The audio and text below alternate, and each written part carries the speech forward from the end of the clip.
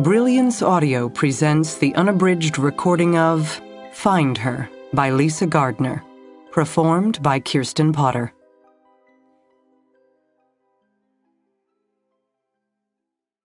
Chapter 1. These are the things I didn't know. When you first wake up in a dark wooden box, you'll tell yourself this isn't happening. You'll push against the lid, of course, no surprise there. You'll beat at the sides with your fists, pummel your heels against the bottom. You'll bang your head again and again, even though it hurts. And you'll scream. You'll scream and scream and scream. Snot will run from your nose, tears will stream from your eyes until your screams grow rough, hiccupy. Then you'll hear sounds that are strange and sad and pathetic. And you'll understand the box, truly get, hey, I'm trapped in a dark wooden box, when you realize those sounds come from you. Pine boxes aren't composed entirely of smooth surfaces. Air holes, for example, can be crudely drilled. When you run your finger around them, when you poke your fingertip into them, desperately seeking something, you'll get splinters. You'll chew out the wooden shards best you can, then you'll suck on your injured digit, licking the blood beading the tip, and make more hurt puppy dog sounds. You're alone in the box. It's frightening, overwhelming, awful. Mostly because you don't yet understand how much you have to fear. You'll get to know the box well, this home away from home. You'll wiggle against it with your shoulders to determine the width. You'll trace the length with your hands, attempt to bring up your feet. Not enough room to bend your knees. Not enough room to roll over. It's exactly your size. As if it's been made just for you. Your very own pine coffin. Straining your lower back, bruising your shoulder blades, paining the back of your head. One convenience: newspapers lining the bottom. You don't notice this detail in the beginning, don't understand it once you do, until the first time you wet yourself. Then spend days lying in your own filth. Like an animal, you'll think. Except most animals are treated better than this. Your mouth will grow parched, your lips chapped. You'll start jamming your fingers into those air holes, ripping apart your own skin just so you'll have something to taste, swallow, suck. You'll know yourself in a way you've never known yourself before. Broken down. Elemental. The stink of your own urine, the salt of your own blood. But you still don't know anything yet. When you finally hear footsteps, you won't believe it. You're delirious, you'll tell yourself. You're dreaming. You're a lost, pathetic waste of human skin. A stupid, stupid girl who should have known better and now just look at you. And yet, the sound of a metal lock jangling on the other side of the box wall inches from your ear. Maybe you cry again, or would if you had any moisture left. When you first see his face, the man who has done this to you, you're relieved, happy even. You gaze upon his puffy cheeks, his beady eyes, his gaping mouth, yellow-stained teeth, and you think, thank God, thank God, thank God, thank God. He lets you out of the box, lifts you up, actually, because your legs don't work and your muscles lack all strength and your head lolls, which makes you giggle.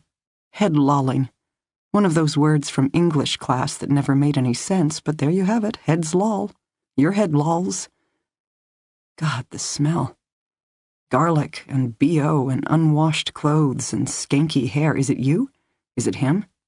You gag helplessly, and that makes him laugh. As he holds up the bottle of water, as he spells out exactly what you'll have to do in order to earn it. He's fat, old, disgusting, repulsive, the unkempt beard, the greasy hair, the ketchup stains splotching the front of his cheap checkered shirt. You're supposed to be too good for him, young, fresh, beautiful, the kind of girl who could have her pick of the litter at a frat party. You have moves. Had moves. You cry for your mother. You beg him to let you go as you lie in a crumpled heap at his feet. Then finally, ultimately, with the last of your strength, you remove your clothes.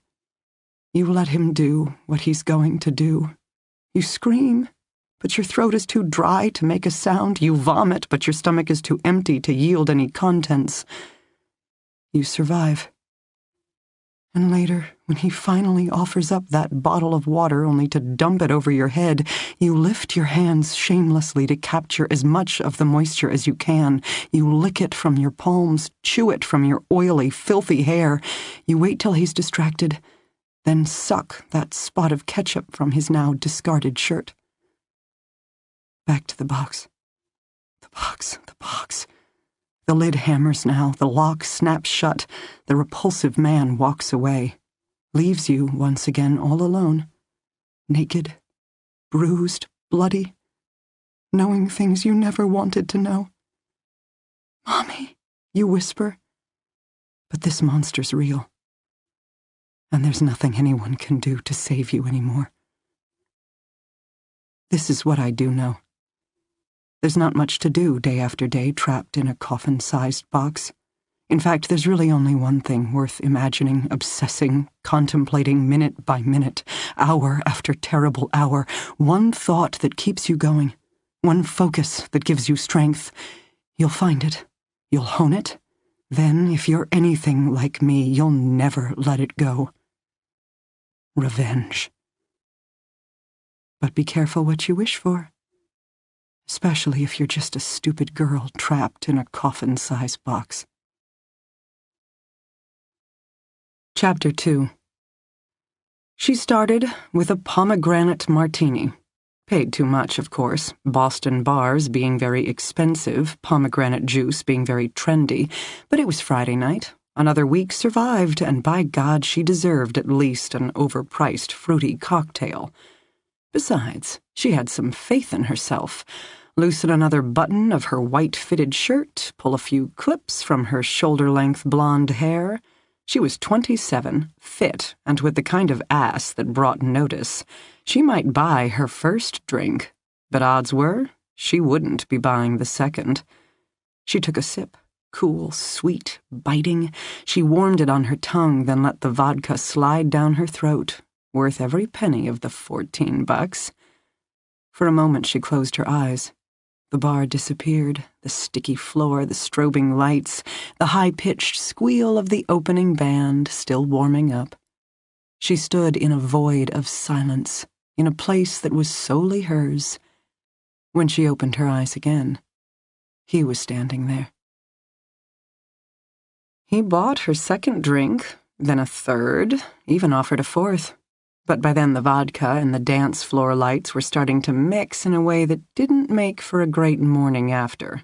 Besides, she wasn't an idiot. Whole time Mr. Haven't I Seen You Around Here Before was plying her with martinis, he stuck to beer. He was nice enough looking, she decided somewhere near the end of martini number 2. Muscular, clearly a guy who worked out. Uninspired taste in clothing, though, with his tan slacks, button-up blue-striped shirt. Going for young professional, she supposed, but she noticed his pants were frayed at the hems, his shirt faded from too many washings. When she asked what he did for a living, he tried for charm. "Oh, a little of this, a little of that," he said, going with a wink and a grin. But his eyes remained flat, even distant, and she felt the first pinprick of unease. He recovered quickly, produced martini number 3. Wasn't wearing a watch, she noticed, as he tried to catch the bartender with a 20, then failed, as the other patrons were flashing hundreds. Not a wedding ring either. Unattached, well-built. Maybe her night was looking up. She smiled, but it wasn't a happy look. Something moved across her face, that void again.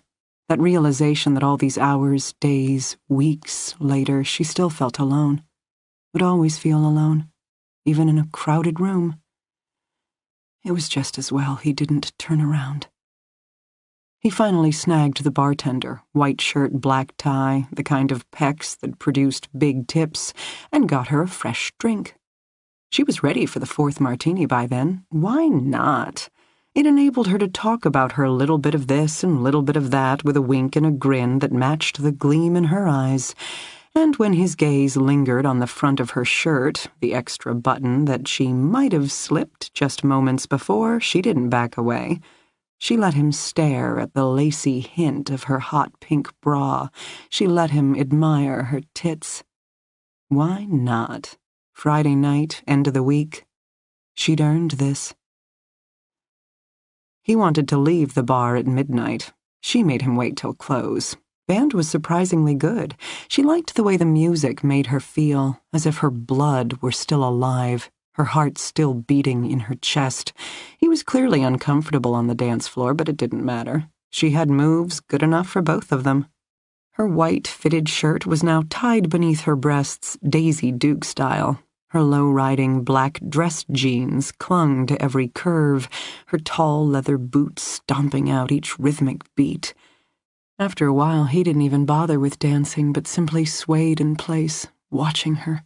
Her arms flung overhead, lifting her breasts, her hips swinging round and round, taut, bare abdomen glistening with sweat. He had brown eyes, she noted, dark, flat, watchful. Predatory, she thought. But this time around, instead of being spooked, she felt a fresh spike of adrenaline. The well-chiseled bartender was staring at her now, too. She did a tour of the dance floor for both of them. Having accepted that fourth martini, her mouth now felt sweet and purple, while her limbs were liquid ice. She could dance all night, take over this floor, take over this bar, take over this town. Except that wasn't what Mr. Haven't I Seen You Around Here Before wanted. No guy bought a girl 3 overpriced drinks merely for the privilege of watching her dance. Band wrapped up, started putting away their instruments. She missed the music acutely, felt it like a pang to her soul. No more driving bass to power her feet, mask her pain. Now it was just her, Mr. Haven't I Seen You Around Here Before, and the promise of a killer hangover. He suggested they head outside for some fresh air. She wanted to laugh, to tell him he had no idea. Instead, she followed him to the narrow side street covered in littered cigarette butts. He asked her if she wanted to smoke. She declined. He took her hand. Then he pinned her to the side of a blue-painted dumpster, left hand already squeezing her breast, palming her nipple. His eyes weren't flat anymore. They were molten. Predator having secured prey. "Your place or mine," he demanded. She couldn't help herself. She started to laugh. Which was when the evening really took a turn for the worse. Mr. Haven't I Seen You Around Here Before didn't care for being laughed at. He struck quickly, right hand connecting open-palmed against the side of her face. Her head rocked back into the metal dumpster. She heard the crash, registered the pain. But, courtesy of 4 martinis, it all felt distant. A bad night happening to someone else. "You a tease?" he yelled at her, hand squeezing her breast, face screaming just inches from hers. This close, she smelled the beer on his breath, noted the distinct webbing of red veins around his nose. Closet drinker. She should have realized that sooner. Kind of guy who liquored up before coming to the bar because it was cheaper that way. Meaning he wasn't there for the booze at all but to hook up. To find a girl like her and take her home. In other words, he was perfect for her. She should say something. Or stomp her heel on the instep of his foot, or grab his pinky, not his whole hand, just the pinky finger, and wrench it back till it touched his wrist. He'd scream, he'd let her go. He'd look into her eyes and realize his mistake, because big cities such as Boston were filled with guys like him, but also with girls like her. She never got a chance. He was shouting, she was smiling, maybe even still laughing, with her head ringing and the taste of blood salting her tongue. Then Mr. Haven't I Seen You Here Before ceased to exist. He was there, then he was gone, replaced by the body-conscious bartender with the amazing pecs and now a very concerned look on his face. "Are you okay?" he asked. "Did he hurt you? Do you need help? Do you want to call the cops?" He offered his arm. She took it, stepping over the body of Mr. Haven't I Seen You Around Here Before, who was knocked, slack-jawed, to the ground. "He shouldn't have touched you like that," the bartender informed her soberly, leading her away from the gawkers gathering around, leading her deeper into the shadows beyond the perimeter of the bar's flashing lights. "It's okay. I'll take care of you now."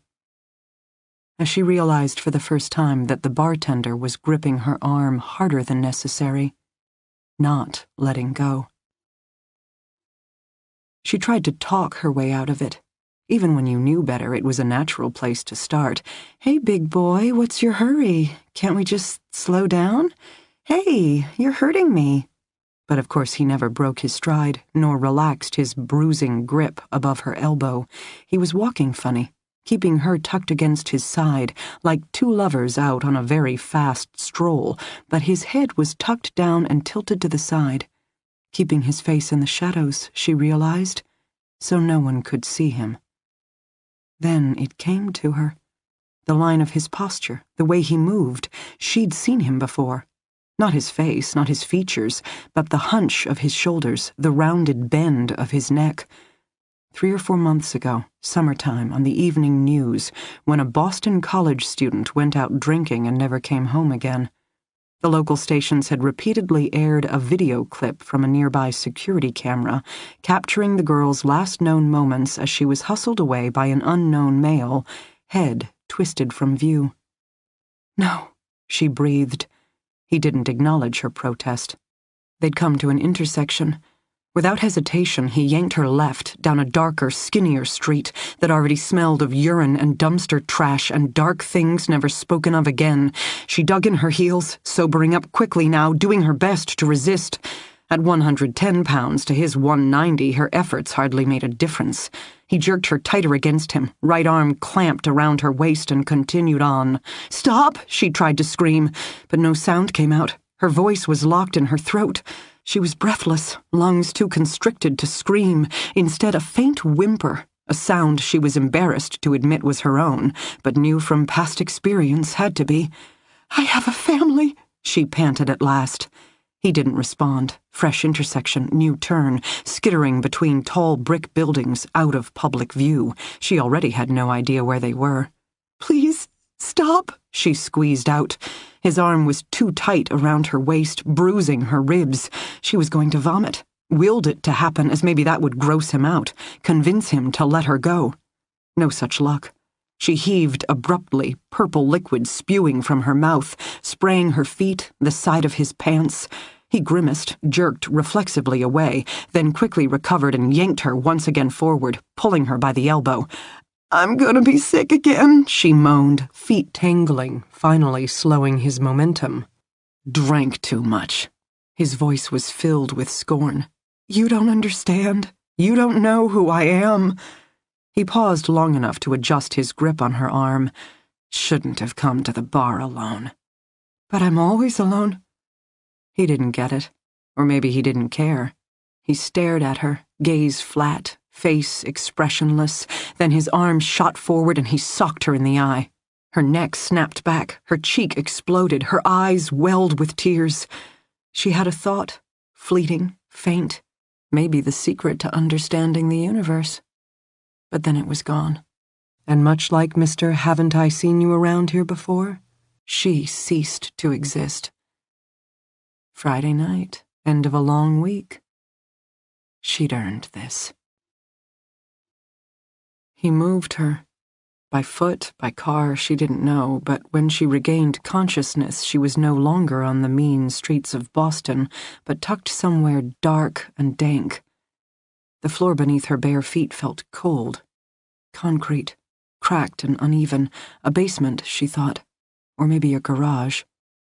She could see faintly, enough light from 3 small windows placed high on one wall, not letting in daylight, but a dim yellow haze, as if a streetlight was outside those windows, permitting an ambient glow.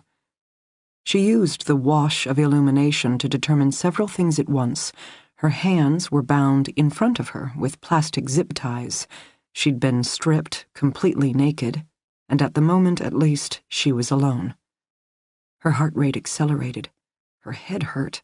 her skin prickling with goosebumps, and odds were she'd miss this state of relative safety soon enough. The kind of guy who knocked out his date and removed every stitch of her clothing wasn't the kind that was going to leave her untouched for long. Even now he was most likely preparing for the rest of the evening's festivities, humming away to himself, contemplating games he could indulge in with his new toy, feeling like he was the biggest, baddest asshole in town. She smiled then, though once again it wasn't a happy expression on her face. First off, inventory. Basement or garage inevitably meant storage, and, as the saying went, one person's trash was another person's treasure. He'd been stupid not to bind her ankles as well, not as experienced as he thought, not as clever as he was about to wish he'd been. But then people saw what they wanted to see. She'd been taken in by his pecs. He'd no doubt assessed her as an easy blonde. Turned out, they were both in for some surprises this evening. She found a heavy work table. Raising her bound wrists, she skimmed her fingers across the wooden surface. She identified a thick metal vise built into one corner, moved on more quickly in search of what she hoped might be an assortment of tools. But no, he wasn't that stupid, and she wasn't that lucky. No abandoned sharp objects, pliers, hammer. She searched the room's perimeter next, almost tripping over a metal can, then reaching out quickly to grab it before it fell. No sense in alerting him to her conscious state any sooner than necessary. Lid steady, nerves still shaky, she forced herself to continue.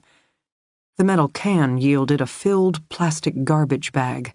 She set it aside in the short term, then paced the remaining 2 walls. She identified a collection of empty gas cans as well as 2 plastic jugs.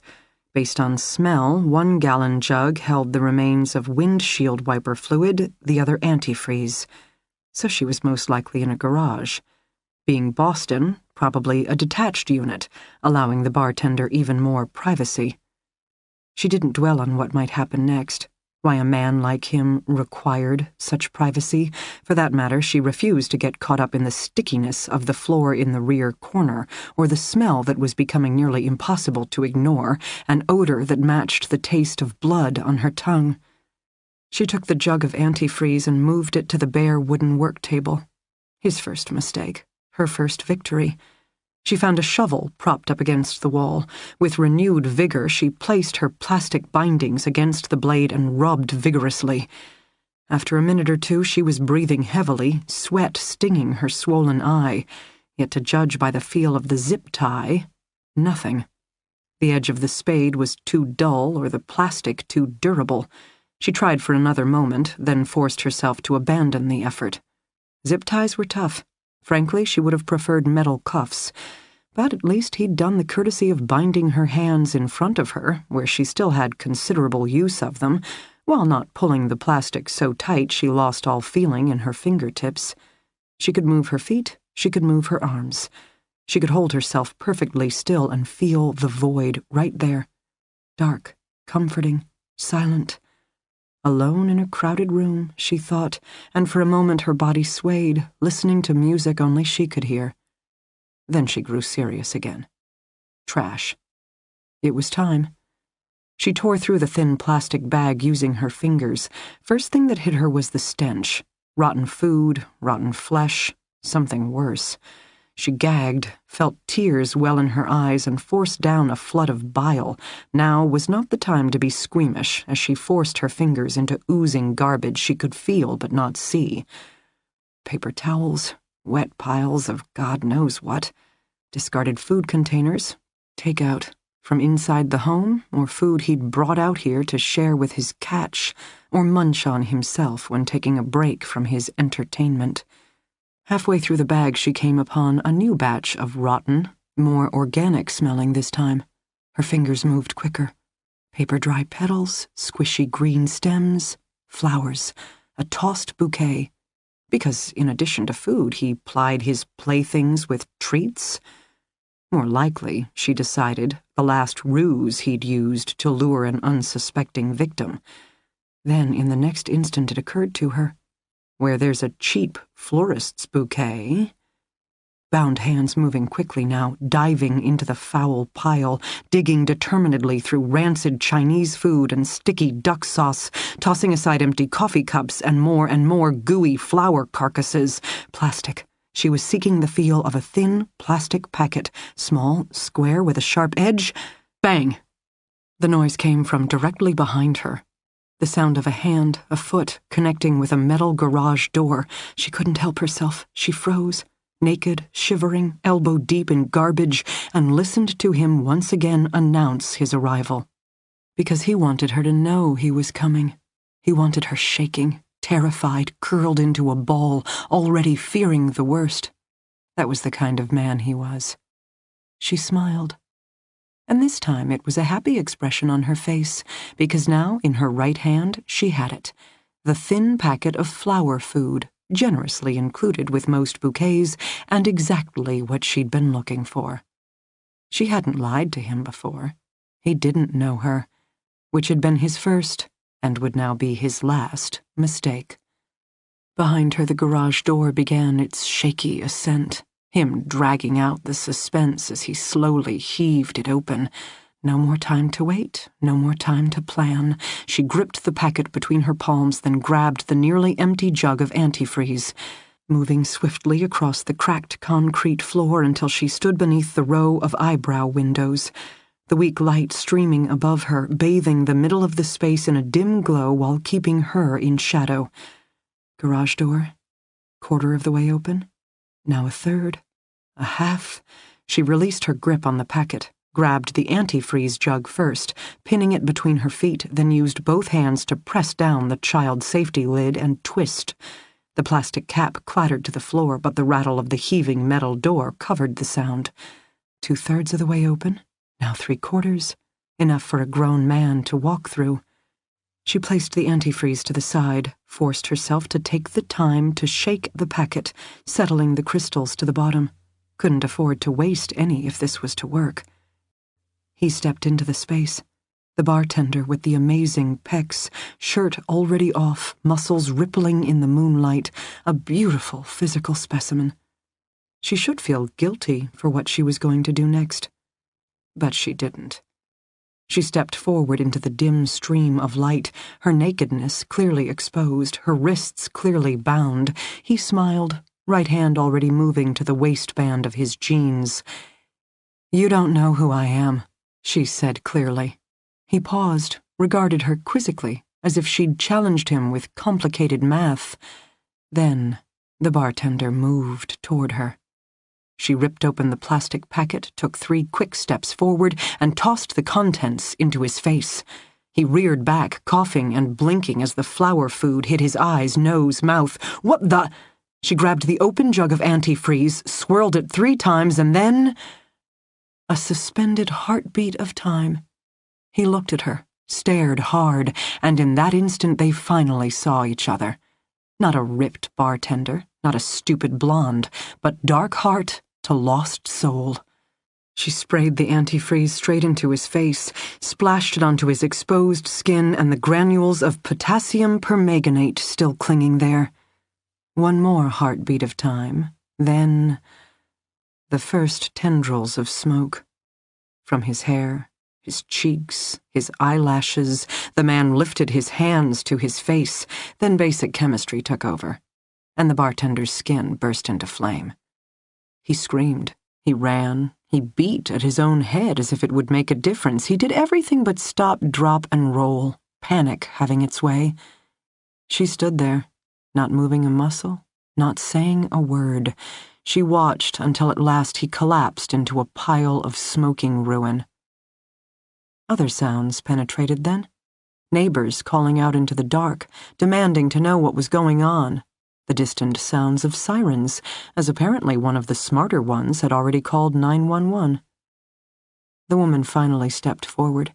She peered down at her attacker's remains, watched the smoky tendrils drift from his now blackened skin.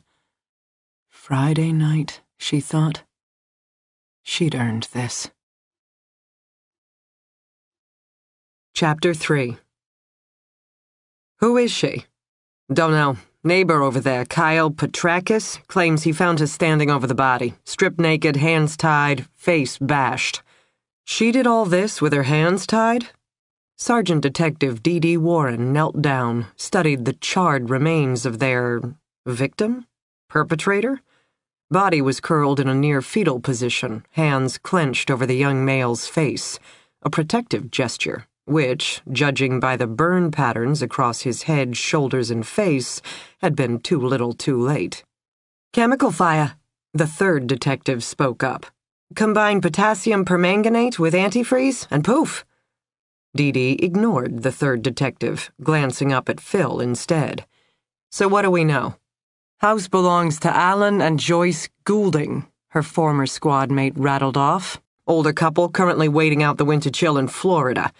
They left behind, however, their youngest son, 28-year-old Devin Goulding, who trains as a bodybuilder by day, works as a bartender by night.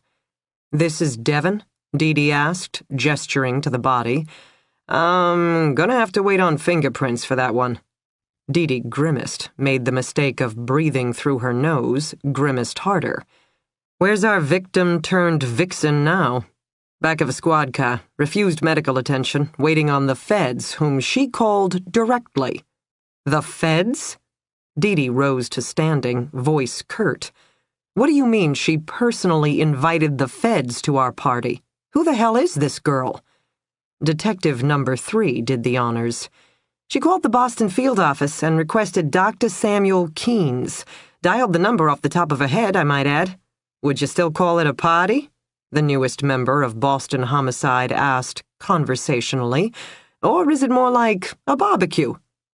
Dee walked away, turned on her heel, left the body, exited the garage. In her new and improved supervisory role, she could get away with such things. Or maybe it was due to her current classification as restricted duty. The fact that Detective Number 3 had taken Dee's former position with her former squad, an assignment Dee could no longer hold, given her recent injury, was no reason to shun the 35-year-old recruit. No. Currently, Dee held the woman's name against her. Carol, as in Carol Manley. Sounded like an insurance agent, or maybe a soccer mom, but definitely not a cop. No kind of serious detective went by Carol.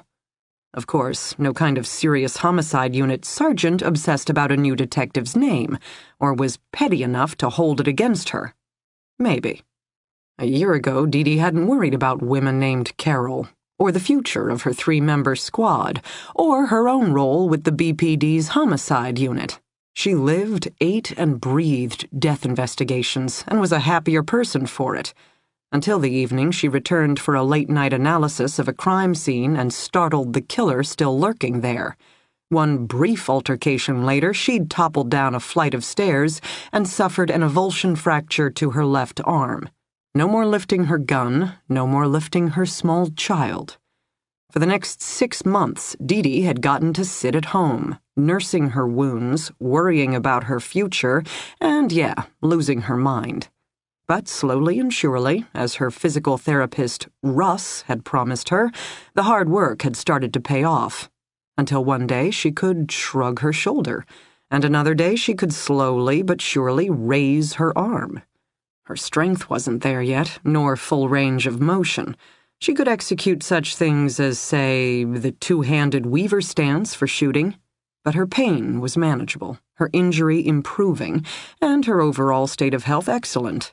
Enough to convince the powers that be to allow her to return under restricted duty status, meaning she now spent more time supervising as a sergeant than engaging in hands-on investigating as a detective. She told herself she could handle it. The work was the work, and either way she was solving crimes. Of course, she continued to engage in thrice-weekly occupational therapy sessions where she used a hand weight in lieu of her hand gun and practiced the motion of unsnapping her holster, then drawing and firing over and over again. She also spent time on the shooting range, one-handed. Not as reliable, not Department SOP, but she had to start somewhere. Otherwise, Phil and Neil, two of the finest detectives on the force, would forever be saddled with a rookie. The Gouldings' garage was a detached, single-car unit set in the back of the property. Striding forward, Dee Dee vacated the structure, crossed the modest backyard, and headed for the street. Sun was just coming up, a gray, chilly dawn that seemed almost anticlimactic given the current level of activity. Patrol cars were stacked up along both sides of the busy neighborhood street, as well as the ME's vehicle and several larger, more impressive media vans. The first responders had done an admirable job of roping off the property, from the gray-painted two-story colonial to the dilapidated rear garage. The officers had seized it all, establishing a strict perimeter of yellow crime scene tape that would make Dee Dee's job that much easier. Nosy neighbors contained to the sidewalk across the street? Check. Rabid reporters confined to 50 yards away from the closest law enforcement officer? Check.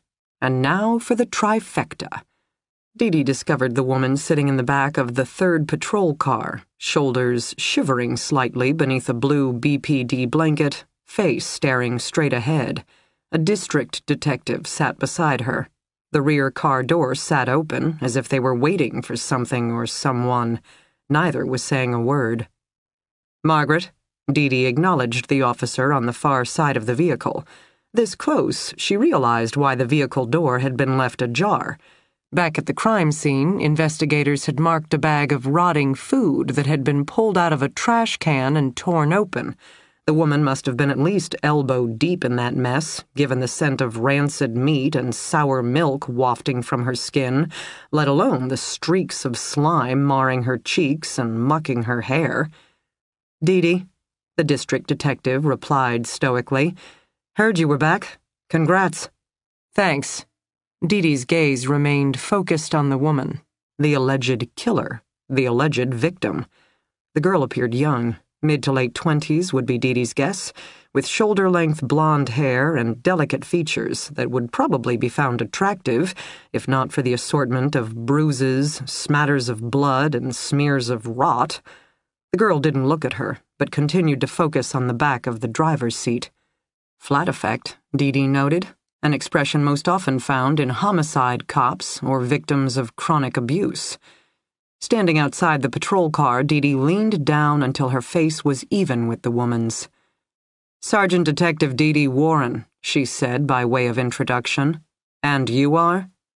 The girl finally turned her head. She stared at Dee Dee, seemed to study her as if looking for something. Then she resumed her examination of the back of the driver's seat. Dee Dee gave it some thought. "Quite the scene in the garage. Chemical fire, I'm told. Basically, you burned a man alive with some kind of preservative mixed with antifreeze. You learned that as a Girl Scout?" "Nothing." "Let me guess. Devin seemed nice enough when you first met. Good-looking guy, hard-working. You decided to give love a chance." "Devin?" The woman finally spoke, gaze still locked straight ahead. Her voice sounded husky, as if she'd smoked too much, or screamed too loud. "Victim's name, Devin Goulding. What, you never got around to asking?" Cool blue eyes. Gray, Dee Dee thought as the girl glanced over. "Didn't know him," the girl said. "We'd never met." "And yet here we are." "He's a bartender," the girl offered, as if that should mean something to Dee Dee. Then it did. "You went out tonight, to the bar where Devin worked. That's how you met." "We didn't meet," the girl insisted. "I was there with someone else. The bartender. He followed us out." She stared at Dee Dee again. "He's done this before," she stated matter-of-factly. "August. That girl who went missing, Stacy Summers. The way he grabbed me, tucked his head to hide his face from view as he pulled me down the back streets, he matches the man in the abduction video. I would search his property thoroughly." Stacy Summers was a Boston College student who disappeared in August. Young, beautiful, blonde, she had the kind of beaming smile and gorgeous headshots guaranteed to grab nationwide headlines, which the case had. Unfortunately, 3 months later, the police possessed only a single grainy video image of her being dragged away from a local bar by a large, shadowy brute. That was it. No witnesses, no suspects, no leads. The case had grown cold, even if the media attention had not. "Do you know Stacy Summers?" Dee asked. The girl shook her head. "Friend of the family, fellow college student, someone who once met her at a bar?" "No." "Are you a cop?" "No." "FBI?"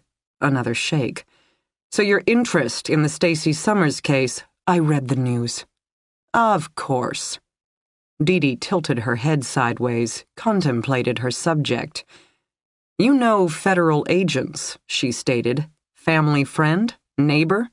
But you know someone well enough to dial direct." "He's not a friend." "Then who is he?" A faint smile.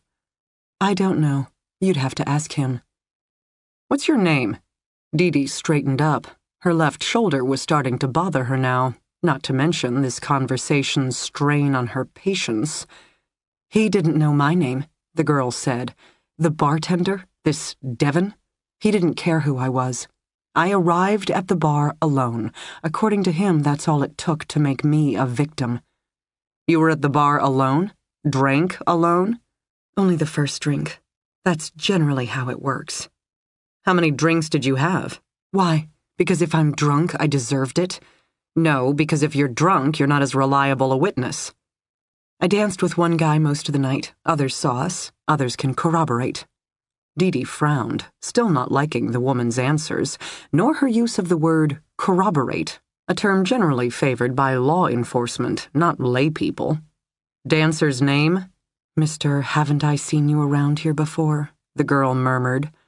On the other side of the girl, the district detective rolled her eyes. Apparently, Dee wasn't the first person to be asking these questions or getting these answers. "Can he corroborate?" Dee stressed the legal term. "Assuming he's regained consciousness." "Honey, you should search the garage. There's blood in the far left corner. I could smell it when I was digging through the trash, trying to find a weapon." "Is that when you discovered the potassium permanganate?" "He's the one who threw away the bouquet, probably after using it to lure in some other victim. I'm not his first. I can tell you, he was much too confident, too well prepared. If this is his house, check his room. He'll have trophies. Predator like him enjoys the private thrill of revisiting past conquests." Dee stared at the woman. In her years in homicide, she'd interviewed victims who were hysterical. She'd dealt with victims who were in shock. When it came to crime, there was no such thing as an emotional norm. And yet, she'd never met a victim like this one. The woman's responses were well beyond the bell curve. Hell, outside the land of sanity. "Did you know what Devon—" "The bartender." "The bartender had done to these other women? Maybe a friend of yours told you something, her own scary experience, or rumors of something that may have happened to a friend of a friend?" "No."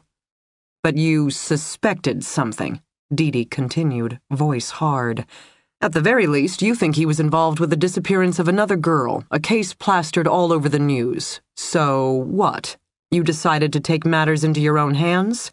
Turn yourself into some kind of hero and make your own headlines?" "I'd never met the bartender before tonight. I left with a different loser. He was the one I was trying to set up." The girl shrugged, gaze once more locked on the back of the driver's seat. "The evening's been filled with surprises. Even for someone like me, these things can happen." "Who are you?" That smile again. The one that was not a smile, but something far more troubling rippling across the girl's face. "I didn't know the bartender. I've read about the Stacy Summers case, who hasn't? But I never thought— let's just say, I didn't plan on some overpumped nightclub employee knocking me unconscious or carting me off as his personal plaything.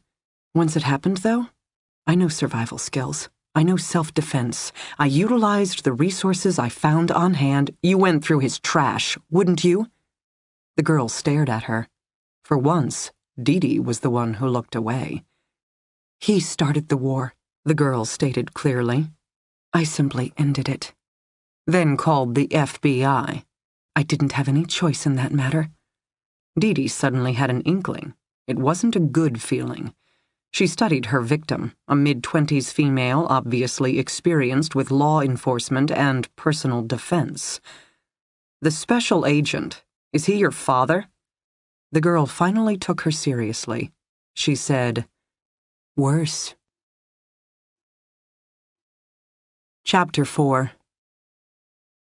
In the beginning I cried, which in time led to a sort of mindless humming, making noise for the sake of making noise, because it's hard to be alone in a dark wooden box. Sensory deprivation, the kind of torture used to break hardened assassins and radicalized terrorists, because it works. The pain was the worst, the relentless hard surface denting the soft spot on the back of my skull, straining my lower back, bruising my bony heels. I would feel the ache like a fire across my skin until my entire nervous system roared its outrage, but there was nothing I could do. No new position I could adopt, not a twist here or a bend there to relieve the pressure, to be trapped, pinned, really, flat on your back on a hard pine plank, minute after minute after minute. I think there were times, especially in the beginning, when I wasn't sane. Humans are interesting, however. Our ability to adapt is truly impressive. Our rage against our own suffering, our relentless need to find a way out, to do something, anything, to advance our lot in life. I made the first improvement in my living conditions by accident. In a fit of fury against the pain in the back of my skull, I lifted my head and smacked my forehead against the wooden lid. Maybe I hoped to knock myself unconscious. Wouldn't have surprised me. What I received was a sharp sting to my front right temple, which did, at least temporarily, alleviate the ache in the back of my head, which led to more discoveries. Your back throbs? Smack a knee. Your knee hurts? Stub a toe. Your toe hurts? Jam a finger. Pain is a symphony, a song of varying intensities and many, many notes. I learned to play them. No longer a helpless victim in a sea of suffering, but a mad orchestral genius directing the music of my own life. Alone, trapped inside a coffin-size box, I sought out each tiny register of discomfort and mastered it, which led in turn to leg lifts and shoulder shrugs and the world's most abbreviated bicep curls. He came. He worked the padlock. He removed the lid. He lifted me out of the depths and reveled in his godlike powers. Afterward, a small offering of liquid, perhaps even a scrap of food as he tossed the dog the proverbial bone. He'd stayed a watch, laughing as I cracked open the dried-up chicken wing and greedily sucked out the marrow. Then back to the box. He would leave, and I belonged to myself again, alone in the dark. Master of my pain. I cried. I railed against God. I begged for someone, anyone, to save me. But only in the beginning.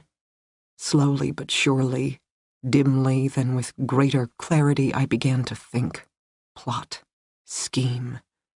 One way or another, I was getting out of this. I'd do whatever it took to survive. And then I was going home. Chapter 5. Dee Dee discovered Neil in the upstairs rear bedroom of the two-story house. The youngest member of the three-man squad, Neil was famous for his shock of red hair and perpetually youthful face. Most suspects dismissed him as a new recruit, which Dee Dee and Phil had never stopped using to their advantage. These days, Neil carried himself with more poise. In the past couple of years, Dee Dee and Phil had been pushing him to step up, take the lead. It had resulted in a few battles, given Neil remained most at home overseeing autopsies in the morgue, but Dee Dee liked to think she'd raised him right. Certainly with her gone and Phil now serving as lead detective of the squad, Neil had better be lording over Carol, Dee Dee thought. It was the least he could do for her. Neil glanced up as she walked in. He was kneeling on the floor beside a rumpled queen-size bed, holding a shoebox pulled from beneath the mattress. Dee Dee made it 3 feet into the cramped, dank space and wrinkled her nose. It smelled like unwashed sheets, cheap cologne, and gym socks. In other words, like the home of a bachelor male. "Devin Goulding's room?" she asked. "Looks like it." "Arrested Development," she muttered. Neil arched a brow. "We can't all be Alex," he observed. Alex was Dee Dee's husband, crime scene reconstruction specialist and instructor at the police academy. One of the more refined members of the species, Dee Dee liked to think. He had impeccable taste in clothing, food, and, of course, his wife. He also looked pretty good with mushy Cheerios glued to his cheek, which is how most breakfasts with their 4-year-old son ended. Alex actually enjoyed doing laundry. Devin Goulding, on the other hand... "Got anything?" Dee Dee gestured to the shoebox in Neil's hand. "Say, a stash of trophies from previous victims? According to our femme fatale, who apparently had never met Mr. Goulding before this evening, he's definitely done this before and might even be the perpetrator responsible for the Boston College student who went missing in August."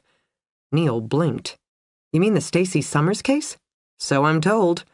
By the woman who torched Devin in his own garage with her hands still tied. The one and only. Who is she again?" Interestingly enough, she was more forthcoming on Devin's alleged crimes than her own.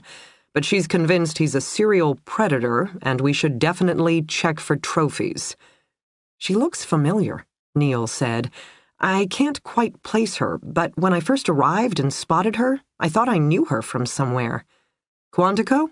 Dee Dee asked helpfully, as Neil had recently attended a training seminar there for detectives, and it would certainly explain the woman's knowledge of criminal behavior. But Neil was shaking his head. "I don't think so. Then again—" "You ever hear about this chemical fire thing?" she asked him now, Neil having the most extensive science background on her squad. Former squad.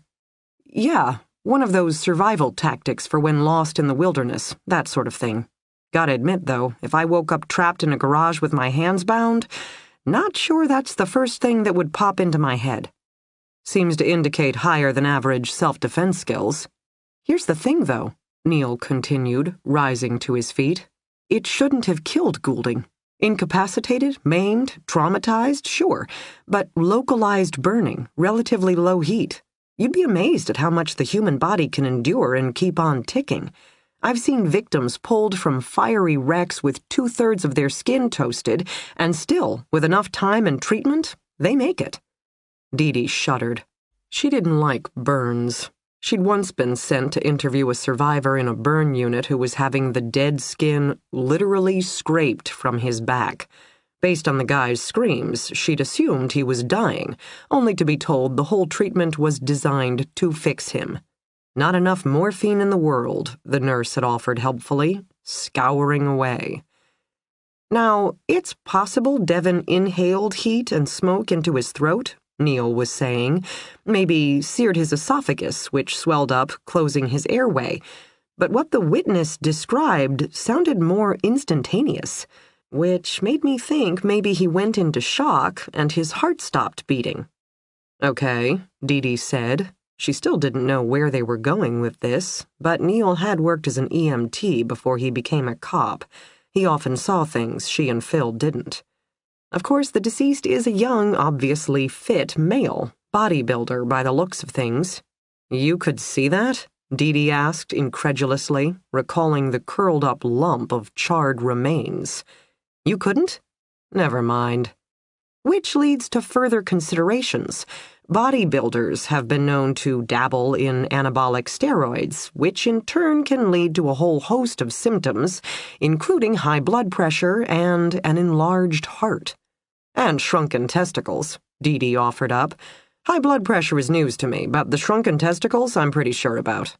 Neil rolled his eyes. "We'll let the ME measure testicle size. Based on this, however, we're probably both right." He jiggled the shoebox, and Dee Dee could hear the telltale noise of glass vials rattling together. Devin Goulding was definitely shooting up roids. For how long, I couldn't tell you, but even short-term use could have impacted his heart and been a contributing factor in his death. "What about roid rage?" Dee Dee asked, considering the matter. "I always thought that meant flying off the handle, but could it have led him to abduct a girl from a bar?" "Beyond my pay grade," Neil said with a shrug. "In theory, long-term steroid abuse leads to diminished sex drive, which begs the question why he would want to kidnap a girl from a bar. Giving in to his darker impulses was the only way he could get interested anymore? Violence, his last remaining turn-on?" Neil shrugged. "Your guess is as good as mine. Based upon this box, I think we can safely assume Devin Goulding used steroids, and it probably was a factor in his death. As for evidence of past crimes, additional victims, only one way to find out." Neil set down the box, took one step toward the narrow dresser that was crammed up against the wall, and started pulling out drawers. Dee Dee let him do it. She was on restricted duty, after all. Neil could ransack the room. She crossed to the bed and inspected the contents of Goulding's shoebox. In addition to various colorfully labeled glass jars, there were numerous baggies of unmarked pills, supplements, hormones, God only knew.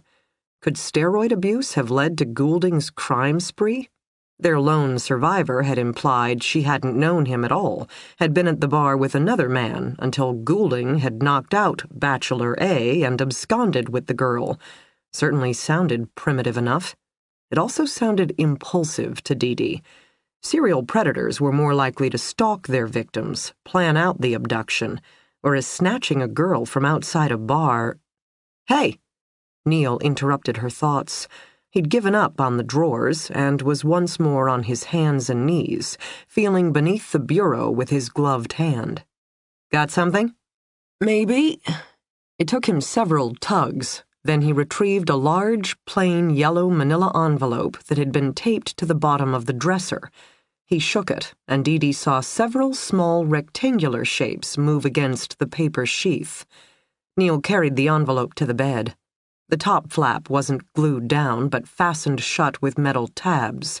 He flipped them up, then did the honors of opening the envelope and pouring its contents onto the bed. Dee Dee counted 2 credit card-size objects, except they weren't credit cards. "Driver's licenses," Neil said. 2 females. Christy Kilker, Natalie Draga. But not Stacy Summers? No Stacy Summers. Then again, Neil held up one of the licenses to show a single bloody fingerprint. "I think our world's most dangerous Girl Scout may have been onto something after all." They tore the rest of the room apart, Dee Dee starting with the bed, Neil continuing on to the dresser. They moved methodically and efficiently, teammates who'd done this kind of thing before. Later, the crime scene techs would return with fingerprint powder, luminol, and alternative light sources. They'd retrieve fingerprints, bodily fluids, and, hopefully, minuscule strands of hair and fiber. For now, Dee Dee and Neil went for the obvious. Women's clothing, jewelry, anything that could tie back to other victims. Pay stubs and bar bills that might indicate other hunting grounds. And, what the hell, a killer's diary. You never knew when you might get lucky. Dee Dee had to have Neil's help to lift the top mattress. Her shoulder already throbbed, her left arm too weak for the job. Neil didn't say anything. He came over. Together they lifted, then he returned to his corner and she resumed her search of the bed. She was grateful for her former partner's, silence. The fact that he didn't comment on the sheen of sweat already collecting on her brow, her clear shortness of breath. Supervisors were hardly expected to work crime scenes, Dee Dee reminded herself. Request paperwork on the subject, review all notes, sure. But this actual work thing? No. She was supposed to be safely ensconced back at HQ, where her lack of ability to carry a sidearm wouldn't be a liability to herself and others. Dee Dee searched every square inch under the top mattress, then went to work on the box spring. Later, she would have to ice down while enduring Alex's knowing stare. But she was who she was. He knew it. Neil knew it. It was simply the Boston Police Department she was determined to fool. Got something. She could feel it now, a hard lump near the top right corner of the box spring. Up close, she could see that the seam where the heavy-duty material from the sides of the box spring met with the flimsy top cover was frayed. She poked around with her gloved fingertips, and sure enough, wedged between a nest of coils, a box. Hang on, slippery damn thing, and got it. Gingerly, Dee Dee withdrew the metal box. Her entire left arm was trembling with fatigue. More weights, she thought vaguely. More weights, more PT, more anything in order not to feel this weak, in order not to be this weak in public. But once again, Neil didn't comment. He simply took the small lockbox from her shaking hands and moved it to the corner desk where they had more light. The box appeared fairly standard issue, gunmetal gray, maybe 6 inches wide by 2 inches tall, meant for a few precious or personal mementos, little else. Photos, Neil said. What? Dee Dee leaned closer, trying to make out the stack of pictures beneath the desk light. A black-haired woman. Again and again. Neil flipped through the stack. Each photo revealed the same subject, walking in a park, sitting with a cup of coffee, reading a book, laughing at someone off camera. The woman appeared to be in her early 30s and beautiful, in a dark, sultry sort of way. Former girlfriend, maybe? Stashed in a container inside his box spring? Dee Dee was already shaking her head. I don't think so. Look like anyone you know? Stacey Summers? Wait, she's a petite blonde, whereas this girl... Not Stacey Summers, Neil agreed. What about our Vic downstairs? Last I saw, she was covered in garbage. I don't remember hair color. Also blonde with light gray eyes. Not this woman either. Dee Dee. Neil spoke up quietly. He'd reached the last few photos, both of them stilled. Same woman, except she wasn't smiling or laughing anymore. Her dark eyes were huge, her pale face stricken. She stared straight into the camera, and her expression... Now it was Neil's hand that shook slightly, and Dee Dee who didn't say a word. Neil set down the photos, then returned with the 2 licenses they'd found beneath the bureau. Natalie Draga, he said. He placed the ID next to the photo as both of them looked from photos to official ID, then slowly nodded. 31, address in Chelsea. But no pictures of the second victim? No, just Natalie. Personal connection, Dee Dee murmured. She meant something to him, hence all the images. Worshipped her from afar, Neil supposed. Or even a girlfriend, except it ended badly. Maybe she rejected him, and then he turned on her. And the second victim, Christy? Plus the woman downstairs? Neil asked. They'd gone through the box. There were no more photos. Maybe he liked it, Dee Dee theorized out loud. The first time was personal. The second and third were for fun. There's no way of telling where these pictures were taken, Neil said. The framing is too close up. There's not enough backdrop. Our survivor claims there's blood in the garage. I could smell something, Neil concurred. Have the crime scene techs gather samples and send more uniforms to the bar where Devin Goulding worked, with photos of all 3 known victims. Let's see just how close to home he was hunting. Grab a photo of Stacey Summers as well. See if she frequented that bar. She was last seen at a different establishment, Birch's, over on Lex. I know, but if she'd spent time in Goulding's bar as well, how many psychopaths can one poor girl run into? Dee Dee straightened, wincing as the motion jarred her shoulder, the growing ache in her back. You should go home, Neil said. It's our job to handle all this. Your job to tell us how we could have done it better. But Dee Dee wasn't listening to him. She was thinking of the garage, of Devin Goulding, of his latest victim, who'd beaten him at his own game and was now sitting in the back of a patrol car. A blonde with FBI connections and knowledge of how to start a chemical fire. A woman Neil had thought he'd recognized. She should know this, she thought, could feel something stirring in the back of her mind. A knock came from behind her. Newbie detective Carol Manley stuck her head in the room. Dee Dee, the agent Vic called at the FBI. He's here. Chapter 6. Once upon a time, I could have told you all about myself. I would have said with certainty that my name is Florence Dane. My mom, who dreamed big for her children, named me after Florence Nightingale, and my older brother in honor of Charles Darwin. I would have said that the happiest place on earth was my mother's farm in central Maine. Mounds of blueberries in the summer, acres and acres of potatoes in the fall. I grew up loving the smell of freshly turned earth, the feel of soil beneath my fingertips, my mother's contented sigh at the end of the day when she gazed over all that she had accomplished and felt satisfied. Our neighbors included several foxes, as well as bears and moose. My mother didn't mind our local wanderers, but was a firm believer in not feeding the wildlife. We were to coexist with nature, not corrupt it. My mother had grown up on a commune. She had many theories about life, not all of which made any sense to my brother and me. Personally, I loved the foxes best. I would sit for hours outside their den, hoping for a view of the kits. Foxes are playful, like a kitten crossed with a puppy. They enjoy batting around golf balls or tossing small toys in the air. I learned this the way kids used to learn things, by hanging outside with the sun on my face, by trying a little of this or a little of that. I brought them an old rubber ball, a catnip stuffed mouse, even a small rubber ducky. The adult foxes would sniff at the offerings hesitantly, while the kits would come bounding out of the den and pounce on the new toys without a moment's hesitation. Sometimes I left a carrot or two behind. Or, if my mother was particularly busy and not paying attention, scraps of hot dog. Just being neighborly, I tried to explain to my mother the first afternoon she caught me shredding cheese outside the den's opening. She didn't buy it. Every creature must learn to make it on its own. Encouraging dependence doesn't do anyone any favors, Flora.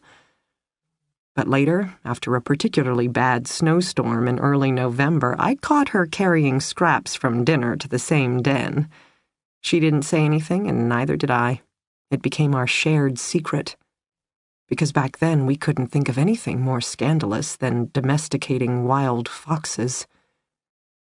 So, once upon a time, here is something I could have told you about myself. I love foxes. Or at least I used to.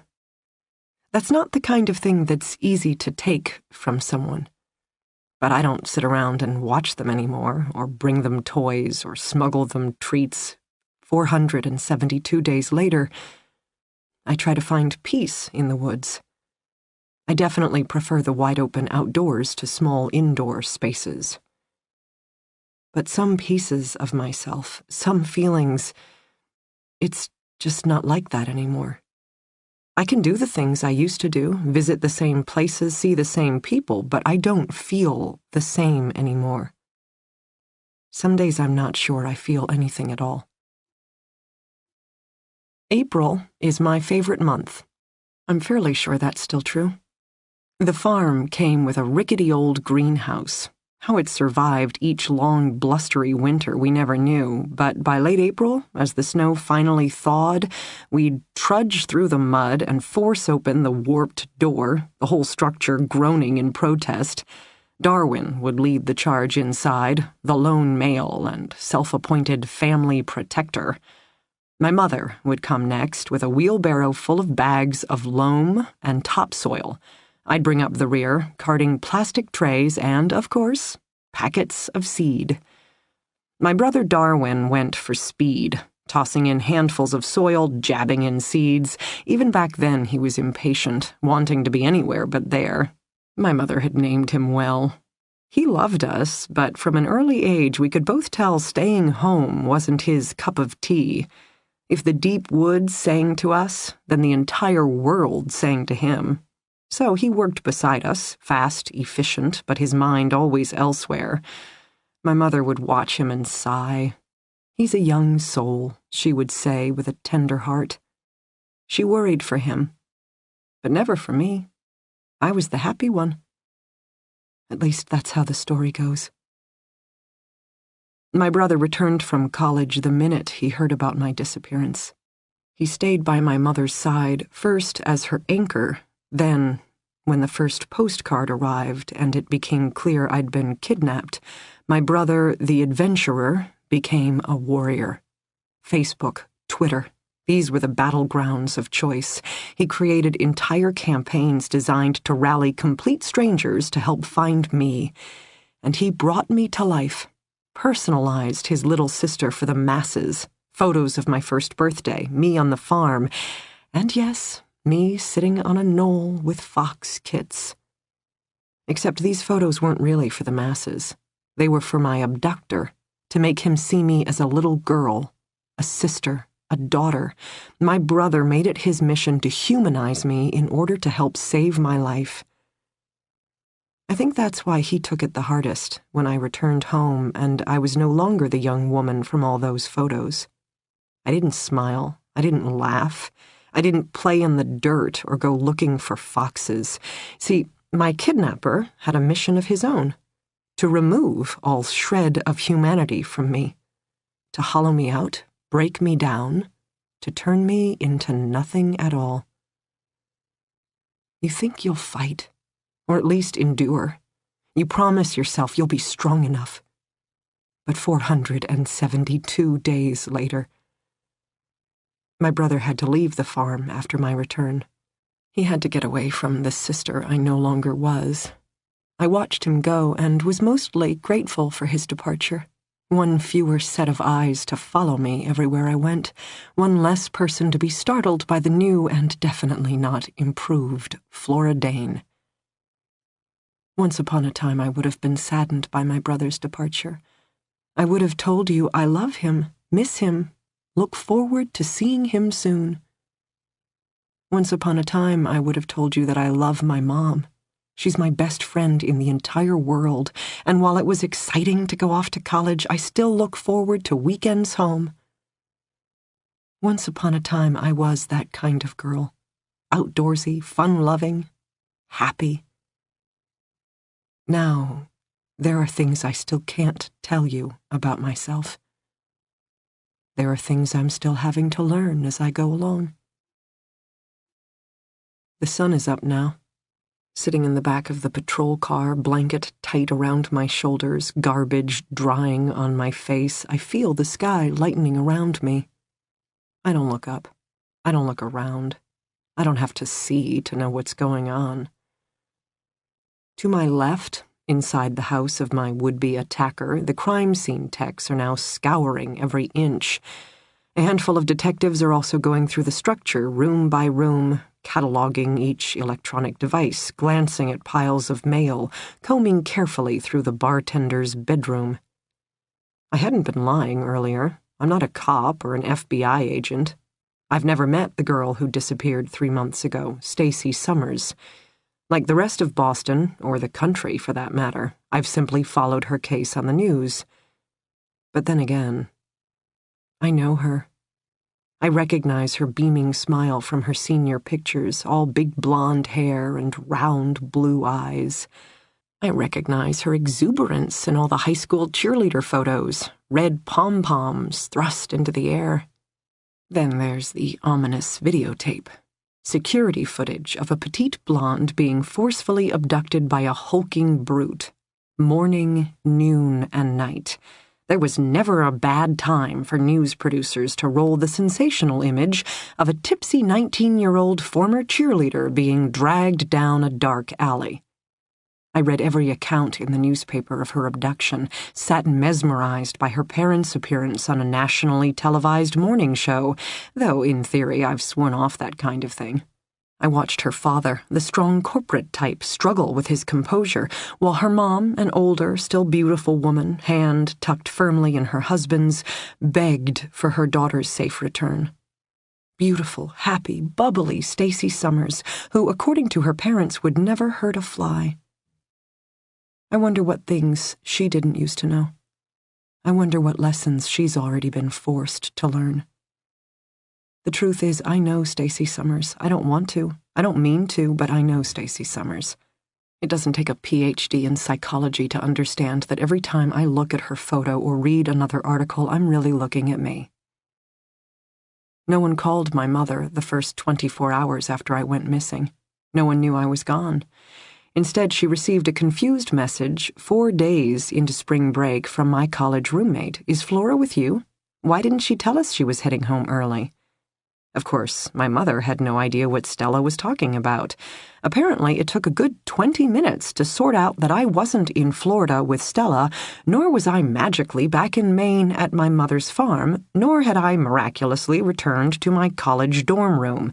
In fact, no one had seen me in days. My mother is not the type to panic. She set down the phone and proceeded to cover the basics, contacted my older brother, checked her email, skimmed my Facebook page. Her heartbeat accelerated slightly. Her hands began to shake. She drove to the police station. Later, she told me she felt it was important to talk to someone in person. But even reporting her concerns became confusing. My mother lives in Maine, but I went to school in Boston and, in theory, had disappeared while on spring break in Florida. The Maine officer was nice enough. He heard my mother out, seemed to agree that I wasn't the kind of girl to run away, though given the circumstances they couldn't dismiss a drunken misadventure. He encouraged her to get the ball rolling by filing an official missing persons report, which was faxed down to the local PD in Florida. And then? Nothing. The sun rose, the sun set. My college friends met with the police in Florida. They returned to campus in Boston. They resumed taking classes, while my mother sat next to a phone that still didn't ring. And then, a single postcard delivered by mail. My handwriting, but another person's words, and suddenly I wasn't a missing college student anymore. I was a suspected kidnapping victim who'd been dragged across state lines. Overnight, my case became red-hot news, and my family's world exploded with it. As a parent, my mother told me later, you'd like to think you'd have some control over your missing child's abduction case, but it doesn't work like that. The first thing law enforcement established was that she wasn't to call them. They would call her. In fact, my mother never even met many of the FBI agents working my case until the first press conference.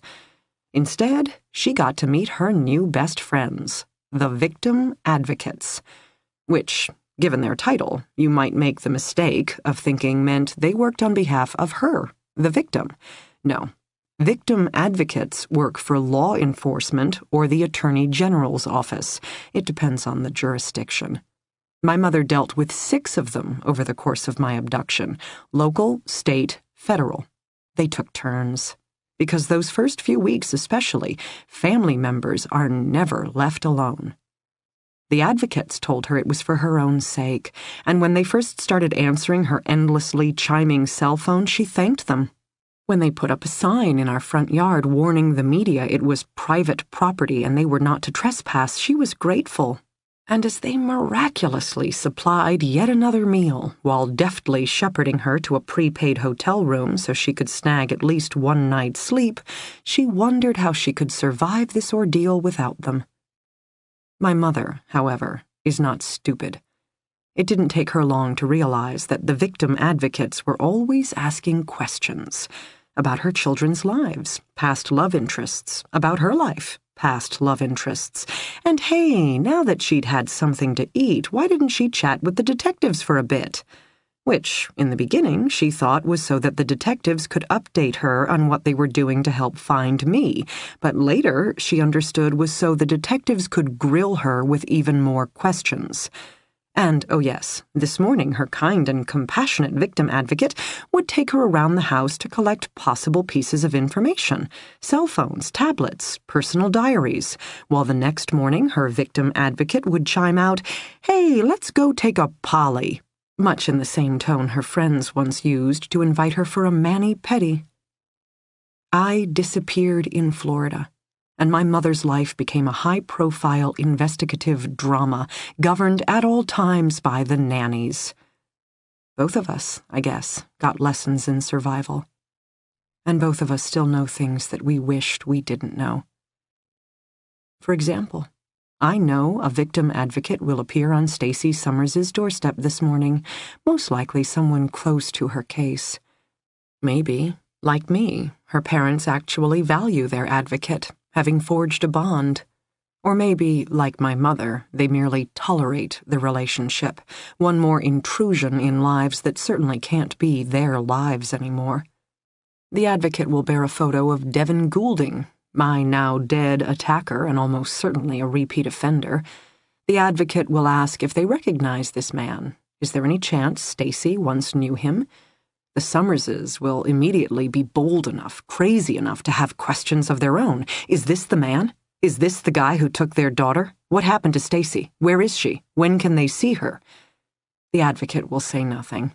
And eventually the Summerses will succumb to bewildered silence, every crumb of information merely leading to more questions. They won't be able to ask Devin Goulding any questions. That fault is mine. But closure? The actual discovery of their daughter? I glance back at the house. I hope these detectives can find the answers I didn't get a chance to hunt for, such as whose blood is in the corner of the garage, and is Devin the one who took beautiful, happy Stacey Summers? And what did he do with her after that? Because I know I've watched Stacey's abduction video more than I should. I know I sleep in a room wallpapered with stories of missing people who still haven't made it home. I know when I headed out last night I was looking for things I probably shouldn't have been. Once I could have told you all about myself. Foxes, springtime, family. Now? I hope Stacey Summers is stronger than me. I would like to sleep. Lay my head down in the back of the patrol car and dream of the days before I ever thought of college or the lure of spring break, the promise of a sunny Florida beach. Back in the days before I was always and forever alone.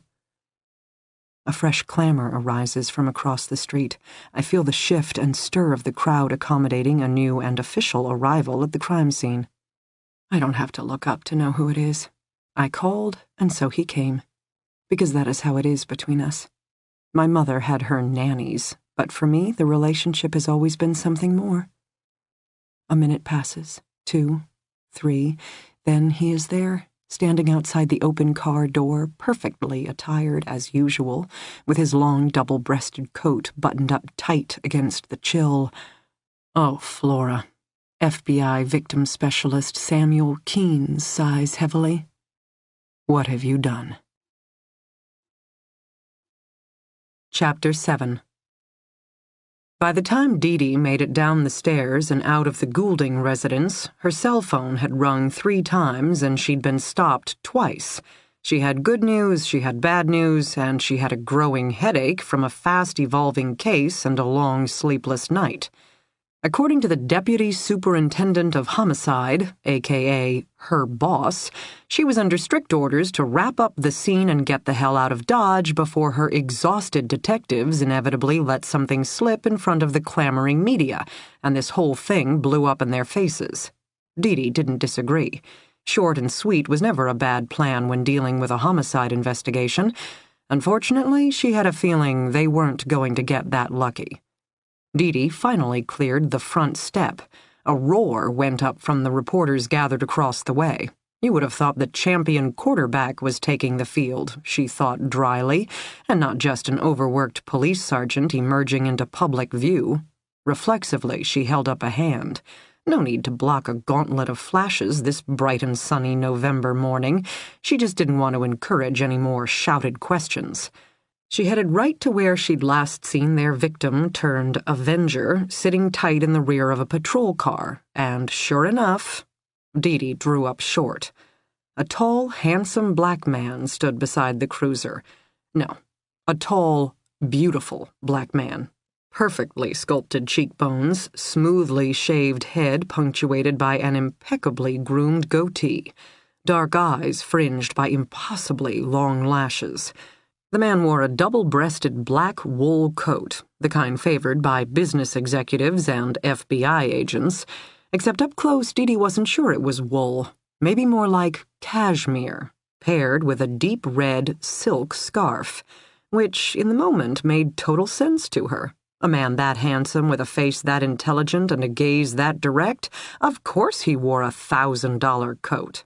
And his non-bureau-issued car was probably a Bentley. Belatedly, she realized she was staring, her mouth slightly agape.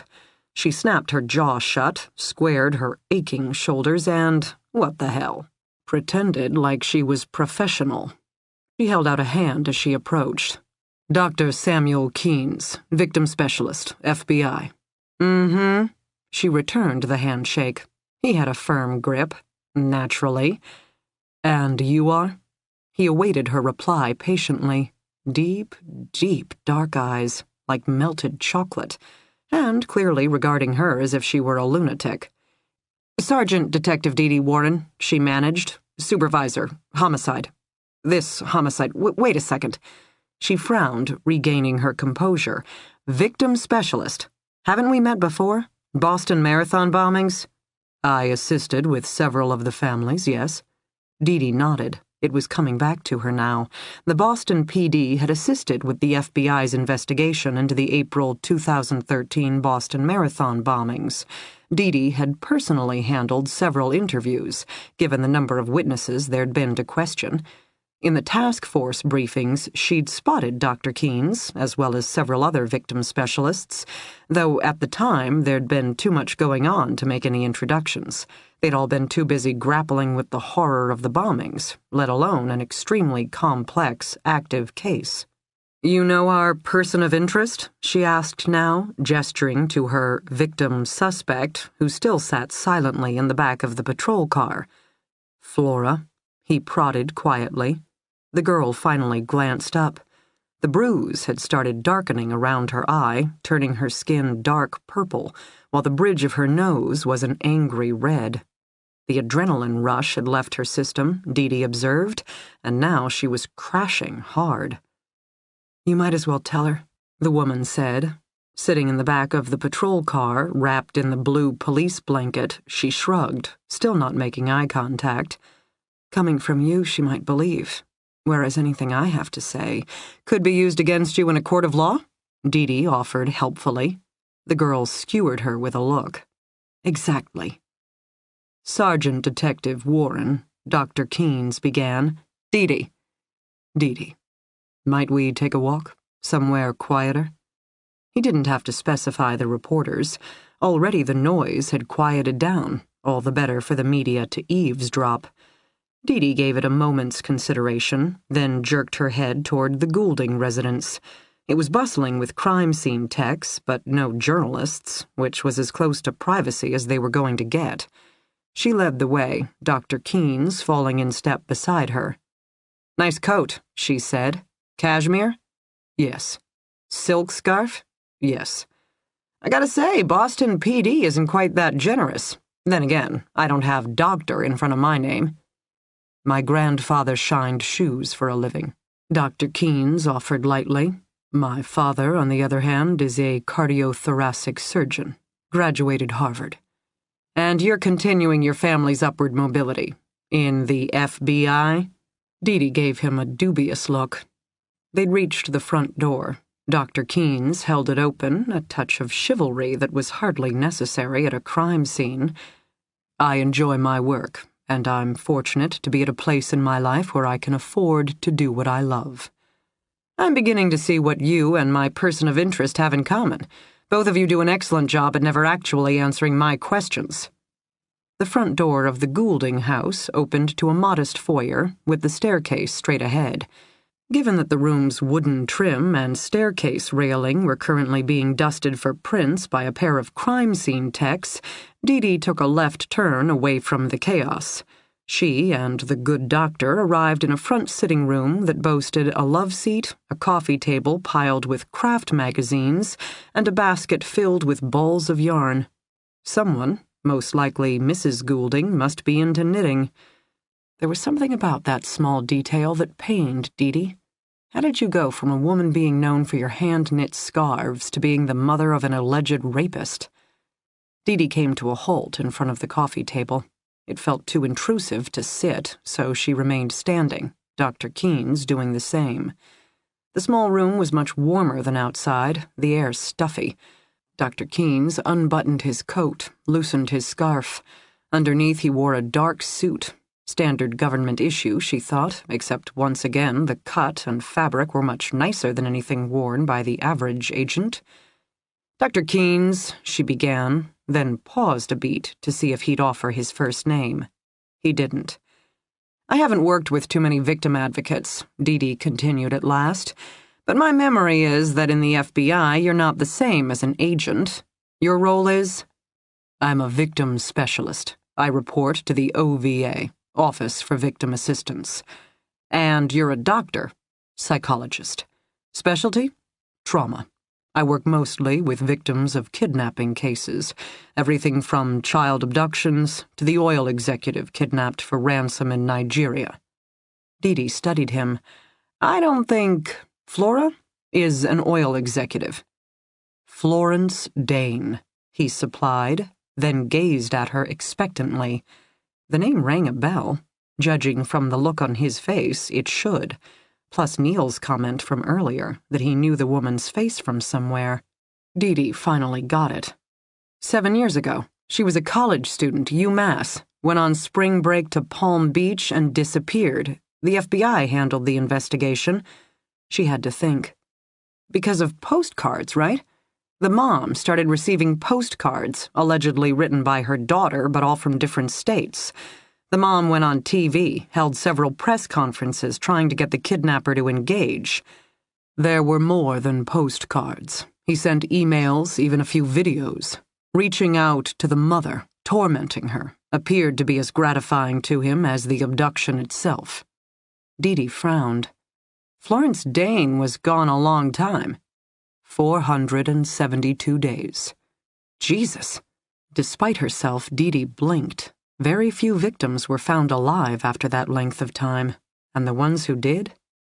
"Long-haul trucker?" she asked now. "The perpetrator traveled for his job. Trucking, something like that?" "Yes. Jacob Ness. He'd built a box in the back of his cab so he could keep his victim with him at all times. Most likely, Flora wasn't his first." "He's dead, that's my memory. You guys got some kind of tip? SWAT descended?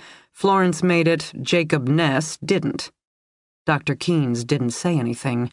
Very Phoebe of him, Dee Dee thought. She hadn't asked, so he hadn't answered. "All right," she stated more briskly. "My suspect, Flora, is your victim, Florence. Once, she was abducted by a crazed psychopath, and now... what? She tracks them down at bars?" "Only Flora can answer that question." "And yet she didn't. So far, all I can get out of her are theories on Devin Goulding's crimes, not her own." "That's the bartender? The one who allegedly attacked her?" "That's the victim," Dee Dee corrected. "The once healthy male, now reduced to crispy carnage in his own garage due to your girl's knowledge of chemical fire." Dr. Keynes studied her, posture relaxed, hands in the pockets of his ridiculously expensive coat. "I'm sure you've made some inquiries." "Couple of detectives reviewed the bar's security footage. They were able to corroborate that Devin Goulding worked last night. According to the video footage as well as eyewitness accounts, Flora was also present, though she spent most of the night dancing with another guy, Mark Zylan. Interestingly enough, Mr. Zylan filed a police report shortly after 3 a.m., alleging that a bartender from Tonic physically assaulted him outside the establishment. Also consistent with Flora's statement, Dr. Keynes observed. A video camera from an ATM machine a block away captures what appears to be Devin leading Flora away by the arm. As for how willing she is, I'm told that could go either way. Fast forward to the scene here. By all means, fast forward to the Goulding's garage. First responders discovered Flora naked with her hands bound before her. You seem to be well informed about the details. He dismissed that comment, saying instead, bound wrists don't seem to indicate willingness. Sorry, given that it's a 50 Shades of Grey world, I can't make that assumption. Tell me something, Dr. Keynes. Are you Flora's victim specialist, or are you her shrink? I am a victim specialist, Dr. Keynes stated clearly. not a shrink. But she called you. Not her mother, not a lawyer. She called you. Why?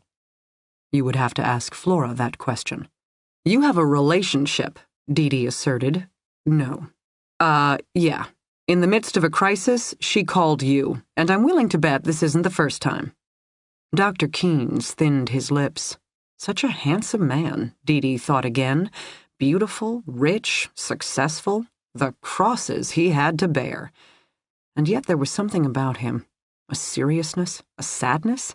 She couldn't put her finger on it, but there was a somber edge to his composure that just kept her from hating him. You should ask Flora more questions, he said at last. She prefers honesty, a straightforward approach. I think you'll find... She feels alone, Sergeant. Her experiences, what she's been through. She's a very unique, very strong young woman. But she's also very isolated. There are few people who've survived what she's survived. Meaning in a time of crisis, Dee Dee murmured, she turns to the one person she thinks understands her, which is not her family. It's you. You should ask her more questions, he repeated, and don't dismiss her answers. Since her return 5 years ago, Flora has made criminal behavior her specialty. You don't say. If she believes this bartender took other girls, I wouldn't be surprised to discover it's true. Are you working with Stacy Summers's family? Dee Dee asked abruptly. Keynes shook his head. If he was surprised by this sudden change in topic, he didn't show it. A colleague of mine, Pam Mason, has been assigned to that case. Flora ever talked to you about Stacy's disappearance? Follow it in the news? Contrary to what you seem to believe, Flora and I don't speak regularly. Only when she's in police custody? Dee Dee prodded. Judging by her bruises, she appears to be telling the truth about being kidnapped by Devin Goulding, Dr. Keynes stated neutrally, meaning whatever steps she took to defend herself. Why won't she accept medical assistance? If she's so innocent, why not let a medical expert conduct an official exam? Corroborate more of her story. Victims of rape and other violent crimes often have an aversion to physical contact. Really? Which explains why Flora Dane showed up at a bar, tossed back several martinis, and hit the dance floor with a complete stranger? I'm not the enemy here, Sergeant Detective Warren. I'm merely endeavoring to offer some insights which might lead to a speedier resolution of this situation. The situation being where your victim put herself in harm's way in order to do what? Trap a predator? Save the day? Exact vengeance for what once happened to her? Dr. Keynes didn't say anything. Abruptly, Dee Dee lost patience. You want speedy resolution? Do us both a favor and cut to the chase. How many times has Flora done this before? How many middle-of-the-night phone calls have you gotten to answer? Might as well tell me, because you know I can look it up. 4. 4? Despite herself, Dee Dee was incredulous. Flora Dane has killed 4 times before? What the hell? Not killed, Dr. Keynes interjected, voice firm. This level of self-defense is a first. What? She merely scorched the other ones? Seared them with a lighter versus full-on chemical fire? Flora has been assaulted prior to this occasion. If you read the reports, you'll discover that she responded with the appropriate level of force and didn't face any charges. She's a vigilante. Your girl, your victim. Flora Dane is a survivor. Flora Dane is a nut. She's going to these bars looking for trouble, and she's finding it. Dr. Keynes didn't speak right away. Smart of him, Dee Dee thought, because really, at this point, what was left to say? I'm going to pursue this, she stated clearly. The room was small. Her voice carried, and she let it. Maybe case by case you can dismiss Flora's behavior, but the overall pattern? With all due respect, Dr. Keynes, Flora Dane's behavior is a threat to herself and others. Let me be equally clear, Sergeant Detective Warren. According to Flora, she didn't know the bartender Devin Goulding prior to this evening. She did not set out to meet him, nor did she engage in any activity that warranted him abducting her from outside a bar and tying her up naked in his garage. As for what happened after that, be very careful about blaming the victim. Flora doesn't call me to bail her out. She's never needed to be bailed out. What she does need is a ride home." Dee Dee stared at him. "Seriously, she called you, an FBI agent, a victim specialist, to give her a ride home. There's more to it than that." "You mean such as long as you're here, you can run interference with the police?" "No, such as long as I'm taking her home, I can run interference with her mother." Chapter 8. I dreamed of French fries. Hot, golden greasiness, salt-encrusted decadence, licking them, smashing them, stuffing them in my mouth. I wanted dozens.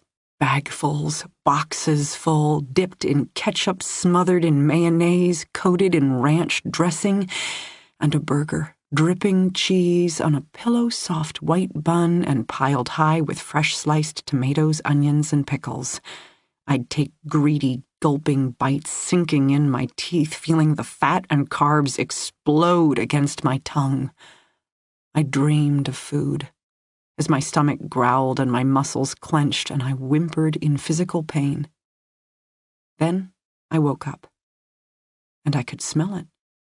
Here in the room, full fast food glory, cheeseburgers, French fries, chicken McNuggets. I could hear it too, the rustle of food wrappings, the pop of a straw being thrust through a plastic lid. I think I whimpered again. There's no pride in starvation, only desperation. Footsteps, coming closer. For once I prayed for him to step faster, advance more quickly, insert the key in the padlock, twist it open, please, pretty please. Whatever he wanted me to do, whatever he needed. French fries. The smell of French fries. When he lifted the lid, I had to blink against the flood of light, from narrow beams through finger-size holes to a wash of bright white. My eyes welled. Maybe in response to the sudden onslaught of visual stimulation, but mostly due to the smell, the wonderful, intoxicating smell. Memories. Hazy. Humanizing. Running through sprinklers on short, chubby legs, laughing with little kid glee as I tried to catch droplets of spray on my tongue, then a voice, distant but familiar. "Tired, love? Let's go get a milkshake." Fast forward a couple of years. Fresh memory, hands age-spotted, shaking unsteadily as they set down the brown plastic tray. Ketchup? Nah. Best thing on fries is mayo. Now looky here. For a moment I am 4 or 6 or 8 or 10. I'm a child, a girl, a woman. I am me, with a past and a present, with family and friends, with people who love me. Then he spoke, and I disappeared again. There was only the food, and I'd do anything for it. He had to help me out of the box. I did my best to exercise as much as I could in the narrow space, but time had grown long, and I didn't always remember what I should do, or if I'd already done it. I slept a lot. Slept and slept and slept. Then I didn't have to hurt as much anymore. When I finally rose to standing, my legs shook uncontrollably. I hunched reflexively, as if expecting a blow, but I couldn't blame my rounded posture on the box. I was always lying tall and straight in the box. "Are you hungry?" he asked me. I didn't answer. I wasn't sure if I was supposed to. Besides, my stomach growled loudly enough for words. He laughed. He was in a good mood, cheerful even. I found myself standing up straighter. He was cleaner tonight, I noticed, hair damp as if he'd recently showered, and he was steady on his feet, gaze clear, which wasn't always the case. I found myself looking past him to the battered gray card table. Food. Bags and bags. McDonald's, Kentucky Fried Chicken, Burger King, Subway sandwiches, a fast food banquet. He's binging, I realized. Food, not drugs this time. But why? And what about me? "Are you hungry?" he asked again. I still didn't know what to say. I whimpered instead. He laughed magnanimously. This room was his kingdom, I got that. Here, I was his property, and he got to revel in his power. Beyond these walls, no doubt he was a loser, capital L. Men disrespected him, women laughed at him, hence his need for this room, this box, this helpless victim. And now this exercise in terror. I moved tentatively. I'd learned by now that his permission was all-important, and everything he gave he could also take away, so I had to proceed with caution. When he didn't object, didn't reach out a hand to stop me, I closed the gap with the food-covered table. Then I stood, head ducked, hands clasped meekly before me. I waited, though it was the most painful waiting I'd ever done, each muscle trembling, my stomach clenched unbearably tight. "What do you want?" he asked. I frowned, his question confusing me. I didn't know what I wanted.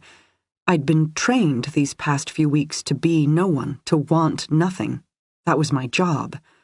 Now I was scared, because the smell was intoxicating, overwhelming. I could feel my self-control slipping, and I couldn't afford to mess up. Worse than starving would be to stand surrounded by food and still go hungry. "You should eat," he stated at last. He grabbed my bony arm, pinched a protruding rib.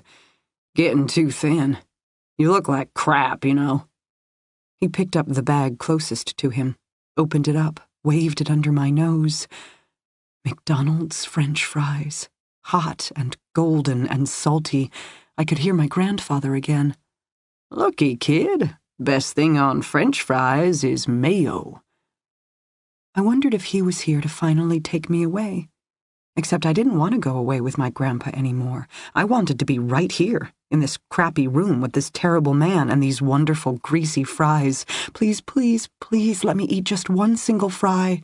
I'd do anything, be anyone. The man was unrolling the top of the bag. Now he reached in. Now he lifted out a red container marked with a single golden M. Fries jostled loose from the open top. They dropped to the floor, the grimy shag carpet. I watched them land, fingers clasping and unclasping, my whole body tense. He was going to eat them. He was going to stand in front of me and eat each perfect, salty morsel, laughing, gloating, gleeful. And I'd have no choice but to kill him. I would lose control. I'd attack, and he would... He handed me the container. "Here. Seriously, for fuck's sake, put some meat on your bones." I grabbed the fries, both hands snatching up the red box. It wasn't hot anymore. The fries were lukewarm, grease starting to congeal. I didn't care. I tossed half the contents into my mouth, swallowing faster than I could chew. Food, food, food, needed food, had to have food. God, oh God, oh God. He started laughing.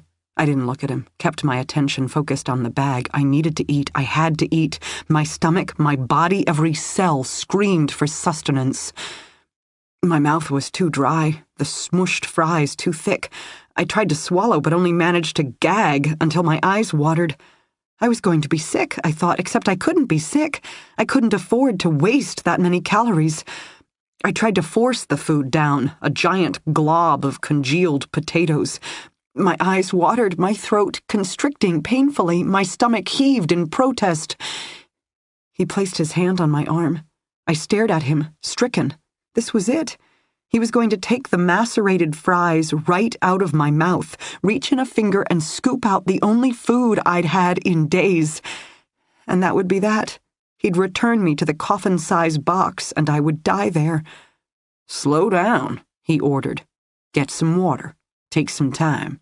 Otherwise you'll barf." He handed me a bottle of water.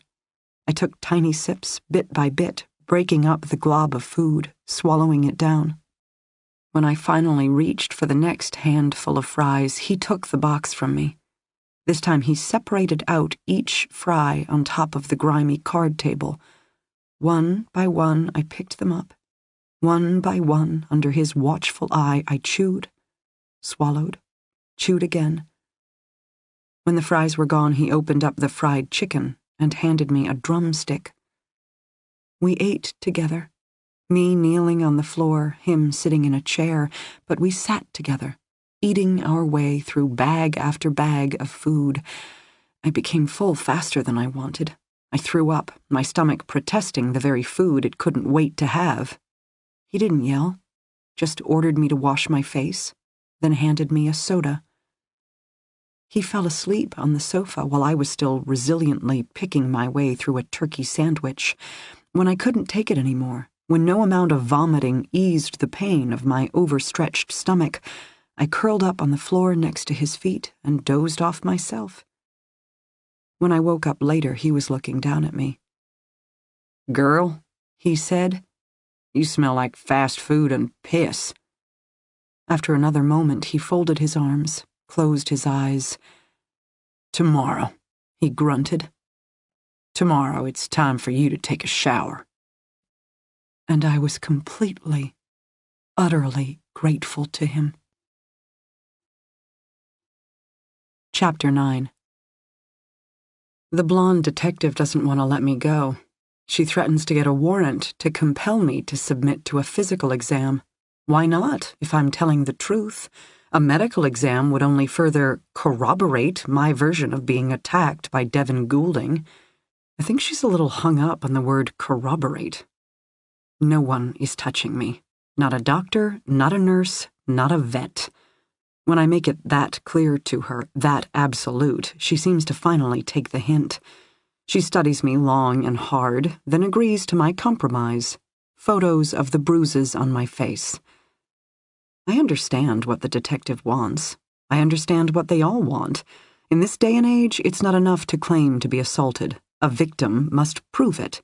For example, the size of this bruise on my face matches the approximate size of my attacker's fist. Or the 1-inch laceration on my upper left cheekbone corresponds to the sharp edge of the perpetrator's oversized class ring. As for other areas of inspection, I'm very clear. There's no need for a rape exam. Devin Goulding can blame the contents of his own garbage for helping me avoid that displeasure. And I feared for my life. Waking up bruised, battered, stripped naked, wrists bound, I feared for my life. I feared for my life. I feared for my life. Would you like my official statement? I feared for my life. Dr. Keynes and I don't talk as he leads me to his car. Frankly, it's all just been said. When I regained consciousness 5 years ago, Samuel was the first person I saw. He was asleep in the chair next to my hospital bed. He wore a charcoal gray suit, jacket unbuttoned, red tie askew, left leg crossed over right. His black dress shoes were shined to a high gloss. I studied them for a long time, mesmerized. Dress shoes. Men's patent leather dress shoes. I almost couldn't fathom the concept. We discussed it later, one of our many conversations back in the day when I would talk to him and only to him, that something as simple as dress shoes could be so startling, as in, I was awake a good hour before I ever said a word, ever alerted anyone to my newfound entry into the land of the living. Instead, I simply lay there staring at a man's shoes. A symbol of civilization, we decided at last. A note of beauty and culture and care. In other words, his shoes represented everything that I'd lost, everything I thought I'd never see again. The brain has a way of simplifying complex thoughts into a single, simple symbol. Coping, Samuel would tell me. In the beginning, it was too hard for me to put into words everything I'd lost, everything I feared, everything I'd gone through, so instead I fixated on a highly polished pair of men's dress shoes. You called her, I say now, not a question. We've been through this drill too many times for that. You knew I would. Samuel drives with both hands. His hands are relaxed, fingers long and elegant on the wheel. He's a shockingly beautiful man, unsettling even. In the beginning, I held that against him. How can you take anyone, but especially a doctor, seriously when he looks like he should be starring in a Calvin Klein ad? In the years since, I've come to understand better. We all have our burdens to bear, even someone as pretty as Samuel. He doesn't dress down, however. or do anything else that might detract from his physical perfection. Far from it. I've never seen him in anything other than impeccably tailored clothes, $100 head shaves, and perfectly buffed nails. Even off-duty, he looks like he stepped from the pages of GQ. I think it's his own test. I dress myself up in cool girl trashy, waiting for the next asshole to take the bait, while Samuel presents himself as just another pretty face. Then, he waits for you to underestimate him, because in that moment he has you, and he knows it. His car matches the rest of him. Acura SUV, black on black. Immaculate leather seats, freshly vacuumed carpet. I'm surprised he didn't put down a towel before allowing me to take a seat. I might be immune to the scent of garbage, but he isn't. Maybe he's planning on removing the cushion later and burning it. When it comes to Samuel, nothing would surprise me. If you've met one survivor, he told me that first day in the hospital room, then you've met one survivor. That's what Samuel and I have in common. We are both survivors. Any chance she stayed in Maine? I ask now, forcing my voice to sound light. I turn away from Samuel and look out the car window. Daylight is still shocking to me. All these years later, mornings remain a surprise. What do you think? I think he not only called my mother, but she's now waiting in my apartment. I think I'd rather go back to the crime scene, duke it out with the blonde detective again. What are you doing? Samuel asks presently. I smile. I can't help myself. And I keep my face turned away. Samuel, of all people, knows me too well, which is why I keep calling him, to remind myself that somewhere out there, someone knows who I am, even if I can't always remember. When I woke up that day in the hospital in Atlanta, my mother and brother were still en route from Boston's Logan International Airport. Given that I had no friends or family in the area, Samuel had remained in the room as a source of support. The minute the FBI agents started asking all their questions, however, I couldn't do it. I couldn't talk. I couldn't remember what they wanted me to remember. I absolutely, positively could not relive what they seemed to feel I should recall at a moment's notice. Instead, I curled up in a fetal position and shut down. They tried kindness, impatience, and then out-and-out badgering. It didn't matter. I didn't talk. I couldn't. Eventually, they left, under doctor's orders to let me rest. Only Samuel remained. He took his seat, crossed his left leg over his right, and that was that. He never said a word. I closed my eyes, I fell asleep, or tried to. The room would spin away. Other images replaced it. Light and dark, screams and laughter, the feel of shampoo in my hair, the smell of ammonia, the way blood soaks into cheap carpet. I saw things I didn't want to see, knew too many things I didn't want to know, and I had my first real insight into victimization. There's no undoing. There's no rewind or erasing or unmaking. The things that happened, they are you. You are them. You can escape, but you can't get away. Just the way it is. I reached my decision then. I would tell my story once and only once, to Samuel, and then that would be it. I would talk, he would listen, and then I would never speak of it again. For his part, Samuel wanted to ensure I understood that he was an agent of the police. Anything and everything I told him, he'd be reporting back to the special agent in charge. He wasn't my shrink, we did not have doctor-client privilege, but as long as I understood that, he would listen to whatever I wanted, needed to say. So I talked, the words rushing out, pouring out, one long, horrible deluge. I spoke for hours. Nurses came, checked vitals, adjusted monitors, then scurried away. Dark agents appeared in the doorway, only to be hastily dismissed. I don't know. I couldn't take it in. The room, the equipment, the endless interruption of bodies. I kept my body ramrod straight, hands at my side, gaze on the overhead lights, and I talked and I talked and I talked. First a whisper, then louder, steadier, then... Maybe I ended in a scream. I don't really remember, to tell you the truth. It was like an out-of-body experience. All this horror I had to get out of me, and the only way to do that was to talk and talk and talk. When I finally reached the end, midnight, small hours of the morning, Samuel staggered to his feet. His face was covered in a sheen of sweat. He didn't look so beautiful anymore. His breath was ragged, as if he himself had just completed a long, hard race. He made it to the bathroom. I listened to him vomit. When he returned, however, his gleaming bald head was polished, his features once again composed. He took my hand. He held it. And I slept. Hours and hours, maybe even an entire day, I finally slept. When I woke up, my mother and brother were there, and the real business of returning to the land of the living began. I kept my word that day. I've never told my story again, not to the detectives, not to the rabid prosecutor, not to my own mother. Samuel must have turned in a report. That was his job, after all. I've never asked. I've never read it. I said all I had to say, all I could say, once. And then it was done. The nice thing about my captor, Jacob Ness, being dead is that there's no one to rebut. My story is the story. And both Samuel and I know it. "Why did you go out last night?" Samuel asks me now. He eases up on the accelerator. We're nearing my Arlington apartment. "I'm a young single woman. People my age are supposed to go out at night."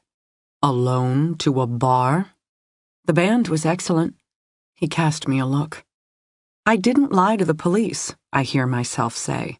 "The bartender was as much a surprise to me as everyone else. If I hadn't been there—" Samuel pauses a beat.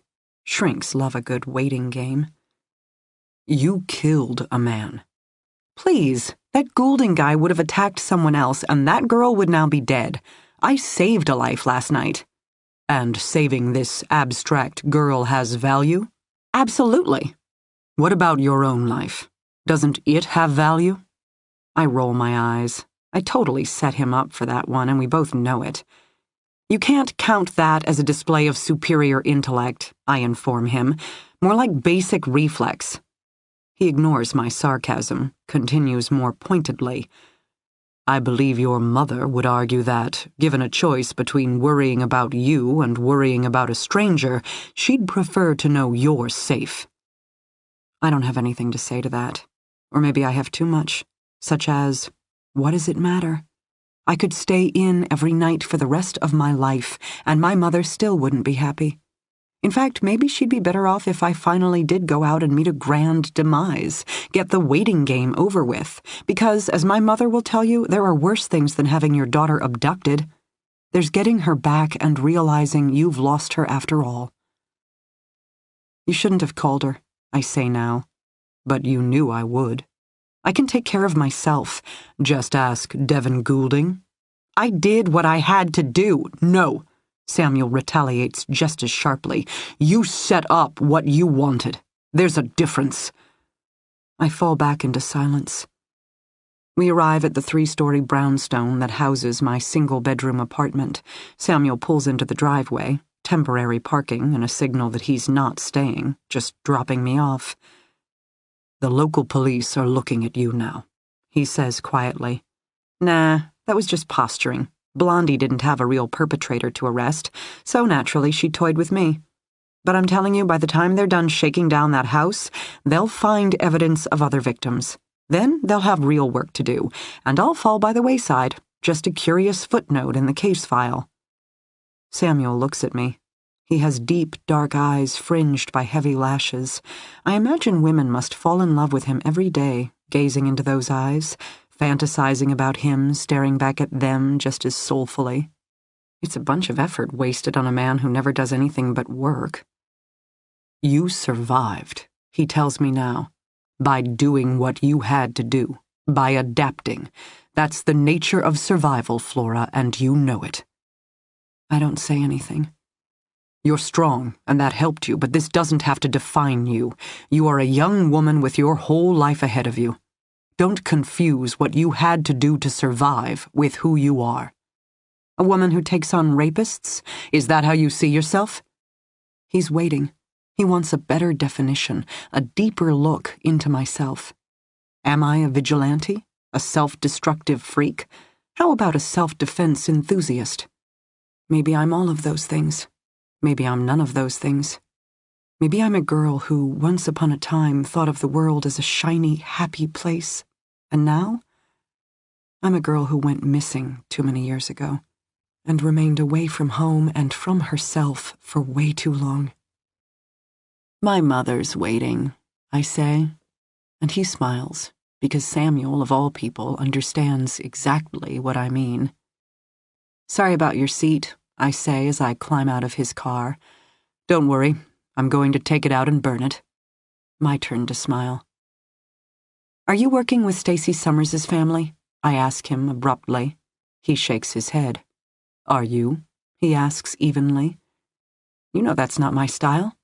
But you're following her case. Isn't everyone? Samuel flexes his hands on the wheel. Do you think he did it? He asks abruptly.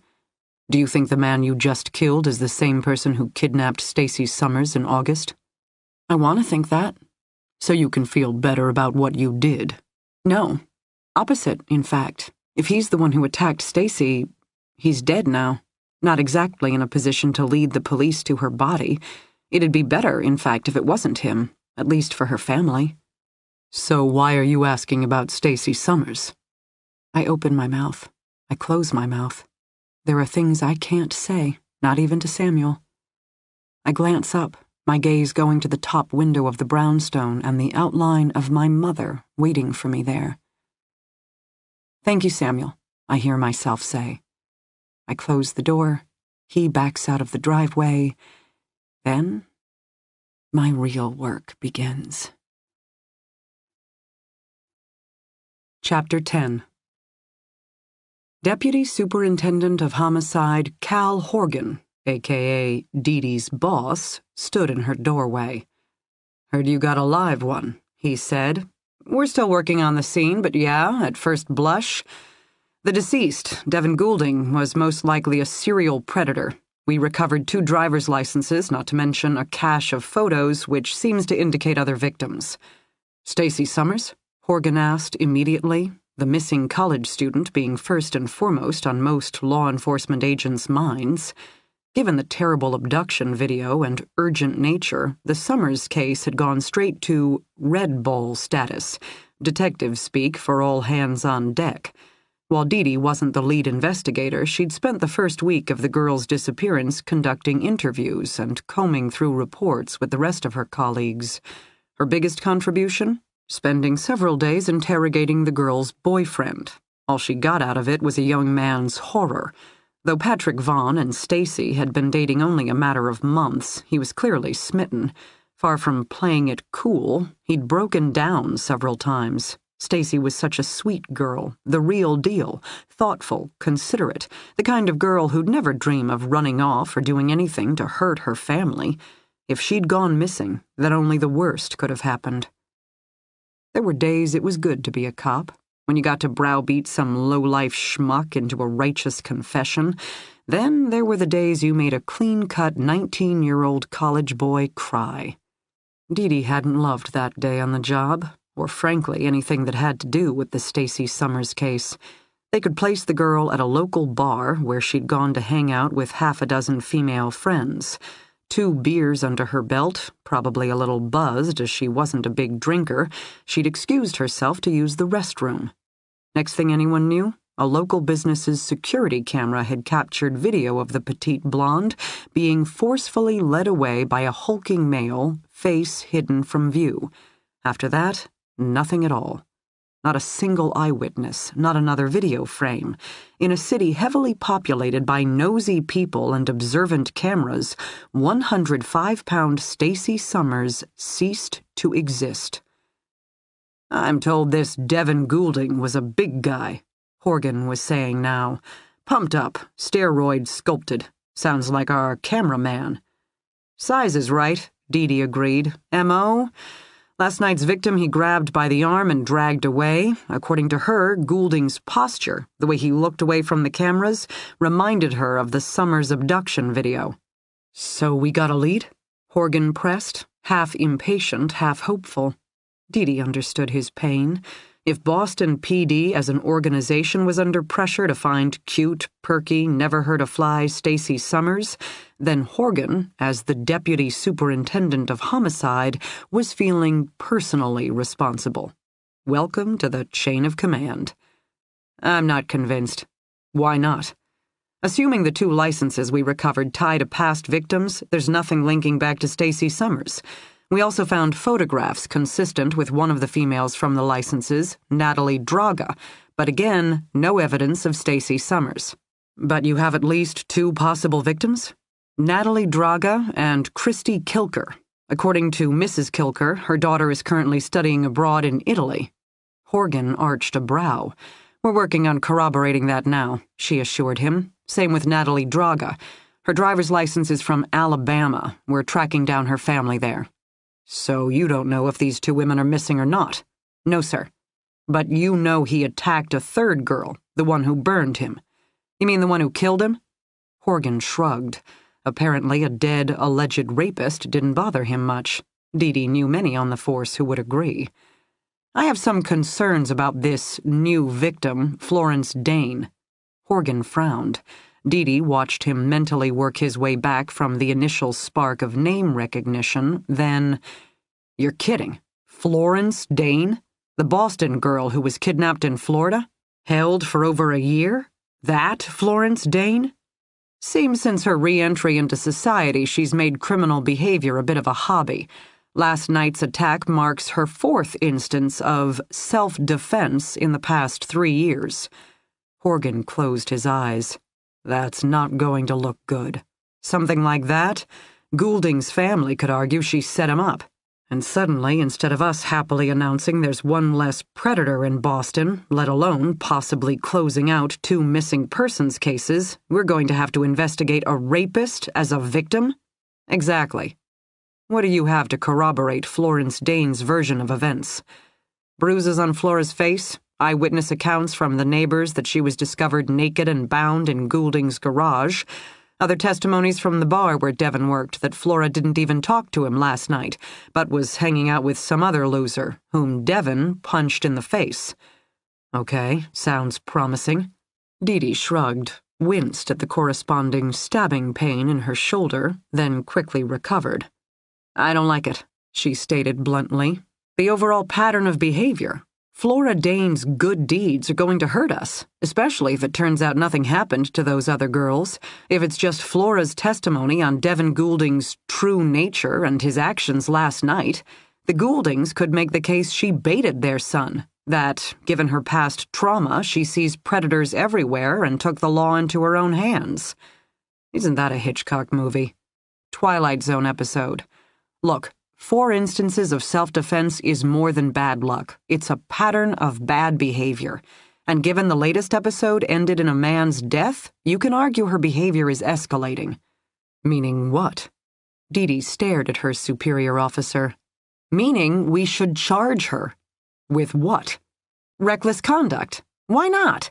She set in motion the chain of events that led to Goulding's death. She should be held accountable.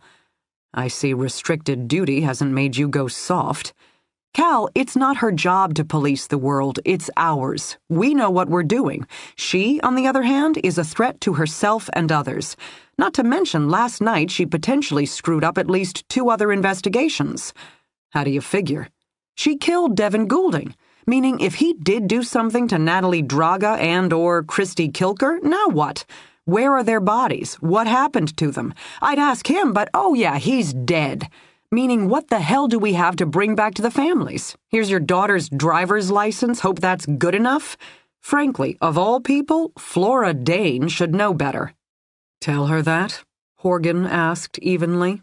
Waiting to get more information on the 2 women. Then I'll bring it up. You're definitely going to interview her again. In my mind, this party's only starting. Dee. Her boss hesitated. I know you pride yourself on being firm in your opinions. It's one of the things that ensures working with you is never boring. But Flora Dane, you might want to pull her case file. There's a good reason for her to see predators everywhere. Certainly, she spent more than a year getting a master class in criminal behavior. Now you sound like her shrink. I'm sorry, her victim advocate. Seriously, the girl basically has her own FBI agent on a leash. Never seen anything like it. All right, plenty of questions ahead, but first, if you don't mind, go home, Dee Dee. Shower. What's that smell, anyway? Human barbecue. Or maybe rotten garbage? Her boss shook his head. Clean up. We'll have to do a press briefing in time for the evening news cycle. For now, keep it simple. Looking for information regarding Natalie Draga and Christy Kilker, or anyone else who may have known Devin Goulding. No mention of Stacey Summers. No mention of Florence Dane. Dee Dee rolled her eyes at him. Now who wants the impossible? Horgan flashed her a smile, then disappeared down the hall, leaving Dee Dee with mounds of paperwork and the smell of crime scene still lingering in her hair. She went home. Given it was Saturday, Alex was home with 4-year-old Jack. She discovered them sprawled on the living room floor, engaged in a fierce game of Candyland. Jack was less interested in winning the game than he was in drawing the various character cards. Jolly was his favorite, and he'd been known to stash the card bearing the big blue gumdrop in his pocket or up his sleeve. Alex glanced up from the game board. He gave her a welcoming smile even as he sniffed the air. Jack, on the other hand, came flying off the floor and flung himself around her legs. "Mommy, Mommy, Mommy!" No doubt about it. That never got old. Dee Dee ruffled his brown hair with her right hand as her left arm had stiffened even further on the drive home. She was holding it protectively against her side, and sure enough— "What did you do?" Alex asked. "Long night," she offered. Jack was still hugging her. She hugged him back. Alex was no dumb bunny. "Paperwork doesn't require long nights. Paperwork can generally be reviewed in the morning." "Big case," she mumbled. "Perpetrator found incapacitated in his own garage, with ties to other victims." "Inca what?" Jack asked. "Incapacitated means he can't play Candyland anymore." "I have Jolly," Jack announced, and sure enough, he whipped the gumdrop card from beneath his sweater sleeve. "Hey," Alex complained, "I've been looking for that." "Nuh-uh. You like Grandma Nut. Everyone knows that." "Grandma Nut advances you further on the board than Big Blue Gumdrops," Alex muttered, "and saying I want Princess Frostine sounds funny." "I'm home just to clean up and eat," Dee Dee announced, tone apologetic. Jack's shoulders sagged, but he didn't outwardly protest, at least not yet. Jack hadn't been thrilled when she returned to work after being home for so long with her injury. He was a kid, and kids liked their parents close. In the good news department, she did get decent time off after working long stretches, but it felt like the past few weeks had seen more peaks on the job than lulls, and Jack was struggling with her long absences. Hell, she was still adjusting to the demands of full-time duty as well. "Saw the news this morning," Alex commented. "Figured you might be busy. One of the reporters was already speculating you had a fresh lead in the Stacey Summers case." "What? How could they? Oh, never mind. Like the press has to be informed to state their opinions. But no connection to that case. At least not at this time." Alex smiled. It creased the corners of his deep blue eyes. He was a good-looking guy, she thought, not for the first time. Salt and pepper hair, distinguished features, and hers. All hers. Who knew one workaholic detective could get so lucky? She pried Jack away from her legs with a promise of future grilled cheese. That bought her enough time to shower, then throw on her favorite dark blue Ann Taylor pantsuit, which was her outfit of choice for press conferences. In the kitchen, she poured 2 glasses of orange juice, then set to work slicing up a brick of cheddar. Her shoulder twinged again, and she couldn't completely suppress the wince. "You overdid it," Alex said, coming up behind her. "Just need a little ice?" Or some rest, or a good night's sleep, or a little less stress. Blah, blah, blah. Phil's worried about you. Said you were on scene most of the night. That's hardly restricted duty. Phil's secretly a woman, and worries about me more than my own mother. Crime happens, Alex said. He was already opening the freezer door, bringing out her favorite ice pack, perfectly molded to the shape of her shoulder. And it will continue to happen whether you're working or not. Especially if Flora Dane has her way, Dee Dee muttered. Who? Guy we found. She glanced around the kitchen, searched for signs of Jack, who was probably in the family room stacking Legos. Seeing that they were alone, Dee Dee continued. Guy we found dead started his evening abducting Flora Dane, who turns out to be no stranger to kidnappings. She turned the tables on him, burned him to death with supplies she found in his trash. No kidding. I don't like it. 4th time she's put herself in a dangerous situation since her return 5 years ago. What happens next? She takes on the entire Russian mob? Better her than me, Alex observed. You think she's a vigilante? Don't you? Seeking out predators time and time again? So says the woman on restricted duty who's about to go back to work. I'm a workaholic.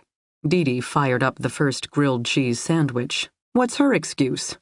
Alex rolled his eyes. Sit. Ice your shoulder. I can flip a sandwich. She sat, she iced her shoulder, she relaxed, at least as much as a woman like her could.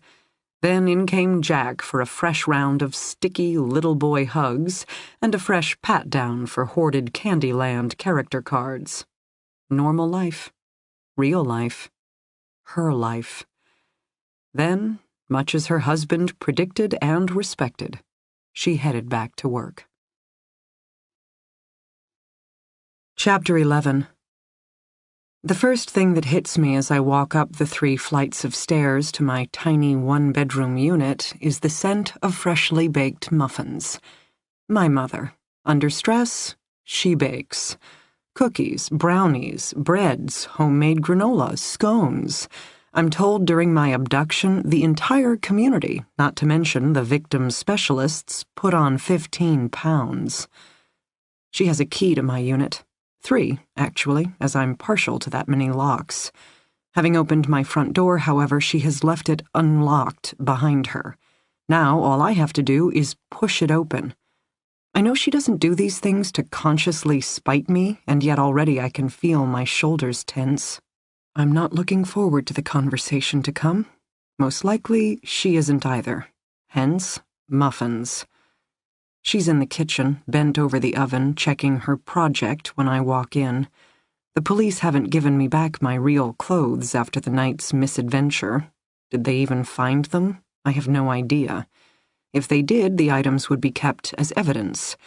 In the meantime, the district detective rustled up oversized gray sweatpants and a navy blue Boston police hoodie, most likely extra clothes stashed in the back of some officer's vehicle. Both items are huge. I have to hold up the elastic waistband of the sweatpants as I walk. My feet remain bare, meaning I don't make much noise as I pad across the hardwood. I chose this unit for several reasons. One, being on the 3rd story, it's harder for an intruder to access. 2, the old brownstones are famous for their high ceilings, bullseye molding, and bay windows.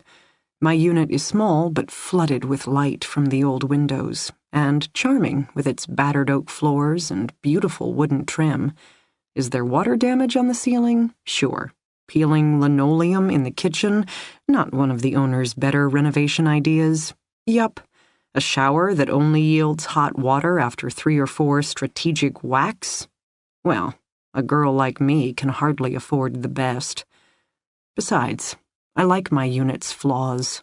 It's scarred. Like me. We belong together, not to mention the elderly couple who are my landlords know my story and charge me only a fraction of the going rate for rent. Having turned down the requisite book deal and movie rights, reduced rent is as close to a post-abduction perk as I'm going to get.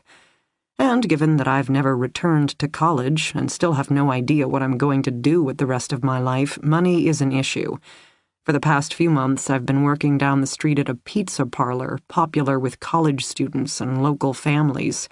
My hourly wage is miserly, the tips only slightly better, but the work is mindless, and I appreciate that. Is this the life I thought I'd be living at 27? No. But then, when I first left my mother's farm for college in the big city, what did I know? I enrolled to study French, for God's sake, mostly because I liked the idea of going to Paris. Maybe I would have become a teacher, or returned to Maine and set up a small farm of my own, involving goats.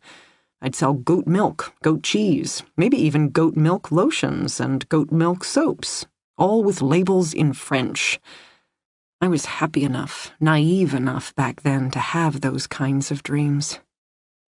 But everyone's dreams change, not just the dreams of girls who wind up kidnapped for 472 days.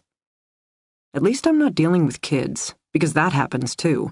Held captive long enough, pregnancy, babies can ensue. Jacob, however, was adamant on that subject. Once a month, he forced me to swallow some god-awful homemade brew he swore would prevent pregnancy. It tasted like turpentine and led to immediate excruciating stomach cramps. The sexual assault nurse who performed my initial exam had been curious about the potion, though, in her professional opinion, it was my extreme emaciation and total lack of body fat that probably did the job. Frankly, I didn't even have a period through most of my captivity. I was that thin. Now I watch my mother straighten in front of the stove, muffin tin clutched in an oven-mitted hand. She turns, spots me, and immediately stills. Her gaze takes in the oversized sweats that obviously aren't mine, then the garbage smeared across my cheek, my hair. She doesn't speak. I watch her chest fill, a conscious inhale, then the slow exhale as no doubt she counts to 10, wondering yet again how to survive a daughter like me. At her throat is a necklace with a single silver charm, a dainty but perfectly rendered fox. She bought that after I went missing, when the FBI prepped her for the first press conference by dismissing her usual attire of wide-legged yoga pants and flowing hand-woven wraps, such as the kind favored by Afghan tribal elders. No more bohemian organic potato farmer from Maine. Her goal was to look like Mom, with a capital M, an instantly recognizable and relatable maternal figure who would appeal to my captor's kinder sentiments, assuming he had any. They stuck her in jeans and a button-up white shirt, probably the plainest outfit she'd ever worn in her life, not to mention the real shoes versus her usual Birkenstocks. I didn't see that first press conference, or the second. I think I caught the third, when things were truly heating up. Even then, spying her, my mom, on the TV, standing in front of the microphone, flanked by suited FBI agents, wearing a light blue button-up shirt, more jeans. My mom, but not my mom. A surreal moment in a life that had already taken a completely horrifically surreal turn. I would have shut the TV off, wasted my rare privilege, rather than see this mom, but not my mom. Except then I spotted the fox charm, nestled in the hollow of her throat. I never heard her words that day, but I knelt on the floor of that cheap hotel room and placed my finger against the charm around her neck, my finger so large, her form so diminutive on the small TV, that the tip of my index finger obliterated most of her head. I might have cried, I don't really remember. I'd already been gone months by that point. I don't know if I had any tears left. But I tried to touch her, this mom but not my mom, and for one moment I was a child again, running wild on the farm, throwing golf balls for the fox kits and laughing as they batted them across the tall grass. Now she sets down the muffin tin on top of the stove. Her hands are shaking slightly. "Are you hungry?" she asks, her voice almost normal. Her farm is 3.5 hours north of Boston. Assuming Samuel called her the minute after I contacted him, she got into her truck immediately and has been driving since the crack of dawn. "I should shower," I hear myself say. "Of course. Take your time." There doesn't seem to be anything else to say. I pad away, still holding the waistband of the sweats. 4 whacks of the old plumbing later, the water turns steaming hot. I shed the baggy sweats. I step into the hard spray, and I let the water scald me. For a moment, I can almost smell it again. Freshly roasted human skin, like a pork barbecue. Then the moment passes, and I close my eyes. The void fills me, and I welcome its emptiness. To always be alone in a crowded room. The only time I ever feel safe anymore. After my abduction, when I returned to the land of the living, one of Samuel's first tasks was to develop my post-captivity support plan. Basically, he conducted an assessment of my coping skills, while also working with the victim specialists who assisted my family to understand the level of support network already in place. While Samuel is an expert in post-traumatic stress, he informed me that he's not a fan of the term. In his opinion, it's often applied too readily and as a one-size-fits-all model. He's worked with dozens and dozens of survivors over the years, and while all of us experienced trauma, only a few genuinely qualify as suffering from PTSD. In fact, he warned my mother explicitly about making such an assumption, or even such excuses on my behalf. Survivors make it because they learn to adapt. Adaptation is coping. Coping is strength. My mother, my brother, myself should not expect me to be weak now, nor actively foster dependency. Instead, we should all focus on reinforcing my natural resilience, which got me through the ordeal in the first place. As for myself, the biggest mistake survivors can make, according to Samuel, is second-guessing their actions now that they're safe. So, no wondering why I went to the bar in the first place that night, or why I didn't struggle harder, or escape the first time Jacob left the cab of his truck unlocked. No matter that Jacob had pulled over his rig in the middle of nowhere and he was standing right there, taking a leak in a drainage ditch. The past is the past. It doesn't matter what mistakes I might or might not have made. What matters is that I survived. Samuel was right about the pitfalls of second-guessing. I don't suffer nightmares about Jacob as much as I suffer terrible anxiety over the might-have-beens, should-have-dones. My first enrollment in a self-defense course was an attempt to help mediate those nerves, make me feel more comfortable. Ironically enough, my mother supported that step, even took that first class with me. Samuel had approved as well, reinforcing a feeling of personal strength. Excellent. It was right about the 4th or 5th class, and my growing interest in marksmanship, that my mother became concerned. I was living back home those days, and I overheard her discussing it with Samuel during one of his check-ins, trying to assess how either of us, both of us, were doing. Samuel is not a therapist, and certainly not my therapist. He had, however, recommended counseling for me, or therapeutic support, as he liked to call it. I'd resisted all attempts, though. Private sessions would by definition involve telling my story, and I was sticking to my guns. I'd told my story once, as promised. Never again. Ironically enough, it was my mother who took Samuel's advice. I moved on to tactical driving classes, while she started meeting with the local pastor once a week. Another one of those realizations that all survivors have to make. My abduction hadn't just victimized me, but my entire family, too. My mother, who, after the 3rd postcard, pretty much gave up on the farm and turned her attention full-time to reaching out to a depraved kidnapper in the desperate hope of seeing her daughter again. My brother, who dropped out of college, first to answer endless police questions, and later because, in his own words, how could he possibly concentrate knowing I was out there, somewhere, needing him? Major crimes are like cancer. They take over, demanding an entire family's full resources.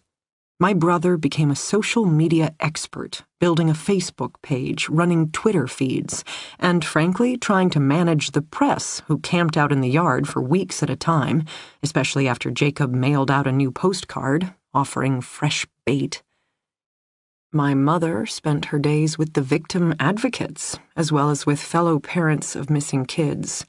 They offered support, mentorship, as she sought to come up to speed quickly on law enforcement, criminal behavior, media management. She got to learn how to craft messages for strategic press conferences, while also making the rounds on the morning news shows and nightly cable stations. She got to hand-write replies to hundreds, then thousands of letters from total strangers wishing for my safe return. And she got to endure other notes, Facebook posts, stating an obviously immoral teenage girl like me got exactly what I deserved. In theory, there are some financial resources available to victims of crime. The specialists diligently produced paperwork enabling my mother to possibly collect a couple of thousand here or apply for a grant there. My mother will tell you she had neither the time nor mental focus. Now, having your child abducted is a fairly impoverishing ordeal. My sin of heading out for a night of spring break drinking became my entire family's punishment. In our case, the community rallied. Neighbors showed up and worked the farm in their free time. They got seeds started, crops planted, and then, as the ordeal continued to drag on, dealt with the fall harvest. The church held bake sales. Local businesses sent over checks. Local restaurants and delis provided food. My mother will never leave her farm. Probably wouldn't have anyway, but the land, her place, her community, it's her solace, her anchor. It was there when she needed it most, and without it, I don't know what she would have done. She has her place in the world. It's my brother and I who remain adrift. Darwin left. A year after my return, when I couldn't magically smile on command, when the pancakes I once loved were now a smell I couldn't stomach, he'd had enough. The family protector melted down, had a little episode involving driving way too fast with no headlights, and my mother realized all the love and attention I didn't want should be turned on him instead. After many heartfelt discussions, she sent him to Europe, got him a passport, a rail ticket, a backpack, and sent him off with a kiss and a hug. Go forth, young man, and find yourself and all that. Darwin doesn't send postcards. He knows better. But from time to time we get a call. He's in London now, likes it a lot. Is thinking of enrolling in the London School of Economics. Certainly he's bright enough, while having some pretty interesting topics to write about for his college entrance essay. I think more than anything else in the world, I would like my brother to have a happy ending. I wish he'd fall in love, land a great job, build a life. Then my mistake doesn't have to be his punishment anymore. Which is funny, because I think he would say exactly the same about me. I've showered long enough, soaped, shampooed, conditioned, done everything except feel clean. The smell of burning human flesh, not pork, maybe more like roast beef. I saved a life. I remind myself as I whack the ancient faucet to off. Another girl is safe because of me. Another animal is off the streets. The sun is out. My apartment smells like blueberry muffins. This is one of those moments when I should stop, give thanks for the day. I think of Jacob. I don't want to. I just can't help myself.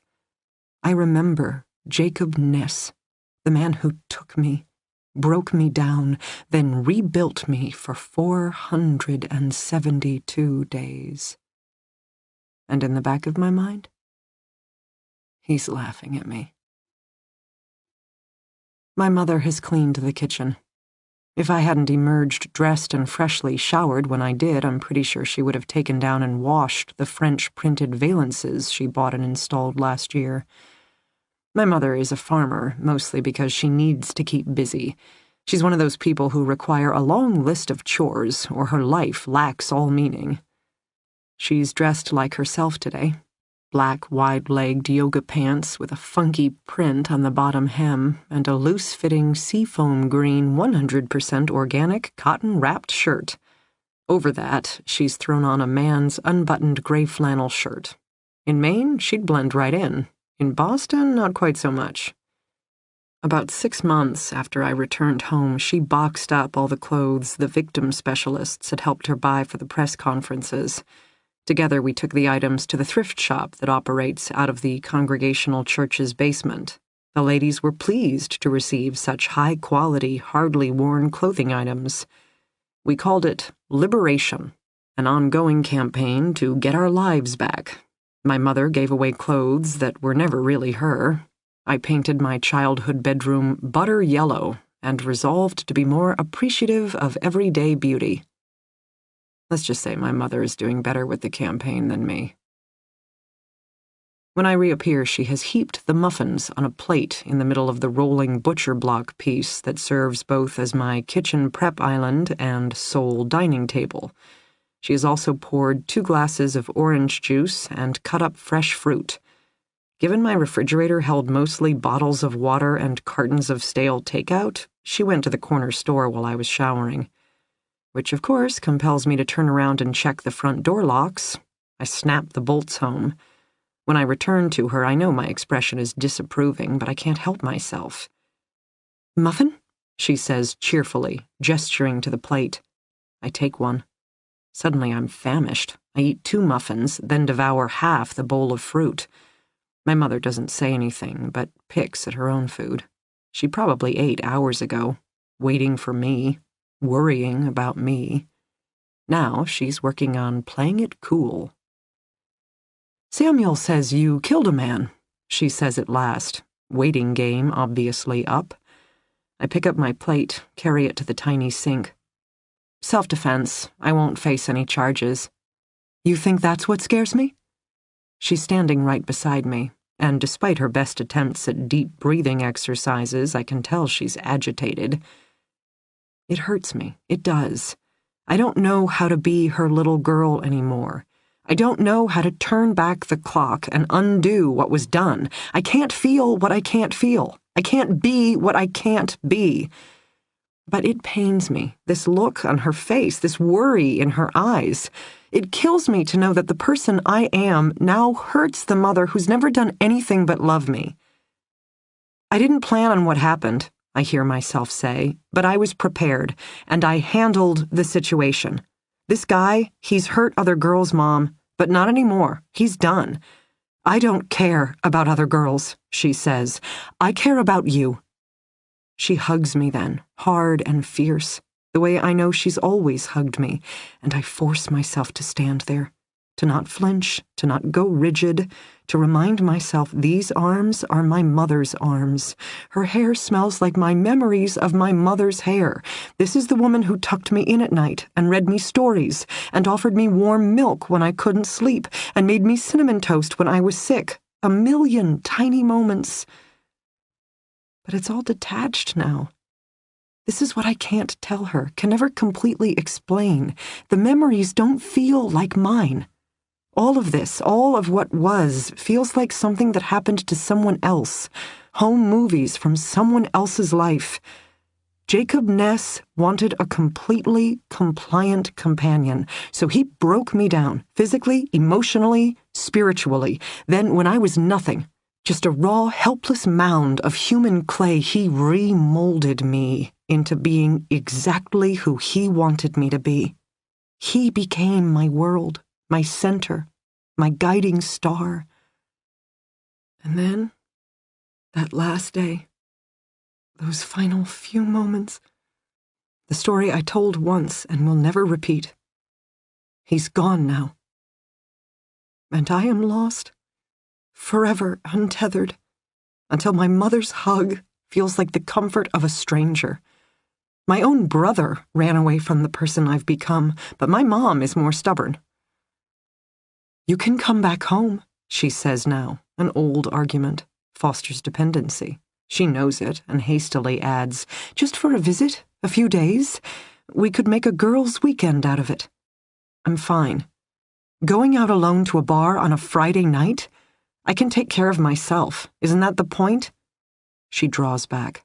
She can't talk to me when I'm in this mood, and she knows it. Again, the worry on her face, which I feel as a fist in my chest. "Flora, I know you don't like my choices, I hear myself say, but they're my choices to make. A winning argument in my mother's world, and she knows it. I watch her inhale deeply, exhale slowly. If you won't come home this weekend, she says presently, then tell me when.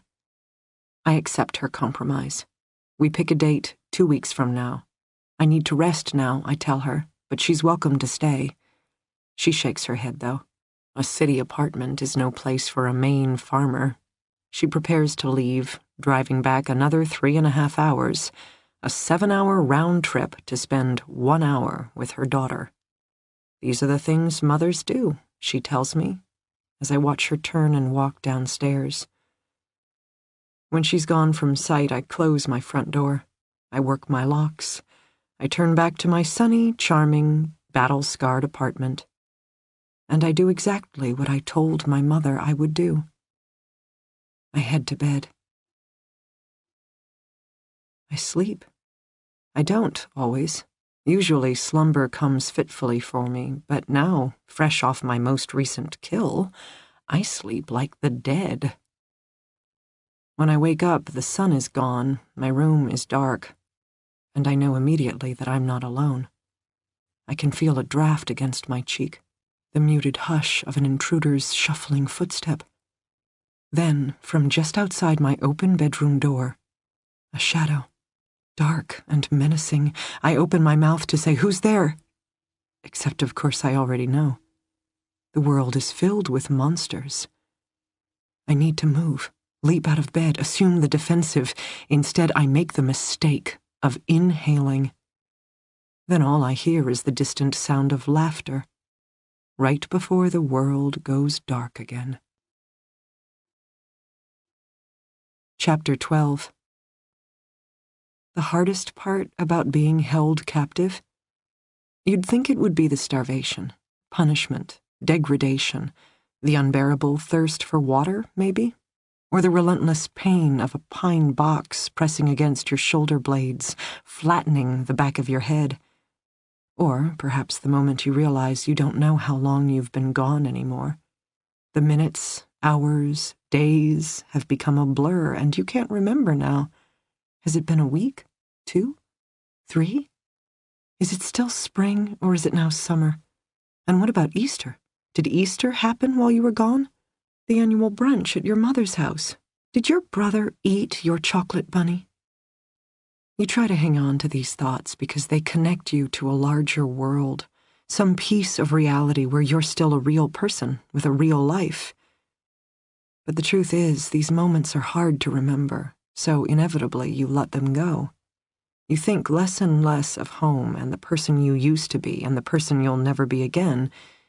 You just are. You're bored, which becomes the toughest burden to bear.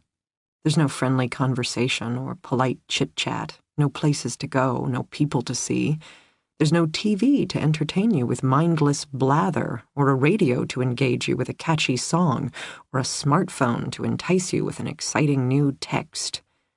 You exist in a sensory-deprived void, where you hum just for the sake of having something to hear, where you take turns counting by 2s and 3s and 5s just so your mind has something to do, where you gnaw on your fingertips just to have something to feel. But even this can only kill an hour or 2 a day. You sleep. Too much. You don't mean to. You understand you probably shouldn't. It would be better to remain alert. But you're tired. You're weak. And you're bored. Oh, so bored. Sleeping becomes the only thing left for you. I told myself stories. Children's books I remembered from school. Bible stories from church. In the beginning, I whispered them out loud, but my mouth was so dry and parched the words got stuck in my throat. So after a while, I played the stories like movies in my mind. Not fantasies of my rescue or images of my family and friends, that would hurt too much. Just fables, legends, fairy tales, anything with a happy ending that would pass the time in my head. But mostly the stories put me back to sleep. So I would doze on and off, growing more and more disoriented, until at last the sound of footsteps pounding down the stairs, a door squeaking open across the way, the rattle of the padlock so wonderfully close to my ear. Then, at long last, the wooden lid would be lifted. He would appear. And I would live again, saved from my boredom by the very man who'd put me there. "Tell me about your father," he demanded one day. He lounged on the sofa in dirty underwear, alternating smoking a cigarette with taking long pulls from his beer. I sat naked on the floor, where I was allowed to remain longer and longer after our various sessions. Of course, the pine box remained in full view.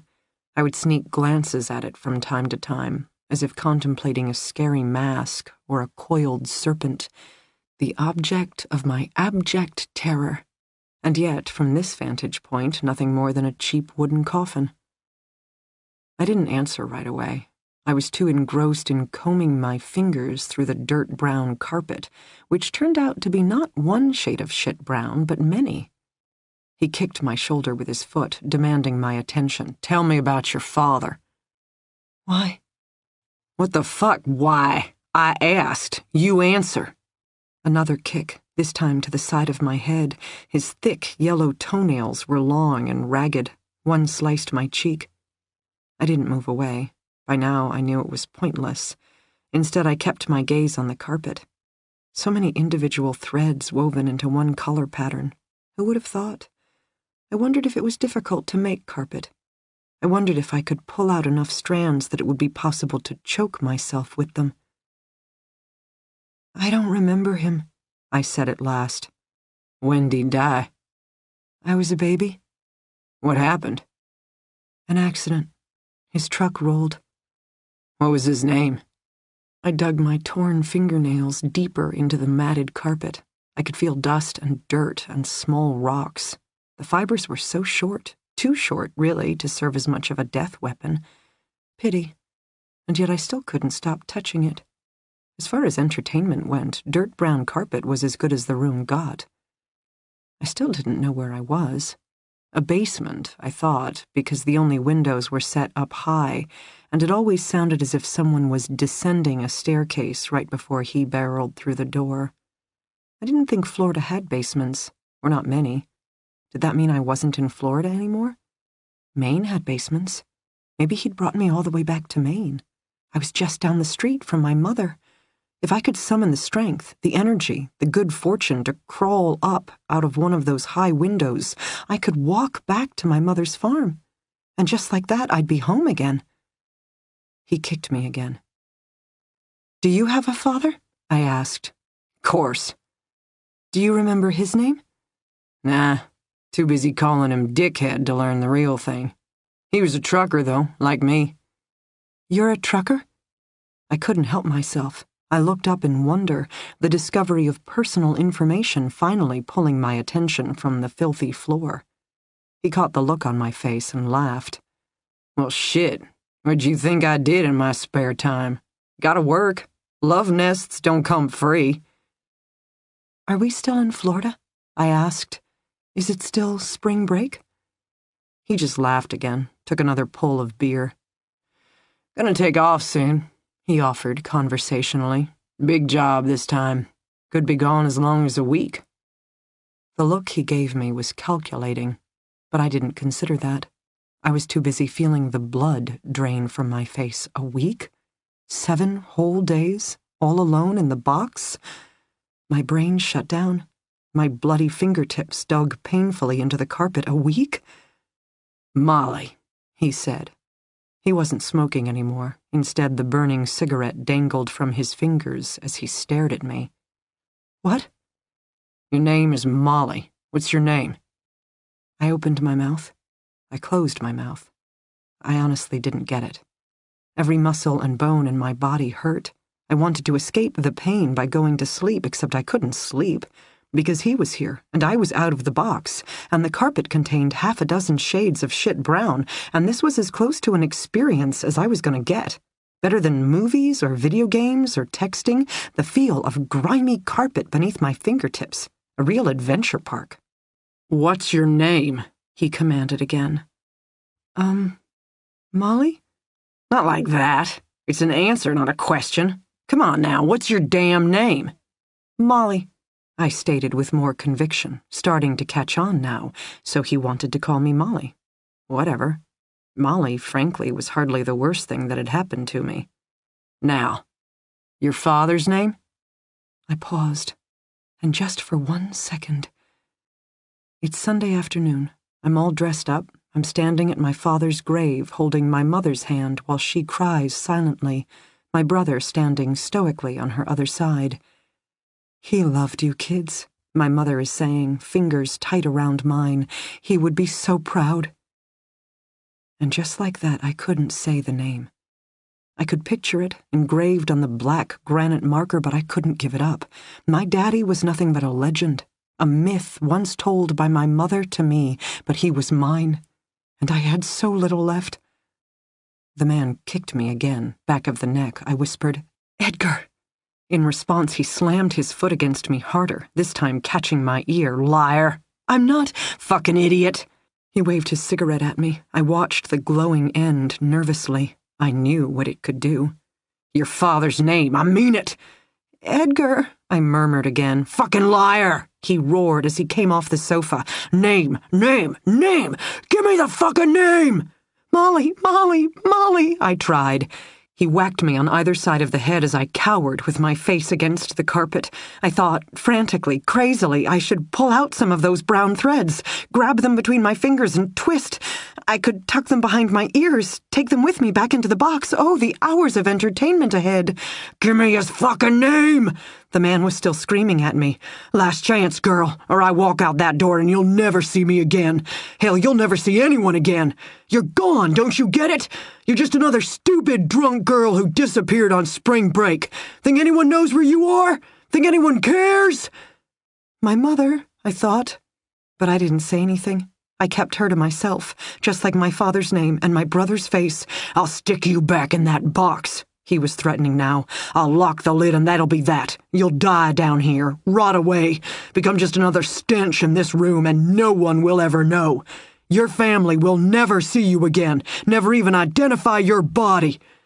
I was crying. He hit me harder, but it wasn't the beating that had me undone. It was the thought of him locking me in the box and then taking off, of me dying all alone in a coffin-sized box, like my father rotting away beneath the earth. When I was a little girl, I used to think my father could see everything, like Santa Claus, or God, I suppose. My father wasn't a real dad at all, but an all-knowing ghost, and I would look for him in the sunlight dappling through trees, in the shadows of the deep woods. "Daddy," I would whisper, and always, always, always I knew he was there, because according to my mother, my father had always loved the forest. Where I could not find him was in the stillness of a coffin-sized box. "Ernesto?" I whispered, but the man was now too busy beating me furiously to hear. I curled up tighter against the dirt-brown carpet. "Edgar!" I shouted suddenly. "Evan! Ernesto! Eli! Earl!" I made them up, quickly, frantically, another game to pass the time, names that begin with E. Yelling the names again and again because the shit-brown carpet was composed of so many threads, and so was I, and I couldn't afford to give anything more away. There was too little of me left, and my father's name was part of that. A highly polished granite marker in the ground, a small but precious memory. Eventually the man wore himself out. He stopped beating and kicking, falling to the floor instead. He lay beside me, breath ragged from his exertions. We remained side by side in silence. "Damn shame," he said shortly. I didn't respond.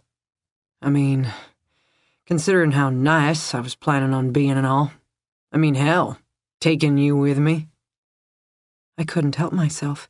I stirred, shifting slightly against the grimy floor. "A week in a big rig? Maybe it's not for everyone. I mean, I would definitely have to take the box, being your first outing and all, but still, you'd be on the road. Maybe I could let you out at night, versus 7 days shut up alone here. Maybe even 8, 9, 10 days. A delivery takes as long as it takes. Man's got to do his job." "Water?" I couldn't help myself. 7 days alone was terrifying enough, but a possible 10 days without water? I'd never paid enough attention in science class, but I was pretty sure no one could survive that long. All the more reason to join me on the road, he informed me. All the more reason to give me a name. I lifted my head at last. I stared at him, his hard-lined face, his unshaven cheeks, his crooked, tobacco-stained teeth. He was ugly and awful. He was powerful and divine. Even more so than a ghost dad in the woods. And I knew then, just as he no doubt knew all along what I was going to say next. Everett Robert Dane. The man smiled at me. Now, is that really so hard? He asked me. I didn't say a word. He climbed off the floor, started rooting around on the coffee table. So, time to write a note. I mean, as long as you're running off with me, don't you think you should at least tell your mother? Chapter 13. Dee Dee's Sunday morning began with a phone call. Walking into her office, no rest for the wicked, or for a homicide supervisor who'd just landed a major case, she was juggling coffee in one hand and her cross-body leather messenger bag in the other. She barely set down her travel mug in time to snag the receiver. Sergeant Detective Dee Dee Warren. Is it true? Did that man take my daughter? Do you know what happened to her yet? For the love of God, why are we having to learn all this from the press? What kind of unfeeling monsters are you? Dee Dee slowed. She didn't recognize the voice, but could deduce from the level of anguish she was most likely talking to Stacy Summers's father. Given the beating Boston PD had taken in yesterday's news cycle, rumored suspect in college student's kidnapping found dead, Boston police refusing to discuss circumstances. She shouldn't be surprised. And yet still. Sir? With whom am I speaking? Colin Summers. Who the hell do you think? I'm sorry, but I have to ask the question.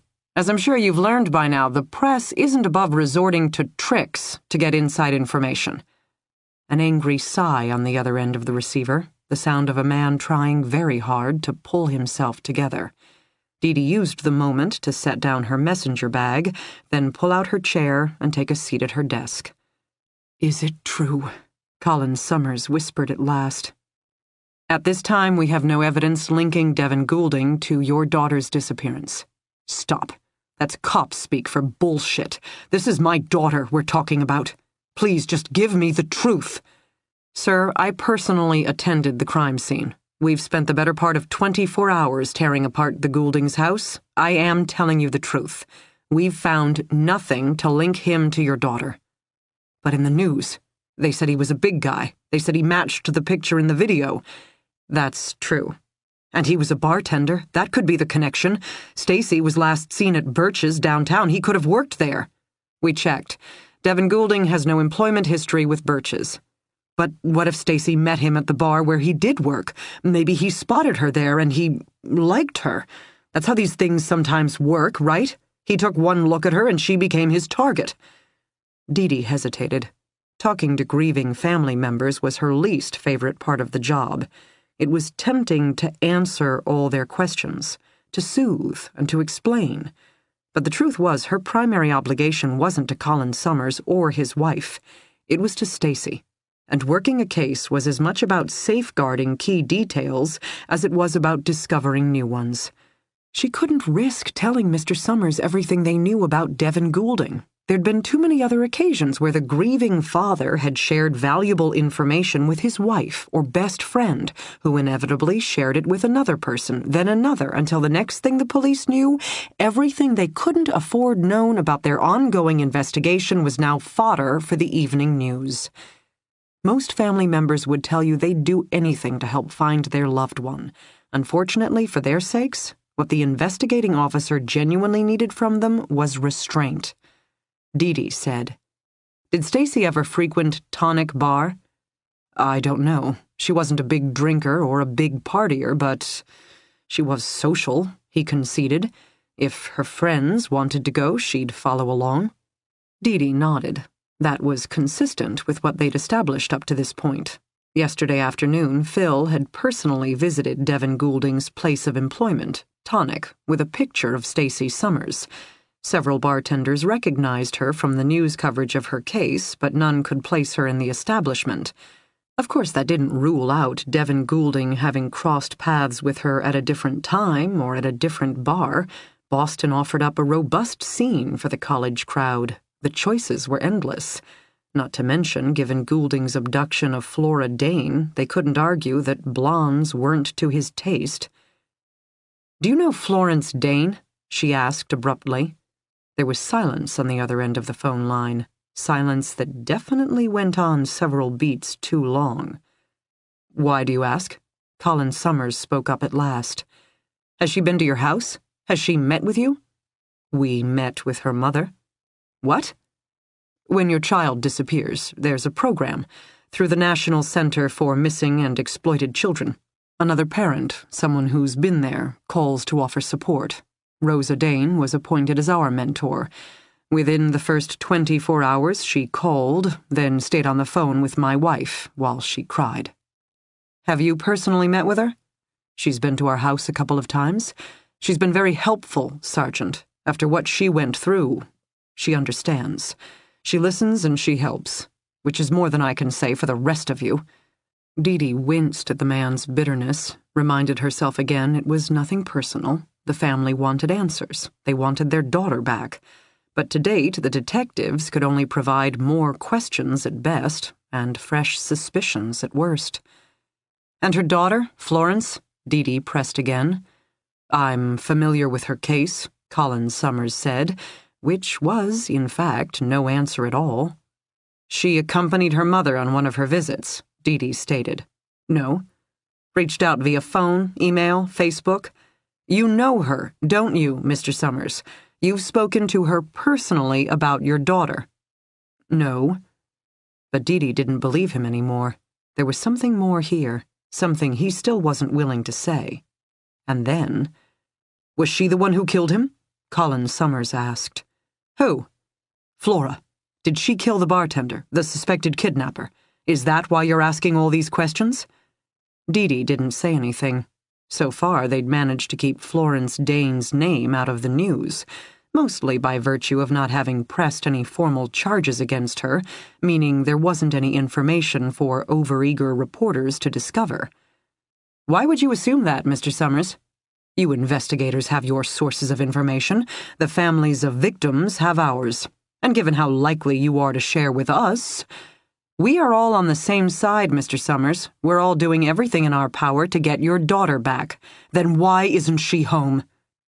A click in her ear as Colin Summers hung up, clearly having gotten in the last word. Dee held on to the phone receiver for a moment longer, feeling the weight of his rage. Indeed, 3 months later, why hadn't they found Stacey Summers? And what the hell did Flora Dane know about the college girl's abduction that the rest of them, apparently, didn't? 8:30 a.m., Dee had mounds of reports to sort through and approve, from the night duty detectives on down. The joys of management, the burden of restricted duty. As a field detective, she'd always groused about the need to dot every I and cross every T, and yet reports mattered. Paperwork created the building blocks of a prosecutable case, and there was no point in identifying perpetrators and making arrests if you couldn't actually put the rat bastards away. Paperwork mattered. Sitting here at this desk mattered. Then again, so did asking the right questions. What was it Dr. Keynes had said yesterday? Flora preferred an honest, straightforward approach? Dee got up, retrieved her messenger bag, grabbed her travel mug, and headed out the door. Florence Dane's registered address turned out to be a third-story walk-up in an older, slightly tired-looking row home. This time of morning on a Sunday, the house and street appeared quiet. Dee walked through the unlocked outer door into the requisite inner vestibule, lined with half a dozen metal mailboxes. Some were labeled with names. Flora's wasn't, instead providing only her initials, FD. Another security-conscious decision from a woman who clearly took self-protection seriously. The vestibule's inner door was locked, but, as often happened in frequently trafficked areas, hadn't been pulled tightly shut. Flora definitely wouldn't have approved of Dee Dee's ability to nudge open the door and walk straight in. She could buzz up. It would be the polite thing to do, but where was the fun in that? Instead, Dee Dee spied the stairs straight ahead and made the executive decision to hike up 3 floors to Florence's apartment. Of course, she hadn't counted on her breath growing quite so labored. Maybe it was time to cut back the hours in PT and work in some cardio instead, nor was she expecting to arrive at Flora's door and discover it cracked open. Dee Dee hesitated, already feeling the hairs rise on the back of her neck. At first blush, there was no need for alarm. The door looked perfectly fine. No scratches on the locks as if they were jimmied, no shredded door jamb. And yet, she rapped hard. The door yawned wide. "Flora Dane? Sergeant Detective Dee Dee Warren here to see you." No response. Dee Dee took the first step forward, reaching instinctively for her sidearm before remembering she still wasn't authorized to carry. "Flora, you home? Florence Dane?" Nothing. Not the sound of footsteps or rushing water or creaking inner doorways. Dee Dee took another step inside, encountering a kitchen dead ahead, tiny family room to the left, another open doorway that provided a glimpse of a bedroom beyond it. Lights were off. Granted, daylight streamed through the large bank of bay windows, but the sky was overcast, meaning corners of the apartment were still cast in gloom, giving the place a neglected feel. More than that, however, the apartment felt empty. For whatever reason, the front door had been left open, but Florence was no longer here. Which made no sense at all. A woman who made studying criminal behavior her bread and butter, leaving her apartment unsecured in downtown Boston? No way. Something was up. But what? Slowly, keeping her back to the wall, Dee Dee made the rounds, except in the end there wasn't much to see. The kitchen appeared immaculate, the modest seating area untouched. She used her toe to push in the bathroom door, taking in a pedestal sink, toilet, and standing room-only shower. Nothing. Finally, the single bedroom. Again, using her foot to open the door wider, careful not to touch anything. She spied a double bed, covers pulled back and obviously recently slept in. Next to it was a single nightstand table bearing a lamp and a charging iPhone. Which gave her pause. Because in this day and age, who stepped out for even the briefest errand without first grabbing her cell phone? Next, Dee Dee eyed a rickety old desk, which bore a state-of-the-art Mac laptop. Finally, she let her gaze take in the room's main attraction. Newspaper articles, photographs, dozens of them plastered across all 4 walls. It took her only a moment to deduce the theme. Missing persons cases. Each and every one. 30, 40, 50 people, male and female, who'd stepped outside one day never to be seen again. Including Stacey Summers, the Boston Globe article announcing her disappearance posted in a place of honor right above Flora's bed. Definitely Flora had been following the case. And now? Dee Dee circled in place, taking in the full weight of one survivor's obsession. And she suddenly had a very bad feeling about things. Chapter 14. When I was little, I had a hard time falling asleep. I would spend my days running wild across the fields of my family's farm and through the dark Maine woods, and yet no matter how often my mom ordered me outside to burn it off, come nightfall, I'd lie in bed with a spinning brain and twitchy legs. My mother developed an elaborate bedtime ritual to help wind me down. First, she'd place both hands on the top of my head. She'd gently stroke my hair. "This is Flora's head." Then she'd move her fingers down, trace the shape of my eyebrow, the curve of my ears, the line of my jaw. "These are Flora's eyes, cheeks, ears, face. This is Flora's face." Next, she'd squeeze both my shoulders, not too hard, but firm. These are Flora's shoulders. More squeezing of both elbows, my wrists, all 5 fingers of each hand. Compression, I later learned.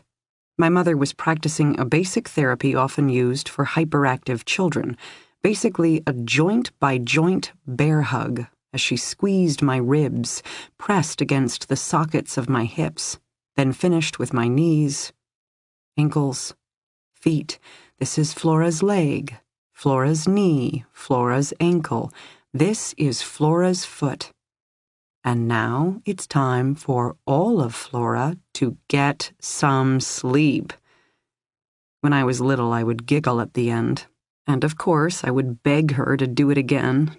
Sometimes she would. But mostly I got a peck on a cheek, maybe an affectionate tousle of my hair. Then my mother was up and out, a busy single mom with many worries to tend and chores to complete. By the time I turned 10, 11, 12, the ritual died a natural death. Another stage from childhood passed through.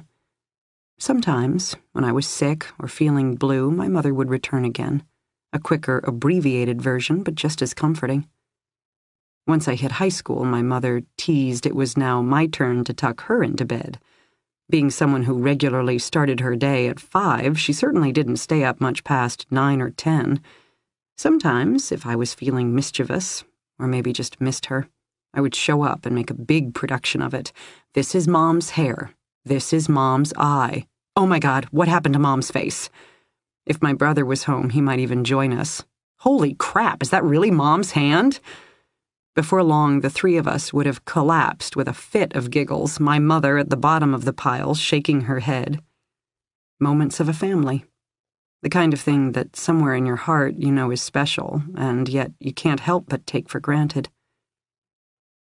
After I was found, my mother arrived at the Atlanta hospital. That first night she touched my hair, traced the line of my brow, followed the curve of my ear. "This is Flora's face," she whispered to me. I didn't look at her. I kept my eyes open, my gaze fixed on the ceiling. I didn't have the heart to tell her that her hands felt like sandpaper against my skin, and that, far from soothing me, I wished desperately, with every fiber in my being, that she'd just stop. And yet, in the weeks and months to come, on the very bad nights when I woke up screaming again and again, and my brother hovered uncomfortably in the doorway, my mother would take her place on the edge of my bed. She'd once again trace my cheekbones, squeeze my shoulders, compress the joint of my elbows, wrists, all 5 fingers of each hand. Slowly but surely, my patient mother would help me find slumber again. I am asleep now, but it is wrong, bad. I need to wake up. I have a sense of urgency, dread, a bad dream.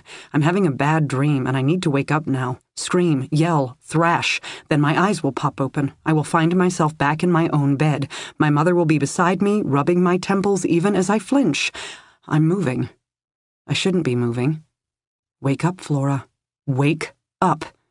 I try. I will my eyelids to roll up. I order my limbs to jerk to life. Nothing happens. I can't move. I can't see. I can't find my way back to the safety of my locked apartment or my childhood bed. A mist. I feel it cool against my cheeks. I inhale instinctively, wrinkling my nose at the smell. And then I am rushing away into the dark. My mother disappears from view, and even if her touch feels like sandpaper, even if I'm the one who constantly pushes her away, I still wish I could call her back. I need to tell her something. I need to say, I'm sorry. Wake up, Flora. Wake up. But I can't. I'm moving. I shouldn't be moving. I am in trouble. Chapter 15. Flora's cell phone was password protected. No surprises there. Instead, Dee Dee used her own phone to make the call. Boston FBI Field Office, requesting one Dr. Samuel Keynes. It took another 3 minutes for the operator to take her seriously enough to track down a federal employee on a Sunday, One more minute for Keynes to return her call. From there, however, the rest was a matter of seconds. Yes, he'd returned Flora to her apartment on Saturday, and no, she would never leave her apartment unlocked. He'd be right over. Which didn't surprise Dee Dee at all. She didn't know much about victim specialists and their interactions with their charges, but it already had struck her that Keynes and Flora had an unusually close relationship.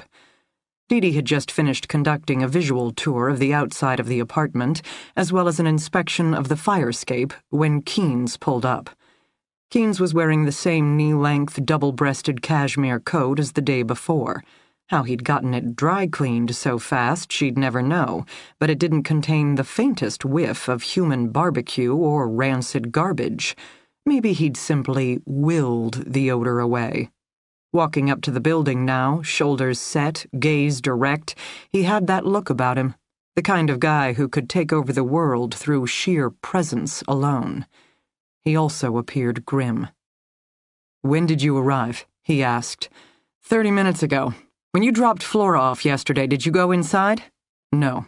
Her mom was already here. I spotted her truck parked down the street. Flora headed upstairs to see her." "Has Flora contacted you since? Phone, text, Facebook post?" He shook his head. "Sign of forced entry?" He headed up the stairs, already on his way to the third-story unit. "Negative. Fire escape also appears clear, but get this. That door is also unlocked. The bolt's been undone. Same with all the windows. Each and every one of them may still be closed, but they're unsecured." "Sounds like a message." He was frowning. "My thoughts exactly, but from her or about her?" Topping the stairs, Keynes strode straight inside the apartment, clearly familiar with the layout.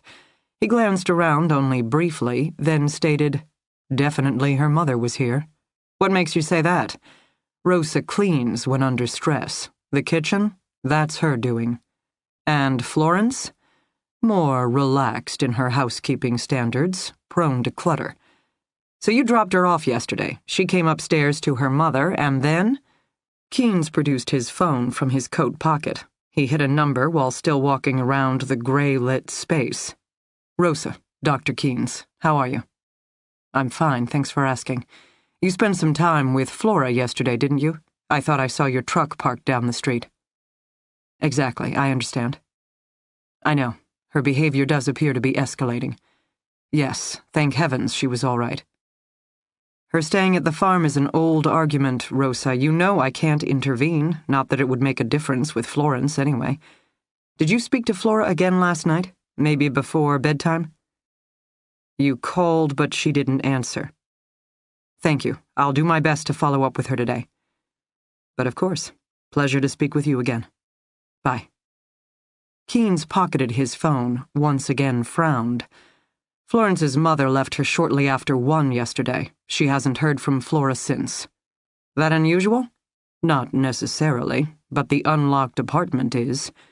He walked into the bedroom, glanced at the plastered walls, but didn't seem surprised by the onslaught of articles. Instead, he headed for Flora's phone. "Password protected," he observed, so no way of checking the messages immediately. It's possible she headed out to meet someone. And left her front door open behind her? No sign of forced entrance, or signs of a struggle.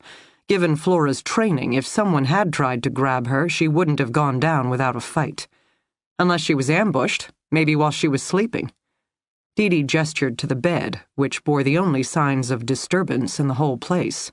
But how would the attacker gain entrance? Flora would have definitely checked the locks before heading to bed. Dee Dee sighed.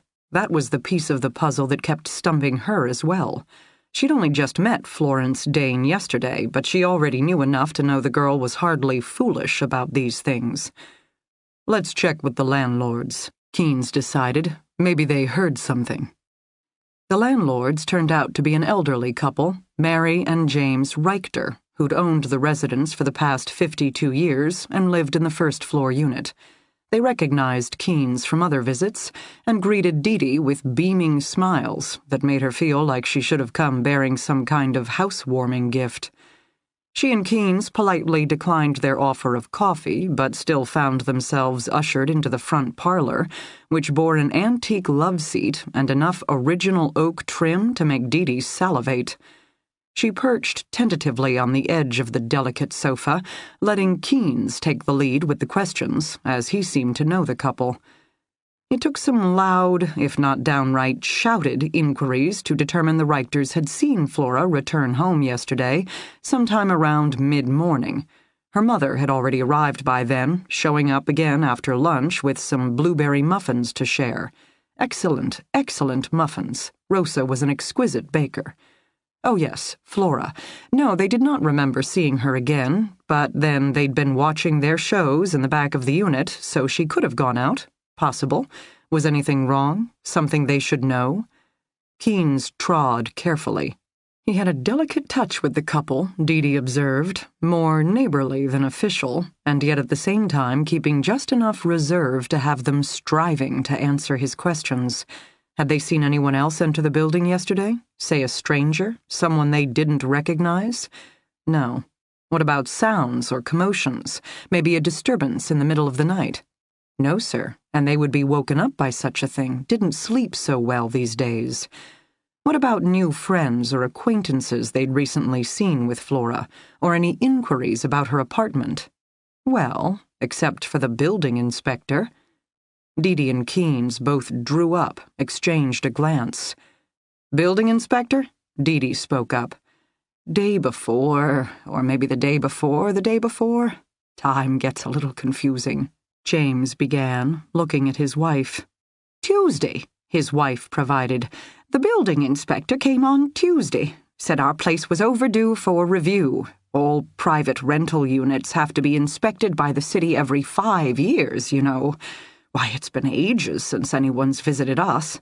Guess we really do lose track of time. You showed him around the entire building, all the units? Keynes asked.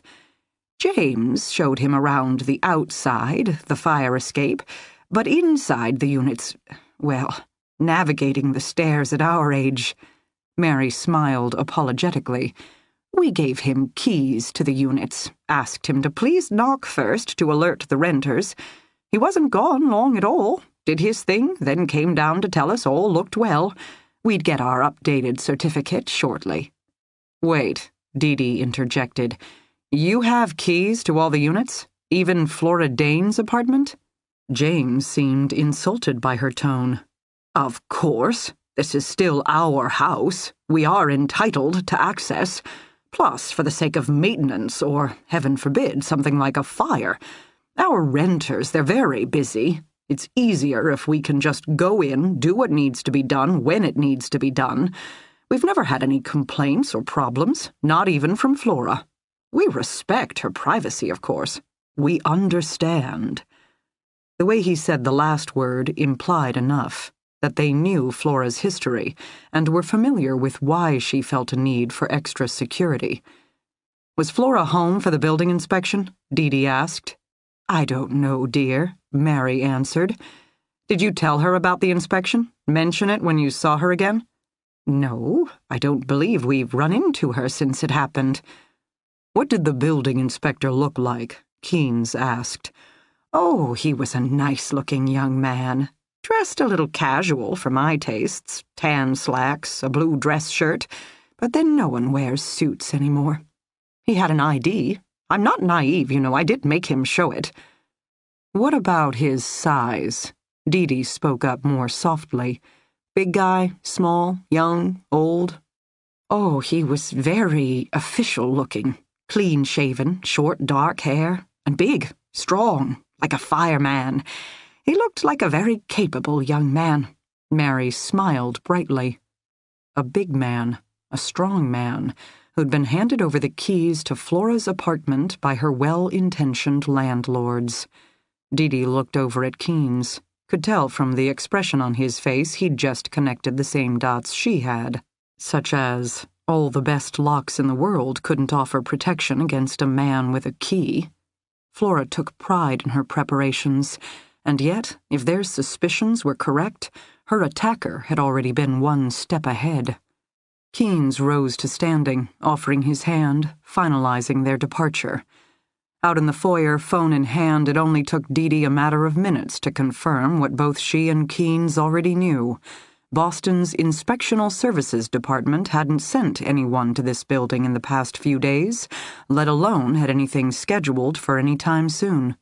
The building inspector guys had been a ruse, a very effective means of gaining access to Flora's keys in order to make a master copy. "I'll call the crime scene techs," Dee Dee said quietly. They headed back upstairs to wait in silence. Chapter 16. I'm awake. My head jerks up, my eyes pop open, but I'm immediately disoriented by the fact I can't see. Black, thick and impenetrable. I feel a sense of urgency. Fight or flight, I gotta fight, except I can't see. Not at all. Up, down, left, right, I have no idea. I bulge my eyes as if that will make a difference. Then it comes to me. I'm in a room. I'm sprawled upon a bare mattress, wearing some kind of silky nightgown. My arms are bare, and cool metal bracelets encircle both my wrists. Handcuffs. I've been handcuffed, arms in front, hands at my waist. Furthermore, the manacles appear attached to a lead line of some sort, maybe rope, maybe chain, but I only have to give the slightest tug with my wrists to feel the corresponding resistance. I'm not just bound, I'm tethered to the ceiling or a high spot on the wall. As for the dark, I blink my eyes, nothing. I try again, still nothing. My eyes are open. There's no blindfold around my head. It's the room itself, windowless and, most likely, painted pitch black, until not a single ray of ambient light can penetrate the gloom. I wonder if I'm underground, and despite my best intentions, my heart rate accelerates, my breath growing ragged. Not underground, not buried, please, please, please. And for a moment, a split instant of time, other images come to me. Scenes from the past, another lifetime, another nightmare ago. I want to yell, scream, and beg, bang my fists against wooden walls, kick my heels wildly. Lying on the mattress, shivering uncontrollably, I dig my teeth into my lower lip, then ground myself with the pain. There will be no panic. There will be no pleading. So stuff it. It takes a few deep breaths, the taste of my own blood against my tongue, but bit by bit I feel my heart once again settle in my chest. Then I close my eyes, because whether it's logical or not, it makes the dark easier to take. Slowly it comes to me, my last memory, waking up in my own bedroom, the sinister shadow in the doorway, then a mist in the air. Chloroform, I'm guessing, or some other aerosolized sedative. I was drugged, and then a sense of movement. I wanted to wake up, but I couldn't. I was brought here, wherever here is. Immediately I'm dismayed. Not for myself. Instead, I see my mother's face, the mother who baked me muffins and hugged me hard and begged me to take better care of myself. She loves me so much. And now I've gone and broken her heart yet again.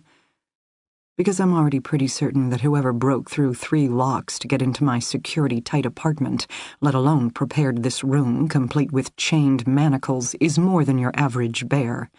This isn't me versus the arrogant loser I burned to death in his own garage, or even the amateur acts who preceded him. This is something worse. Something more. Someone to fear. And I wish for just one moment I'd been brave enough to tell Dr. Keynes everything that happened 5 years ago. But there are secrets all survivors keep. Most likely, I'm about to pay for mine. Just like Stacy Summers did. I fall asleep. I don't want to, but I can't seem to help myself. The residue of the drugs, maybe even habit forged years ago when I also spent hours, days, weeks at a time with nothing better to do. Fight or flight. Except being all trussed up on a bare mattress, I can't do either. So sleep becomes a flight of sorts, a temporary reprieve for my overworked limbic system, which can't figure out what else to do. So much adrenaline, stress, and fear with no place to go. Nothing to do but wait. Wait, wait, wait. Wishing my eyes would grow accustomed to the dark, wishing for any sort of ease in the relentless tar-black gloom. After a while, I give up on sight and focus on touch instead. Moving tentatively, I dance my fingers across the mattress, identify its size, standard twin, feel the welting of the edges, become aware of a faint odor of mildew. It's thin beneath me, most likely old and tattered, maybe even tossed on a street corner, then harvested by my host for just this purpose. It's not particularly comfortable or soft or soothing, but I like the mattress. It's a source of thread and stuffing, maybe even wire coils. It's a tool, and I'll take it. Next, I explore the garment now draped over my body. I'd gone to bed in an old t-shirt and men's flannel boxers. Now I'm wearing some kind of short satin negligee, lace trim around the neckline and bottom hem. He changed my clothes. While I was unconscious, he'd stripped off my comfortable nightwear and replaced it with a more feminine, sexy counterpart. I'm tempted to feel insulted and violated by this act, but mostly I'm confused. Most sexual sadist predators keep their victims naked. Easy access, further degradation, take your pick. Or they might clad their unwilling prey in various S&M outfits, gadgets that fit their masochistic fantasies. But this, a silk nightie, speaks to something else. It's attentive in a way I already have a feeling I won't like. Jacob rarely gifted me with pretty nightgowns or anything more than practical clothes. I was a possession, and who wastes extra effort on their coffee table? This man, the newest predator, is a freak. I repeat the word in my head, try to feel it forcefully. A freak. A mutant, an aberration, something less than human, nothing worth worrying about. But I'm lying to myself, because already I can feel the metal handcuffs cutting into my skin, and when I tug on my wrists to make my arms more comfortable, I'm terribly aware of the sound of a tethering chain unspooling from above. Enough. I sit up, swing my legs over the edge of the mattress on the floor, remind myself this is already more freedom than I had with Jacob. Wow, a whole room at my disposal. I might just get giddy with the rush. The dark is still endless, oppressive. I can barely make out the lighter shadow of my bare arms as I take the first tentative step forward. 1 step, 2, 3, 4. The room is bigger than I expected. I still haven't come to a wall. Then my foot connects with substance, a rattling sound as a plastic container tips over. I reach down and explore with my fingers, but I already know what I've found. A plastic bucket. The latrine of choice for kidnappers and sadists everywhere. But of course. Behind the bucket, I discover a wall. Drywall. It surprises me. For some reason, I'd been expecting cinder block or maybe cheap wood paneling, but no, the wall is smooth and bare. Drywall, as in a real room of a real house, which would also explain the thin carpet padding my bare feet. If I really am in a house, I halt, strain my ears, trying to get a sense of traffic outside or maybe the distant sound of footsteps echoing overhead. At first, I hear nothing at all. Soundproofing to go with the blackout paint job. But then faintly, steadily, it comes to me. Breathing. In, out, in, out. There is someone else in the room with me. I'm not alone. I recoil. I can't help myself. Then instinctively I grab the empty plastic bucket and clutch it to my chest. As what? A hammer or a shield? I'm not thinking anymore. I want to, but for all my experience, training, and bravado, my heart rate has once again climbed and I'm shaking uncontrollably on my feet, while across the room, maybe 5, 6 feet from me, breathing. In, out, in, out. He's here, watching me, waiting for me to panic, freak out, beg for mercy, or just enjoying the show. Just like that, I'm angry. I don't care what he does or what he thinks he can do to me. Compared to Jacob Ness, Mr. Silky Nightgown, Mr. Breathing Heavy is nothing but a carnival sideshow, a freak. Just because he broke into my triple-locked apartment, ambushed me with drugs, and spirited me away to some blacked-out dungeon, I refuse to be afraid of him. Instead, I'm thinking of my first visit with Samuel, the day after I got out of the hospital. Do you remember what you did to survive, Flora? Every rebellion, every submission, every lie, every adaptation. My own slow nod. Good. Don't forget. Don't second-guess. Accept. It may not feel like it right now, but you're strong, Flora. You survived. Don't let anyone take that from you, and don't take it from yourself. You're a tough girl. 472 days later, you saved yourself. Based on that alone, you never need to feel frightened again. I set down the bucket. I focus on the sound of his even breathing. Slowly but surely, I match it to my own, until I inhale as he inhales, then exhale as he exhales. In, out. In, out. We are breath for breath, perfectly pitched. And I understand already, in this introductory battle of wills, the person who speaks first loses. He'll move, I'm certain of it. No one goes to this much trouble just to watch. So I fix my gaze in the direction of his breathing, and I stare as hard and defiantly as I can. Come on, freak.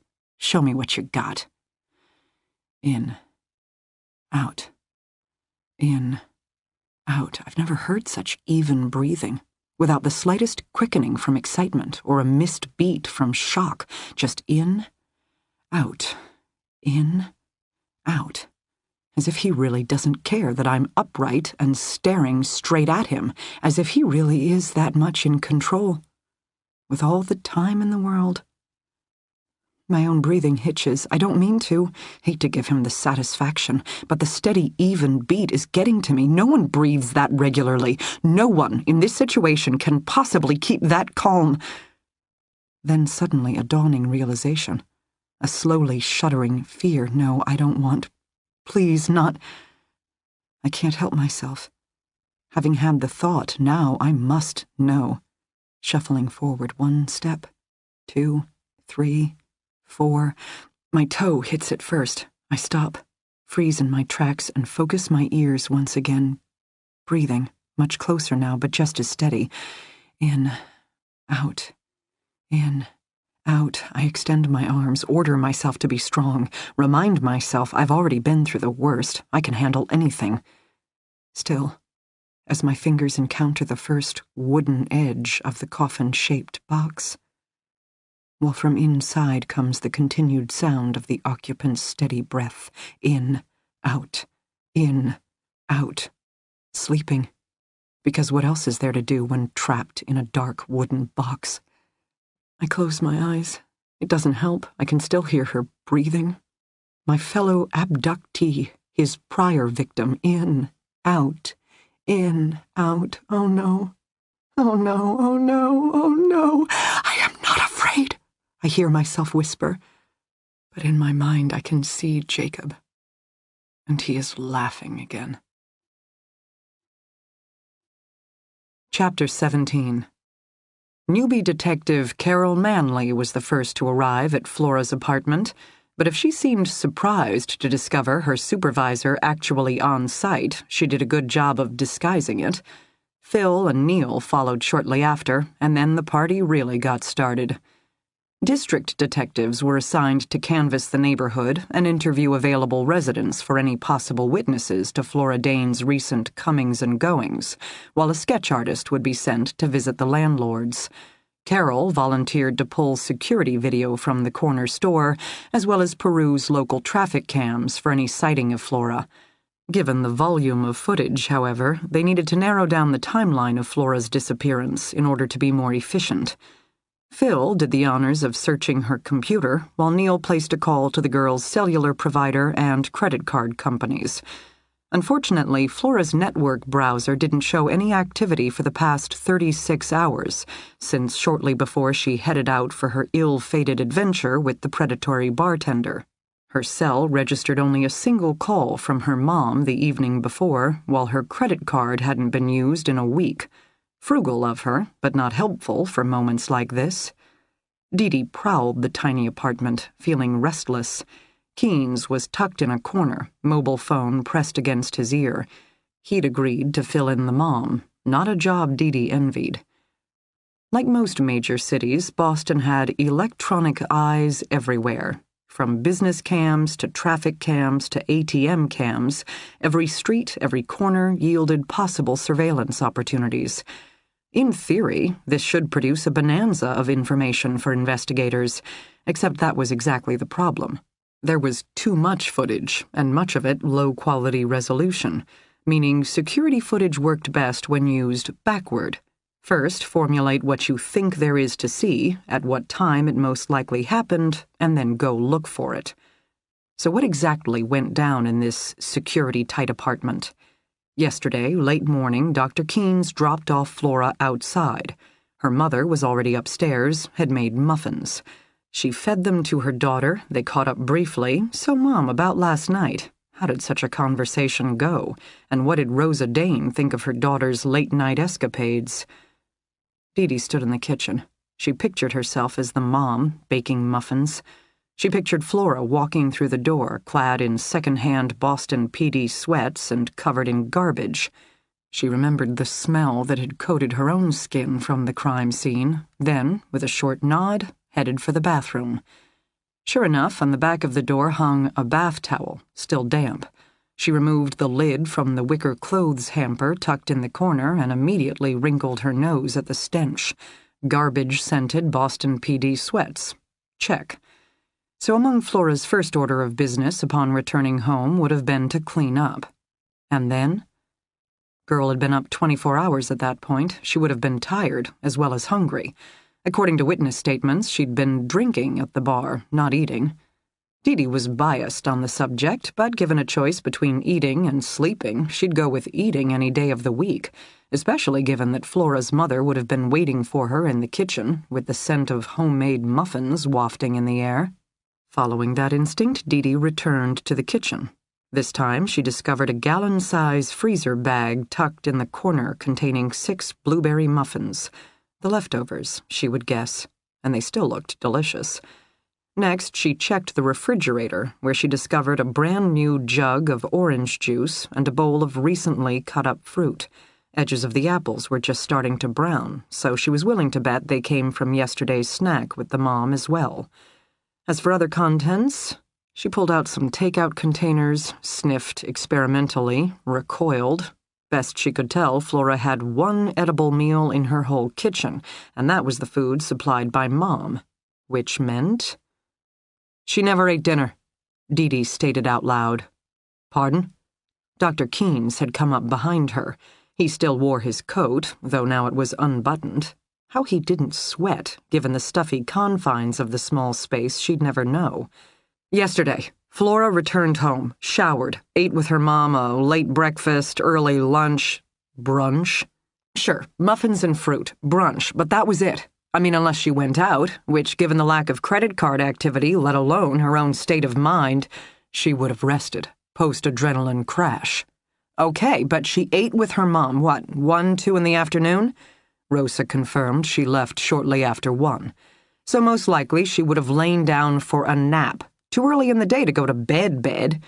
Keynes shrugged one shoulder. Given the large windows, the overall brightness of the space, I suspect she would retire to her room to rest. You mean the shrine to kidnapping victims everywhere? Another elegant shrug. He turned and headed for Flora's bedroom. Dee Dee followed behind him. Like the rest of the apartment, the room was small. The newspaper articles plastered all over the walls offered its main distinction. Otherwise, just the modest desk and the rumpled bed, which definitely appeared to have been slept in. Dee Dee pushed by Keynes's larger build, which nearly filled the narrow space, to cross to the bed. She leaned over the thin pillow, sniffed experimentally. When she looked up again, she spotted Keynes studying her. "Searching for chloroform," she provided. "It has a distinct smell, which takes a bit to fade. Might be traces on the pillow. Or maybe that's just my imagination." "He would have to have subdued her quickly," Keynes said. "Otherwise, given Flora's training, where are the signs of a struggle?" He had a point there. The apartment appeared relatively untouched, one of the more unsettling things about the situation, and indeed, given what Flora was capable of. He had already made a key for the locks. It's possible he was already inside, waiting for her. Not likely. Rosa was here for several hours before Flora returned home. When Rosa is anxious, she doesn't just cook, she cleans. And if she was puttering around, tidying up this small space, Dee filled in, where could an intruder hide that she wouldn't have seen? Exactly. Dee nodded, following the train of logic. All right, so first Rosa arrives at the apartment, lets herself in, does her thing, then you drop off Flora. Mom and daughter catch up, exchange words. She eyed Keynes expectantly, but he refused to take the bait. Apparently he either didn't know what Rosa had said to her daughter, which Dee didn't believe for a minute, or he didn't feel it was relevant to the investigation. Mom departs shortly after 1, at which point we know Flora didn't make any calls and didn't use her computer or credit cards. Which leaves us with, she took a nap. Dee liked it. Certainly, in her experience, unconsciousness was about the only thing that kept a younger person from his or her electronics. When she woke up, she said, gazing at the rumpled bed, he was here, already in the room, already standing over her. Because this is where he chloroformed her. Keynes said, yeah, and she never ate again. I mean, up all night, then returning to muffins and fruit. I gotta say, first thing upon waking, I would have been famished. I'm told you're a woman who appreciates an all-you-can-eat buffet. Checking up on me, shrink man? You've been told correctly. Keynes ignored her sarcasm, staying focused on the matter at hand. He already had a key made, meaning he could enter the apartment at any time. Dee shook her head. He wouldn't go after her in daytime. Come on, the kind of guy who takes the time to copy a key is the kind of guy who does his homework. Given Flora's rap sheet, not a matter of public record. He would have done some digging. That whole ruse posing as a building inspector, this guy has patience. He would have taken proper precautions to abduct a target as high risk as Flora. Not to mention, this is a third-floor walk-up unit. She puts up a fight, the other occupants would come out to the stairwell to discover what's going on. Dee paused, considered the matter.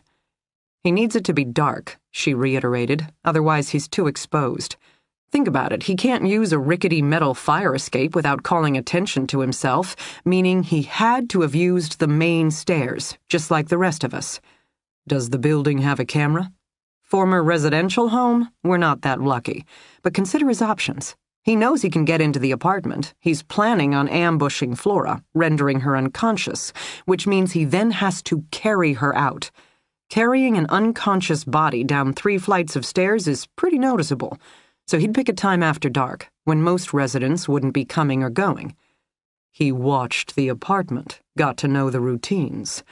Consistent with someone patient enough to scam himself a set of keys.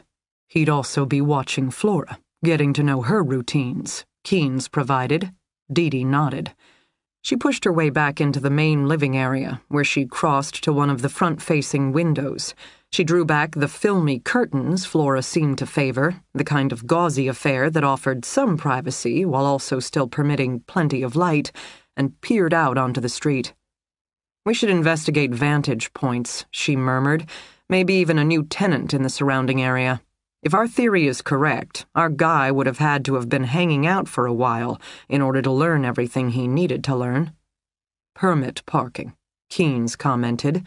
Dee nodded, having noticed the signs earlier, meaning parking on these streets was restricted to locals, who had to prove residency in order to gain a parking pass.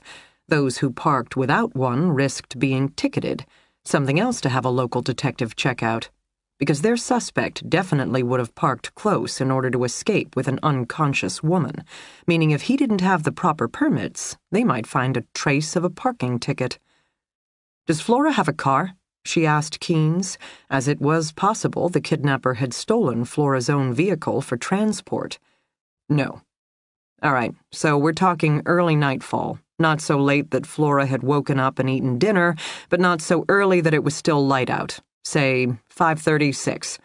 Seems like a high traffic hour, Keynes observed. Risks the other residents coming and going from work. Unless that's how he does it. Dee paused, the idea grabbing hold. Social engineering. That's his thing, right? Pretend to be a building inspector in order to get a key. Maybe he dressed up for yesterday's event as well. Boyfriend? Taxi driver?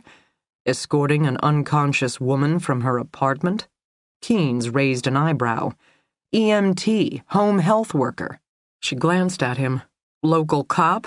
An occupation that could easily explain the situation, assuming he was noticed. Then he'd simply brazen his way through, walk straight down the stairs with his drunk or sick or groggy female companion.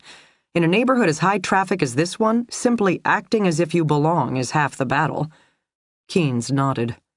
Officers should canvass the neighbors who were out and about yesterday around dusk, see if anyone noticed a particularly large guy who appeared to be assisting an impaired woman, maybe an official worker of some kind who blatantly stood out.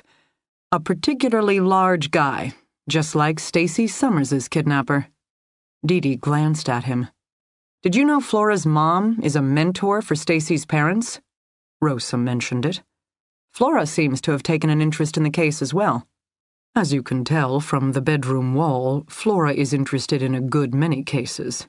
But she's looking for Stacey Summers's abductor in particular. The way she spoke at the crime scene yesterday, that's who she was hoping to discover at the bar, and immediately she drew a connection between that case and her own attacker. Do you know why she does it? Keynes asked softly. Why Flora continues to put herself in dangerous situations? Dee shrugged. Adrenaline rush, post-traumatic stress, some God syndrome where she enjoys reveling in her own power after 400-plus days of feeling powerless. I don't know. Keynes said, which surprised her. I doubt Flora knows why she's doing what she's doing either, or at least can put her finger on one particular stressor. Who she reminds me of is a soldier who returns home from her tour of duty, only to re-up again and then again. At the end of the day, real life feels too alien, while knowing the war is still going on, that she has brothers out there still fighting. Is that what those articles are? Dee asked. Her brothers in arms? The missing people she can't leave behind? Maybe. Do you think there's a connection between Flora's disappearance and Stacey Summers's kidnapping? Keynes didn't answer as much as he hesitated. Dee did a little double-take, letting the curtain drop and stepping away from the window. You do, don't you? When Flora's landlady, Mrs. Richter, described the building inspector, my first thought was the Stacey Summers abduction video. Not to mention, 3 months later, there are no leads, no additional witness statements, no new information in that case.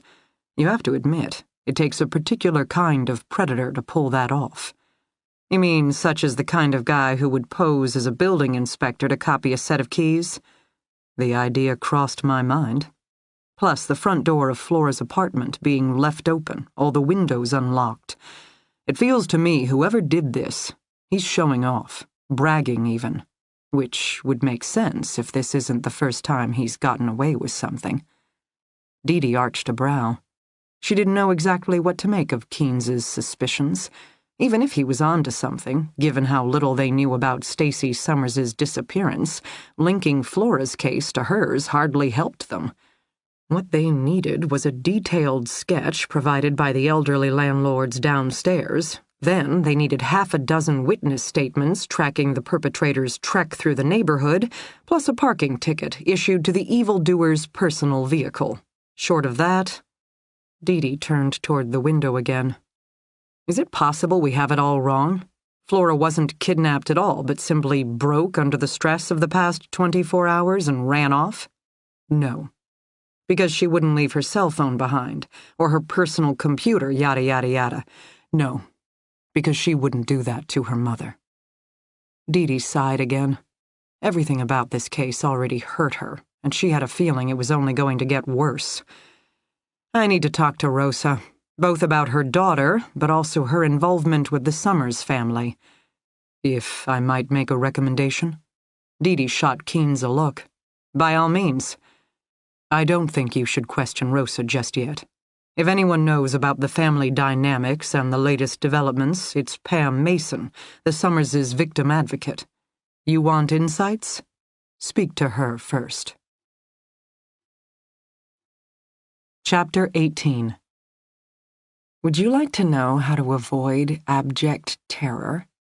How to fight nighttime chills, the fear of the boogeyman under the bed, how to sleep like an angel, or walk down dark alleyways with a spring in your step? Do you want to know how to be me? First, you find the void. It's a place everyone has deep, deep inside themselves, that spot no one can touch. I have it on expert testimony that some find it through meditation or Zen retreats or the diligent pursuit of mindfulness. Let's just say I discovered the void under different circumstances. But everyone has it, a place where you stand in silence, a place that permits you to be untouched even in a crowded room, a place where you are utterly, totally, simply, terrifyingly alone. Once you are there, no one can hurt you. And once no one can hurt you, you never have to be afraid again. It's the darkness that gets to me. I keep thinking that my eyes will adjust, that there will be a lessening of the gloom, but no, the pitch-black depths remain absolute. I hold out my bound hands time and time again to test. I still can't see them. I'm left in a land of sound and feel, so I put both to good use. I don't understand the purpose of the tethering chain connected to the handcuffs around my wrists. Best I can tell, I have full range of the room, so it's hardly limiting access. Is it to keep me from bounding through a suddenly opened door, racing toward the light? I don't know. Then force myself to put it from my mind. Motives aren't worth worrying about yet. Tangibles are. I explore the room. 9 steps form the width, side to side. 12 long strides provide the length. Contents appear to be 3 items: a twin-size mattress flat on the floor, covered in a simple cotton blanket, a standard-issue plastic bucket, sans handle, and a coffin-size box. I still hear breathing, slow and even, in and out, in and out. It becomes the background noise for my endeavors, like the sound of ocean waves, the rhythm of my heartbeat. I already hate it. Windows, 3 of them. With my fingertips, I can make out the trim.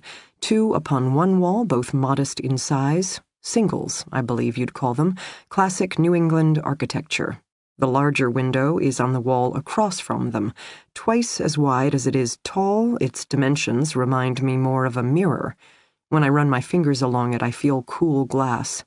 In contrast, the smaller windows across from it are textured and rough, as if painted or otherwise obscured. I try to scratch at the coating with my fingernails, but can't make a dent. So, not residential paint, but maybe something more industrial, such as powder coating or enamel. These windows must be outer windows, thickly covered, hence my lack of light. As for the larger, unpainted glass surface across from them, I'm guessing that's an internal wall, which doesn't make sense for such a large picture window. Unless, of course, it's not a window at all. A one-way mirror? That's what I'm thinking. I can't be certain, of course, but why construct such an elaborate setting for his playthings if not to watch the festivities inside? I'm sure it's only a matter of time before the lights come on. Blinding, disorienting. And the unsub? Ask Samuel. That's unidentified subject in FBI speak. Will take advantage of the chaos to check in on his charges. Or maybe he's watching even now. Military-issued night vision goggles? Anything is possible. You must understand, whatever demented thing you're too scared to consider, that's exactly what they're already fantasizing about. The big bads out there? Denial won't help you. Suppression won't save you. Best to meet it head-on. Understand the enemy, accept their depravities, then find the void and soldier on. Breathing. Still so relentlessly even. In, out, in, out. How can she remain asleep? How can she not hear me bumbling around in the dark, tripping over the mattress, stubbing my toe against a wall here, the box there? I can't think about the coffin-size box. I can't consider its possibilities, its contents. If I do, I lose the void, because I'm good alone. I understand alone. I intended always, forever, to be alone. So the box... the fucking Darth Vader wannabe, not part of the equation. A totally unwelcome addition to my plan. Is she drugged? That's the only thing that makes sense to me. How else to explain unconsciousness lasting this long? Of course, I'm not sure how long this long has been. I fell asleep early afternoon. I woke up to an intruder in my apartment after dusk. And now? I hate the damn dark. It's disorienting. I center my thoughts. I comb the room, using sight and sound, which can be more helpful than you think. Above the larger window, the viewing window, I identify a high wall-mounted object. Smaller, soft, and foamy to the touch. It's situated to the left of the smooth glass mirror. A speaker, I'm guessing. He watches, and then eventually he'll talk, orders, taunts, whatever. But sooner or later he'll make himself known. And when he does, it'll be all about him asserting control. Breathing. In, out, in, out. I should use it. Roll it into the void. Turn it into part of my separation. Like focusing on the wind in the trees, or utilizing the toll of a bell. I can't fight it. I can't change it. I can't block it. Hence, use it. Make it one with me. I hate the damn breathing. I find myself standing over the box, tracing its shape, noting the roughness of the edges. A crude job. I'd like to say I recognize the craftsmanship. But cheap pine boxes are a dime a dozen. I never learned if Jacob crafted his own or purchased it elsewhere. I never asked the question before, and I certainly can't ask it now. She's dying. I know that, kneeling over the box, because that's what happens to girls trapped in coffin-size boxes. Physically, mentally, is there a difference? This girl, whatever made her her, is ebbing away. Leaking into the wood, the floor, the black-painted room, bit by bit, inch by inch. Soon, evil kidnapper will pop open this lid and she'll do whatever, say whatever he wants, because it won't matter anymore. The person she was will be gone, only the shell will remain. Girl bot, ready for programming. The type of automaton ready to give up her own beloved father's name. I hate this girl in the box, as I discover myself slowly but surely shredding my own fingernails, a habit hard broken 4 years ago. I fist my hands, feel the pressure of my nails digging into my palm, and will myself into the void once again, while she continues to breathe in, out, in, out. Padlock, standard issue, that's what secures the lid. I have a moment tracing the metal latch where once again I'm in a filthy food-stained, sex-soaked basement, studying my own box from the outside in. The sense of déjà vu unsettles me, makes this whole thing feel way too personal. More like evil kidnapper went looking for me than I went looking for him. Back into the void, back into the void, back into the void. Feel nothing. Analyze everything. Her breathing. In. Out. In. Out. Stacey Summers? Could it be possible? Have I found her at last? Suddenly the void is gone. I feel only panic instead. I hate her, this girl, Stacey Summers, whoever. I don't care. She shouldn't be here. I left behind this fucking box. I dealt with the devil. I bargained my soul. I did what, according to Samuel, survivors do in order to see another day. So how dare some girl get herself trapped in a box again? How dare she ruin this for me? In, out, breathing, breathing, breathing. And just like that, moving before I even know I'm going to move, I fist my bound hands together and smash them against the top of the box. Again, and again, and again. Wake up, wake up, wake up! Wake the fuck up! Breathing, in, out, in, out. What the hell? Who can sleep through this? It must be drugs. The only answer. I bang again. I can't help myself. I'm furious. At her? At me? At him? I don't know anymore. The box, I think. I'm furious at the fucking box. It must go. I need it to be gone. I find myself shaking the whole thing. It's cheap enough, wobbly enough to move beneath my angry ministrations while she breathes. In, out, in, out. I pound the box. Its corresponding shudder gives me another idea. Under different circumstances, I would pick the lock, but having been abducted from the comfort of my own bed, I lack the tools I would normally have on me. 2 very tiny, innocuous-looking black plastic clips that are actually universal lock picks. But maybe I don't need them. The box shudders and shakes every time I hit it. It's definitely cheap construction. I batter against it with fresh determination. I shove it side to side, feeling the top loosen, the joints give, until with a horrific scream, I toss it onto its side, roll it all the way over, a full 360. When it rights itself again, rocking beneath my fingertips, I can feel the lid is ajar. Breathing. In, out, in, out. How can that even be possible? I grab the lid, wrench it further until it dangles from its metal latch. Take that, Mr. Amateur Hour. Breathing. In, out, in, out. I can't see. The darkness encroaches. The darkness obliterates. So I reach my hands in, fully prepared to grab the occupant from its depths and yank her to salvation. Except nothing. No body, no warmth, no solid mass. I find emptiness, emptiness, emptiness, and yet I can still hear it. Breathing, in, out, forever steady, the rhythm of my heartbeat. I search the entire coffin-size box, with my wrists bound together, my fingers fluttering like butterfly wings, empty, empty, empty, until finally at the base, a tiny recorder, taped to the bottom of the casket, apparently playing over and over again, breathing, in, out, in, out. And in that instant, I'm sure the breathing is mine. Pre-recorded while I was unconscious, just as the box is mine. There is no second victim. There is only me. Always me. I look up at the glass window. I can't see it in the dark, but I can feel it before me. I know he's there, watching, waiting, enjoying the show. So I smile. I lift my wrists. I offer him one middle finger. Then I rise from the demolished coffin. I head to the single mattress.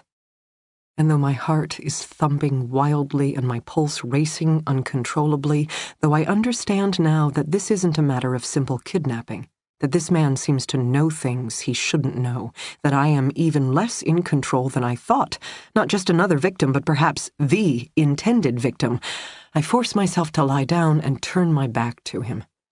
Find the void. Live in the void.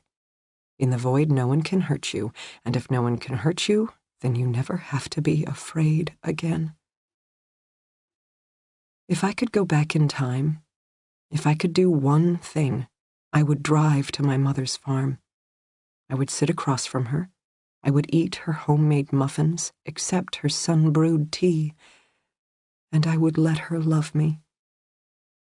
Except having spent so much time in an empty void, I no longer know how to feel again. Chapter 19.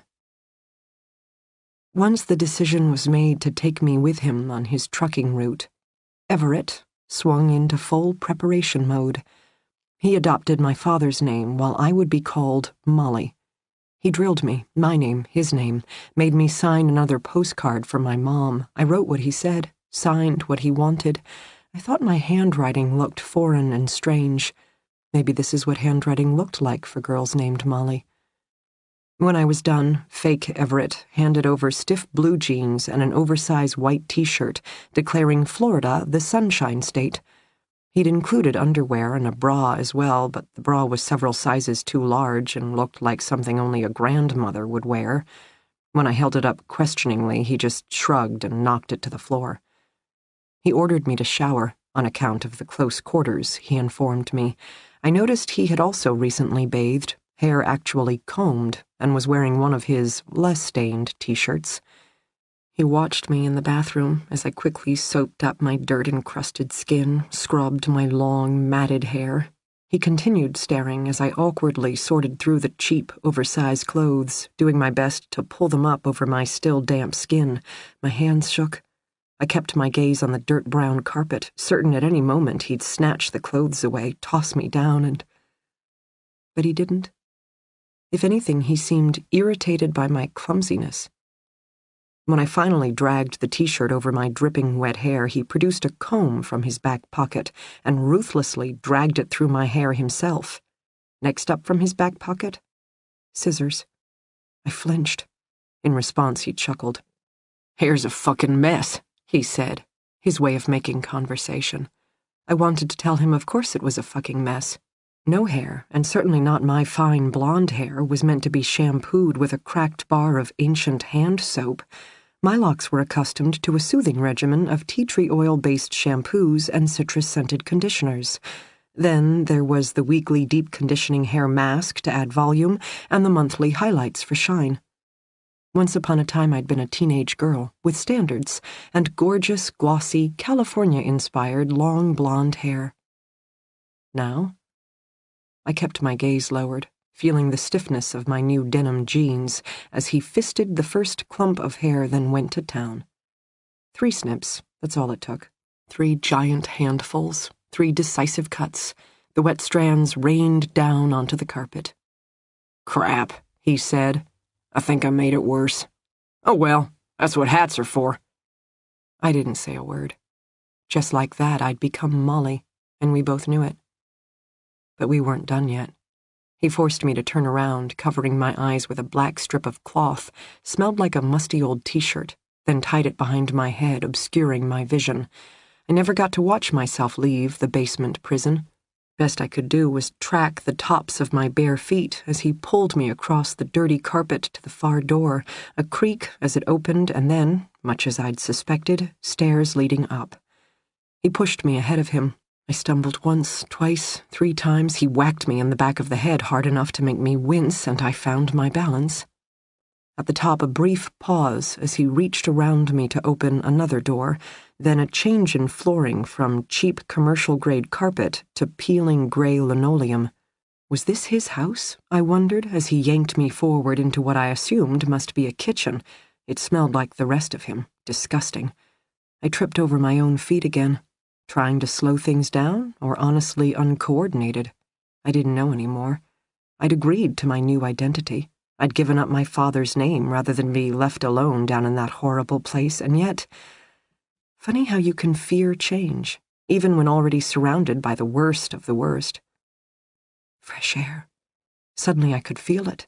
Stumbling through the kitchen, out another door, we'd exited the house. To the outside. Front yard? Backyard?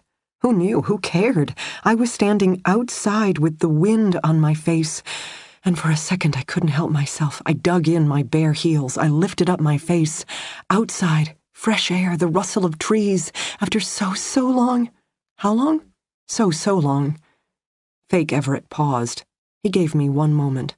I used it to peer straight up over the top of my blindfold, and then I could see them. Trees soaring high above me, thick and dark against a dimly lit sky, woods, forest, freedom. Maybe I really was only miles from my mother's farm.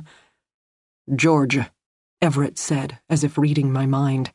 "Found this place years ago. My own little mountain hideaway. Course, old geezer who owned it died, and now his no-good kids want it back, so we're out of here. Life on the road, that's more fun anyway." Trees, I was still thinking. Forest, woods, just like my mother's farm. And then I couldn't see any more because there were too many tears blinding my eyes. With the blindfold on, I couldn't see my way around the house to his big rig. He had to help me step awkwardly onto the wide running board, then grab my arm as I tripped over the driver's seat. I'd never been in a semi before, knew nothing about them. Long-haul trucks were merely vehicles I'd seen on the highway, carrying goods this way and that. Definitely I'd spent more time and attention on my hair. Now, Fake Everett chattered proudly about his raised-roof sleeper cab, his home away from home. Came complete with a top bunk, coffee maker, and, of course, a portable DVD player for entertainment. He dragged me around to the driver's captain chair as he was talking. I could feel carpet beneath my bare feet, thicker and nicer than what had been in the basement. It smelled better in here, too, still tainted by the lingering odor of greasy food, but with an overlay of pine-fresh scent, as if at least the truck had been cleaned recently. It deserved that much effort.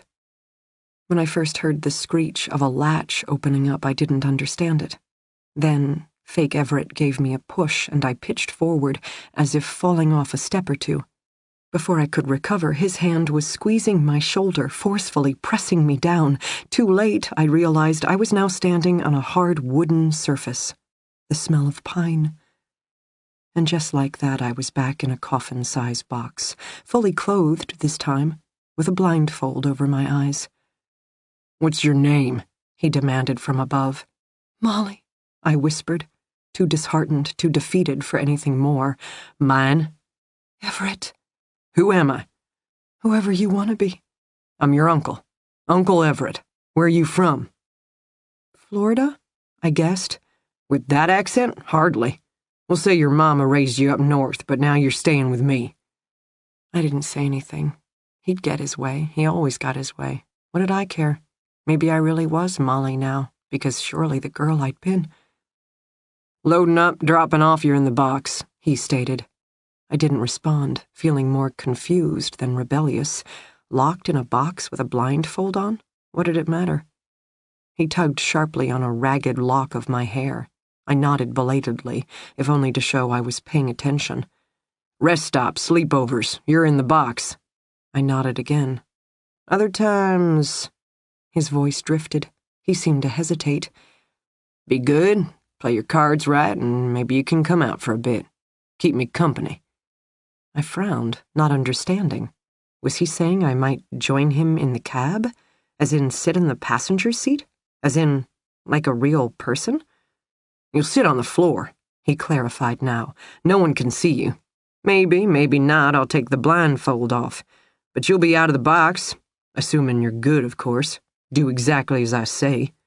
He paused, waiting expectantly. And finally I got it. I was leaving the basement, really, truly leaving, and for my punishment, reward, I would now spend all my time, 24/7, with this man. This mean, filthy, awful man in his castle of a big rig, where he got to rule the highway, personal sex slave chained to his side.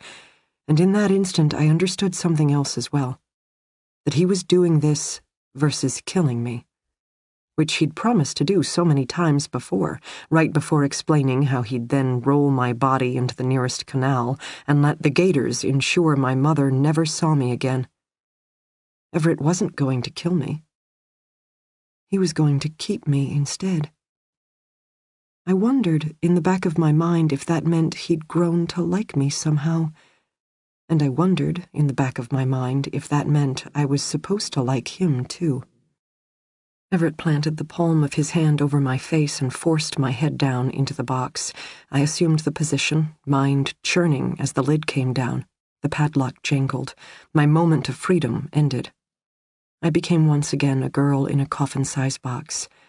Except now I was a girl in motion. He liked to talk while he drove the big rig. Complain, really, about the price of gas, the asshole in the Honda Civic who just flipped him off, the pricks at the understaffed loading dock who'd just cost him 2 damn hours, and now he couldn't even take a break for lunch. In the good old days, he'd grouse, the smart trucker could fudge his driver's log and carry on, but no, everything's now federally mandated electronic this and federally mandated electronic that. Big brother, always watching. Welcome to the life of a long-haul trucker, he'd tell me, working for assholes while driving through an entire country of assholes. In the beginning, every time the rig's engine fired to life, I flinched.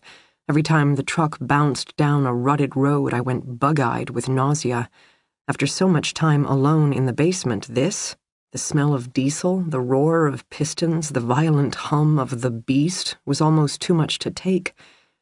And yet, much like my experience with the overwhelming boredom of the basement, I learned to adapt. I relaxed my shoulders into the jerk and sway. I absorbed the relentless growl and hum. And bit by bit, I started to discern the nuances of different road surfaces, the cruising speed of highway, the deep grind of slow climbs.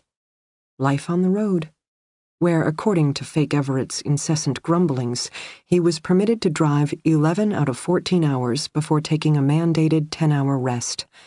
Then, regardless of actual time on the clock, say 11 p.m. or 2 a.m. or 4 a.m., he'd start driving again.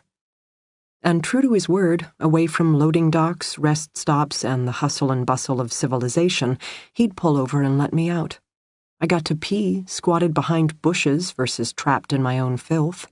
I got to eat Egg McMuffins for breakfast, Subway sandwiches for lunch, and fried chicken for dinner. Downside of the job, Everett would say, handing over yet another bag of fast food while self-consciously patting the grotesque swell of his belly. Dinner was inevitably followed by other demands. He'd driven all day. Of course he needed to blow off some steam.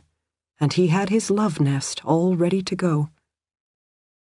Was it better being out of the basement? Was it worth it being out on the road, where, from time to time, the blindfold came off, and I watched the world whiz by in a blur of greens and blues and grays? So many other vehicles racing side by side, so many other drivers, an entire country filled with assholes, as Everett liked to say. And yet not a single one who ever saw me.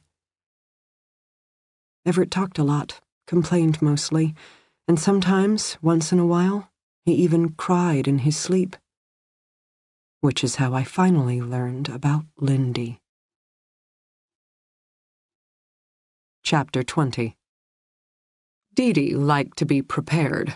Hence, before she and Keynes met up with victim specialist Pam Mason at the FBI's Boston field office, Dee Dee did the practical thing and Googled her.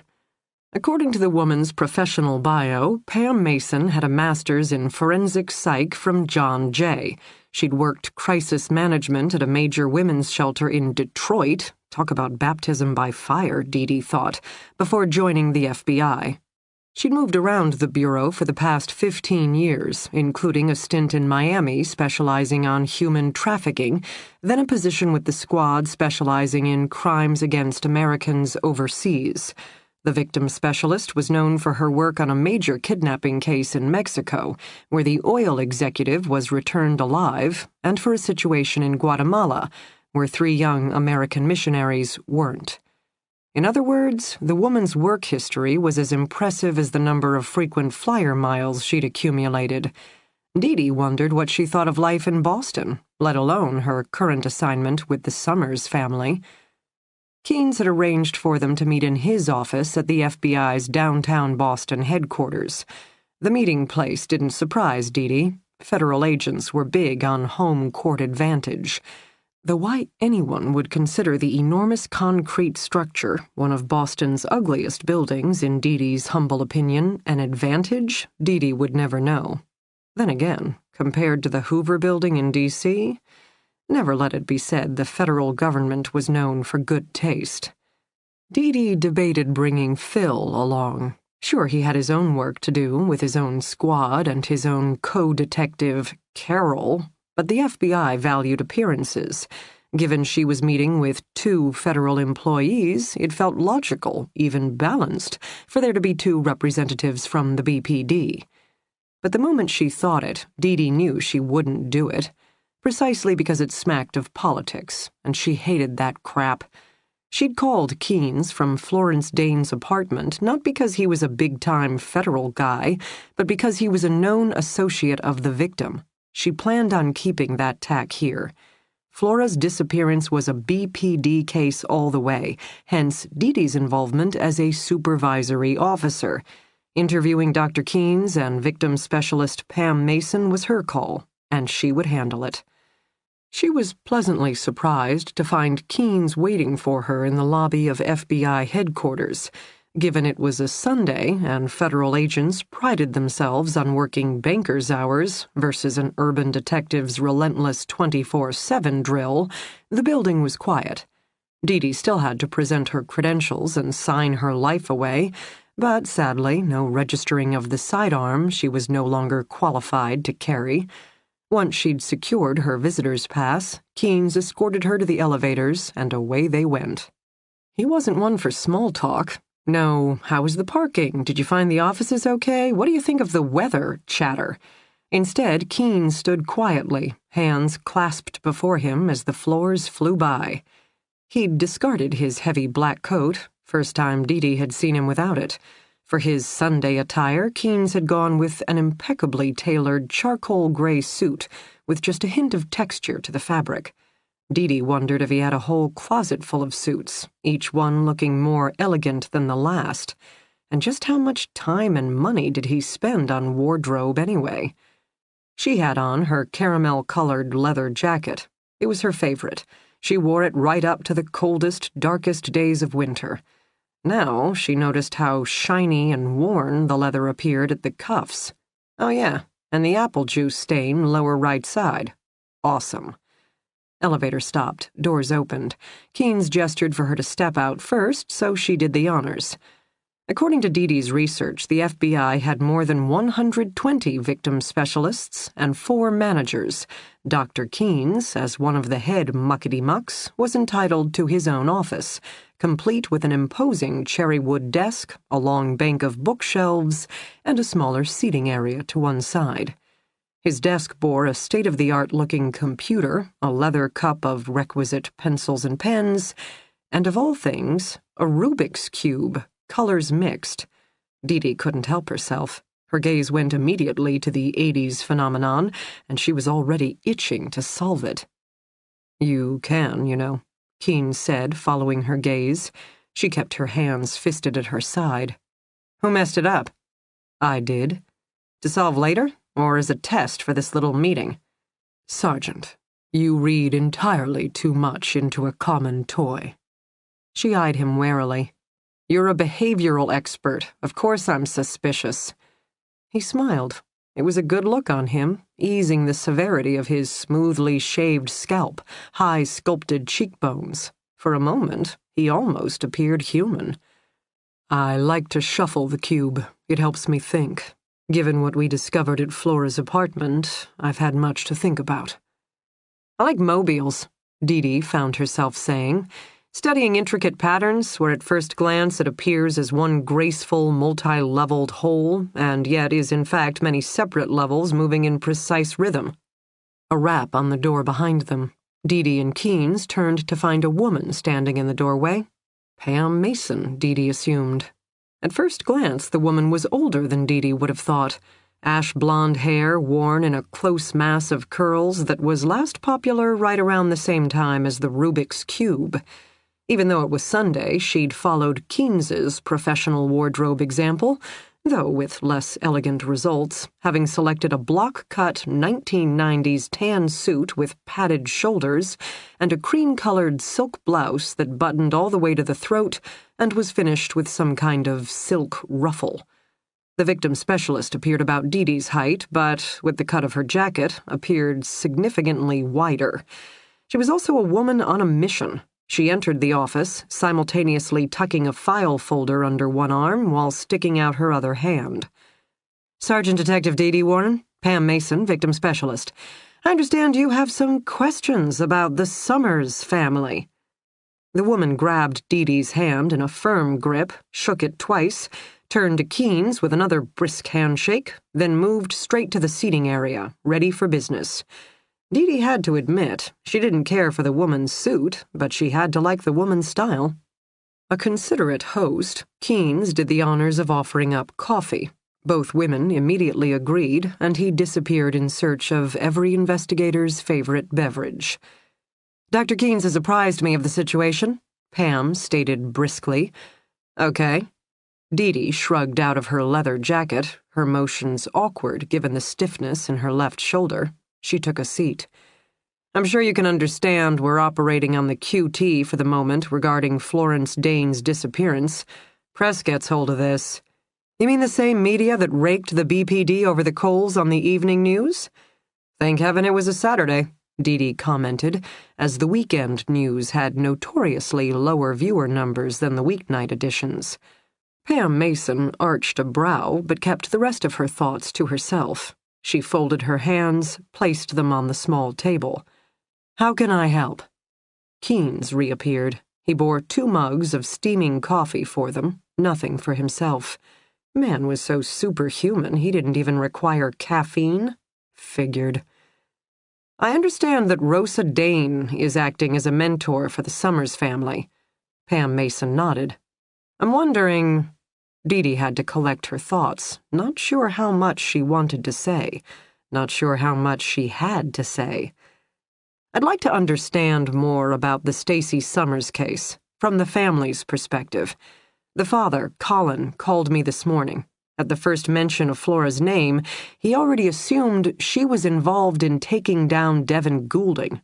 Given we never released that detail to the press, he knows things. Exactly. Combine that with the fact Flora has taken a personal interest in Stacey Summers's disappearance and now appears to have gone missing herself. Another arched brow. Then it was Pam's turn to collect her thoughts. She took a sip of coffee. "I'm assuming you're familiar with the details of Stacey's abduction," she said at last, given that the BPD is handling the case. "I know we have the world's most watched kidnapping video, and yet no real leads." "Do you think she's alive?" Pam asked abruptly, which was not the question Dee had been expecting. She found herself staring at Keynes, of all people, who sat with his long, elegant fingers steepled in front of him. "What's that expression?" Dee replied finally. "Hope for the best, but plan for the worst? I hope Stacey is still alive, but given the statistics on missing persons cases—" Pam nodded. No doubt she was as familiar with the primacy of the first 24 hours as the rest of them. "I guess the question is," Dee found herself saying, "does the family believe? Or maybe," she thought about it, "does Rosa Dane, as their mentor, believe?" "The family wants to believe," Pam supplied. "Most families do. But as the days stretch longer with no sign of their daughter, they are under a tremendous amount of stress, both feeling the pain of their daughter's disappearance and the agony of their own helplessness. How are they coping? Interestingly enough, it's the mother, Pauline, who is probably doing the best, though I'm sure Colin would disagree. By all accounts, the marriage is a solid one, traditional New England roles. He's a workaholic investment banker. She raised their daughter, tends the home, and is involved in the community. Church, local high school, various charities, the like. Stacey is their only child. Pauline suffered several miscarriages before her birth, which makes Stacey a miracle child. Dee winced. She couldn't imagine that kind of salt on the wound. To have already lost multiple babies, then, 19 years later, having the lone survivor, no doubt the apple of her parents' eyes. "Stacey is described as kind, vibrant, happy, athletic," Dee said. "Mother or father?" "Definitely takes after the mom. They're very close, the kind of mother-daughter that are often mistaken for sisters. Pauline took the news of Stacey's disappearance very hard. I'd never describe her as weak, but she's one of those women who wears her heart on her sleeve, which makes her transparent in her pain." "Support network?" Dee asked. "Good. In addition to church ties, they have a close network of friends in the neighborhood, other families from Stacey's school, that sort of thing. In the beginning, they were deluged with food, offers of assistance, etc., etc. One of my first jobs, in fact, was turning everyone away, given Pauline's delicate mental state." "Delicate mental state?" "The initial shock definitely overwhelmed Pauline. She fell apart. But to be fair, she then let her support network help put her back together. The tight network of ladies from church, fellow moms, her own sisters, they give her strength. Colin, on the other hand, concerns me more. He's the consummate alpha male. For most of his life, there's been no problem he couldn't solve. Now this. The very foundations of his world have been rocked. Pauline externalizes her pain, which allows others to help bear the load. Colin purely internalizes. He was quite angry when he spoke to me by phone." The victim specialist merely nodded. "And Rosa Dane's role in all this?" "She's the equalizer between the two. She's empathetic enough and optimistic enough for Pauline, Rosa's daughter's safe recovery 1 year later being an example of success, but Rosa is also tactical, which is what Colin wants. She's well-versed on media appearances, as well as the need in this day and age to work social media." "Bet the lead investigator loves that," Dee muttered. Pam Mason shrugged. All detectives wanted to control their own investigations, and all families wanted to be involved. "Was Stacey close to her family?" Dee asked. "Very.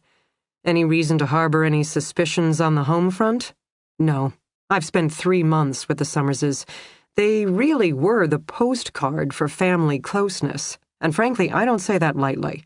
In my line of work, I spend more time pulling skeletons out of closets than framing happy family photos." So Pauline is leaning on family and friends to get her through, while Colin nurses his rage and rides the local investigators. Is he back to work? Yes, limited hours, but I recommended his return. Staying home isn't good for him. Work is how he copes. Dee Dee couldn't argue with that, given her own predilections. Is the wife angry about that?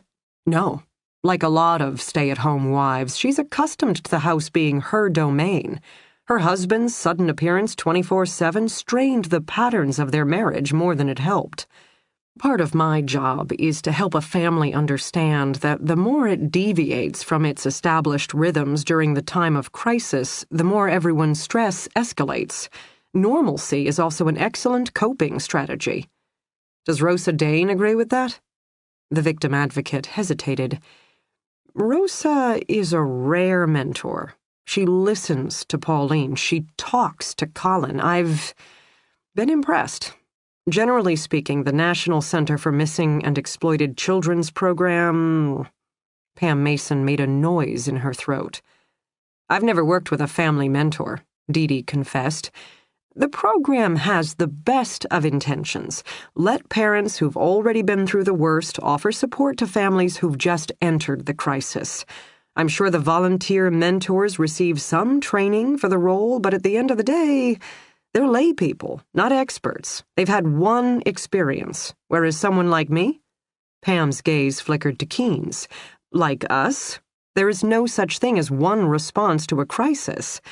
Our job is to appraise the family and identify the approach that is right for this one particular situation, whereas the volunteer mentors, inevitably they are operating from a place of their own trauma. Whatever advice they offer, suggestions they have, has more to do with who they are and what they went through than the family they are supposedly aiding. To me, they're more inclined to try and fix whatever they perceive as having gone wrong in their case than help the new family through their own experience. Now, Rosa, on the other hand, Pam frowned. She's the rare mentor who seems to be able to distinguish between her daughter's disappearance and what the Summerses are now going through. How often does she meet with them? In person? Not often. Rosa lives 3-4 hours north, and given in the first 4 weeks the media circus camped out on the Summerses' sidewalk, she speaks to them by phone. Mostly. How often is hard for me to say. The Summers phone rings a lot. But you've seen her, obviously. Twice. First time, she spent the day with mostly Pauline, quietly holding her hand. Pam paused, regarded Dee Dee intently for a second. That's rare, you know, just being with someone. I'm the supposed expert, and I'm not even that good at it. You have a job to do, Dee Dee countered. That's different. The victim advocate shrugged. Second visit was at the 5-week mark. Pauline was coming out of the worst of her funk. Rosa had more of a strategy meeting with both Summerses. Questions they should ask, rights they have, resources that are available to them. In particular, Colin wanted to know media strategies, how to make a personal appeal for his daughter's safe return, that sort of thing. I've seen a couple of those on the news, Dee Dee agreed. Rosa's advice was solid enough. Most of it was things we'd already told them, but I can understand it sounding better coming from someone who's been there, done that. The biggest thing she repeated, which I appreciated, is that this is a marathon, not a sprint. If they really want to be there for their daughter, they need to come up with a way to stop living from minute to minute, waiting for the phone to ring, and settle in for the long haul. Come up with a system for family and friends to visit where it's helpful but not overwhelming. Return to work, the everyday patterns of life. Ignore the press, unless it's on their terms. And her advice on managing the case detectives? Dee Dee asked, because there had to be advice on investigator relations. Any family had issues with investigator relations. The detectives are not their friends or allies. They work for the state. If the Summerses really want to know what's going on, they should hire their own private detective. Dee Dee's eyes widened. Did they? Colin talked about interviewing candidates. Lovely. More cooks in the kitchen. Bet the case agent will love that. Pam merely shrugged. Do I think a private eye is magically going to make a difference in finding Stacy? No. Do I think it helps Colin feel more in control of the situation and therefore ease some of his stress in the short term? Sure. Problem is Rosa Dane had it right. This is a marathon, not a sprint, meaning eventually a PI's lack of progress will be just as hard to take. So when did they meet with Flora? Dee Dee gambled. Rosa's daughter? They haven't, to my knowledge. Did Rosa discuss her daughter's experience? Yes. So they're familiar with her case. Makes sense they might want to personally meet her, don't you think?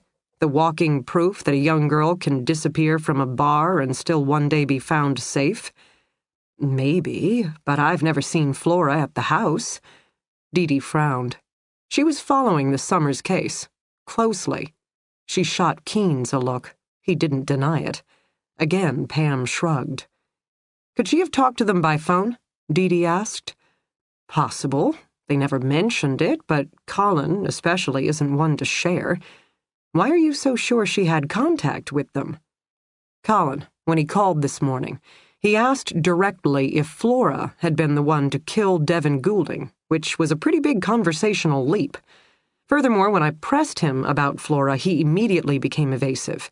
I would swear he must know her, if only from what he wasn't willing to say. I never saw her at the house, Pam considered out loud, and Pauline never mentioned anything to me, but it's possible Flora met with Colin at his office. Why meet with him and not Pauline? Talk to the father, but not the mother, Dee Dee asked. I might know the answer to that. Keynes spoke up abruptly. He was relaxed back in his own chair, fingers now clasped on the table. By all means, Dee Dee indicated. He turned his gaze to his fellow victim advocate. According to your assessment of the family dynamics, Pauline, the mother, functions as the heart of the family, the emotional epicenter. True? While the father, Colin, he's the brains and the brawn. He's focused on tactics, strategies, anything to ensure his daughter's safe return. Alpha male, Pam agreed. Flora isn't interested in emotions. She's not comfortable with them. Tactics, on the other hand, getting things done. At that moment, Dee Dee got it, knew exactly where Keynes was leading. Colin Summers didn't hire a private investigator to find his daughter, she said. Keynes shook his head. No. Chances are, he hired Flora instead. Chapter 21. Are you in pain right now? Do your joints ache? Your fingers burn? Does your skull throb? No? Then you're fine. Are you thirsty right now? Doubled over with hunger pangs? Licking at your own skin just to have something to taste? No? Then you're okay. Are you freezing right now? Or maybe overheated, with sweat streaming down your face? Feeling either stifling hot or bone-cracking cold? Not yet? Then you've got nothing to complain about. Are you lonely right now? Terrified or frightened or overwhelmed by the dark? Are you thinking that if he left right now, never came back, there would be nothing you could do? You would be stuck here. You would die here all alone, and your mother would never know, never even get to bury your body, just as he threatened, promised, time and time again. No? Then you're fine. Listen to me. Believe me, trust in me. I know what I'm talking about. I'm comfortable.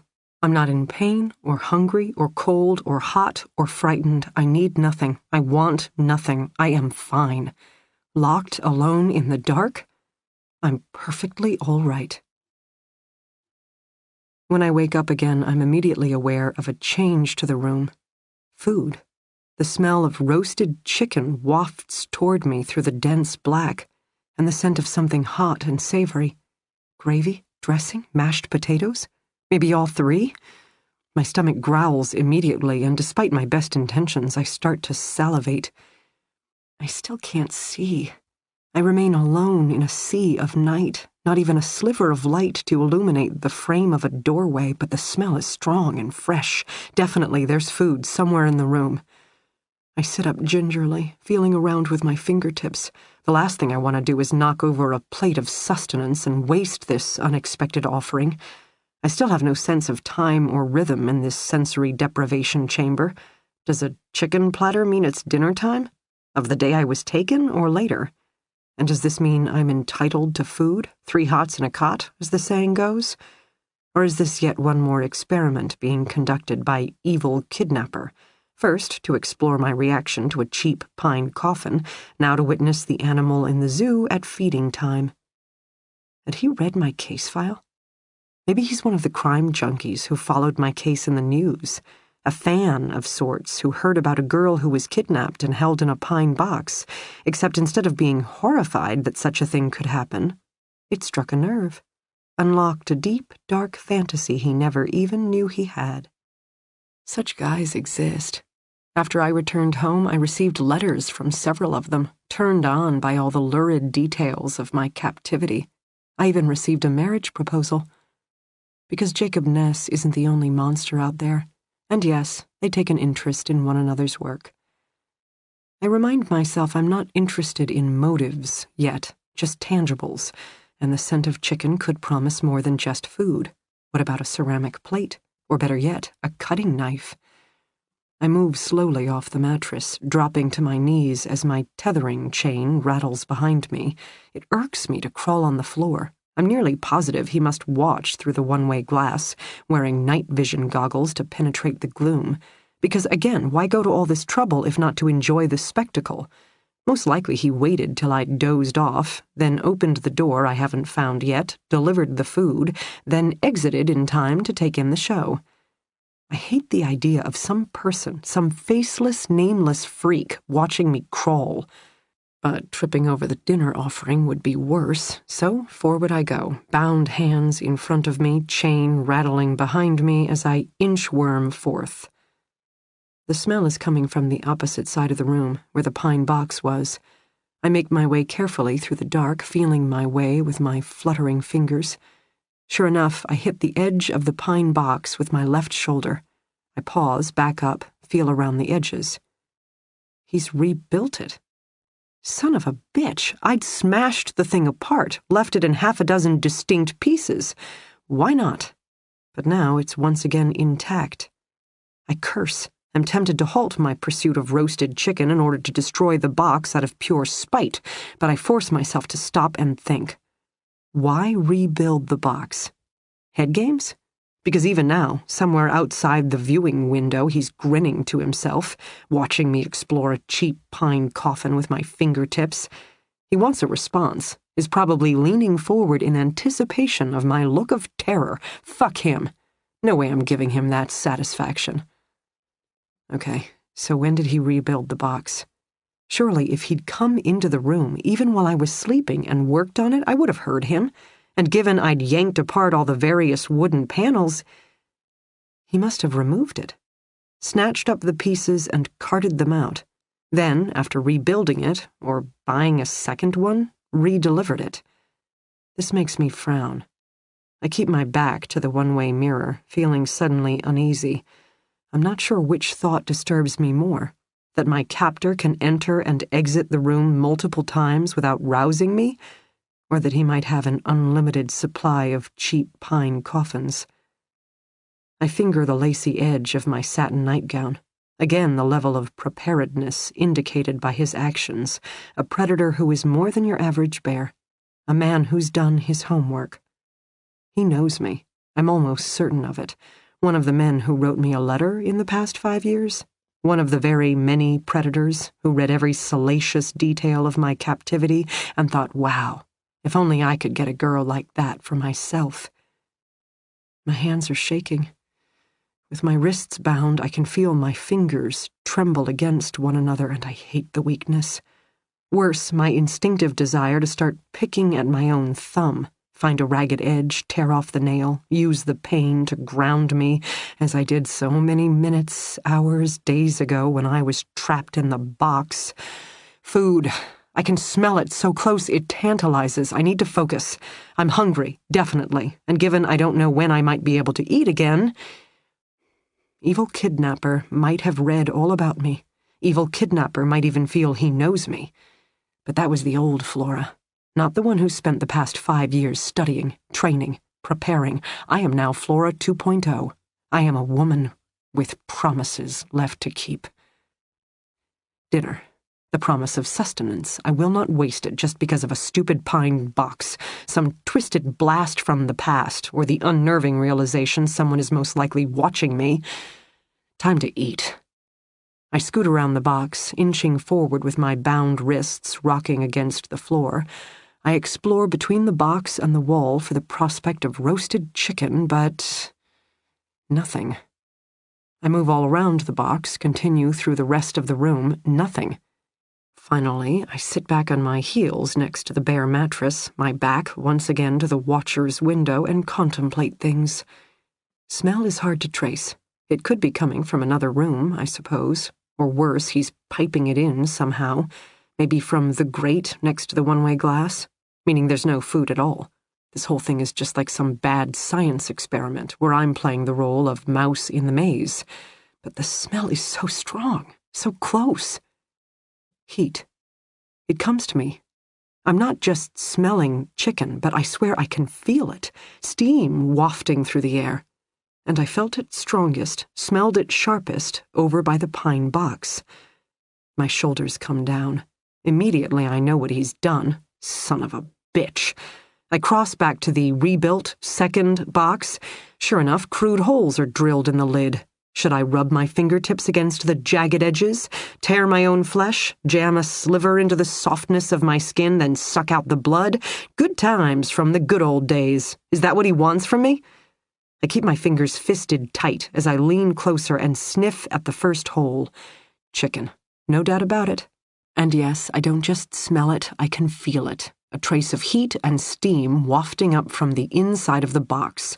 Son of a bitch. I find the padlock easily enough. Of course it's locked, because why not? As long as you're torturing someone with the olfactory promise of dinner, of course you're going to lock the actual food away. I mean, leaving the lid open, where would be the fun in that? Am I hungry right now? Yes. Am I thirsty right now? Yes. But am I in pain? Am I terrified, depressed, beaten, too hot, too cold, too overwhelmed? No. Then I'm all right. I can think this through. Option 1, walk away. Or, being me, more likely turn around, once more flip him the finger, then resume my position on the mattress. Disadvantages include going hungry, but also, food might not just be food. What about utensils, plates, hell, a plastic cup, resources, potential tools? The box is a care package of sorts, and being all alone in the dark, I can't afford to give up on the contents. Which means I'm going to have to open the box. I did it once before by hammering it apart with my bound wrists. I was pretty pissed off at the time and, frankly, trying to shake up the occupant, an approach I'm not so sure will yield great results for my prospective dinner. I could pick the lock. Mattress has coils. Coils mean metal springs. It would take some effort, but I have no doubt of my ability to make it happen. At which point, he would also have no doubt of my abilities. Do I want that? To give away so much so soon? To someone whose motives I don't yet understand and who apparently can enter and exit this room without waking me? My right thumb, slowly but surely seeking out my left thumbnail. Who is this guy? What the hell does he want from me? Why this terrible, awful satin nightie? And the box, the box, the box. I hang my head. For one moment, I'm not all right. I hate it here. I hate this man. And I hate myself because I did this to myself. 5 years ago, I escaped, and yet I've never gotten away. Jacob might as well be standing in the dark, laughing his fool head off. My own brother running away from the person I'd become, and my mom. My poor, resigned mother who gave up so much only to one day realize the daughter she loved so much will never come home again. She just gets the shell. The smell is starting to fade. The chicken, once piping hot, now starting to cool, and that, as much as anything, gets me moving again. Do you know who I am? I'm a girl who once loved to frolic with wild foxes. I'm the girl who survived 472 days in and out of a cheap pine coffin. I'm the girl who's going to get out of this alive. I fist my fingers, I raise my bound hands, and I swing them like a boom against the side panel of the box. It shudders beneath the force of my blow, so I do it again and again, bashing against the sides, turning my own body into a sledgehammer and wielding it forcefully. My knuckles bruise, my skin splits. As rough edges of the box catch and abrade, it doesn't stop me. Long ago I learned to separate my mind from my body, my emotions from my pain, and these lessons serve me well as I batter the box into submission. When the side finally caves in, there's a cracking noise. I like it. I can't see what I'm doing, so it's nice to hear a satisfying wooden groan. Now I slow, picking my way through shards of wood till I can wrap my fingers around the edge of the collapsed lid and jerk it up and over.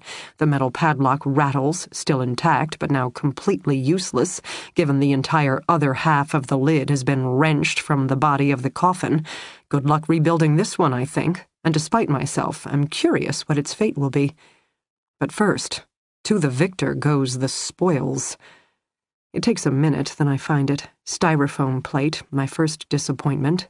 Plastic bottle, however, so maybe water. No utensils. I search and search and search, nada. But the plate. In the dark, I poke the contents with my finger. Roasted half chicken, cubes of potatoes, and what feels like some sort of rubbery vegetable. Finger food. Don't mind if I do. I turn toward the one-way mirror. I stare right at it, do my best to peer through it as I pick up the roasted leg and go to work. My fingers are greasy. The chain rattles down from the metal bracelets circling my wrists, rubs against my bare thigh. My satin nightie has ridden up, but I make no move to adjust it. Does he want me to be refined, hence the new nightwear? Well, that's not what he's going to get. This is me, practical, methodical, efficient, as I work my way through the contents on the plate. The chicken isn't half bad, nor the potatoes, or what turns out to be green beans. Not that I'm seeking flavor. I chew for sustenance, because now I'm not hungry. And after several cautious sips of the water, nor am I thirsty. I am fine. I'm okay. I am alone in the dark, and I'm perfectly all right. Later, my back to the watcher's window, squatted down to shield my body from view, I fold the styrofoam plate around my fists and use it as a makeshift shield as I hammer my hands against the shattered side of the coffin. My efforts are rewarded as I break off 2, 3, 4 shards of pine. Now I just need a place to hide them. In the dark, dark room where I can see nothing but he can see all. I cup the thin splinters in my palms, then wrap my hands around the 2/3 full water bottle. Let him think I'm trying to hide that as I shuffle back to my mattress, plastic bottle clutched to my chest. I lie down with my back to the one-way mirror, then, moving slowly, I use the longer, sharper wooden shard to work the welted edge of the mattress. I only need a small slit, 1 inch across does it. Then I can slide in the first wooden splinter, the second, the third. Pine is a soft wood. I doubt the fragments will be terribly effective as weapons, but then again, jab a sliver in the eye. Resources. What I have that he doesn't even know he should take away. I curl my knees up and around the water bottle. I think, as I start to drift off again, that I'm not hungry, I'm not thirsty, I'm not cold, I'm not hot, I'm not in pain, nor exhausted, nor terrified. I am a girl ready to fight. Chapter 22. In a detective's world, there was one true blight on society, and it wasn't the master criminal. After all, super predators were few and far between. It was the media. Sunday afternoon, Dee definitely needed to question Colin Summers. In the comfort of his own home would be ideal, as the less he felt threatened, the more likely he would be to talk. However, given the various media-fueled rumors that Devin Goulding was the same man who'd kidnapped Stacey Summers, Dee didn't have to drive out to the Summers residence to know it would be a war zone of illegally parked news vans, feisty photographers, and rabid reporters. The arrival of a Boston sergeant detective known for her past work on several major cases would only fan the flames. Even sending out Pam Mason, the family's victim specialist, would stir the pot. So, Sunday afternoon, Dee, Keynes, and Pam Mason sat in Keynes's office and, instead of actively searching for Florence Dane, brainstormed ways of outsmarting the media in order to get Colin Summers alone for questioning. It took another round of coffee to get the job done, with Keynes sticking to water. Dee didn't trust him. Anyone who could appear that alert and engaged without at least one cup of joe? Pam came up with the winning plan. She would call Colin, request that he come to his office for a meeting with her. He would understand immediately she had something to say outside the prying eyes of media, and while the news vans could follow him to his downtown office building, they were shut out of the high-rise itself, given it was private property. Colin could ride the elevator up to his 11th floor suite, which should be relatively quiet on a Sunday afternoon. Dee and Pam would meet him there. Keynes would remain behind, as 3 against 1 would appear too threatening for the kinds of questions they needed to ask. Keynes didn't argue, merely nodded. Dee wondered what it would take to ruffle the senior victim specialist. Or maybe that was the point. In his line of work, at this stage of his career, he really had seen it all. Pam made the call. Dee could only hear her side of it, but it was clear Colin was already champing at the bit, demanding to know who, what, why, when, and how. But Pam, an experienced handler, kept her voice calm and her request simple. Meet me at your office. Meet me at your office. Meet me at your office. Eventually, Colin must have given up on beating his head against the iron wall of her answers and agreed to meet her at his office. 3 o'clock.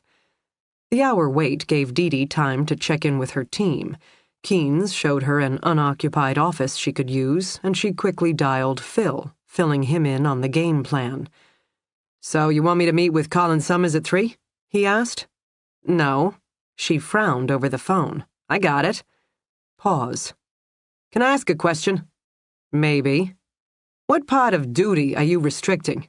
I mean, given that you are on restricted duty." "I'm not carrying my sidearm," she informed him curtly. "Why, think I need one to interview an investment banker?" "No, I think you need to trust your squad. Let us work while you boss us around. Come on, what's not to love?" "I don't have time for this conversation," she informed him. "You mean the one where I'm right and you know it?" She growled. Her former squad mate didn't laugh. "Dee, we care about you. You're just coming back from a major injury suffered on the job when you went off all alone without notifying Neil or me to review a crime scene. Can you not see the pattern? And do you not understand how much that hurts us? No, I'm wrong. How much that pisses us off. We were your partners, and you didn't even give us a chance to have your back." That brought Dee up short. 1, because Phil, father of 4, never swore, and 2, because calm, good-natured, always understanding Phil definitely sounded angry. "I didn't mean it that way." "You never mean it that way, that's the point. You think of yourself, I think of my case, which has a whole team working on it. Exactly my point." Dee didn't know what to say. Phil was chastising her. Phil never chastised her. That was her job. "So, you want to question Colin Summers?" she asked quietly. Though she didn't want Phil to interview Stacy Summers's father, she wanted to do it. Meet the man, pass judgment on how he responded to each line of inquiry. It was her nature to want to do and see for herself, not because she didn't trust her squad, but simply because she was who she was. Just ask Alex. "I can't," Phil said. "You can't?" "I got a beat on Christy Kilka, whose driver's license we found in Devin Goulding's bedroom." "The one who's supposedly studying abroad in Italy?" "Yeah, did some digging. According to her university, Christy never signed up for a study abroad program. So either she lied to her mother or her mother's lying to us. I got uniformed patrol officers picking up the mom now and bringing her down for questioning." "Keep me posted. Any word on Natalie Draga?" "Yeah, heard back from her grandmother in Mobile. Natalie headed to Boston last year, called home a few times, but Grandma Draga hasn't heard from her in a bit. Best she recalls, Natalie had gotten a job as a waitress in a bar. But it doesn't sound like she and her granddaughter are exactly close, so as for such details as where Natalie lived, possible roommates, friends, Grandma Draga doesn't know, doesn't care. Which bar? Grandma didn't know. But per your savvy, restricted duty sergeant commands, Phil uttered the words dryly, couple of district detectives paid a visit to Devin Goulding's employer yesterday afternoon. Tonic. Yep. They flashed photos of Natalie Draga and Christy Kilka. Bar manager ID'd Natalie Draga as a former employee, but claims she hasn't seen her in months. Draga walked out one day, never came back. Christy Kilker? Dee Dee asked, wondering if they could be so lucky as to have both women connected so quickly to Devin Goulding. No such luck, but Carol is headed over to Tonic now to copy Natalie's pay stubs, Phil said. More and more. Looks like Devin Goulding has direct ties to at least Natalie Draga, working at the same bar and all. Carol will figure out the details, Phil assured her. Dee Dee tried to stop her automatic snort. She was only half successful. Come on now, Phil said immediately. Why are you so hard on her? Carol Manley is a perfectly good detective with an excellent track record. Not to mention she has a golden retriever named Harley. How can you not like a woman with a dog named Harley? Dee Dee didn't answer. Her feelings regarding the new detective were irrational, and she knew it.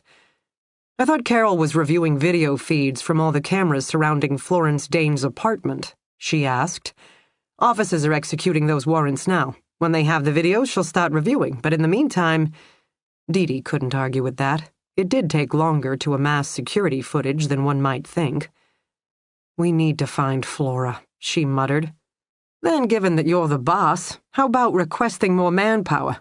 Because between working Devin Goulding from yesterday and now this from this morning, we're stretched thin. You know, so thin, even the restricted duty boss lady feels a need to work in the field. Touché.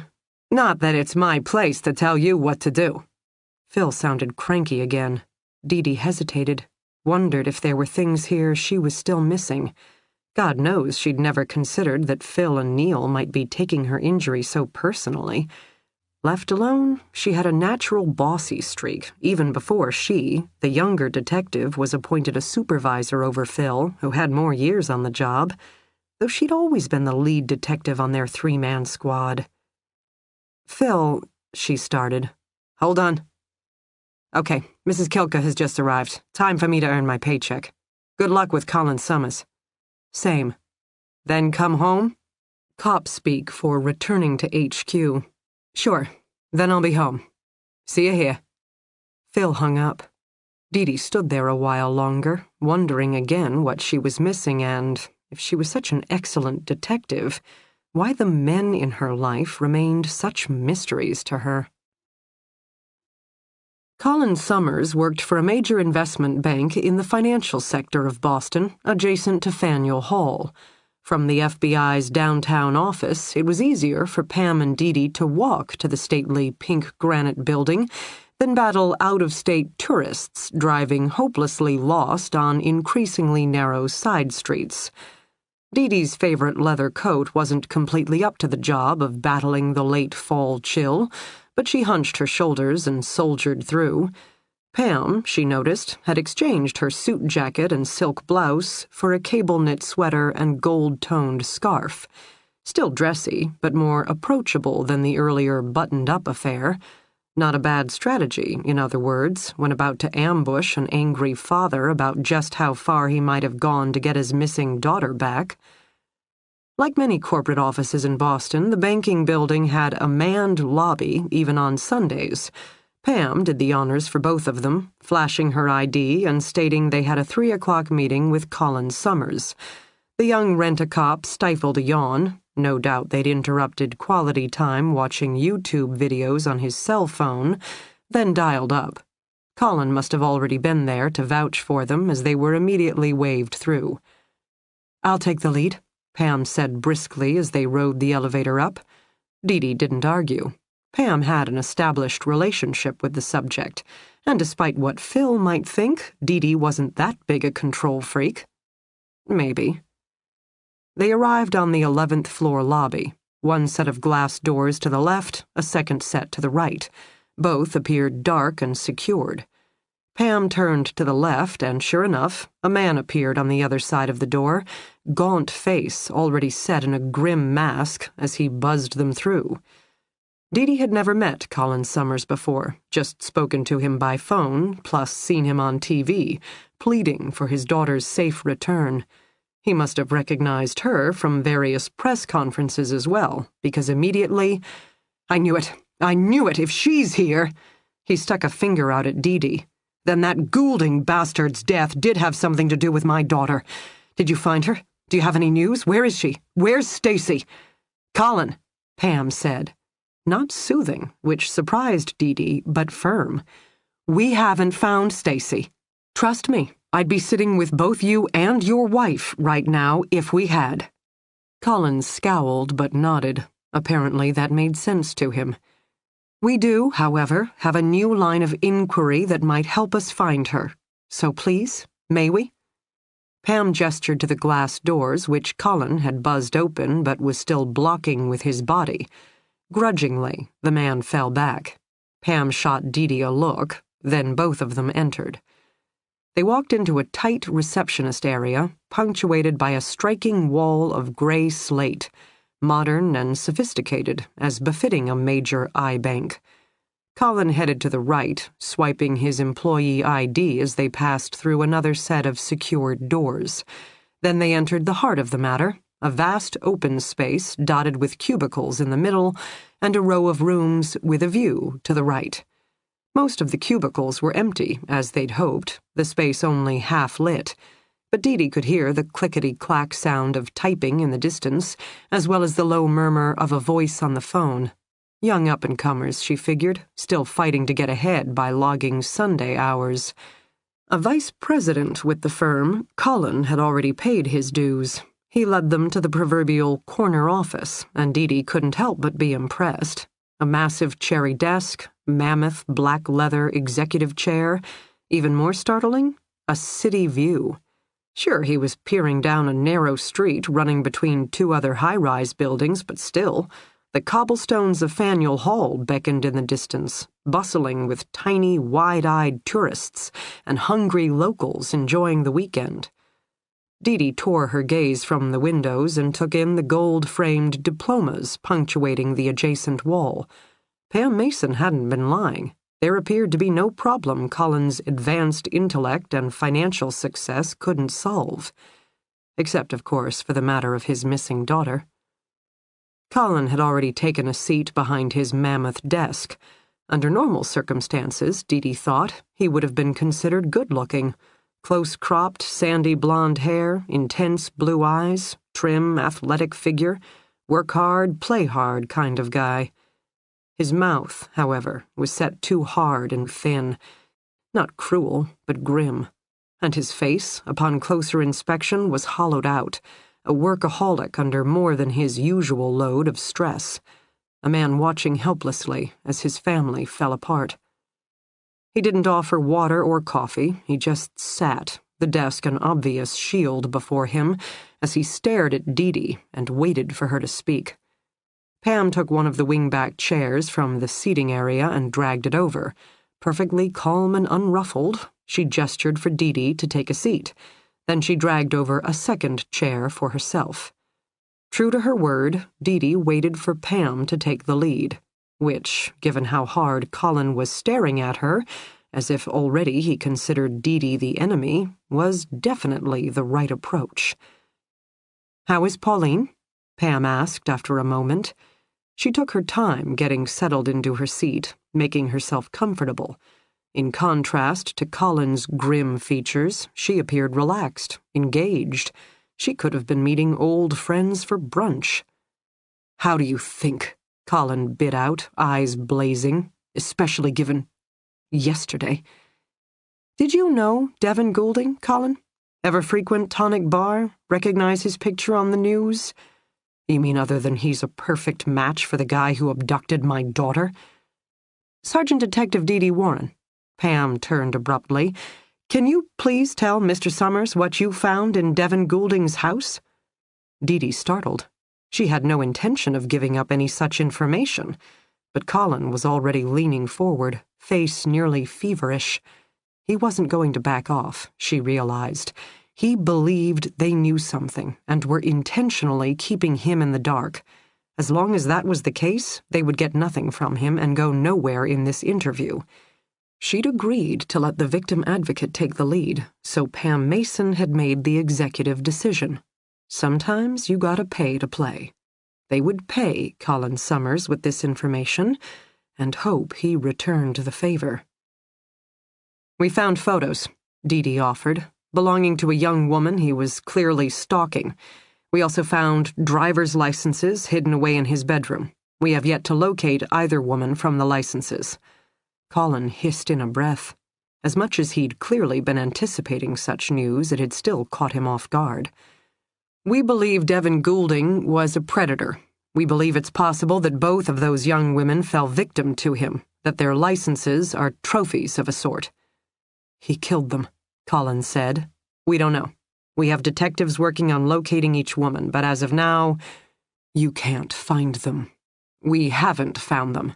"He killed them," Colin repeated. "Give us another 48 hours, Dee said, thinking of the progress being made by her very excellent team, "and we can probably answer that." "Now, tell him what you didn't find," Pam interjected firmly.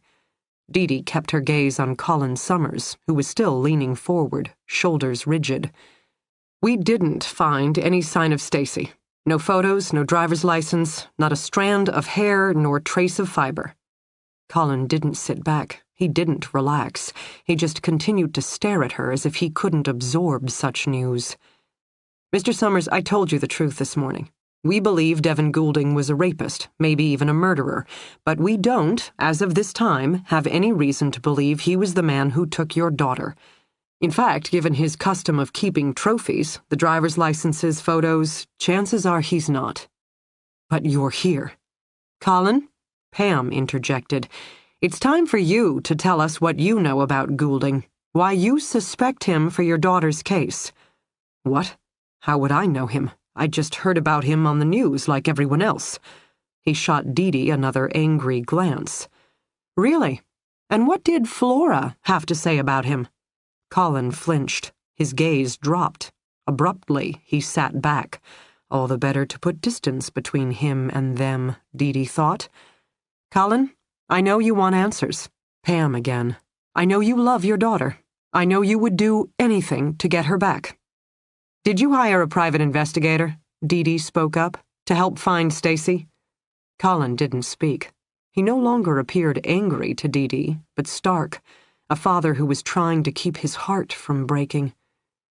"Mr. Summers, I can get a warrant for your phone records," Dee continued, "as well as the security cameras in this building. Such actions will take away resources the Boston police could otherwise spend continuing the search for your daughter. But if I have to—" "I know Rosa Dane," he conceded abruptly. "She's our mentor. I told you that." "She shared her story with you, correct? That's part of her role, letting you know what she went through and, even more importantly, that even after being kidnapped for over a year, a daughter can come home again." Colin nodded. "Rosa's honest. She told you about Flora's struggles, didn't she? About how you can get a happy ending but still not live happily ever after?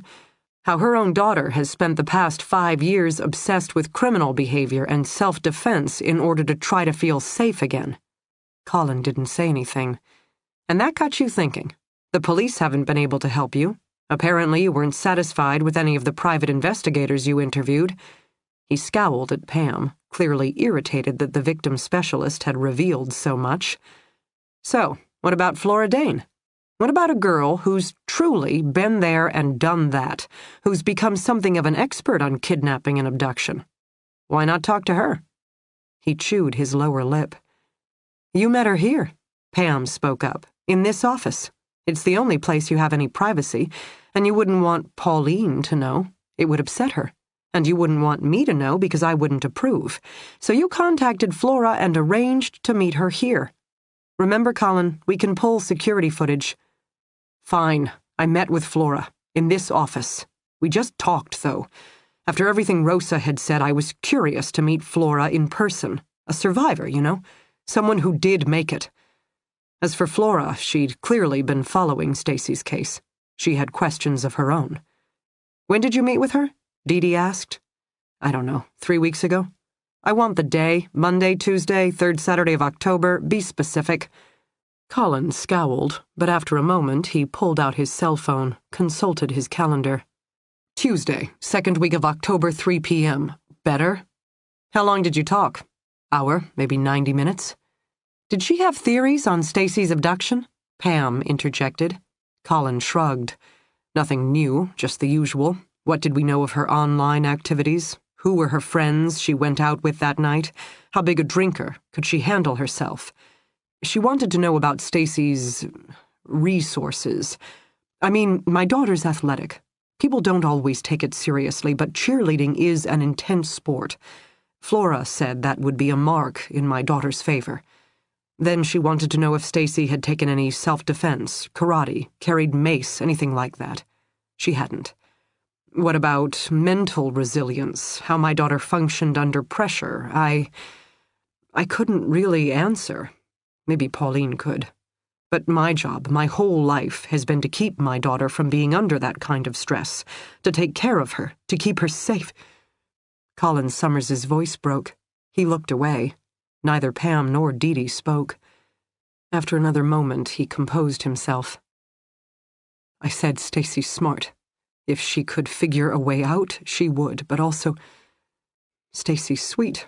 And I don't just mean that as her father. From a very early age, she has always been so likable. Total strangers gravitate to her, and she gravitates to them. She's one of those people. She sees the best in everyone. Flora said that might help her. She said the guy who kidnapped her used to talk about killing her all the time. She listened, agreed with everything he said, did whatever he wanted. And eventually the guy didn't talk about killing her anymore. Eventually he decided to keep her instead."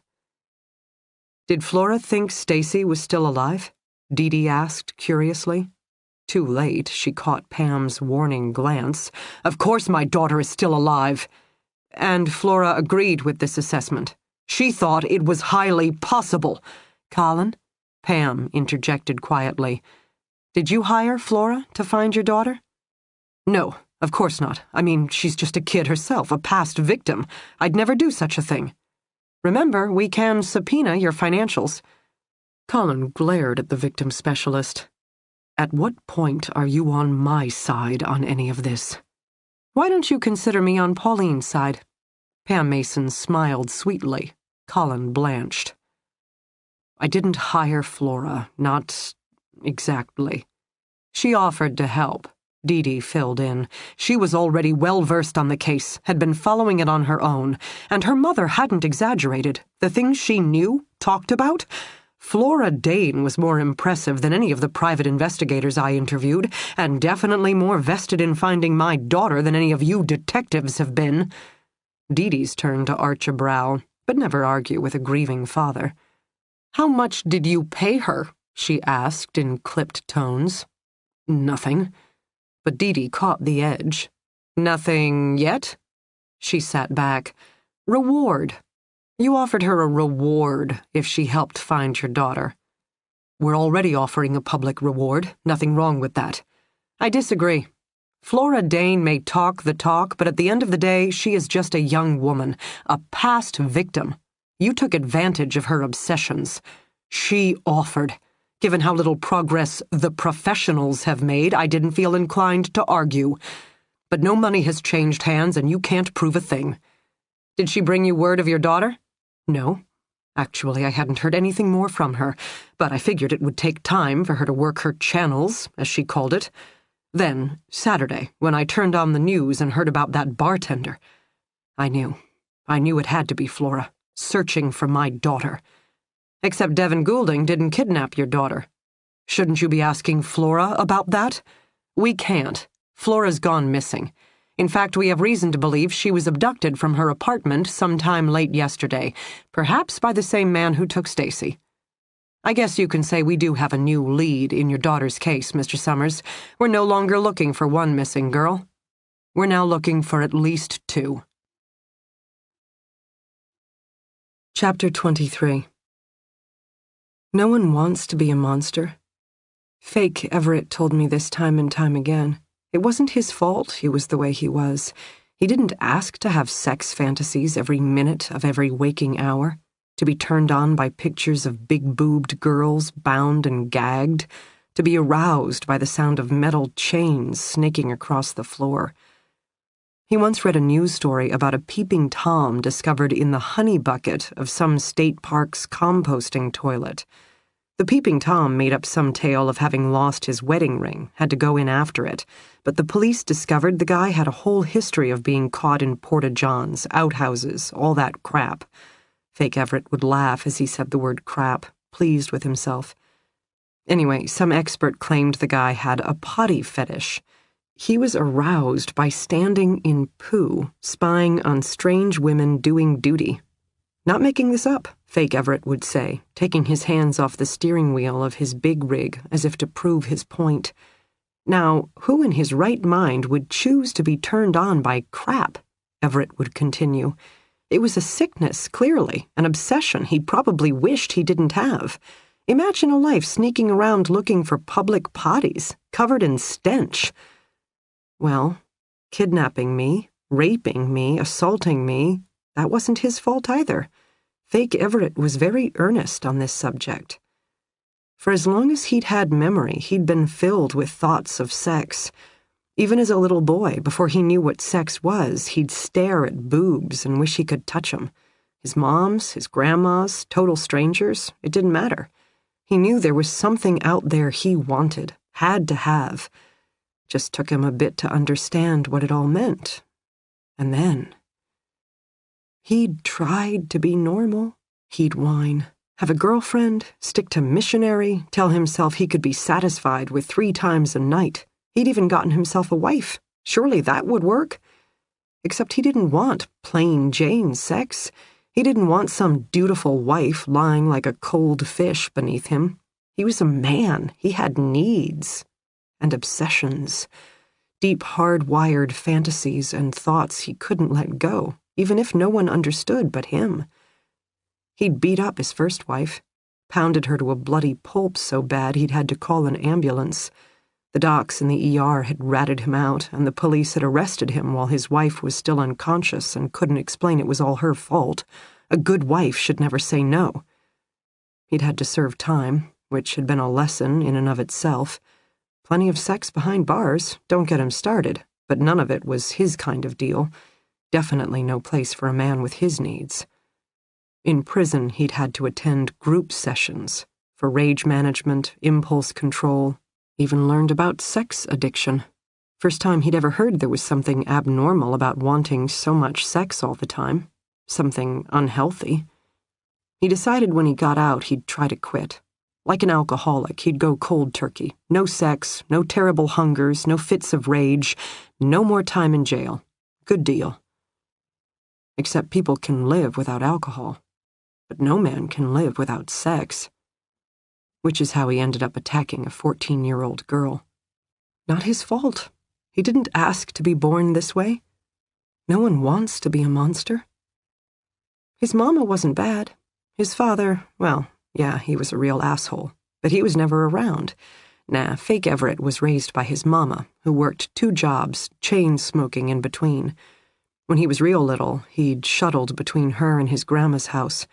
When he was older, 6 or 7, he'd stayed home alone. He'd watched TV shows where the women were super skinny with massive chests and clingy tops. Then he found his father's stash of skin mags. After that, he couldn't wait for his mother's work shifts. He spent hour after hour flipping through pages, staring at all the pictures. When he was 13, he explained, as we drove across the state of Alabama, he wanted to be a porn star, thought it would be the best job in the whole world. Of course, when he turned 16 and his chest was still a scrawny, hairless wasteland, and his face was covered in acne, and his hair was an oil slick, even a total fuck-up like him could realize porn stars looked one way, and he didn't. He still loved porn. And now, thanks to the wonders of the internet, he could take it with him everywhere. None of this surprised me. I already knew the second fake Everett was done driving for the day, he'd load up his favorite sex videos into the DVD player, pop open my prison, and we'd be off and running. It didn't matter if I was tired or hungry or sore. It didn't even matter if he was tired or hungry or sore. A man had needs. This was his biggest need. No one wants to be a monster. You can teach yourself not to feel anything, to fly away. Sometimes I pictured myself in the meadow, playing with the foxes, but I didn't like that. It felt too tainted. So I pictured bright blue sky, a bluebird sky, we called it in New England, when the winter sky turned a rich, true blue versus the overbright, summer-bleached alternative. During the day, I was the perfect listener, an audience of one for a man who could really talk and talk and talk. Then by night, I became an inanimate object, to be moved and positioned and posed this way and that by the same narcissistic asshole. What did it matter to me? Eventually, when he was done, he'd offer me food, or a drag of his cigarette, or a swig from his beer. We would sit in silence, the big rig filled with the sense of sweat and sex, and for a minute, or two or three, he'd almost seem happy. "You're pretty," he told me once. "That's why I had to take you. I saw you, dancing, all that hair jiggling right above your ass. Made a man look all right. Except, of course, a girl like you. You'd never even give someone like me the time of day." He stated it matter-of-factly. I didn't argue. So I did it my way, and here we are, touring the country like two crazy fools. Now what do you think, burgers or pizza for dinner tonight? He fed me. Then there would be more sex, then back to the box for me. Except as days became weeks, sometimes he fell asleep. Sometimes I got to stay there, lying on the softness of the sleeping bag, my wrist still bound, one ankle shackled to a large metal ring on the floor, but still. I didn't sleep those nights. I forced my eyes to stay open. I drank in the slippery feel of the nylon sleeping bag versus my usual bed of hard pine. I took in the softness of night, just beyond the sleeper cab's narrow windows. I listened to him snore, and I thought, if I could just get my bound wrists around his neck, or find the strength to press a pillow against his face or shove a pencil into his eye. But I never made any such moves, never acted on my own fantasies. Sometimes when he was sleeping, he almost looked human. Just another guy grateful to have survived another day. I wondered if his mother or grandmother were still alive. I wondered if they missed him, or if they knew by now who he truly was and regretted their mistakes. I didn't think of my mom anymore, or my brother, or the beauty of foxes. I lived flying against a bluebird sky. And there were good days, when I got to sit on the passenger's seat of the cab, my bound hands out of sight, and watch the countryside rush by. And there were bad days, where something pissed him off and he drank more and hit more and punished me more.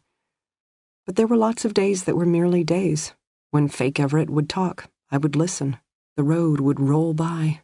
And maybe a song would come on the radio, and I would surprise myself by humming along, and he would surprise me by joining in, and we'd sing along to Taylor Swift. I learned he liked the Carol Burnett Show and I Love Lucy episodes, and Bonanza, which he used to watch with his grandma, while I talked about SNL and my addiction to Grey's Anatomy. "McDreamy," he said, surprising me. Later he showed up with a box set of Grey's Anatomy's first few seasons and loaded a disc into the DVD player for me. That night, as he pounded away like a jackhammer, I thought of Seattle hospitals and ridiculously good-looking doctors. And maybe one day, someday, a hunky intern holding my hand as they rushed in my bruised and battered form. I'd been rescued. I'd escaped. I'd finally killed fake Everett, and now for my reward.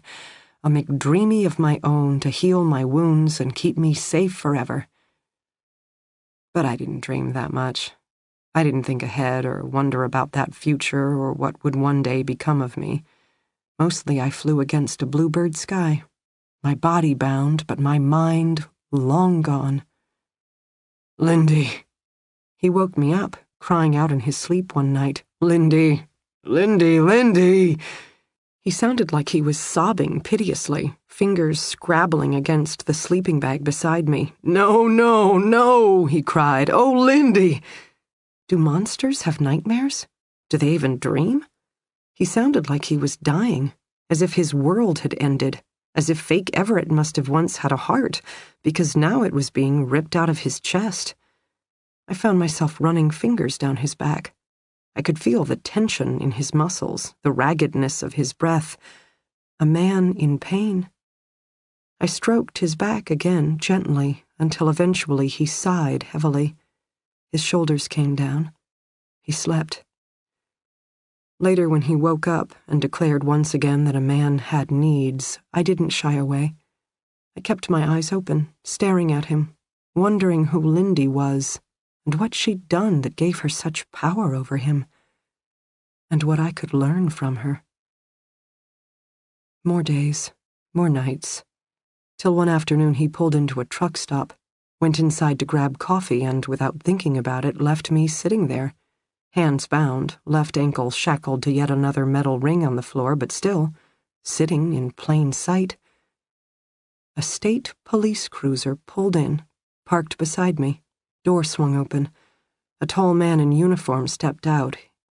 He spotted me, nodded once, fingers on the brim of his cap, and I sat with my hands fisted on my lap. I said nothing. I did nothing, while my heart accelerated madly in my chest, and for a moment I had a memory, like a tickle in the back of my throat. My mom. I could picture her perfectly, her arms outstretched, waiting for me. She was saying a name. Molly. Except that wasn't quite right, was it? I wanted to raise my bound hands. I wanted to bang on the window, show my tied wrists. I wanted to yell, My name is... I wanted to beg, please just take me home. The state trooper staring right at me, myself, hands on my lap, staring right back.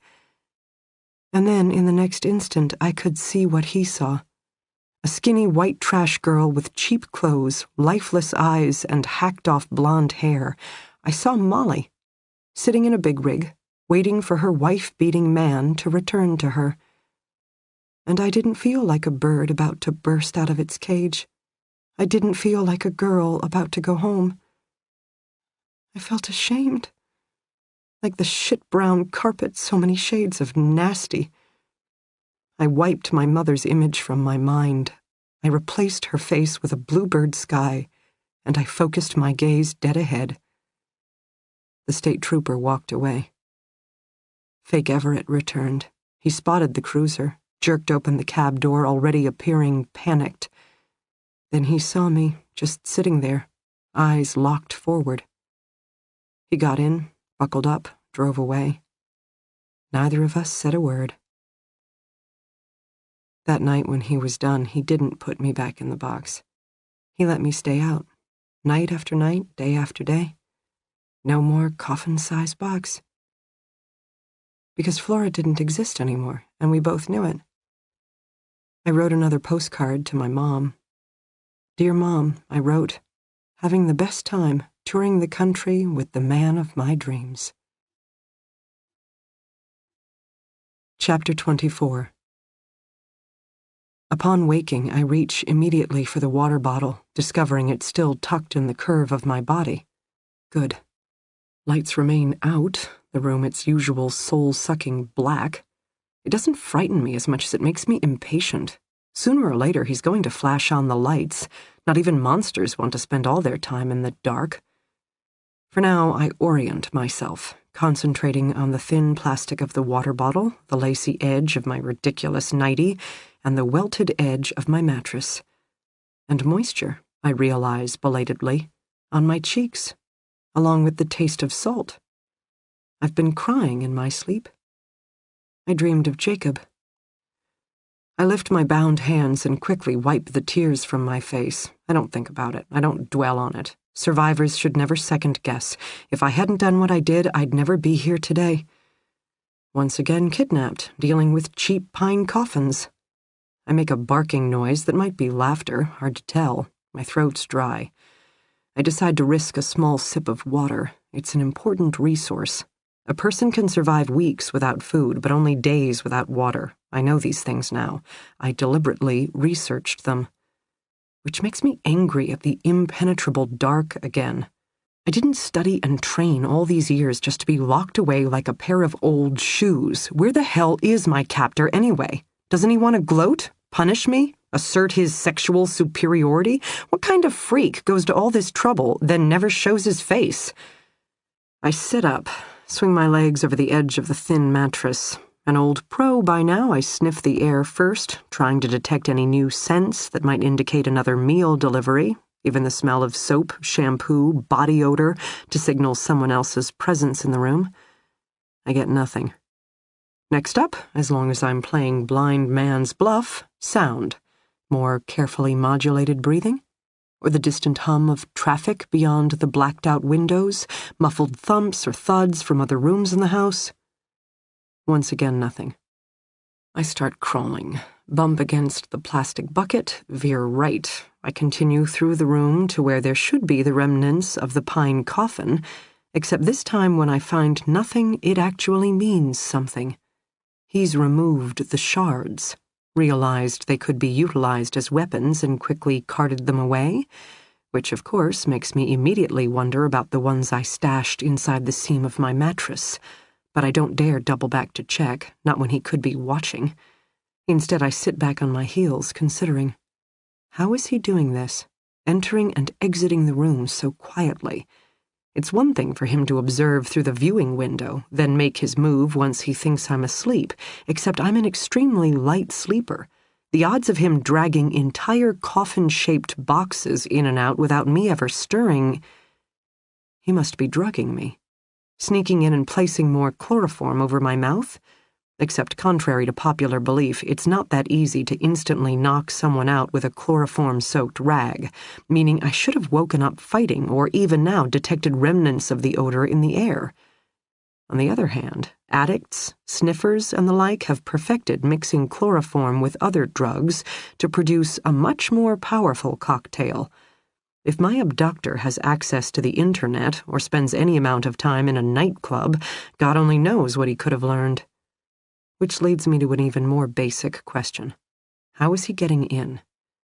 So far, I've found evidence of 2 single windows on what I believe is the exterior wall, plus the larger pane of glass, the one-way mirror, on the opposite wall. But there has to be a door, of course. Every room has a door. I focus my eyes in the gloom, trying to identify a thin seam of lighter dark framing a doorway. But no matter how much I squint and strain, I see nothing. Evil kidnappers' blackout capabilities are very good. Fine. The Helen Keller method it is.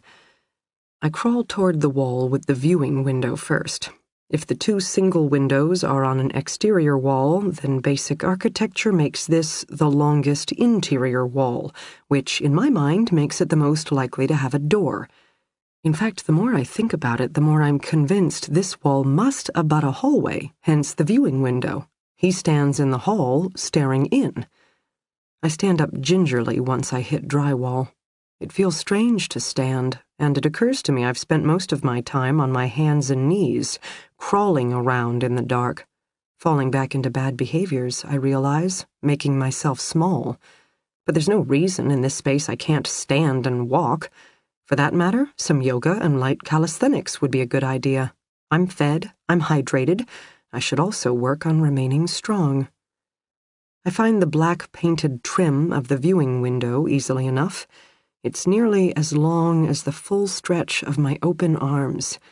But, upon further inspection, it's not mounted in the middle of the wall, as you might expect. No, it's off to one side, leaving plenty of wall space to the left for a door. I shuffle sideways, fingers skimming over the drywall. I wonder if he's standing on the other side of the viewing window right now. Intrigued by my efforts? Nervous? There are so many kinds of predators in the world. Those who require submissive victims, and those who like it when you fight back. The obvious sign of a door would be a doorknob. Definitely no such luck. So I sway side to side, slipping my fingers across the wall in broad horizontal strokes, determined to feel the slight hiccup that would indicate the edge of a door. But nothing, nothing, nothing. I pause, consider the room design again. I'd pictured the 2 single windows as being part of an external wall, say the front of a house, which would mean this room is positioned as a long rectangle in the home. But what if the 2 single windows are actually on the side of the house, meaning the room isn't a horizontal dash, but a tall I? That would put the viewing window on a wall most likely adjacent to another room, a viewing room to go with the viewing window, while one of the narrower walls would be most likely to open to a corridor. I shift counterclockwise, moving from the long wall to the skinnier one. Again, my fingers span from side to side, looking for a protruding doorknob, a narrow ridge, and then I find it. No doorknob, but definitely a seam in the wall, which I can trace up to the top of my fingertips, then down to the floor, and across. Yes, a door. Fit flush into the black painted walls with no protruding knob or metal locking mechanism to make it stand out. How does he open it then? A knob on his side? But surely he'd want it secured as well. Maybe he has bolts mounted on the outside of the door that he can manually work, then pull the door open and walk through. I know in the next moment what I'm going to do. I return to my mattress, turn it so it faces not the viewing room, but the door. I take a seat, and with my body as a shield to block my motions, I feel gingerly for the ripped edge of the mattress, my stash of wooden shards.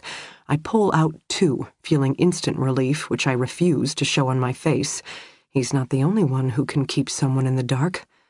I position my makeshift weapons along the length of my thigh, then I reach down for the hem of my ridiculously stupid satin nightie and begin to tear. One long strip. Not easy to do, as the satin is happy to rip up, but not across. Through sheer stubbornness, I eventually win. Then I have it. 2 soft pine wooden stakes as weapons, a strip of cloth tied around my mouth and nose to block, maybe, doubtfully, any kind of nefarious sleeping gas, and a plan. I take a seat, butt on mattress, shards tucked beneath my leg out of sight, and water bottle on my lap.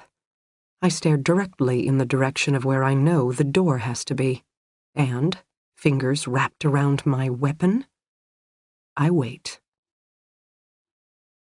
I think I dozed off again. The effect of total darkness, disorientation from the kidnapping, drugs in my water. But this time, I catch the telltale rasp of a metal bolt sliding back.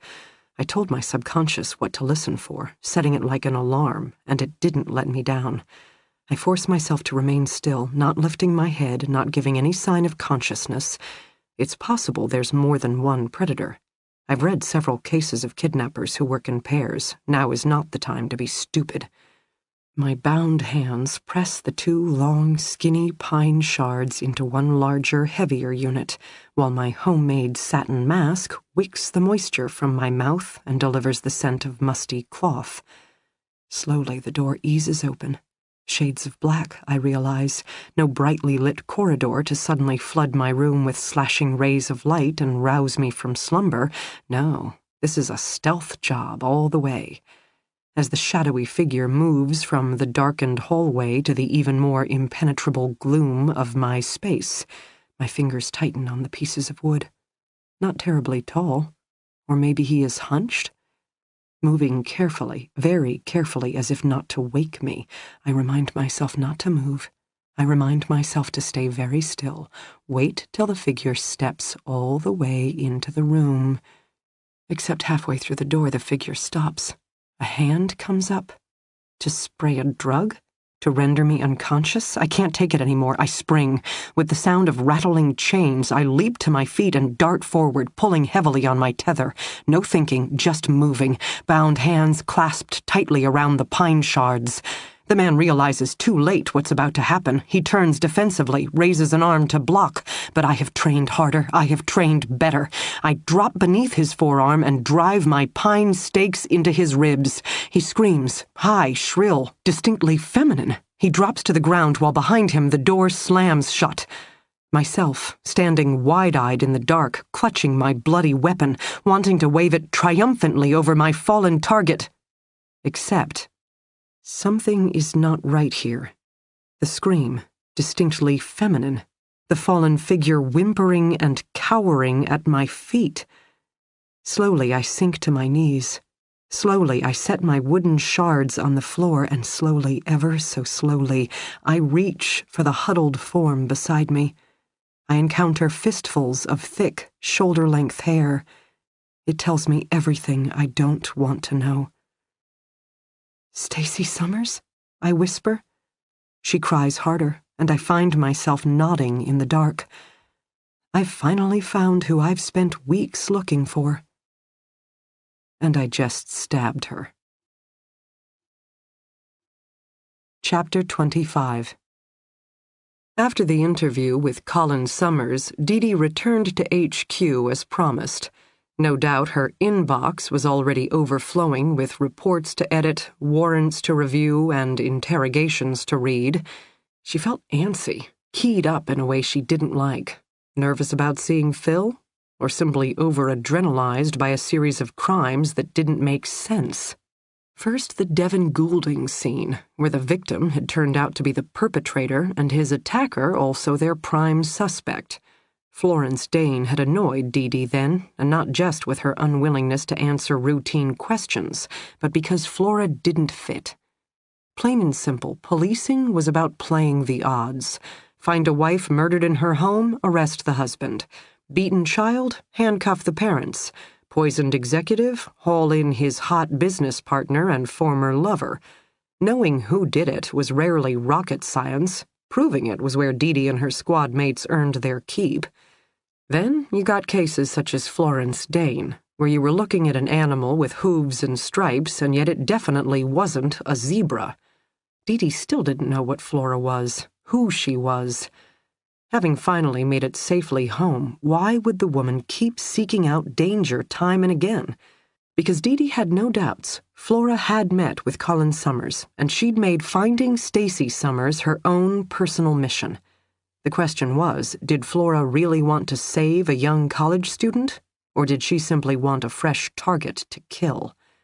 In Dee Dee's mind, that was a 50-50 proposition, which didn't make her less keen to locate Flora, but rather gave her a certain urgency on the subject. One way or another, whatever had happened to Flora and Stacy, whoever had happened, it was going to end badly. Because that's how Flora needed it to end, Dee Dee thought. Something had happened 5 years ago between her and her first kidnapper. After 472 days of captivity, something had gone down that left Jacob Ness dead and Flora very much alive. Except Flora had never gotten over it, and even now seemed to be seeking out the same sequence of events over and over again. Entering HQ, Dee Dee spotted Phil walking across the cavernous glass and chrome lobby with a steaming cup of coffee.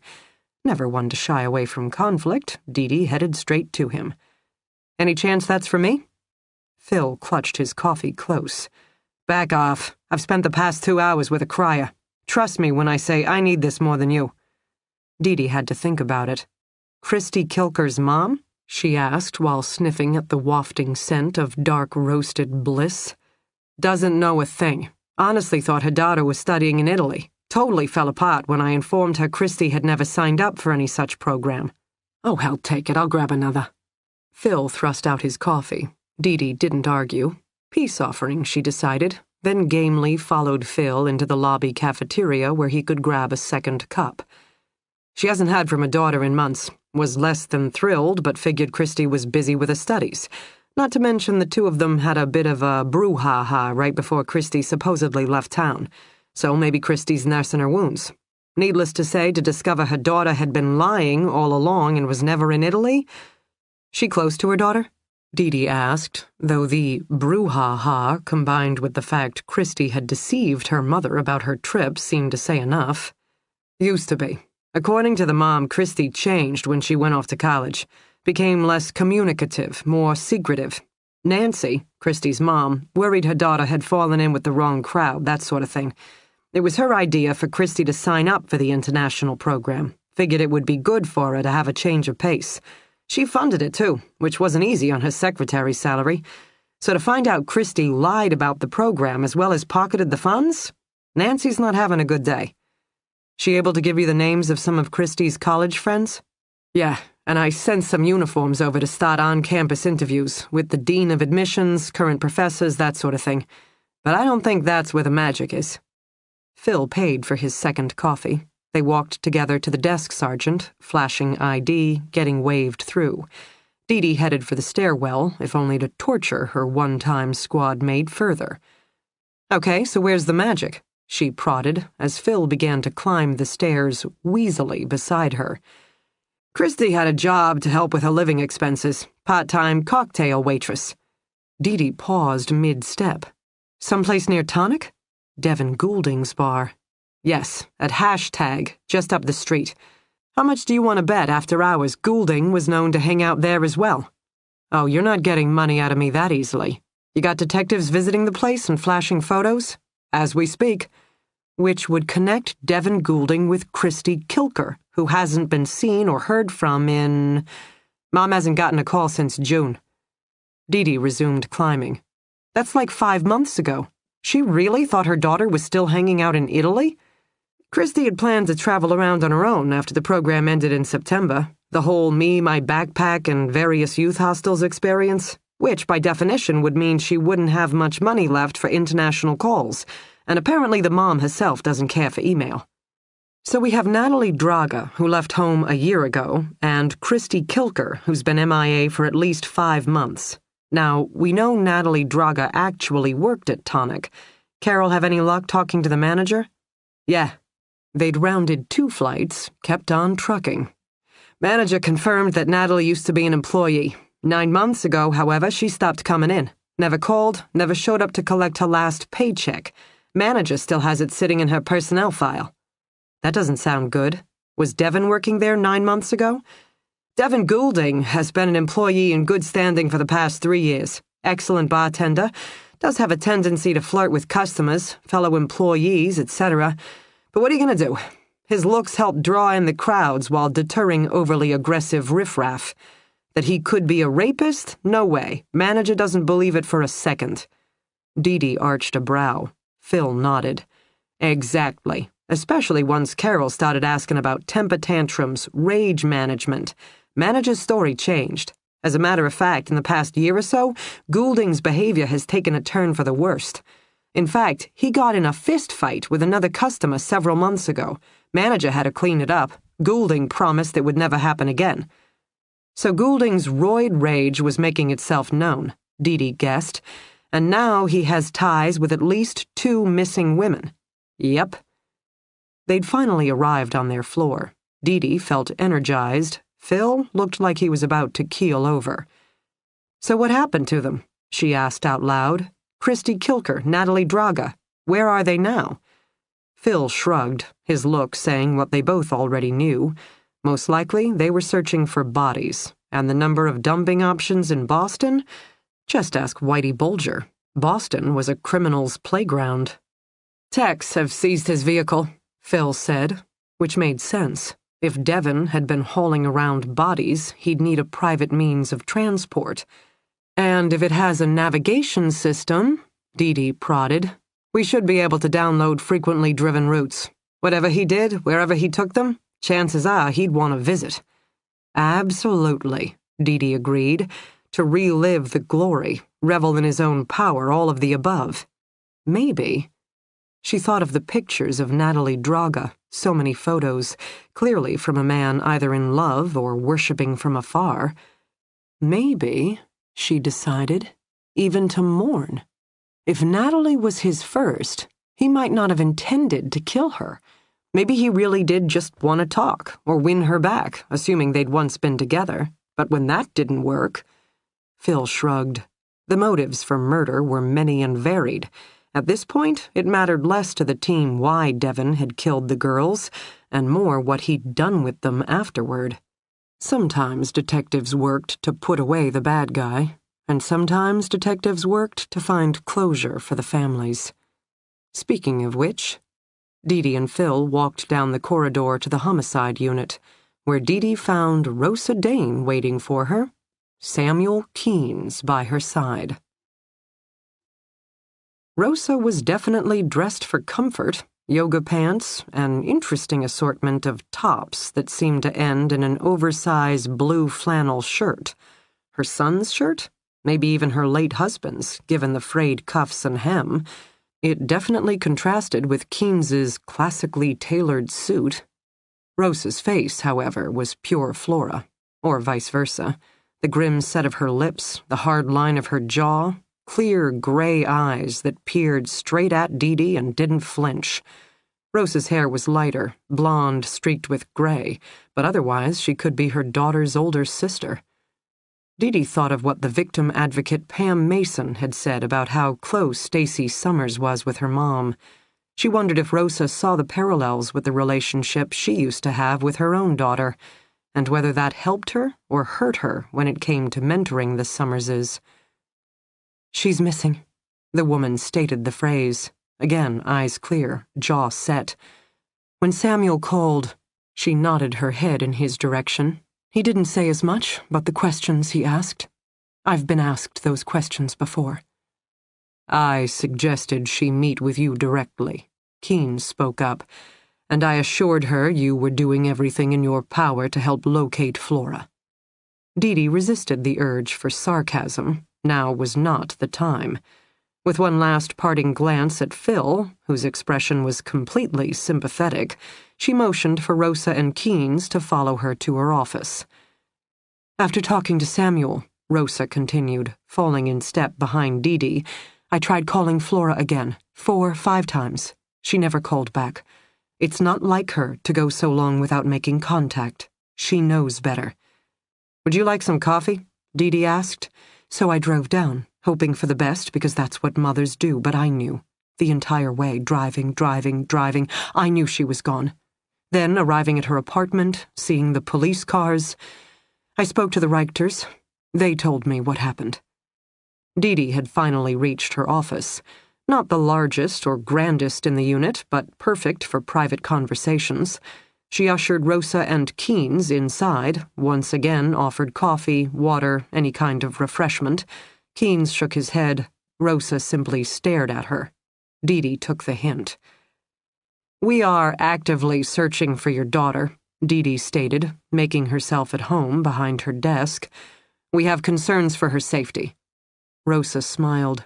It was not a happy expression, and immediately Dee recalled Flora sitting in the back of the patrol car just yesterday morning. Survivors, Dee realized. She was dealing with not one survivor of a traumatic kidnapping 7 years ago, but 2 of them, mother and daughter, and the scars the ordeal had left on both of them. And Keynes, standing patiently beside the door as Rosa took a seat. What was his role in all this? Just what kind of victim specialist remained on such familiar terms with a mother and her daughter 5 years later? "I'm here to file a missing persons report. That will help, yes?" Rosa's tone was even. Dee nodded. She kept her gaze on Samuel, who hadn't spoken since entering the office, and yet he seemed to assume he was part of this meeting. Why? "I last saw her around 1:15 yesterday, Saturday," Rosa said. "You need to know that, too." Dee picked up a pad of paper, made a note. The woman was clearly a pro.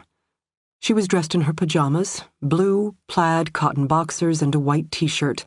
Last I knew, she was planning on taking a nap after being out all night. I can go through her clothes and tell you if anything else is missing. That won't be necessary. You think she was taken from her bed then, kidnapped straight from her apartment? There were no signs of a struggle, Dee said. He ambushed her. Drugged her? We're still looking into that. Rosa nodded. Her face remained set, not calm, nor simmering with the barely suppressed rage that animated Colin Summers's entire body. Instead, she was preternaturally composed. Like a fellow cop, Dee thought, a woman who'd been there and done that before. The woman gazed up at Keynes. He gave a faint nod, and she reached down for her oversized cloth shoulder bag, digging around until she produced a manila folder. "Recent photo," she said, placing it on Dee's desk. "Written description. Her fingerprints are already on file." Dee took the file. "What about Flora's cell phone password?" Dee asked. "Because we're subpoenaing records of her texts and messages now, but that will take a few days, versus if we could access the phone directly." Rosa rattled off 4 digits. Dee wrote them down, then glanced up. "That's not a birth date," she said. "No, it's a random code, more secure. Flora was big on security." A slight fissure in the woman's composure. Rosa squared her shoulders, soldiered on. "She shared the code with me, however, more security, in case something happened to her." "Were you worried about Flora, Mrs. Dane?" "Yes." No hesitation, no shirking. "Do you know what she's been doing, even before Devon Goulding?" "Yes." Dee leaned forward, resting her elbows on her desk. "Mrs. Dane, do you think Flora was truly trying to save the world? Or do you think it's possible that Flora has a death wish? That she wasn't looking to continue her good work, that she was looking to end things?" Rosa Dane's facade cracked, a wide, gaping schism that revealed a world of pain and sorrow and resignation, a mother's aching, powerful, powerless love for her daughter. Keynes reached out and gently squeezed her shoulder. "She was my happy child," the woman whispered.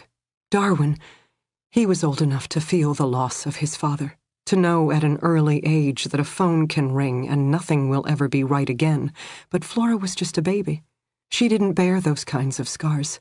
She loved the farm, chasing the hens, planting spring seeds, running through the woods, sneaking food to the foxes. She loved everything, everyone. All I ever had to do was open the front door and she was happy. He put her in a box, you know? He shut her away in a pine coffin, day after day after day, and when he finally let her out, it was under the condition that she call him by her late father's name." Dee got up. She had a box of tissues on the filing cabinet behind her. Now she placed it on her desk in front of Rosa Dane. But the woman remained dry-eyed, stoic, the kind of grief too deep for tears.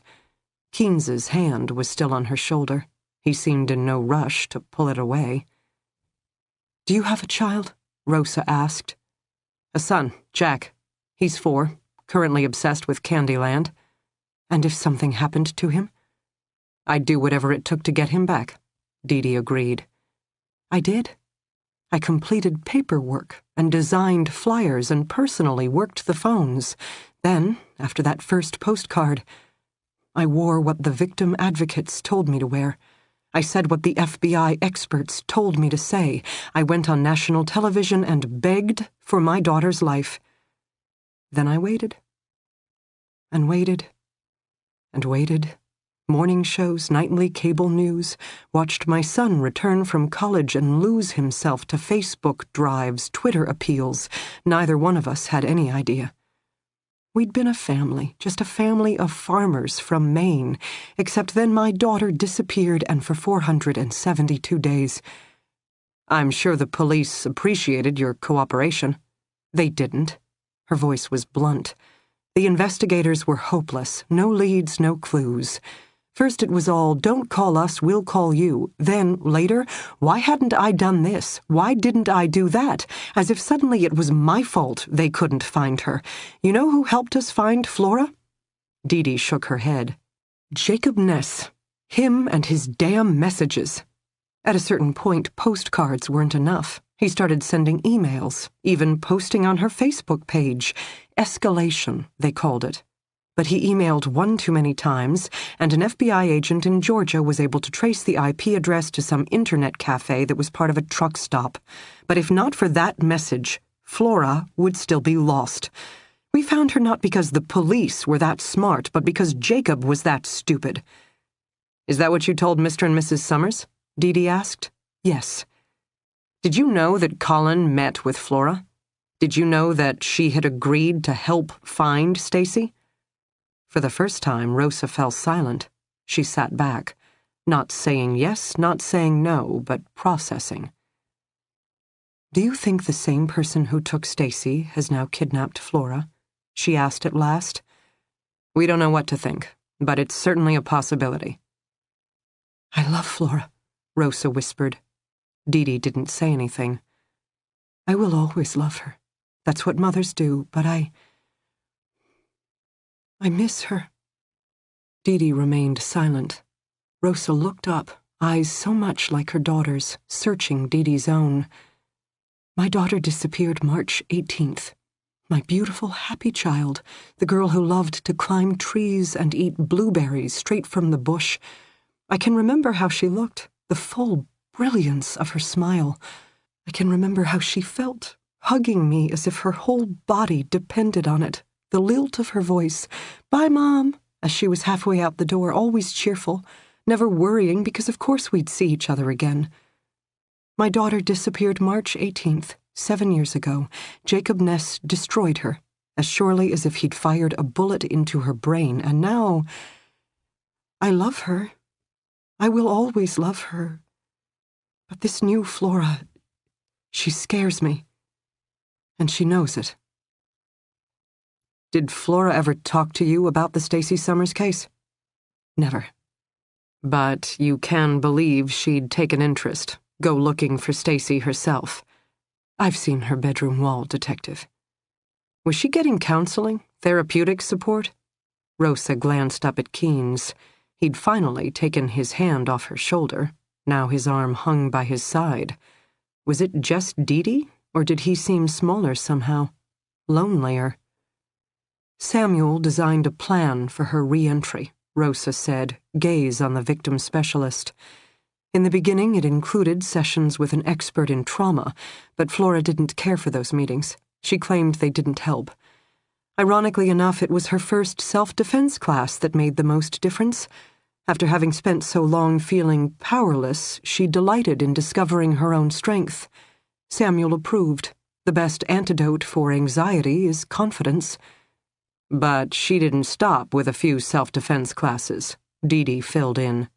She became obsessed with both safety and security, and then other missing persons cases, all the other children out there who still haven't made it home again. Do you think she could find Stacy Summers? Dee Dee asked. I'm afraid that she could. Afraid? Dee Dee didn't have to consider it too long. You think there's more to it than saving others. You think it's also about punishing the perpetrator. Rosa didn't look at Keynes this time when she spoke. She stared straight at Dee Dee. After everything Jacob Ness did to her, he died too quick. What happened when they rescued Flora? I don't know. You'd have to contact FBI agent Kimberly Quincy out of Atlanta. She's the one who located Jacob and led the raid to rescue my daughter. Dee Dee glanced at Samuel, who nodded. Were you there? She asked him. No. But you know what happened. Only from hearsay. And as for anything Flora might have told me, we struck a deal that first day. She told me her story once. I repeated it for the official record. And now, we both keep her focused on the future. She turned her attention to Rosa. You've mentioned a brother, Darwin. Are he and Flora close? Would she have spoken to him about what she was up to? Darwin is in London, Rosa said. Dee Dee shrugged, which is why there's texting, email, Skype. She kept her gaze on Rosa, who was clearly hesitating. Interestingly enough, it was Keynes who spoke next, except not to Dee Dee, but to Rosa. Have you told him? No. Wait, Dee Dee spoke up. You mean you haven't told Darwin his sister is missing? Keynes continued as if she hadn't spoken. Are you going to tell him? Again, that hesitation. He's just getting his life back. If you could have seen him, what this did to him the first time she disappeared, the helplessness, the hopelessness. He gave up college, halted his entire life, and then she came back, our own happily ever after, except she wasn't happy. The mood swings, the night terrors, the feeling that some imposter had taken her body. This wasn't my daughter, his sister. This couldn't be our Flora. Rosa looked up. He's just now getting himself together. How do I call and spring this on him? Again. So what? He can drop everything? Again? Feel helpless and hopeless? Again? Even if he did come back, to do what? No postcards this time? At least not yet. In fact, best I can tell, you have no leads at all. So are you going to tell him? Dee repeated Keynes's question because she thought it was a good one. He can't help you, Rosa said. Darwin has been away for years. He's doing his own thing, being his own person. Whatever Flora was up to, she wouldn't have told him. She's hurt him enough already, and she knows it. Now, if you don't mind, it's getting late. I'm tired. I need a place to stay, and I'd like to use my daughter's apartment, if that's possible. You're not heading back to Maine? Keynes asked. No. Dee had to glance at her watch, get her bearings. Sunday, 7 p.m. Where had the day gone? Just this morning she was working a dead rapist case, and now she had to think about it. Dee said, Apartment is off limits for tonight. We're still processing. How long do you plan to stay? How long will it take you to find my daughter? Dee didn't have an answer for that one. I'll do my best to stay out of your way, Detective. Rosa Dane gathered up her things, but don't expect me to remain on the sidelines. My daughter isn't the only one who learned some hard lessons 7 years ago. You have your job, and now I'm going to do mine. Rosa swept out the door, Samuel Keynes following close behind. Hang on, Dee tried to say, but neither one of them turned around. Chapter 26. The girl is crying. I can't see her, only hear her in the pitch black. I should do something. Move, talk, assist. I can't. I just can't.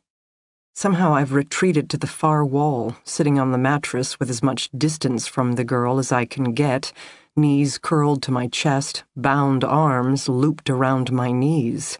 I'm too stunned to react. I know how to take care of myself. Are you in pain? Are you hungry? Are you thirsty? Are you uncomfortable? No, then you're all right.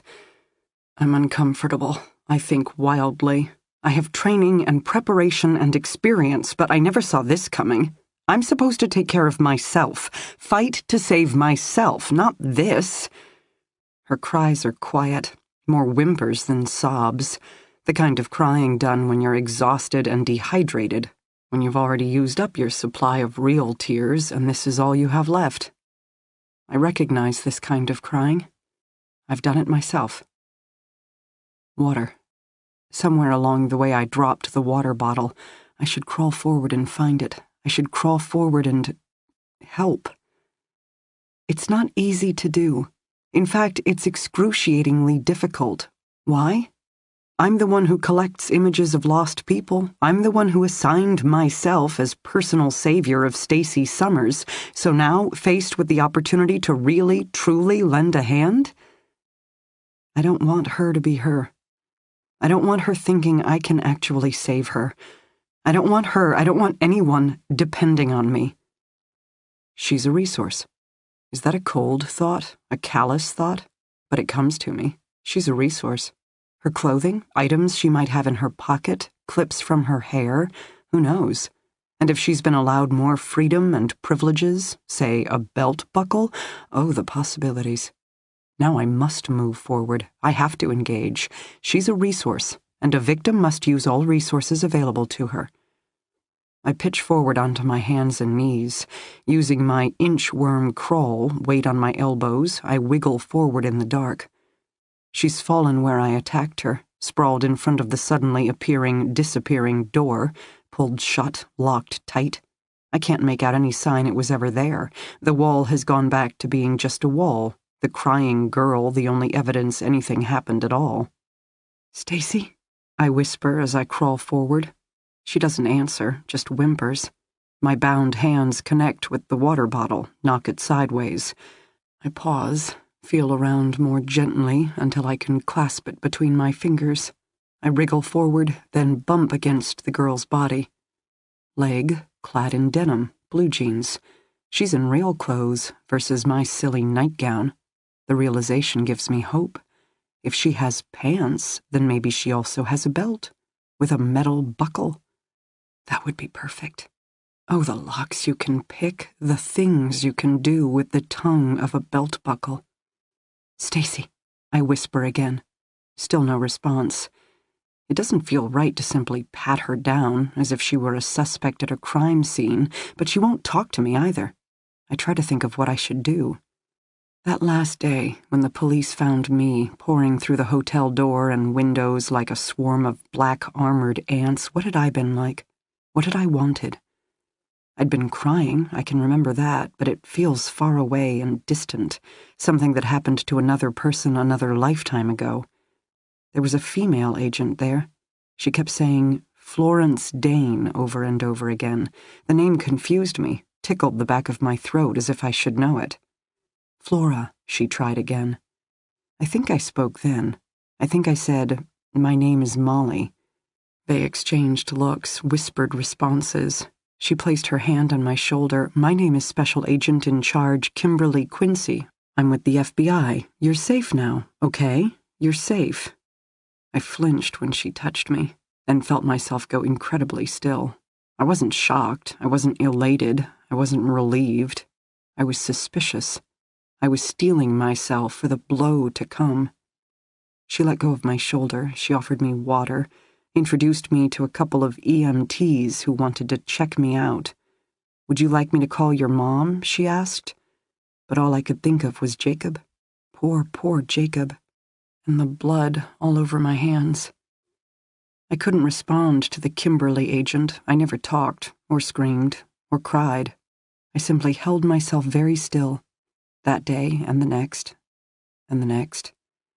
A girl who'd been born and raised in a coffin-shaped box. I'm not that girl, I remind myself now. If I'm not that girl, then I must be the FBI agent, the Kimberly person. So what did she do? Spoke briskly and moved with authority. She ushered me through a flurry of medical exams and necessary questions while keeping up a steady flow of conversation, whether I chose to answer or not. She was normal, I decide. Sounded normal, acted normal. That's what she was trying to give me. After 472 days, she offered normalcy. I take a deep breath. Begin. "My name is Flora." Is it just me, or did my voice falter at the sound of my own name? I repeat myself, this time for my own sake. "My name is Flora, not Molly. I'm sorry I attacked you." Am I? Maybe. I don't know who she is yet, or her role in all this. Only a fool rushes to judgment. "I'm going to try to help you. I'm sorry if it hurts, but I have to feel out the wound. I have some water. Would you like water?" Her crying has puttered out. She appears to be listening to me. Her breath is still shaky and fluttery. Shock? Fear? Anything is possible. She doesn't say yes or no to water, but whimpers again. "I'm going to touch you," I say now. "I'm sorry, you probably don't want to be touched anymore. I hadn't wanted to be. But I can't see you. This is—" I shrug, feeling a helplessness I already hate. "The only way I can figure out what's wrong." I don't know what else to do. She's not talking, but at least is holding still. Is that an implicit yes or a mental hell no? I wonder if this is how the FBI agent felt 5 years ago. Less like she was saving a terrified girl, and more like she was dealing with a feral cat. Bare feet. That's my first discovery. The girl is clad in jeans, but no socks and shoes. Evidence she's not allowed to leave the house. I allow myself a small moment of mourning for the opportunities shoelaces might have presented. Resources, resources, resources. But no sense in mourning what you never had to lose. Next, I move my bound hands up her leg, fluttering my fingers across the line of soft, worn denim. Old jeans. Her personal favorites? I tug experimentally, not sure if that's appropriate or not, but it's as I expected. The jeans are loose on her. If these were her original pants, she's recently lost a lot of weight. She must be lying on her side, because next I come to the faint curve of her hip. She hisses in a breath, and I suspect I'm close to the wound. When the door first opened and I lunged forward, I was aiming for the stomach, a gut job. I'm hoping, for both our sakes, I hit her ribs instead. I feel weird, my cheeks flaming in the dark as I come to the waistband of her jeans. Lowriders, frayed to the touch. I can't help myself. I'm not trying to stroke a sliver of bare skin at her waist, but of course I do. She shivers, flinches in response, and I blush even harder in the dark. I have to force myself to continue. I need to determine if she has a belt. Leather belt, corded belt, anything with a buckle. No such luck. Okay, this is it, the stab wound. I have to be close, and I'm no longer embarrassed. I'm petrified. I can't see, not an inch, not a bit. What if I hit a piece of wood and drive it deeper? What if I hurt her worse? I'm not cut out for this. I didn't train for this. I'm supposed to be alone. I'm all right alone. Because now I'm uncomfortable. And uncomfortable is not the same as okay. My hands are shaking uncontrollably. I hold them right above her, but I just can't do it. I will hurt her. I will make things worse. I'll learn once and for all just how much damage I've done. Fingers, suddenly closing around mine in the dark. She doesn't speak, just the sound of her breathing. Not calm and even, but fluttery and frightened, as she takes my bound hands and lowers them to the pool of blood at her side. I've made a mess of things. I don't need light to know that. I recognize the streaks of moisture, distinct in sticky feel and rusty scent. Blood combined with shards of wood. Slivers, really. Pine is too soft to make a great weapon. As I'd hoped, feared, I'd missed her belly, gouging against her ribs instead. Unfortunately, upon contact with hard bone, the pine had given up the fight, shattering into countless slivers. The girl's injury feels less like a stab wound and more like an encounter with a porcupine. She is crying again, hiccuping in the shaky, shuddering pattern of someone in great pain. I feel myself freeze up. I can't do this. The Kimberly agent never had to do this. All that blood. So much blood 5 years ago. My hands, my face, my clothes, but none of it was mine. I'm rocking back and forth. No, now is not that time. There are tears on my cheek. No, there will be no crying. I'm a survivor. I'm a survivor. I'm a survivor. And Samuel himself said survivors must never doubt what they had to do. I'm going to pull them out, I hear myself say. She has released my hand. Her body is quivering, definitely distressed. I try to move as gently as possible, but given that I have to find each wooden shard by feel, there's no way not to jar the wound. She hisses and moans, but remains passive beneath my clumsy touch. To the best of my knowledge, I'm not making any sound, but I can taste salt, so apparently there are tears on my cheeks as I gingerly pinch and pull each piece. Some of them are very small, definitely more like slivers. 2 pieces are thick and bulky, shards. Do they hurt worse? Does it matter at this point? I stabbed up with 2 pieces of pine clutched together. The end result is a bloody, pulpy mess, somewhere between road rash and a pin cushion. It's not going to work, I think again and again. In the dark, I'll never get them all, only the obvious ones. And as anyone who's ever gotten a sliver knows, even the tiniest piece of foreign object embedded under the skin will eventually fester and inflame. But I don't know what else to do. So I keep at it, arms shaking from the strain of moving so carefully, salt coating my cheeks. 5 minutes, 10, 20. But eventually I reach a point that when I wave my hand right above the wound, I can't feel any obvious protrusions. Surely she has wood still stuck in her side. How can she not? But under these conditions, with not even a flashlight to work by, there's nothing else I can do. We need light. and bandages, and hydrogen peroxide, and, oh yes, a real doctor, not just me. I press my fingers gently against the wound. It feels about 2 inches wide, 4 or 5 inches tall, but maybe shallow, or is that just wishful thinking? She hisses again, shudders. Does anything else hurt? I don't know what else to look for, what else to do. My fingers are sticky, covered in blood, her blood. She doesn't answer. I continue speaking out loud, making the decisions for both of us. I think we should leave it unbandaged for now, versus shredding more of my satin nightie for the cause. I don't think it's deep, but it's messy. It needs to dry out, scab over. Plus, I'm worried that trying to bind the wound will drive remaining splinters deeper beneath her skin. She still isn't talking. I have some water. I'm, going to pour some over the area. Rinse it out. Waste of a resource? I don't know. I launched an attack. Sure, I hit the girl, not my abductor, but my show of defiance most likely caught him off guard, maybe even pissed him off. He could pull resources. No more dinner deliveries or other presents wrapped in cheap pine coffins. Which brings me to another question. The girl's hands. Is she bound, like me? And why was she sent into the room? I finish what I started, uncapping the water bottle and releasing a slow trickle over the girl's side.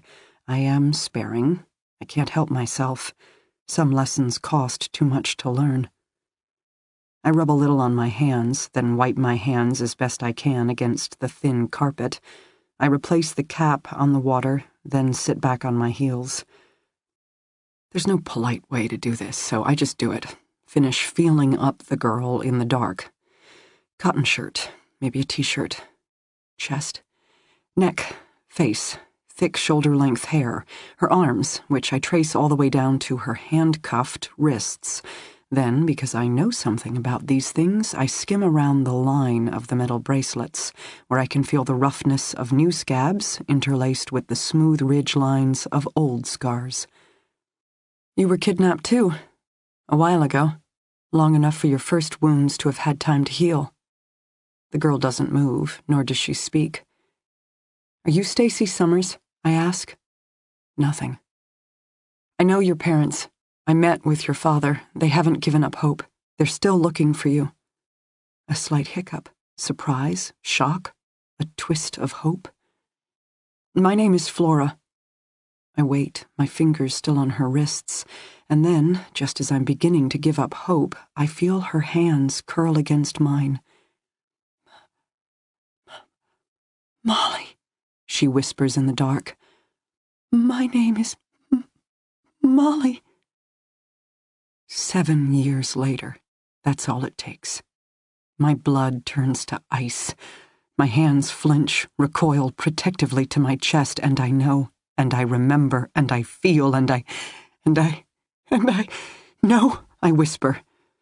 But this poor girl, my pain, my punishment has finally found her voice. My name is Molly. Molly, Molly, Molly, my name is Molly. I don't look at the viewing window. I don't look to the sealed-up wall where I now know there is a door. I look down at the carpet. I look deep into myself, and I think, all these years later, oh my God, what have I done? What have I done? What have I done? Chapter 27. Go over to him. Go on, do it. Walk right over and tell that drunk-ass cowboy you're a kidnapped girl. Let's see if he'll rescue you. No? Don't think he'll believe you? Or afraid that he will? Standing beside me at the bar, Everett's voice held an edge. He'd already tossed back several shots, not that it mattered. He'd been on a streak lately. Angry, surly, demanding. Nothing I did was right, and nothing I gave him made him happy. I didn't know what had changed, but something had. 3 days off before the next transport. He'd found us a cheap strip motel. In the beginning, I'd liked the time away from the rig, a floor that didn't constantly rumble beneath my feet, a view of green trees that didn't blur as they flew past on the interstate. But Everett... Less driving meant more drinking, more sex, and none of it was ever enough. He just got angrier and angrier and angrier. Tonight he'd returned to the room with a bag in his hand, thrown it at me. "Clean yourself up. You look like a fucking loser and smell even worse. What's with the hair, anyway?" Most of the time I wasn't allowed to shower, let alone shave my legs, but tonight I'd cleaned up, then looked in the bag to discover a dress. Kind of. Not a pink-flowered or yellow flowy sundress like the kind I might have worn a lifetime ago, heading out on a summer afternoon in Maine or enjoying a spring afternoon in Boston. No, this dress was red and slinky and very, very tiny.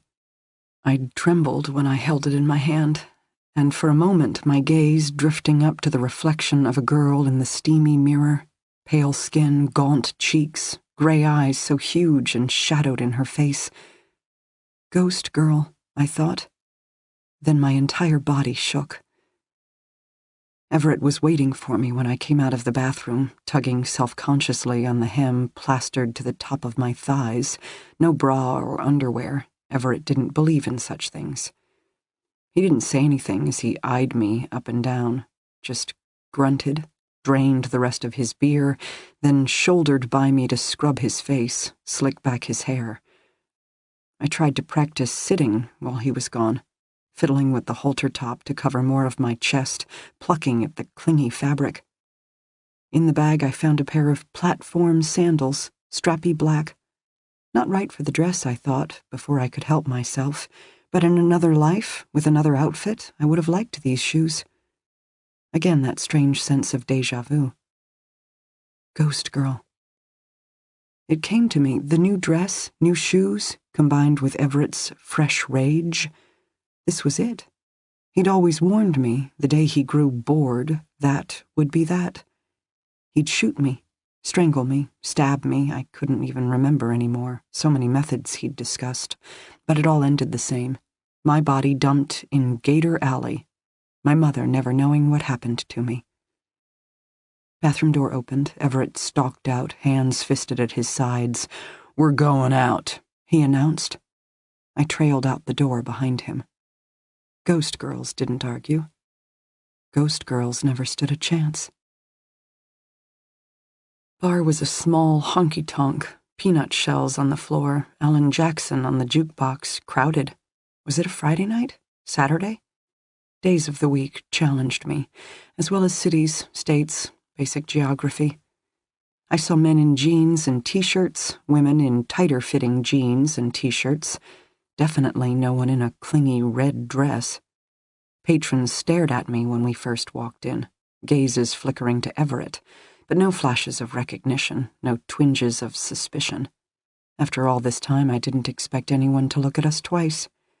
Even now, one by one, they shrugged off the sight of a too pale, too skinny girl in a hooker's dress and resumed their drinking. Everett, after all these days, weeks, months of instructing me to keep my head down and my mouth shut, actually beamed at my side, which only heightened my tension. Ghost girl drifting through the bar, ghost girl ordering a beer. Did my head nod along in time with the music? Did I tap my fingers against the shiny wood top? Old habits from a former life, when bars were fun, and life was meant to be lived, and you never knew what good time waited just around the corner. Beside me, Everett chugged his beer, tossed back a shot, then demanded a second round. He could drink, hard, often, but rarely at bars. Too expensive, he'd complain. Why pay some assholes 4 times more for something he could buy cheaper on his own? But tonight he was running up the bill, drumming his fingers relentlessly against the scarred bar top, gaze roaming the room. "You're the prettiest girl here," he said. I paused, gaze fixed forward, hands wrapped tight around my sweaty bottle of Bud. I took a sip. "You heard me."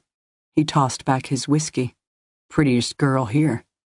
You should keep your hair red. I like it." He set down the shot glass, placed his fingers on the bare skin of my neck. I didn't flinch. All this time later, I just stared at him and wondered what he was going to do next. He laughed, ordered another round, and he kept his left hand curled around the nape of my neck, that hard, glittering look in his eyes. I sipped my beer. Ghost girl just trying to get through.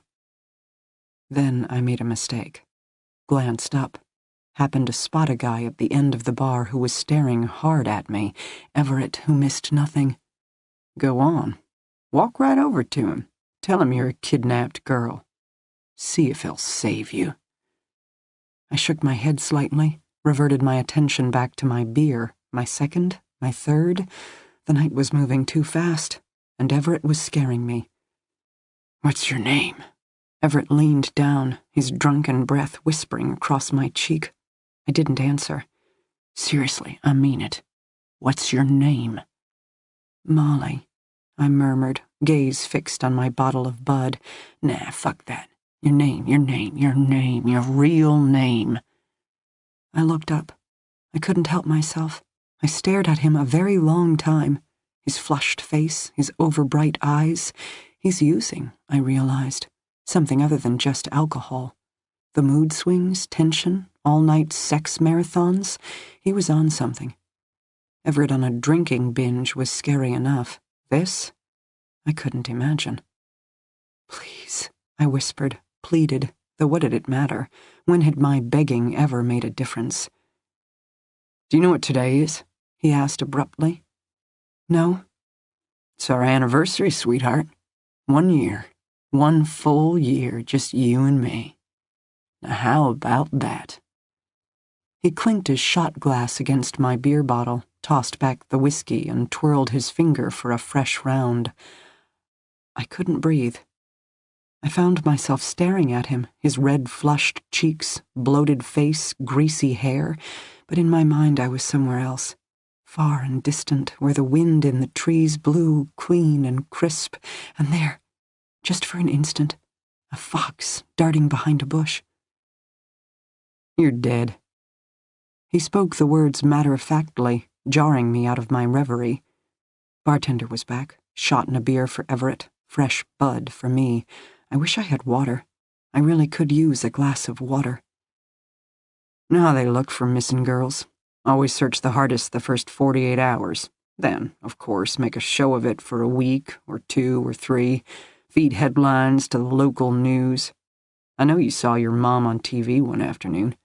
Of course, she made a big show of it, 'cause that's what happens for a bit. But 52 weeks later, you're not front page news anymore, little girl. Not even yesterday's leftovers. Hell, 6, 8, a dozen other pretty young things have disappeared between now and then. They get the headlines now. You're already filed away.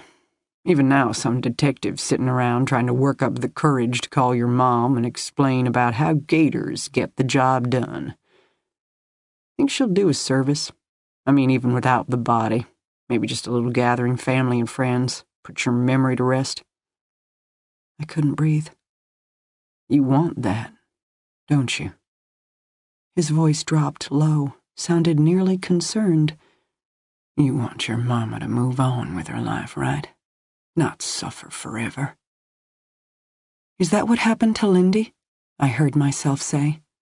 You fed her to the gators, too? He recoiled slightly, fisting his shot glass. Shut up, girl. Are you sorry? Do you wish you'd kept her longer? Is that why you still cry for her at night? Shut your fucking mouth. But I was on a roll, powered by 3 beers, a too tight, too red dress, and the knowledge we were in a public place. Later he would make me pay, but for now, this moment on our 1-year anniversary, did you love her? In a flash, his left hand was on my neck, fingers digging in, slowly tightening, but I kept my eyes open, my gaze on his face, and in that second I saw it. Pain, sharp and brittle, followed by hurt, long and deep. I still didn't know how or why, but Lindy held power over him. Lindy, mythical, unknown Lindy, was everything I was not. Jealous? He drawled.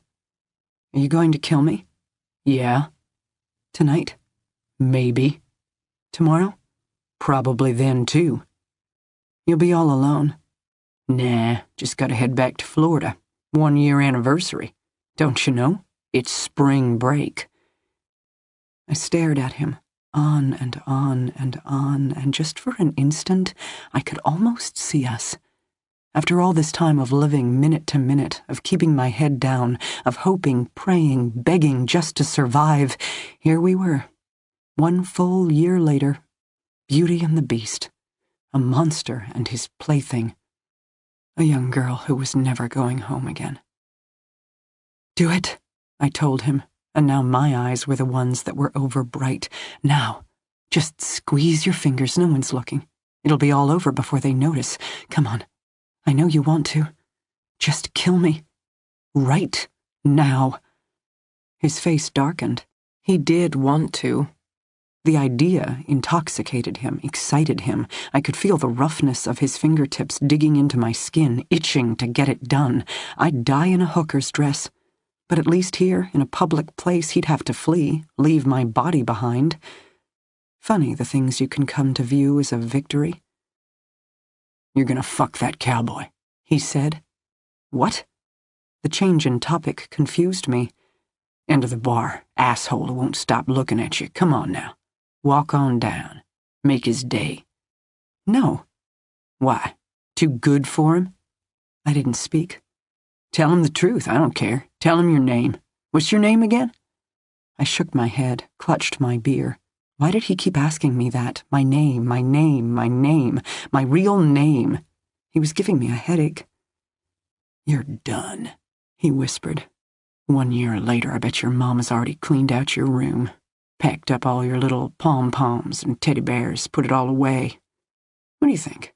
She'll turn the room into a home office? Maybe a craft center.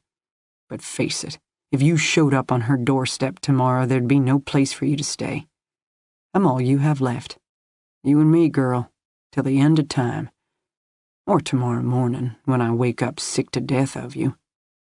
Now, cowboy, end of bar, go fuck him. No. His fingers moved, no longer squeezing, stroking the back of my neck as the hair prickled on my skin. You didn't want me, pretty girl like you. If I hadn't grabbed you drunk and sloppy off that beach, you'd never have looked at me twice. But now you got me. I've fed you, clothed you. Hell, I've taken you out and showed you the country. I didn't speak. I'm your first real man. First guy who told it to you straight, showed you the real world. Never lied, never prettied it up. Rest of your short life, wherever you go, whatever you do, you ain't never gonna know another man like me. I risked a glance up into his feverish eyes. I'm your world, Molly. Your whole entire world. I am your everything. Except to me. You ain't nothing but a piece of garbage. Here today, gone tomorrow. Replaced next time I head to Palm Beach. No one the wiser. Now, cowboy, into the bar. Do it. No. What the? Not on our anniversary. He paused, scowled, studied me. And I got it then. Ghost girl. The feeling of déjà vu that had been haunting me all night. Everett was mean. Everett was cruel, and one day he would kill me, dump my body in a swamp. But now, tonight, he was also right. 1 year later, I was never going home. The girl I had once been, she was dead. And now there was only me and my strange, twisted relationship with this man. I could keep going along, struggling through day to day, or... I reached out, and for the first time of my own volition, placed my open palm on Everett's chest. He startled, couldn't help himself, and just for an instant I caught it in his eyes, uncertainty, longing, fear. Emotions I associated with Lindy, now slowly but surely being transferred to me. No one likes being alone. Not even the monster under the bed. I rose off my stool, took the shot glass from his hand, then I leaned forward and with my entire body pressed against his, I whispered, I want a present. What? A gift. For our anniversary. Now, girl, your name. Your real name. Isn't that what you've been asking me all night? I think you're right. We are special. Meant to be. I want to know your real name. 1 year later, what can it hurt? He eyed me, my lips so close to his own. I could see him thinking. I could see him considering. Then I felt his hands on my hips. Jacob, he said roughly. My name is Jacob. Pleased to meet you, Jacob. Now take me home, and I'll show you how much I appreciate a real man like you. Chapter 28. Dee arrived home just in time to put Jack to bed. His little round face lit up at the first sight of her, stubby arms reaching out, and she felt the customary pang in her chest, a love a suspected killer had once warned her about, the kind of deep, powerful emotion that would move mountains, and yes, if the occasion warranted it, justify pulling the trigger. But for now she didn't have to worry about such dark things. For now she got to nestle beside her little man, tucked in tight in his wooden red race car bed, and open up the runaway bunny. Alex watched from the doorway, a smile on his face. From time to time she glanced over at him, sticking out her tongue, crossing her eyes. Family fun with both her favorite guys. There had been a time in Dee's life she never would have thought she could have all this. Now it amazed her that she'd ever gone without. Especially after a day like today, she needed this. Alex, Jack, her family, these moments, they grounded her. And not for the first time, she wondered what she would do if something ever happened to her son. 12 years from now, a phone ringing in the middle of the night, announcing her teenage son had disappeared. Dee honestly didn't know where mothers like Rosa Dane, fathers like Colin Summers found the strength to carry on. Of course, family life wasn't all fairy tales. Dee's job was demanding, and Jack had officially reached the age where he had his opinions on the subject. She'd been gone most of the weekend, home just in time for a story. So, of course, the moment she closed the book, climbed cumbersomely off the low-slung toddler bed, the theatrics began. Sticking out his bottom lip, staring at her with liquid blue eyes so much like her own. Alex had given him a bath before bedtime, and now Jack's light brown hair stood up on the top of his head, world's cutest mohawk. "Good night," Dee repeated firmly, quivering, the bottom lip, the whole chin, and then full frontal assault. Launching his little body across the toddler bed and slapping arms and legs around Dee's body. She staggered back, hands dropping down belatedly to strong little arms that had already attached themselves with the strength of octopus tentacles. Serial killers she could handle, but God save her from the strength of a little boy who didn't want to go to bed. She could hear laughter behind her, Alex enjoying the show, and, of course, making no moves to intervene. He'd already spent the weekend battling the kid. This was all on her. Toddlers, Dee had learned, were a lot like criminals.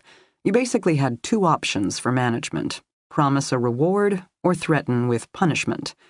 She couldn't punish her son for missing her as much as she missed him, so she went with the promise of a second story if he'd get back into bed, which led to a third, then a fourth, before his heavy-lidded eyes finally sagged closed, and she staggered out of the race car bed, feeling Jack had probably won that war, but officially too tired to care. Alex was waiting for her in the family room. He had poured 2 glasses of red wine and had an ice pack at the ready. "I'm not sure which of these I'm looking forward to more," she said, gaze bouncing between the wine, the ice, the wine again. "How sad is that?" He smiled, helped her shrug out of her leather jacket. Ice pack on the shoulder, wine glass in hand. Life was good again. She sat back on the sofa, put her feet up on the coffee table, and sighed. "How is your vigilante?" he asked. "Missing. Fled from the new sheriff in town?" "No." She turned her head against the sofa cushion to regard him seriously. We think she might have been kidnapped, maybe even by the same person who abducted Stacy Summers. He made her start at the beginning, which, given how many hours she'd logged in the past 48, should have been draining.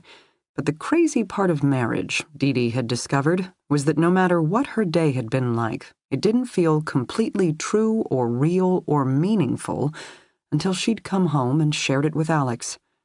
Of course, him being a crime scene specialist, blood spatter more specifically, didn't hurt. He often saw or thought of things she'd overlooked. "Any video?" he asked now, referring to footage collected from local security and traffic cams. When I left, the first batch of videos was just arriving. The new detective, Carol, promised to stay to sort through them. Just the way you say her name makes it sound like you're biting into a pickle. Nuh-uh. Uh-huh. She glared at him. In the morning, we'll see how she did. But you're not releasing anything to the press? She sighed, took a sip of wine. Tougher call. It's going to be a media sensation, no doubt about it. Semi-famous former kidnapping victim abducted again? We want to get our ducks in a row. Confirm she absolutely, positively has been abducted before we lead with a story that's going to bring all the crazies out of the woodwork. What kind of confirmation? A clip from the video feeds? Say an actual shot of Flora being dragged from her apartment? Or, now that we have the passcode to her phone, maybe some kind of proof she was definitely investigating Stacy's disappearance? Or, even better, had a solid lead that may have gotten her in trouble? Let's face it, second we announce this kind of news, it's going to be a media circus, which, unfortunately, will take time, energy, and manpower away from the actual search for Flora and Stacy. The mom doesn't mind keeping quiet for now. My impression is that she has no love for the press. But if Flora really is missing, Alex countered, then we need to find more witnesses and engage the public in the hunt, which calls for a press conference. Gotta love the job, Alex said. She made a face at him. Anything found at the apartment? He asked. No, except for her unmade bed, it's pristine. Mom, apparently, is a neat freak and had tidied up hours before. Given Flora's training, we suspect it had to be an ambush. Maybe he even drugged her. Otherwise, there should be signs of a struggle. I could take a look at it, Alex offered. I have some time before I have to head to the academy tomorrow, if you want a second set of eyes. Given how much we don't know at this time, I'd welcome a second set of eyes, or a third, or a fourth. She shifted restlessly, adjusting the ice on her shoulder. Strangest aspect of the scene? The front door, as well as all the windows, were unlocked. I mean, I get the front door. Guy thoughtfully prepared himself a master key ahead of time, then used it to access Flora's apartment. But why unlock all the windows? Why even take the time for such a subtle piece of theatrics? To prove he could? To emphasize no one is safe? Arrogant, Dee Dee muttered. Alex shrugged, topped off his wine. Not the first time. But sounds like your missing girl, Flora, has some skills as well. She might have been abducted, but she's hardly a helpless victim. True. I think I'm going to make a call in the morning. Talk to an FBI agent out of Atlanta, Kimberly Quincy. Name sounds familiar. I spoke with her once before, a couple of years ago, for the Charlene Grant case. Quincy was apparently the agent who finally located Jacob Ness. She led the raid to rescue Flora. Alex gave her a look. And you want to talk to Quincy why? I don't know, Dee Dee said honestly. But somehow, whatever happened 5 years ago, Flora's never gotten over it. How could she? Sure, but most victims of these long-term kidnappings, they retreat. They work on their recovery, focus on appreciating everyday life, write a book, sell movie rights, whatever. According to Flora's mother, however, Flora never talks about her time with Jacob Ness. And yet, the self-defense classes, the bedroom wall lined with missing persons cases, her obsession with Stacy Summers. Flora's absolutely positively still driven by what happened to her. My guess? If I'm going to anticipate what she did leading up to Saturday afternoon and what she's capable of doing next, I need to learn about her own experience. She survived the unthinkable once before, so what compels her back to that same set of circumstances? Is there some wound she's trying to heal? Or a lesson she still hasn't learned? Survivor's guilt. Maybe. Dee Dee adjusted the ice pack on her shoulder. I'll tell you what she should feel guilty about, though. Her mom. Her poor mother. Having to go through this all over again. Dee Dee didn't sleep well. Not unusual when working a major case. Her mind swirled with investigative details, leading to dreams of faceless girls running down endless black corridors. Then Dee Dee was racing breathlessly through a shadowed house, basement, house again, heart thundering against her chest. She rounded a corner and there she was, Flora Dane. Or Stacy Summers? No, definitely Flora Dane, holding a gun leveled at Dee Dee's head. Bang, Dream Flora said. You're dead. Dee Dee woke up. Dee Dee got out of bed. She crept into her son's room, soothed herself with the sight of him sleeping peacefully.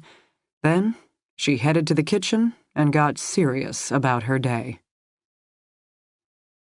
FBI agents had a tendency to work civilian hours. Sure, they bragged about their go bags, ready to fly out the door at a moment's notice, but compared to the demands of urban policing, say a Boston detective's job, Fed hours were pretty sedate. Dee Dee decided to play an educated guess. If memory served, SAC Kimberly Quincy had 2 daughters, meaning, like most parents, she was up early. Combine that with the horrendous traffic in Atlanta, what with that Spaghetti Junction, whatever, any commuter had an incentive to head to the office sooner versus later, meaning Dee Dee's best bet for contacting the federal agent would be first thing in the morning. 5:30 a.m. seemed a tad early, so Dee Dee worked on her shoulder and arm PT. She showered, changed, then heard Jack calling. Scooping him out of his race car bed with her good arm, she remembered the mandatory vroom vroom noises, then they were zigzagging down the hall, careening downstairs before a pedal-to-the-metal sprint for dinosaur-shaped pancakes in the kitchen. The dino shapes were courtesy of molds purchased by Alex, an impulse buy that had caused Dee Dee to roll her eyes, but God knows Jack adored them. Pancakes were definitely twice as good when shaped as a brontosaurus.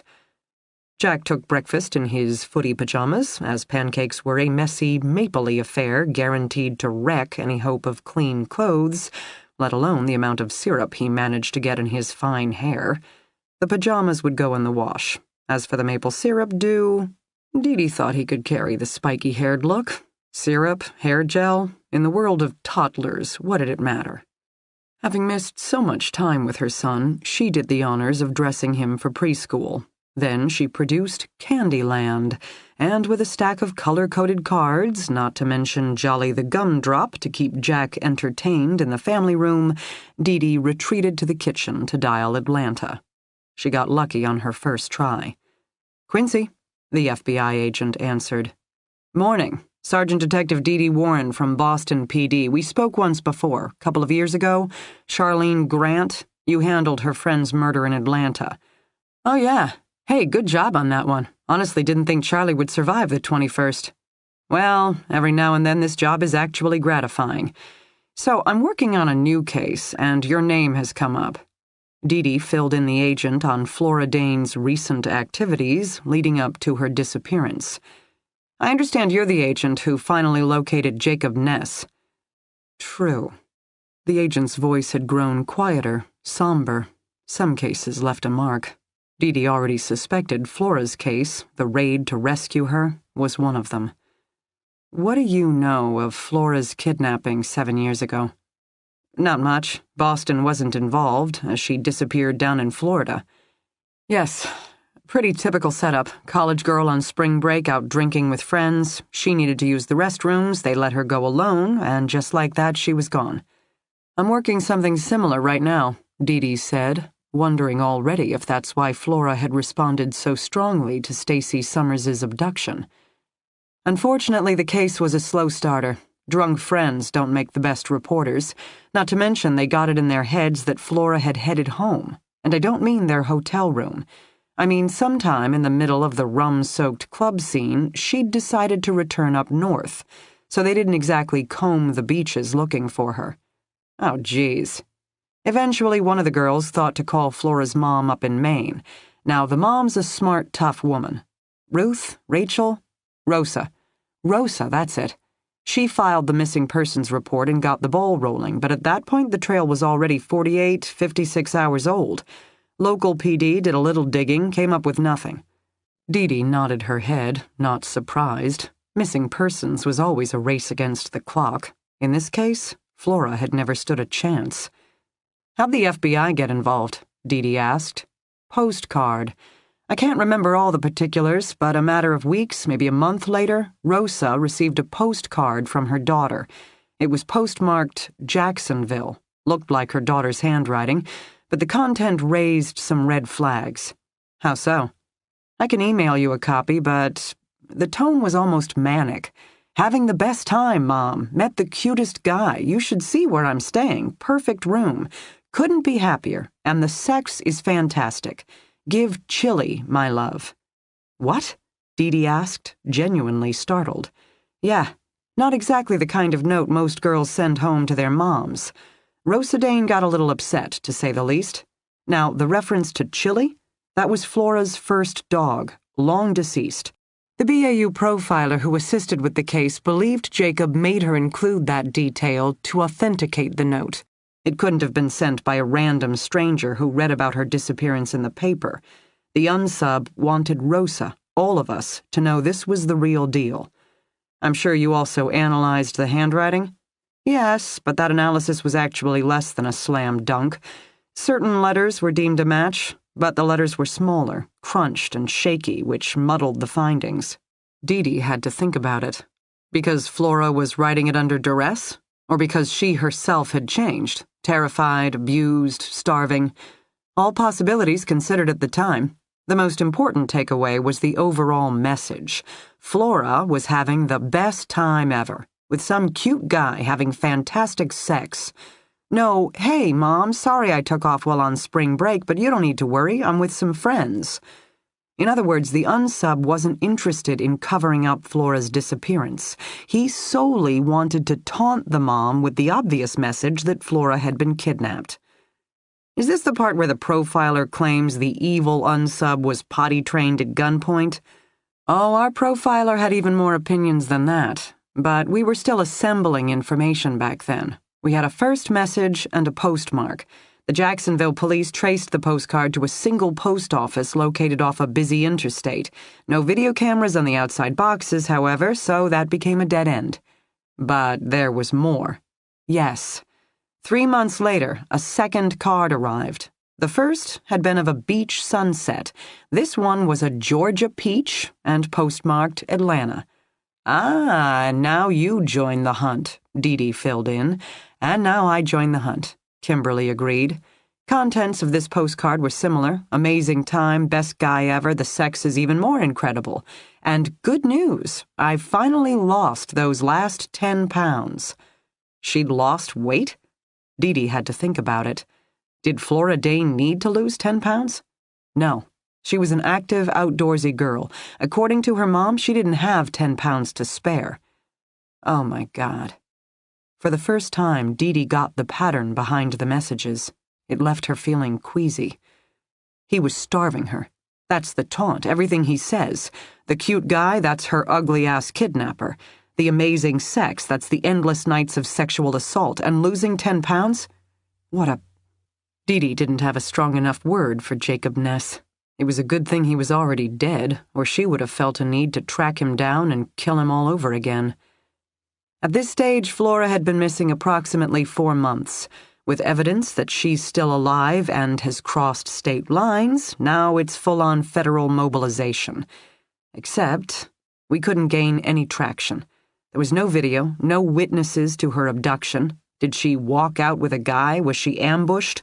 We couldn't find anyone who saw anything. I have video of an abduction, Dee offered, and we still can't find anyone who knows anything. What about the postcards? We traced the second note to the originating post office, but again, no video, no witnesses. All we got was that both post offices were near major interstates, easy on and off for someone who's traveling. Does the second postcard include anything personal? Please feed the foxes. Apparently when Flora was growing up, she liked to tame the wild foxes on her mother's farm. Rosa's necklace, Dee said. It has a fox charm. Exactly. Handwriting on the second postcard shows further deterioration. It's spidery, shaky, lacks strength. If you're into graphology, predicting personality based on, say, the slant of your handwriting, Flora's breaking down. I'm familiar with graphology, Dee supplied. Not sure what I think, but in a case where you don't have much else to go on, you take whatever you can get, Kimberly agreed. Given our lack of leads and the unsub's clear interest in Flora's mom, the profiler advised a press conference with Rosa, front and center. The unsub was communicating with her. Now it would be her turn to communicate directly with him, and frankly, see if we could elicit some kind of response. Did it work? Not that we could figure out at the time. The profiler drafted a media message designed to humanize Flora, focus on her loving family, unique upbringing in the wilds of Maine, her kindness to others, etc. Rosa was dressed up to appear as all-American mom as possible. Basically, the kidnapper was crafting one storyline, an overly sexualized college girl obsessed with guys. We went to the other extreme, a nature-loving, good girl adored by everyone who knew her. Dee couldn't help but arch a brow that didn't quite jibe with the dark, edgy Flora she knew, which made her wonder. Maybe Flora's mom had been right after all. Dee had never met and would never know the real Flora Dane. She had only encountered Jacob Ness's twisted creation, 472 days in the making. Rosa did her part, Kimberly was saying now. She stood up there, looked right in the cameras, and delivered a message that was empathetic, genuine, and moving. The news teams ate her up.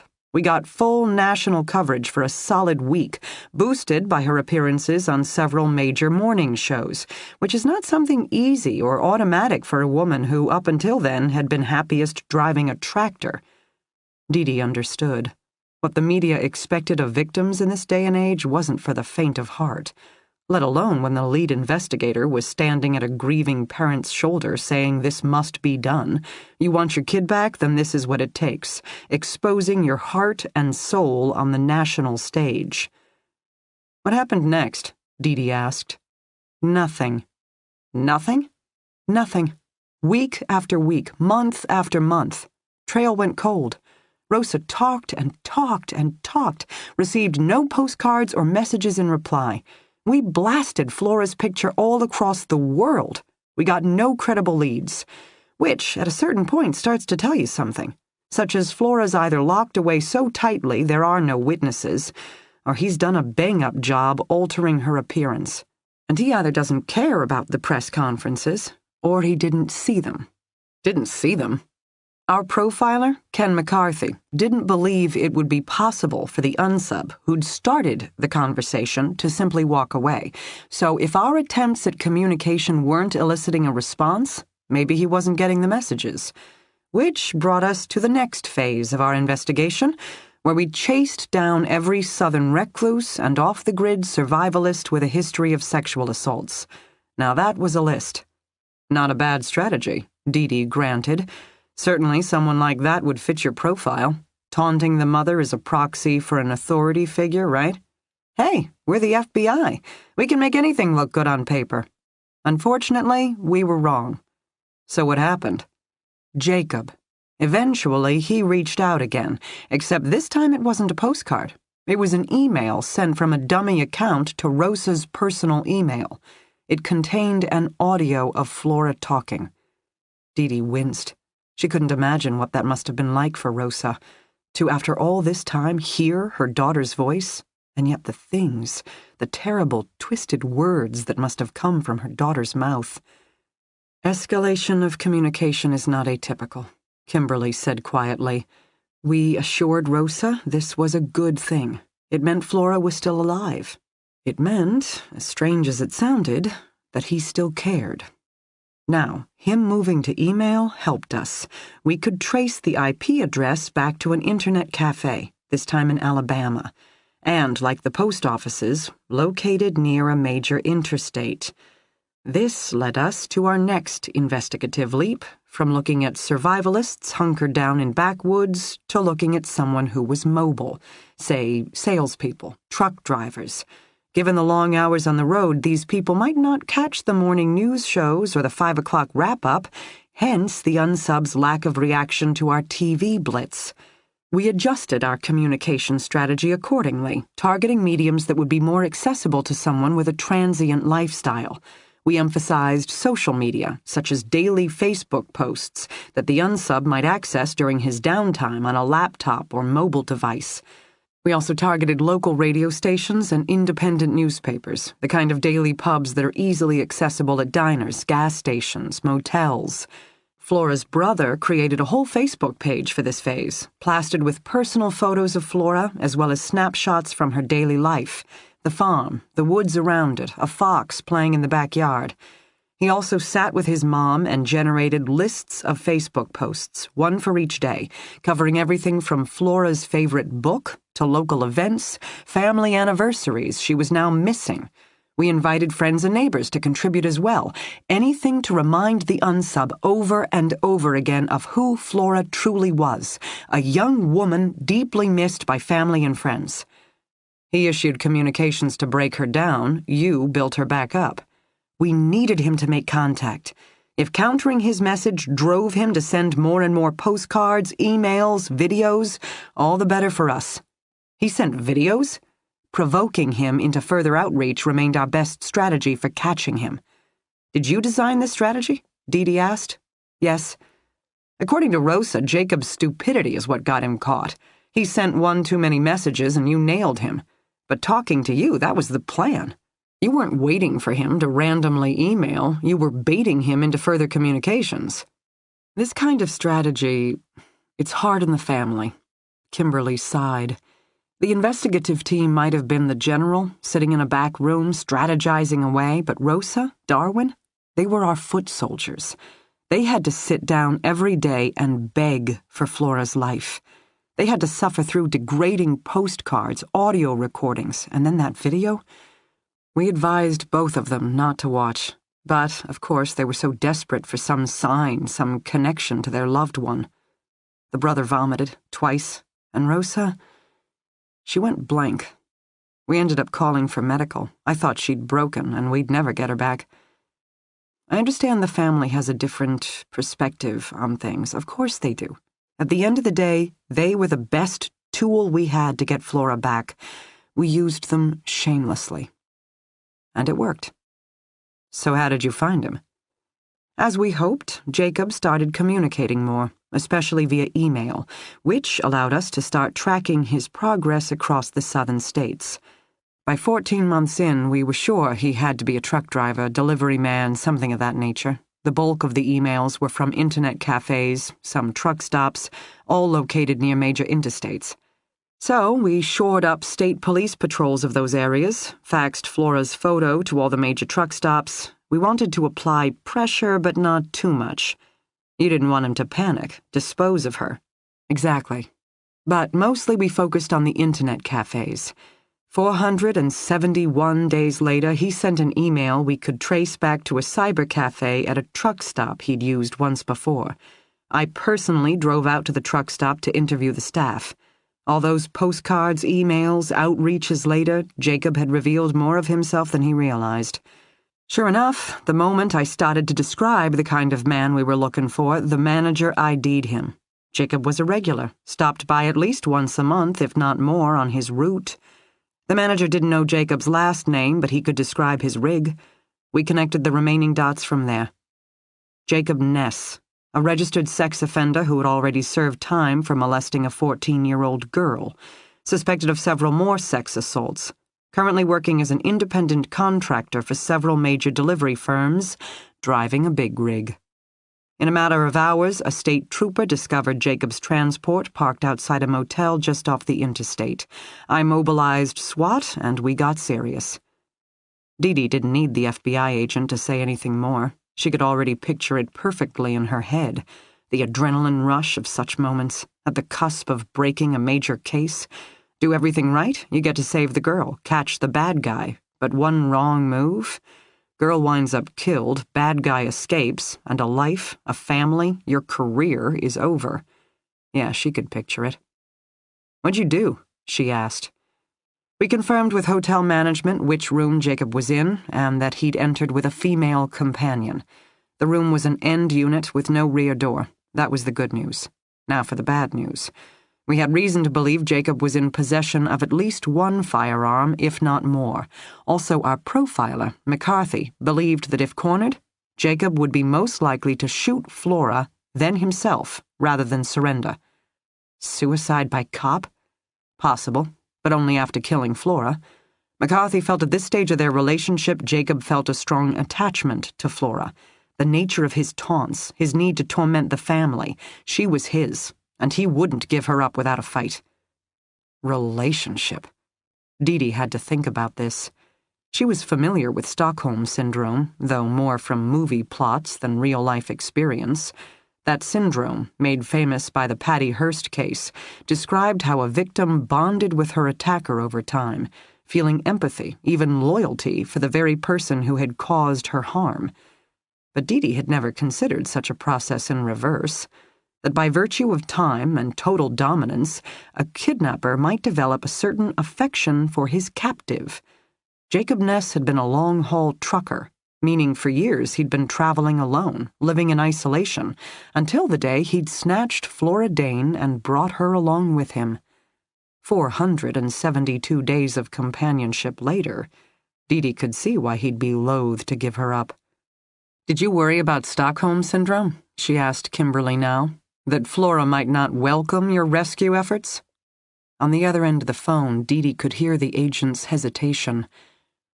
"We were prepared for anything," Kimberly said at last, which Dee took to be a yes. "So you have an armed subject holed up in a hotel room with a victim who's suffered severe long-term trauma. What did you do?" "Let SWAT lead the charge," Kimberly said bluntly. "They fired in 6 canisters of tear gas through the room's front window. Then they took down the door." The federal agent paused. "They found Jacob sprawled on the ground, clearly incapacitated by the gas. Next to him was a damp hand towel. Apparently he'd noticed the officers mobilizing outside, had made some effort to prepare for their charge, but he hadn't been fast enough." "And Flora?" "She sat on the floor beside him. She had a wet towel tied around her mouth and nose. She also had a gun." Dee's eyes widened. Of all the things. She had Jacob's gun. "Yeah." "Did she point it at the SWAT team?" "No. She had the gun on her lap. She was stroking Jacob's face. She was wiping the tears from his eyes." "Oh." Dee didn't know why, but somehow that image was worse. "Jacob was conscious when I entered the room, whispering to Flora. The gas was already starting to dissipate. We needed to move quickly, but no one wanted to rush Flora as long as she had the gun. We were afraid if we spooked her, she might open fire. It was a strange sight. He was begging her. Jacob Ness was sprawled on the floor, begging Flora to kill him." Dee didn't have words for that. "I tried to get her attention. I called her name, tried to get her to look at me, but she wouldn't respond. Not to me, not to any of the officers. Her attention was solely for Jacob, stroking his hair, rubbing the tears from his cheeks. She seemed not just attentive to him, but tender." Dee knew tear gas. It didn't just inflame the eyes. It turned the subject's nose, everything, to a giant, streaming, mucousy mess. Jacob Ness would have been in a great deal of discomfort, desperate for water to flush his eyes, tissue to blow his nose. But he hadn't surrendered. Instead, the man who'd been taunting his victim's family and investigators for more than a year had pulled himself together for one last move. What did he do? He kept talking to Flora. Talking, and then, just when we thought we'd have to make our move one way or another, Flora suddenly leaned over and whispered something in his ear. What? I don't know. Flora's never said. But she told him something, and the expression on his face? Jacob Ness looked scared out of his mind. Then Flora grabbed the gun off her lap and pulled the trigger. .45 Magnum to the top of the skull. It got the job done. Flora dropped the gun, SWAT took her down, and that was that. Dee couldn't speak. "You know about trauma bonding, right?" the agent asked abruptly. "Forget kidnapping victims. You see it all the time with battered women. They're isolated, at the mercy of their dominating spouse, going through intense spells of abject terror, followed by even more emotionally draining periods of soul-wrenching apologies. The trauma itself creates a powerful bonding element. The things these two have gone through together, how could anyone else ever understand? It becomes one more thing that makes a woman stay, even after her husband has beat the crap out of her again. I know trauma bonding. I expected to see it with Flora Dane. How could you not? 472 days later, I couldn't even get her to respond to her own name. Instead, she identified herself as Molly, the name Jacob had given her. Okay. Trauma bonding is most likely to occur in situations where the victim is isolated and the perpetrator appears all-powerful. We found in the rear of Jacob's cab a wooden coffin bearing a padlock. It bore traces of Flora's hair as well as DNA. Dee closed her eyes. "That's isolating," she agreed. Jacob put her in the box, but Jacob was also the one who took her out. Jacob starved her for long periods of time, but he was also the one who gave her food, which would make him all-powerful. So here's the issue. Flora absolutely, positively shows signs of trauma bonding, which, we know from other cases, makes victims stay even when they could run. Flora had opportunities to escape but didn't take them. We learned that by the end, Flora accompanied Jacob everywhere of her own free will. He could leave her sitting alone in restaurants or waiting for him in hotel rooms. She stayed, which to outsiders makes her appear complacent, a willing victim. Anyone who has experienced trauma bonding, however, will tell you that in those moments, she was just as physically restrained as if he'd wrapped her in chains. Such is the power of the bond. Okay. Dee was familiar with trauma bonding, though it was hard for her to associate the Flora she had met 48 hours ago, the woman who'd burned Devin Goulding alive, with that level of submission. Trauma bonding can also lead to someone committing acts they wouldn't normally have done otherwise. Patty Hearst, wielding the M1 carbine. Exactly. There are many well-documented cases of victims that, over time and torture, have become accomplices to their own attackers. In this case, we found more than Flora's DNA in that pine box. In fact, we found DNA from several different, unidentified girls. Oh. Dee didn't know what else to say.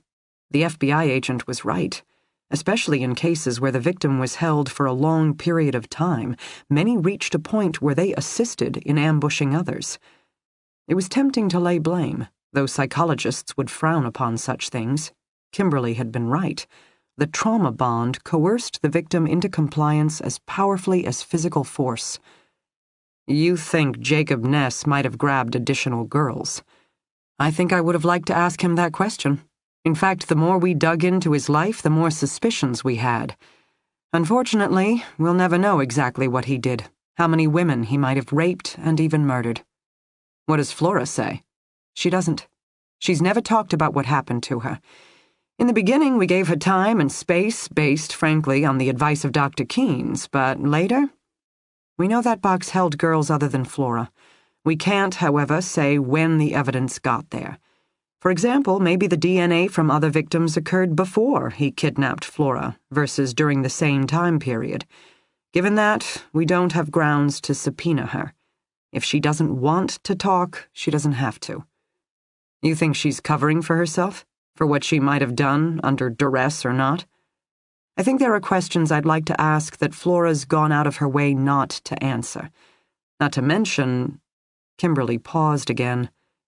Between agent and investigator? Because in this day and age, when we're never supposed to blame the victim, by all means.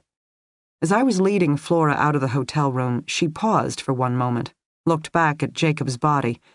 She'd lost the towel by then. I could see her face. And just for a second, her eyes sparked.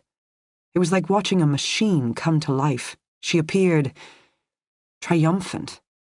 Having just shot her own kidnapper? Dee guessed. Or maybe having just killed the only other person who knew exactly what she'd been up to over the past year. I can tell you one thing. Dozens, if not hundreds, of law enforcement officers were involved in the search for Flora Dane, and yet, for all of us, 472 days of that woman's life remain a complete mystery. Chapter 29. I'm not okay. I want to be. I want to be strong, in control, resolved. Not hungry, not thirsty, not hot, not cold, not in pain, not terrified. I am the new and improved Flora Dane, the kind of woman who will never be a victim again. I'm shaking uncontrollably. The name. Why does this girl call herself Molly? She's not Molly. I know she's not Molly because I knew a Molly once. I was a Molly once. That can't be a coincidence, right? And the pine coffins? The endless procession of cheap pine coffins? What the hell is going on here? He's dead. Jacob's dead. I have to tell myself this. I'm huddled in a corner, bound arms looped tight around my knees. Jacob's dead, and I know Jacob's dead because I pulled the trigger. I felt his blood, bits of his skull, blow back into my face. I left that room, finally free after 472 days, with Jacob's brain matter stuck in my hair. He's dead. He's dead. He's dead. I have tears streaming down my cheeks. I hate myself for the weakness. And I hate even more that small, miserable, pathetic part of me that still misses him. I am not okay. The girl is on the mattress. I think. She crawled there on her own. She's sleeping now, or has fallen unconscious, or is dying. Probably I should check on her. But she said her name is Molly, and now I can't stand her. That FBI agent, staring straight at me. Flora? Flora? Flora? Myself, no idea who she's talking about. My name is Molly. Victims and captors form a bond. You don't have to like it. You don't have to understand it. That's just the way it is. Dr. Keynes explained this to me many times. I couldn't help forming a relationship with Jacob any more than I couldn't help being hungry, thirsty, and tired. Human beings are social creatures. We aren't meant to live in a vacuum, or more specifically, locked away in a coffin-sized box. Jacob might have been evil, but he was also very smart. He knew what he was doing every time he stuck me in that box and denied me light, food, water, companionship, and he knew exactly what he was doing each time he took me back out. Becoming my hero. Becoming the all-powerful father figure I never had. Of course I listened and obeyed. You don't piss off the all-powerful father figure, and you don't leave him either. Not even when you might suddenly, unexpectedly have the chance. Because he is all-powerful.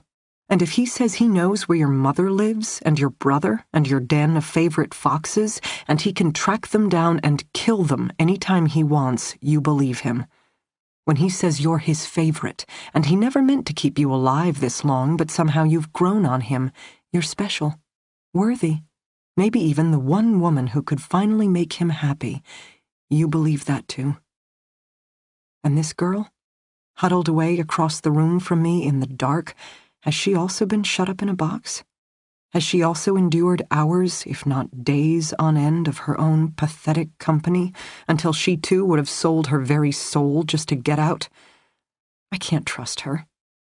That's the problem with girls who were once trapped in coffin-sized boxes. Just ask Jacob. You can't trust any of us. I scrub at my face with my bound hands. I can't keep doing this, I think, rocking back and forth. I was stupid for trying to find Stacy Summers, for arrogantly thinking I could take on the big bads of the world. I was misguided. I don't know. Everything my mom and Samuel accused me of. And now I see the light. I repent. I just want out of this godforsaken pitch-black room. I just want to return to my apartment and resume normal life again. Except, of course, I've never figured out how to do normal. How to settle for everyday routine. I'm not okay. I'm not okay. I'm not okay. I'm not okay. Why? The girl speaks. The sound of her voice, so unexpected in the dark, shocks me into paying attention. I wait. Ears attuned. Why? She whispers again. Why? I wonder if what she means to ask is, why me? I unloop my arms from my knees, one last scrub of my cheeks, one last sniff. I pull myself together. I have a headache. That's real enough. My head feels fuzzy and my body lethargic. I wonder once again about drugs. Misted into the air? Injected into the water bottle? I can't smell or taste anything, but I definitely don't feel like myself. Of course, trauma can do that to you. But I'm functional. I can sit, I can stand, I can move. Time to do something. We need to get out of here, I say out loud. I sound hoarse, raw, and determined, almost like a woman who knows what she's doing. The girl doesn't reply. I rise to my feet, shuffle forward to the wall where I know the door is. This time, feeling around with my fingertips, I can easily determine its edges. The door opens out, that's my memory. The door opening out, the silhouetted form stepping in, then myself lunging forward with my wooden dagger. I push against it now and feel it give slightly. I stop, stunned by this development. Surely my mind is playing tricks on me, and yet another experimental push. The door jiggles. It's closed, I realize, but maybe not locked tight. Ordinarily, you'd simply turn the handle, retracting the latch from the hole in the strike plate, and voila, open sesame, except in this case. I blink my eyes several times, contemplating options. On this side of the door, there's no knob to turn. But if I could find a way to suppress the latch, say, shimmy in a sliver of wood, I might get lucky. Of course, I need a piece of wood. I think there might be one more tucked in the mattress. I can't remember. My thoughts are muddled. Stress, fatigue, the presence of a girl named Molly. No choice, I have to do this. I retreat from the secret door, crawling toward the mattress. I don't know what to say. Everything will be okay? So sorry to have stabbed you? Who the hell are you, anyway? What I manage is... Hey. She whimpers. I don't want to know her name, I decide. I'm not having that conversation. Instead, it's time to get practical. Do you know where we are? Fresh whimper. Is this room part of a house? Are we on the first floor, second floor? More whimpering. I can't take it anymore. I sit back on my heels, inches from the mattress, and make my voice as hard as possible. Hey, we need to get out of here. You need medical attention. Now start talking. Where the hell are we? She doesn't whimper this time, more like a shaky inhale. Then, just when I'm wondering if I'm going to have to slap her or something, she whispers, Why are you making me do this? I keep my voice firm. Which floor are we on? Which level of the building? I don't know. Why? Were you kept in a room? I interrupt. Something like this one? Or maybe exactly this one, as the previous occupant? I can hear a shuddering exhale. How long have you been here? I don't mean to ask that question. It's not relevant, but I can't help myself. She doesn't answer, and a second later I realize she probably can't. Certainly I'm already confused on timeline, disoriented by the lack of light. What's the last thing you remember? I ask instead. Dancing. You were at a bar, a nightclub in Boston? It takes her a bit, but finally, yes. Did you drink too much? A small hiccup I take to be yes. Kids, I think. We're all so young and fearless once. Nightclubs are nothing but a source of adventure, and a fourth, fifth, sixth rum runner is the best idea in the world. I hated myself for my own stupidity, waking up in a coffin-sized box, minute after minute, day after day, so much time to do nothing but repent. And yet, if there's one thing I miss, one reason I ended up taking so many self-defense classes, I would give anything to feel that young and fearless again. It's okay, I hear myself say, and there's a gentleness to my voice that catches me off guard. What happened next? Why, she mutters, and I can tell she's on the verge of tears again. Do you live in Boston? I ask, trying to regain her focus. Your family, yourself, you're from around here? Yes. I consider my next step. Asking her name directly hasn't worked. God knows it didn't for me in the days right after my rescue. I can't explain it. It seems strange, surreal, thinking about it now. 20 years later, how can you lose your own name, that reflexive, immediate sense of self? All I can tell you is that pine coffins work an awful lot like cocoons. At a certain point, it's easier to let go, shed the layers, emerge anew, become the person he wants you to be, because to hold on to the past, the last sight of your mother's face, hurts too much. So you let yourself go, assuming one day when you get out of here you'll find yourself again. Not understanding it doesn't work that way. A sense of self is such a fragile, powerful thing, and once you lose it... I wonder again if this girl is Stacy Summers, if we had some light, if I could just see her. But now the two of us are alone in the dark. It shouldn't matter. A victim is a victim is a victim, and there are a lot of them out there. Just look at the articles plastering the wall of my bedroom. But something about Stacy, the photograph of her smile, the way her father talked about her, so much raw pain in his voice. I wanted to find her. I wanted to be the one to bring her a happy ending. Maybe her happiness by association would rub off on me. I would save her, but she would help me find the light. At least that's what I thought 3 months ago. Am I crying again? I don't know. I am not okay. I reach out. I find her cuffed hands on the edge of the mattress. She flinches but doesn't recoil as I finger the marks on each of her wrists. Fresh lacerations, old scars. Could wrists accumulate so much damage in just 3 months? Or am I dealing with someone gone far longer? How long did it take me before I gave up my name? I don't know. All these years later, so much I don't know. Why? She whispers in the dark. It comes to me. The workaround. The kidnapper might have forced her to take a new name, but the identities of other people in her life? Tell me about your parents, I say. She whimpers. Your father, what's his name? I can hear her head tossing against the mattress, agitated. Is it Colin? I ask. Why? She says. Can you give me a cheer? I ask the possible former cheerleader. Give me an E. Give me an S. Give me a C. Give me an A, a P, an E. What does that spell? Escape. I might be losing it. The edge of my voice contains a hint of hysteria, but she stopped moving, is listening to me intently. Have I finally hit upon the remnant of a memory? Some inner trigger that will help snap her out of this? Why? She whispers in the dark.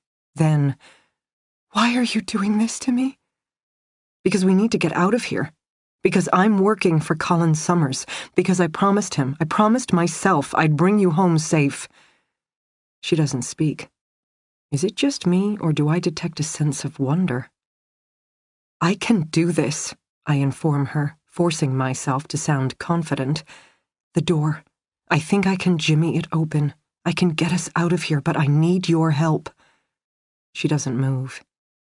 You don't need to be afraid of him, I add belatedly. First time he caught me off guard, but now I'm ready. Who? The big guy. The one who took you from the bar, grabbed me from my apartment. I think he might be drugging me. I'm babbling now. I mean, how else can he keep getting in and out of the room without waking me? So we'll have to think of something. Maybe tear apart the mattress, jury-rig something with stuff, strips of cloth. We have resources, we just have to use them wisely. I'm getting ahead of myself. What I really need is the last sliver of wood I'm pretty sure is still stashed inside the mattress, except she's still not moving off it. Why? She whispers. Why what? Why am I helping you? I already told you that. Why are you doing this? Because we need to get out, because I promised your father... She whimpers, recoils. In the dark, I can feel her snatch her hands back. Hey, I try to reassure her. It's okay. Whatever he promised, whatever he threatened, he can't hurt your family. That's just something these guys say to control you. Trust me, it'll be okay. I'll do what you want, please. I already told you that. What do you mean you already told me that? I've been good. I've been so good. I've done everything you said. In the dark, she moves suddenly, seizes my hand. Please? I did exactly as you said. ever since you brought me here. I've done everything you told me to. Now please let me go home. I won't tell anyone if you'll just let me go home again. Chapter 30. 10:30 Monday morning, Dee finally arrived at HQ. She felt slightly breathless, mind still whirling from her conversation with the Atlanta FBI agent and the circumstances surrounding Flora Dane's rescue from Jacob Ness. Dee was also acutely aware of how behind she was in her supervisor duties. Actually working the case? Check. Processing paperwork and managing leads, on the other hand? She would be good today, she promised herself as she hammered up the stairs, coffee in one hand, leather messenger bag in the other. She would sit, she would focus, she would behave like an actual supervisor of homicide, but glued to her chair, eyes on the stack of files on her desk. She would skim reports, dot I's, cross T's, and, you never know, make a groundbreaking discovery that would blow the case wide open. Who said desk jobs didn't matter? Her resolution lasted as long as it took to round the corner to her office, where she found BPD's newest detective, Carol Manley, waiting for her. The petite blonde was wearing yesterday's clothes and was nearly bouncing in place, hair standing on end. "Have you been here all night?" Dee asked with a frown. Then, "Wait a second. You were going through the videotapes. Did you find footage of Flora's abduction?" "No. I found the building inspector." "You mean the kidnapper disguised as a building inspector?" "No, the actual building inspector. Turns out, he's for real." Detective Carol Manley had definitely not slept the night before, and apparently she'd compensated with many, if not dozens, of cups of coffee. Dee, who prided herself on speaking caffeine, had to ask her to slow down several times to get the story out. Carol had reviewed the footage pulled from various cameras in the vicinity of Flora's apartment, but she hadn't made any significant discoveries. "There's too many images," she explained in a rush. "Too many locals, too many cars, too much foot traffic. Each frame, each camera, there are dozens and dozens of people, and since I don't know who I'm looking for, how do I sort that out?" "You start by looking for Flora," Dee interrupted. "Sure, Flora, except what Flora? She was gone Friday night, Saturday morning. I think I found a traffic cam clip of Dr. Keynes' car turning down her street, but that's it. No Flora walking the streets after that, and it's not like I have direct video of her building. Best I can do is check traffic cam footage of cars passing through the intersection near her apartment to see if she's in any of them. But again, so much traffic, so many cars, and so many windows." Dee rubbed her forehead, conceding the point. Pulling local video always seemed like an excellent idea, until, of course, you were the detective wading through it. "So I got to thinking," Carol continued in a rush. "What I needed was more information, another visual clue. Then it occurred to me. The landlords, Mary and James Richter, had said the building inspector had visited on Tuesday. Except the Housing Inspection Division has no record of that. Exactly. But why not start with traffic cams from Tuesday, right? Generally speaking, there's less traffic mid-morning on a Tuesday than, say, a Saturday night. Plus, we know the suspect is a big guy, which would make him easier to see on camera. I figure maybe I can get us a video shot of the actual kidnapper, or, if I'm really lucky, his vehicle and license plate." Dee couldn't help herself. She was impressed. Searching for images of the suspect from his visit to the apartment on Tuesday did make more sense as a starting point. And yeah, a license plate. "But you didn't find him?" she asked Manley now. "Oh, I found him. Riley Hayes. Except he's not some guy pretending to be a building inspector. He's an actual subcontractor who inspects buildings." "What? But the department hasn't seen his report yet. Hayes is still writing it up. That's why there's no record. But the traffic cam captured a vehicle passing through the intersection on Tuesday with a logo on the side. Hayes Inspections. I copied down the plate, made some calls, and voila. Inspector Riley Hayes, who did visit the Richters building on Tuesday." "But," Dee frowned, took a slug of coffee, frowned again. "I want to speak to him." Manley beamed, bounced up and down on her toes again. "I know, which is why I have him waiting for you in room 6. Dee had to take a minute. She stashed her messenger bag beneath her desk, shrugged out of her jacket, took a few more hits of caffeine. Her mind was whirling again, and not in a good way. The building inspector couldn't be an actual inspector, because that wouldn't make any sense. A suspect checking out the building as a ruse to access keys would explain how the same person was able to enter Flora's locked, tight apartment. But a real building inspector actually doing his job? What were the odds? Carol was waiting for her outside the meeting room. The detective was armed with a fresh cup of coffee, apparently oblivious to the twitch developing in her right eye. An experienced overcaffeinator, Dee recognized the symptoms of a dark roasted high, soon to be followed by an excruciating ice pick to the temple low. Good luck with that, she thought, then opened the door to the interview room. The BPD's headquarters was a modern glass monstrosity that you either loved or hated. Either way, it wasn't the dilapidated, leaky pipe, stained, dropped ceiling affair featured on so many cop shows. The homicide unit's offices could have passed for an insurance company's digs, with an expansive bank of windows, tasteful gray cubicles, and a blue sweep of commercial-grade carpet. Keeping with that theme, the department included several smaller rooms for private chats with families, quieter conversations between detectives. Room 6 was really just that, a small room featuring a modest table, a couple of chairs, a viewing window that could be accessed from the hall. It was neither intimidating nor welcoming, which made it perfect for conversations like this, where Dee was interviewing either a possible suspect or a fellow civil servant. The inspector glanced up as Dee opened the door. At first look, he was younger than Dee would have thought. Close-cropped dark hair, square jaw, block shoulders. Big guy, the kind who would leave an impression on elderly landlords such as Mary and James Richter. In his dark blue dress shirt, name embroidered in white thread on the left side, he also struck the right chord of confidence. Strong, competent professional. No wonder Mary and James had handed him the keys to their building. Dee imagined many female tenants and homeowners would have gladly done the same. "Riley Hayes?" she asked now, entering the room. He nodded, not quite meeting her eye. Nervous, she thought, on the sketchy side of honest.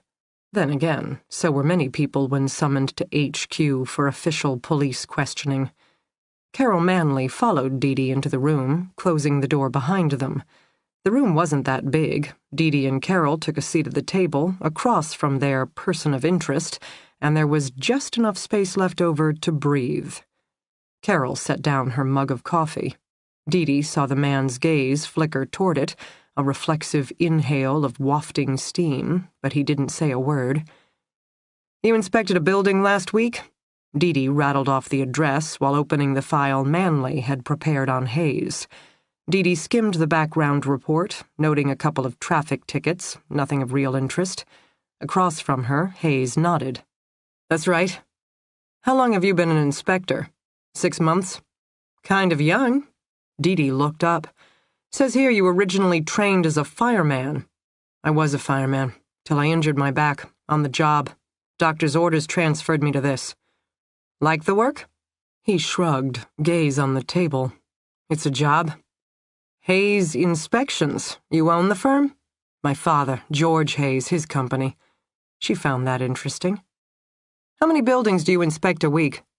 "Depends on the week. Some buildings, such as the Reichter's place, aren't that big, don't take too long. Other properties, you can spend days." "Why the Reichter's building?" "Came up and the computer is overdue. City has a backlog right now, has hired firms such as my father's to clear it." "So you were there because of the computer?" He finally looked up, meeting her gaze for the first time. "You can call the Housing Inspection Division. What's this about again?" Dee ignored his question. "According to the landlords, they couldn't take you around the building. Too many stairs." "That's right. Instead, they gave you keys to the various apartments." Across from her, Hayes paused, seemed to be considering. "Did someone say they're missing something? Is that what this is about?" "I'm not interested in robbery," Dee informed him. "Not my department." Hayes frowned, appeared even more confused, which was right where she wanted him. "Anyone home in any of the units?" she asked. "Yeah, as a matter of fact." "Who?" "Woman, 3rd floor. I was going to put that in my report. She wouldn't let me in." "Do you know her name, Mr. Hayes?" No. Wouldn't say she was the kind of person inclined to chat. Didn't seem to care much for city ordinances either. She didn't believe you were a building inspector? I had to show her my ID, twice. First flicker of emotion on his face, annoyance. Even then, she said she'd have to call in to confirm before I could enter. He shook his head. Some people. Did she let you in? No. When she called the department, no one picked up. Plus... He hesitated. What? Dee prodded him. Plus what? Her locks. She has multiple key-in, key-out bolts. I informed her those weren't to code. In an emergency situation, they would impede the fire department's ability to access her apartment. Dee was intrigued in spite of herself. And how'd she take that? She informed me that fire was the least of her concerns, he said dryly. Then she ordered me to go away. She didn't need any bureaucrats to teach her about safety. What did you do next? He shrugged. Asked if I could at least check her unit for fire alarms, emergency egress. She agree? Please. She pointed out one alarm in the hall ceiling, which could be viewed from the doorway. Informed me I should be able to see from where I was standing that it worked just fine. The green LED light indicated it had power, while the red flashing light indicated battery backup. As for her unit's emergency egress, I was welcome to check out the fire escape from the outside. She sounds charming, Dee assured him. Can you describe her, please? Hayes, startled, seemed surprised by this request. I don't know. Small? He blushed. Most girls seem tiny to me. Blonde hair, kind of messy. She was dressed casual, baggy sweats, bare feet. I don't know. She wasn't very friendly, that's what I remember most. And girls are generally friendly, young, good-looking guy like you. He hesitated, his expression once again wary. What do you want? Did she say something about me? Why? You do something wrong? Maybe lose your temper, grow frustrated? Clearly she wasn't treating you with the respect you deserve. Hayes shook his head. Look, I don't know what's going on here. Yeah, I inspected the Reichter's apartment building. Yeah, I talked to some woman on the 3rd floor, but that was it. She didn't let me in, I didn't push it. I made a note of the one working smoke alarm I could see, and then, yes, I walked around the building and checked out the fire escape. Climb up it? Of course. Peer in her window? What? Hey, listen to me. Hands up now, flat on the table, his broad face flushing. I did my job, nothing more. I don't know what she said, but whatever it was, I walked the building, inspected the fire escape, that was it. Ask the Reichters. I returned all the keys to them, couldn't have been more than 15, 20 minutes tops. And I can show you the draft of my report, the diagrams, everything I have to do. 15, 20 minutes is about right. So whatever she said happened, it didn't. Care to take a polygraph? Seriously? Do I need a lawyer? What happened? Name Flora Dane ring a bell? No, should it? That was the woman, the 3rd floor apartment. I don't know, like I said, she wasn't a talker. She's missing. What? She's gone missing, was possibly kidnapped, Saturday night, most likely by someone who had a key to all those locks on her door. Hayes shut up, face going pale. He looked at Dee, then Carol Manley, then Dee again. Dee couldn't tell what was going on in his mind anymore. Guilt, innocence, denial, rationalization. He was sketchy, she decided, just enough to be worth provoking. I gave the keys back to the landlord, he stated now. Whatever happened, it's got nothing to do with me. Easy enough to take an impression of the keys, or make an actual copy. No, I wouldn't. Where were you Saturday night? What? Saturday night, where were you? I had a date. Hayes sat up straighter, voice picking up. Boston Beer Garden. I was out with a group of friends. I can get you their names. What time? 7? Before that.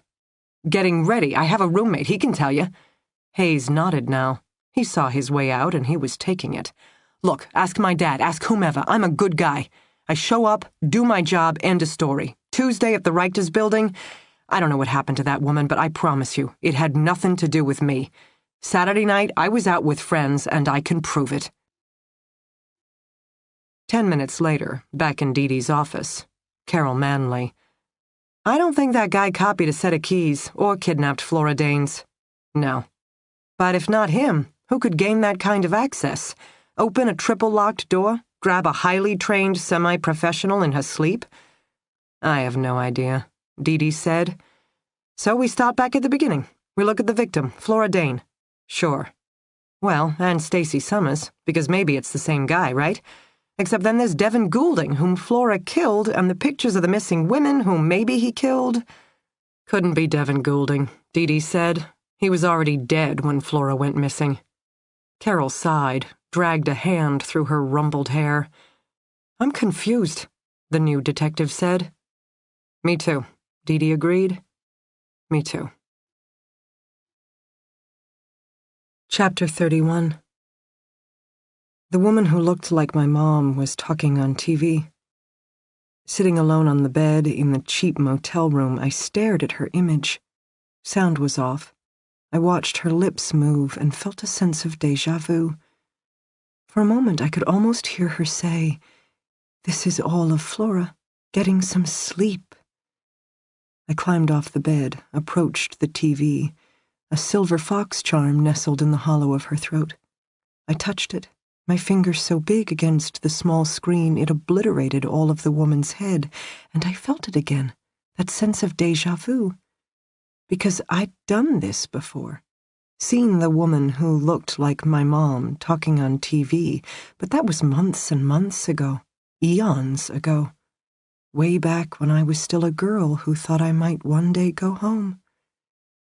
Now, her picture back on TV caught me off guard. She shouldn't still be talking about me. She shouldn't still be missing me. Jacob said nobody missed me anymore. Jacob said I was already dead. Jacob said my family was better off without me. Jacob, Jacob, Jacob. Jacob who'd left me once again. He'd screwed up a job, not that he would admit to such a thing, but last month's bender had led to last week's delivery arriving late. Guy hadn't been happy, yelling on the loading dock. I don't know what all was said. I sat inside the cab the way good girls do, waiting for my man to return to me. When Jacob finally climbed into the driver's seat, he was furious, hands fisted on the steering wheel, lips set into a grim line. We'd gone straight from shipping and delivery to a truck stop. He'd parked the rig, ordered me out. Inside the convenience store, he'd loaded up on beer, a carton of smokes, and, on second thought, some chips. Then we'd hoofed it 3 miles to a strip motel he'd spotted from the highway. Once inside, it had been beer, cigarettes, sex, except not always in that order. Eventually, I got to eat some potato chips, but that was days ago, and now I was hungry. He'd left first thing this morning, like he had yesterday, the day before. Where he went, he didn't talk about. Beer, cigarettes, sex. That was all this room was about. Did he lose his job? He didn't seem to be in a hurry to hit the road again. Was he broke? If he didn't work, how would he cover the cost of the motel rooms, food, cases of beer? What would become of me? My mother, who didn't look like my mother. She had tears on her cheeks. She was crying on TV. More than a year later, still pleading for my safe return. This is all of Flora getting some sleep. Footsteps outside the window. Quickly, I snapped off the TV, retreated to the bed. Jacob walked through the door 2 seconds later, wearing his usual grease-stained jeans, yellowing t-shirt, open flannel shirt. Beneath one arm, he carried a case of beer. In the other, a brown paper bag. Most likely 4 Roses whiskey, which he'd downed straight from the bottle. "What are you looking at?" he asked as he caught me staring. "What, you still in your pajamas? Like it would fucking kill you to clean yourself up while I'm gone." I fingered the edge of my black satin nightgown, edged with cream-colored lace at the top and bottom. He'd bought it for me a couple of months ago. I thought he liked it. He slammed down the beer, the whiskey. I eyed him up and down, desperate for some sign of food. "What?" he demanded again, shoving a cigarette between his crooked teeth. "We're out of chips," I whispered. "Chips? That's all you care about? Stuffing your face? Jesus, no wonder you've gotten fat." I didn't say anything. My hip bones jutted out beneath the shimmer of black satin. I was many things, but probably not fat. "Bad day?" I asked at last, not sure what to say. "Are there any others?" You've been gone a while." He didn't say anything. "Yesterday, too. The day before." I couldn't look at him while I spoke. I picked at the fabric balls on the worn blue comforter. "Jealous?" he asked. He ripped open the case of beer, picked out the first can. "Figuring out the thrill is gone? I'm a man, you know. Ain't no girl, especially not some cheap piece of trash like you, is gonna hold my attention for long. Maybe," he turned, hefted up the can, "maybe I went sightseeing." I stilled, feeling my heart accelerate in my chest. He could be lying. He liked to torment me. But the sneer on his face, the hard look in his eyes. I swallowed, pretended my hands weren't now shaking on the comforter. This is all of Flora, getting some sleep. But who is Flora? And how could she ever go home again? There was just me. This room, this man, my life now. "Take me?" I heard myself say. "What? Want to meet your replacement?" "Sure." I kept my voice level, forced myself to meet his gaze. "I want to see if she's pretty enough for you." I'd caught him off guard. My secret weapon, my one redeeming trait. No matter how much he sought to control me, from time to time I still surprised him. And he liked it. Even now I could see the spark of interest in his eyes. He set down the beer, gaze lingering on my thin satin slip. "All right," he said, "but you don't get to change." I followed him out of the room barefoot, arms crossed self-consciously over my chest. For the first time I noticed his rig now parked in front of the motel. No attached container, of course, just the sleeper cab, which was noticeable enough. He climbed aboard. Mid-afternoon, sun was blazing. Where I had grown up, sun brought people outside to enjoy the weather, but down here, the heat had the opposite effect, driving everyone indoors to the comfort of air conditioning. No one noticed as I walked, half-dressed, around the cab, then clambered on board. Jacob fired it to life, and off we went. He drove in silence. I figured we'd head toward the beach, the strip of bars we'd visited the first night, where the serving girls wore short shorts and midriff-bearing white tees, a look that would have been better if most of the women had been younger than 40 and not bloated with layers of, "This is what half a dozen thankless kids do to your figure," fat. But he headed away from the strip, turning off the highway down small side roads. He headed toward a neighborhood. At the last second, he stopped, pulled over beside a strip of marshland, long-fingered grass blowing in the wind. "We walk," he said, looking at my bare feet, challenging me to complain. I didn't. I got out, kept to the sandy side of the smoking hot blacktop and trudged forward. Movement in the brush beside me. Could be birds, snakes, critters. I didn't think about it, just kept walking. Jacob strolled in the middle of the road, smoking a fresh cigarette, not saying a word. Road was broken up, potholed in the center, crumbling at the edge. Not the best road, not the best neighborhood. Houses were small and flat, pastel colors as faded as the laundry hanging from drying lines. I could hear dogs barking in the back, babies crying on the inside. Here and there, tired kids stood in the dusty front yards, staring at the smoking man and half-dressed girl. Jacob kept moving, and so did I. A turn here, a turn there, and then we were behind a row of houses, partially sheltered by a ridge of overgrown shrubs. Jacob slowed, his footsteps faltering. Just for a moment I saw something pass across his face. Yearning. The look of a man who cared. He stopped. I faltered, almost ran into his back. This time something slithered out over my foot, and it was definitely a snake. I smothered the scream just as Jacob's hand slapped over my mouth. "Not one word," he instructed hoarsely. I could see the fanatic gleam in his eyes.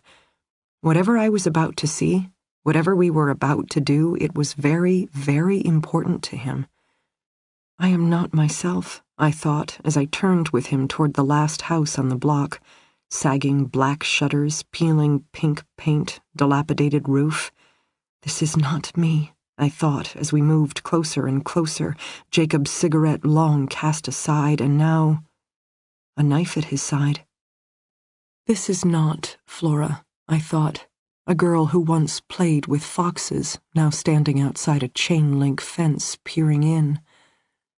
I spotted my rival immediately. Back slider of the house was open. She sat inside, in the relatively cool comfort, watching TV. She had long, dark hair gathered in a loose ponytail, a faded green tank top paired with cut-off jeans. She stared at the old TV, chain-smoking, her long arms shockingly pale for these parts. But it worked for her. The dark hair, cream-colored skin, like Snow White. All she needed now was blood-red lips. I knew, before she ever turned around, that she was prettier than some bony New England blonde like me.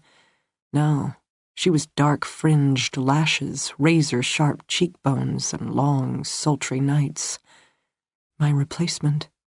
Jacob's new toy. And I realized in the next instant he hadn't brought the knife for her. He'd brought the knife for me. One quick thrust and I'd be all done, rolled into the swamps for the gators to feed on, just as he'd always promised. This is all of Flora getting some sleep.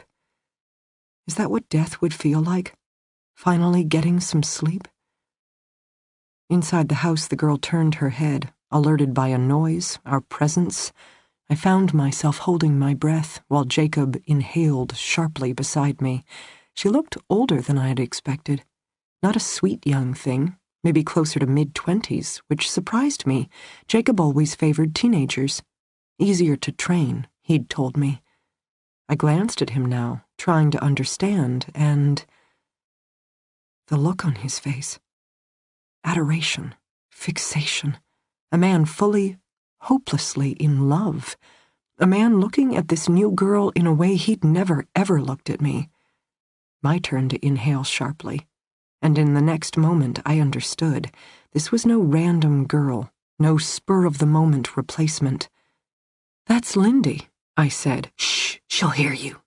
"She's still alive?" "Of course she's still alive." "You didn't grow tired of her? Kill her and feed her to the gators?" "What the fuck are you talking about?" he whispered hoarsely. "I'd never hurt her." "You love her." "Shut the fuck up."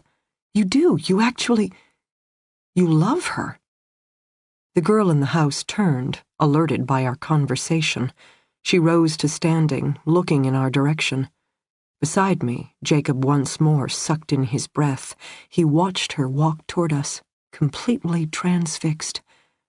I knew then that I hated this girl. She was the true enemy.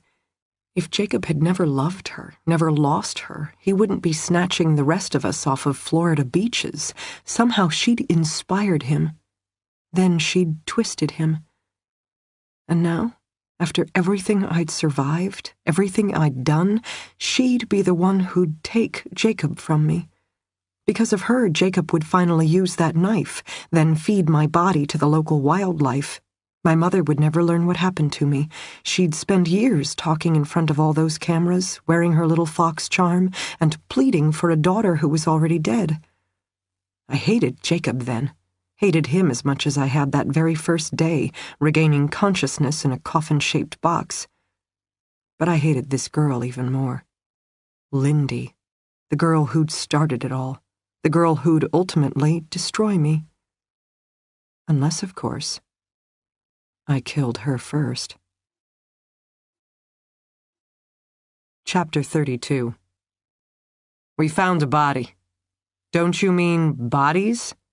Dee glanced up from her desk to find Phil standing in her doorway. He was shaking his head.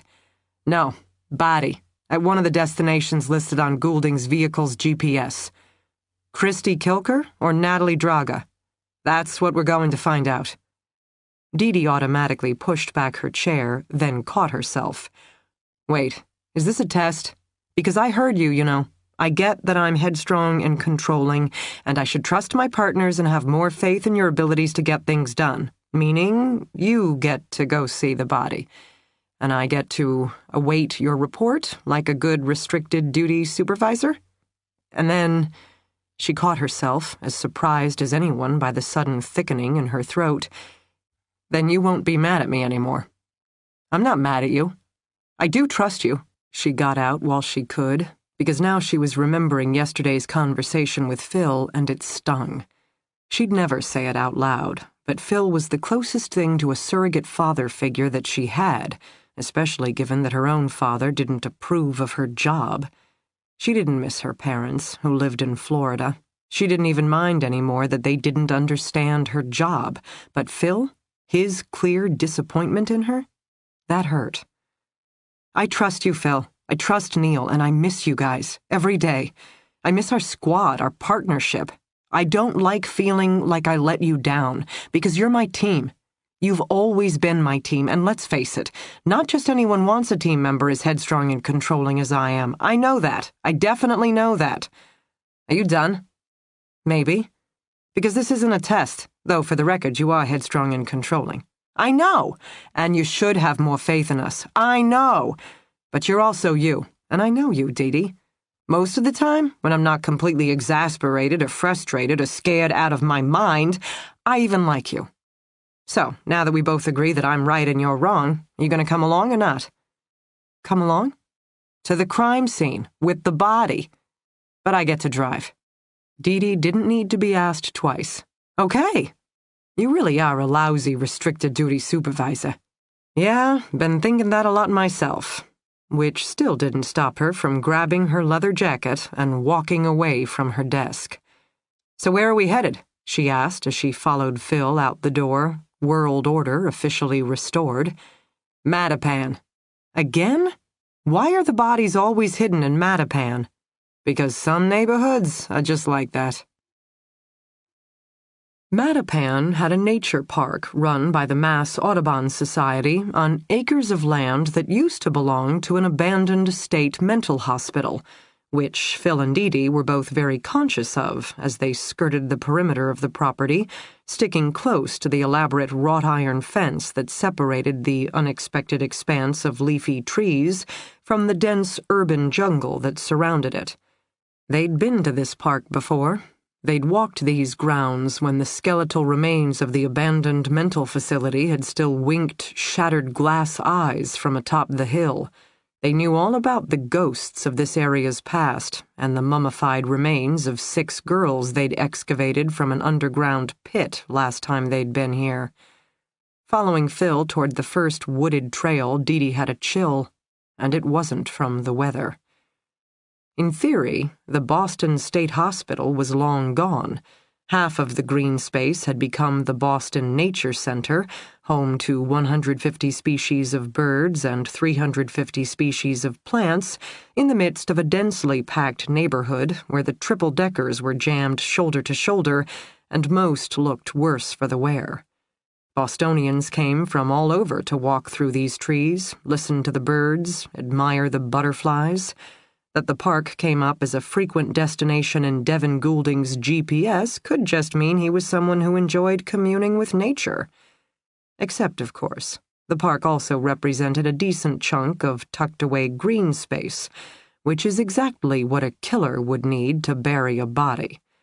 According to Phil, they'd brought out dogs first thing this morning. It had taken them less than 20 minutes to make the find, a low mound of earth resting next to an equally long depression in the ground, both just starting to be reclaimed by the undergrowth. Lay people generally gravitated toward the mound when digging for a body. Experienced pros like Boston's ME department, however, knew better. The mound was formed from all the displaced dirt the killer had excavated from the grave, digging down, dumping shovelfuls of soil to the side. The depression? That was the grave, where the subject had interred the body, then covered it with enough soil to make it relatively level, never once considering the effects of putrefaction, that flesh and muscle would eventually decay, slide off the bones, melt into the very ground, that if blowflies had found a way to lay eggs on the body before it was interred, this process would happen even faster, let alone critter activity as a new food source was introduced into the local area. Shallow graves took on a life of their own, and eventually all bodies did what they were meant to do: decay, ashes to ashes, dust to dust, disappearing back into the earth until months later a uniquely shaped depression was formed, the kind of hollow that any experienced homicide detective could look at and say, "Hey, betcha a body is buried there." The ME's full team was out. This kind of retrieval was conducted like an archaeological dig, with the leaf-strewn area beneath the trees already marked into a series of grids. Each shovelful of earth that was removed went into a marked container to be sifted through later for signs of additional evidence. It would take all day for the ME to remove the body, Dee Dee knew, and weeks, if not months, before Ben would issue his full report. Dee Dee and Phil approached, making sure they didn't get too close. Ben Whitley was very good at his job, which was to say he was territorial and had little patience for stupid cop tricks. He'd also once been romantically involved with their squad mate, Neil. After the breakup, everyone was professional. Nothing was quite the same. "Morning, Ben," Phil called out, an opening salvo. He received a grunt from a burly figure hunched over the shallow grave, seemingly brushing at the dirt. Dee Dee recognized his actions from past retrievals. They had exhumed all the way down to the body, and Ben was now dusting the final layer of fine soil from the mummified skin, bones, whatever was left.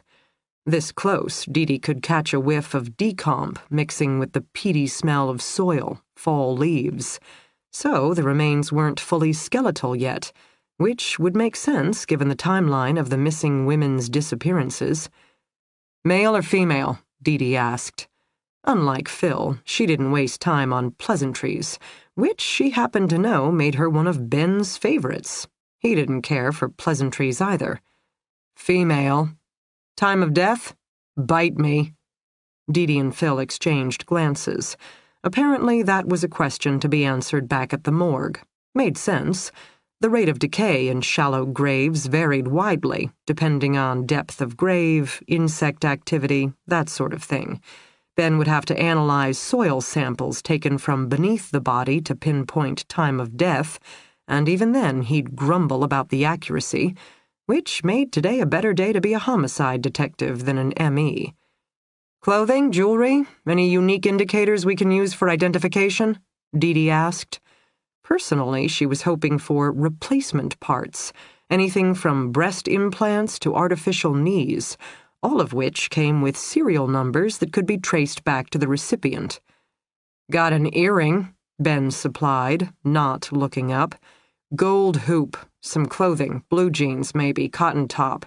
Can't tell if there's anything in the pockets, not there yet." Dee Dee looked at Phil. "Neil and I came across a stash of photos of Natalie Draga in Goulding's room. I don't remember her wearing hoop earrings." "I'll call Neil, ask him to double-check," Phil said. "Christy Kilka?" "We didn't find any pictures of her, just her driver's license. He can check that too, just in case she's wearing earrings in that photo." Dee Dee nodded, though it was a long shot. Some women wore the same earrings day in and day out, but a 20-something girl out on the town? Chances were Christy had different accessories for each outfit, that sort of thing. "Hair appears to be brown," Ben offered from the grave, which would be consistent with either Natalie or Christy. "Got something on the fingernails.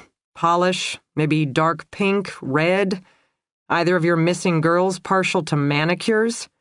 Phil made a note, one more detail to track down. "Are you sure there's only one body?" Dee Dee called out. Ben finally glanced up, skewered her with a glance. "Never mind." Even Dee Dee knew when to beat a hasty retreat. "So—" She tried to pick her next question carefully. "We have 2 missing girls, one last seen 9 months ago. Natalie Draga, who'd never collected her last check at work. One vanished more like 5 months ago. Christy Kilker, who'd called her mother once or twice since the alleged Italy trip. If I had to pick between the 2? Ben went back to brushing. Sure. Body's on the fresher side. Been here like a 2 to 3 month window. Dee glanced at Phil. Only tells us how long ago the body was buried, Phil warned. Natalie Draga might have gone missing 9 months ago, but that doesn't mean she was killed then. Dee nodded, understanding his point. They didn't know enough of Goulding and his M.O. Had he kept the girls alive for a bit? The haunting photos of Natalie Draga seemed to imply as much. Then again, they had nothing on Christie except for a bloody license. Questions Dee would have liked to ask Goulding, except, thanks to Flora Dane, he was no longer available to answer. Call Christie's mom, she instructed Phil at last. Ask her about favorite earrings, nail polish. Maybe she can give us a starting point. Phil nodded, moving off to a separate bank of trees to work his phone. Dee stood alone, watching the M.E. carefully brush dirt from the remains of at least one missing girl who would finally go home again. Pretty in pink, Phil reported 15 minutes later. Christie's go-to nail polish, wore it all the time. Was also partial to a pair of gold hoops, which were a 16th birthday present from her mom. Christie Kilker, Dee said. Not enough for an official ID. No, we'll have to wait for Ben to work his full magic at the lab, but chances are, Christie Kilker, Phil agreed. So where is Natalie Draga? A second dump site? Are there other frequent destinations recorded in Goulding's GPS? Not that would work for stashing bodies. This is it. And the dogs have covered the entire park? Yep. So where is Natalie Draga? Dee asked again. Phil had no answer. Dee looked around at the trees, the gawkers, the milling crew of blue-clad crime scene technicians. Phil? What are we missing? She called Samuel Keynes. She didn't know why. He wasn't an investigating officer, but a professional head shrink. He didn't catch bad guys, he assisted with victims. And yet, everything about this case came back to Flora Dane, and given her disappearance, the closest link they had to her was Dr. Keynes, which was interesting in its own right, because most of the time, Dee would peg the mother in a situation like this. But for all of Rosa's fierce protection of her daughter, their relationship was strained. Flora herself hadn't called her mother after Friday night's incident. She'd called her former victim specialist instead.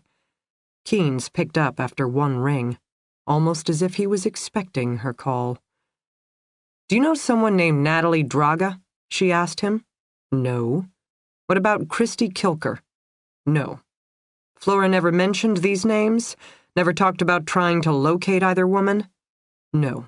"Sergeant Detective, but she did talk to you about Stacy Summers. Come on. Now is the time to be open and honest, Doctor, because I have one dead body and I'm pretty sure there's about to be more. Flora talks to you. Flora tells you things she doesn't tell anyone else, not even her mother. So what did she tell you about Stacy Summers?" Saturday morning's phone call was the first contact I'd had with Flora in months. At least 6 months. We are not that close, Sergeant Detective. Not nearly as close as you think. But she tells you things she tells no one else. This morning I spoke to the FBI agent who rescued Flora. According to her, she has lots of questions about what Flora did during her time with Jacob Ness, but Flora won't answer those questions. She'll only talk to you. I provided a full report of Flora's statement. Contrary to what you're implying, everything I heard has been made available to investigators. That Flora didn't want to share her experience again and again. That's hardly unusual for someone who's been through her level of trauma. Did she do it? Help kidnap other victims? Not that she ever revealed. Is that what this is? All this vigilante business? Survivor's guilt to cleanse her conscience of what she did during her captivity? Your guess is as good as mine. No, not true. 1, you're the expert. 2, she trusts you, and she keeps calling you. When she's in trouble, when she needs help, your number is the one she dials. 5 years later, Doc. How many families are still calling you 5 years later? Keynes didn't say anything. Then there's the mom, Dee continued, thinking out loud. Rosa Dane. She seems pretty comfortable with you as well. Does she also keep you on speed dial, or do you call her? Because Flora doesn't, and you know that bothers her." Then it came to Dee, the way Keynes had touched Rosa's shoulder yesterday in her office, the way he'd stood so solidly beside her when, frankly, there was no reason for him to be there at all. But he'd come, at Rosa's request, and he'd stayed. The good doctor and Rosa. "Does Flora know?" Dee blurted out. "About you and her mom? Have you ever told her?" "Sergeant Detective, do you have any new leads on Flora's disappearance? Answer my question first." "I will not. It's relevant." "It is not. Now, do you have any new information?" "Rosa's standing there," Dee filled in abruptly. "She's standing right beside you, and she's asking about her daughter." Keynes didn't answer, which Dee took to be a yes. "Rosa doesn't know, does she?" Dee said more softly. "Your feelings for her, you've never said." "I assure you, I am mistaken. Got it. Your relationship with the family is purely professional. Proper Phoebe, like you." "Sergeant Detective, I have a body. One of the women we believe Devin Goulding abducted. We've found her remains based on evidence we recovered from his house." "You believe you've just discovered one of Goulding's victims? In other words, Flora was right in her actions on Friday. If she hadn't killed him, it might be her body you were discovering now." "Flora's gone, and whatever happened to her has to have something to do with Devin Goulding, Stacey Summers, and at least 2 other missing women. It would be too coincidental for it to be otherwise. So I'm asking you one more time, did Flora ever mention the names Christy Kilker or Natalie Draga? And I'm telling you, I hadn't spoken to Flora in months before Saturday morning."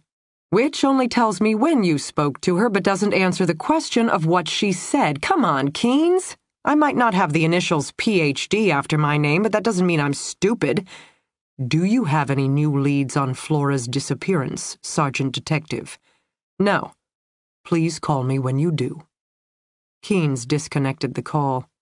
Dee stood there, gnashing her teeth for a while longer, wondering once again at the relationship between the victim specialist and the Dane family, and why, once again, she had a feeling he wasn't telling her everything.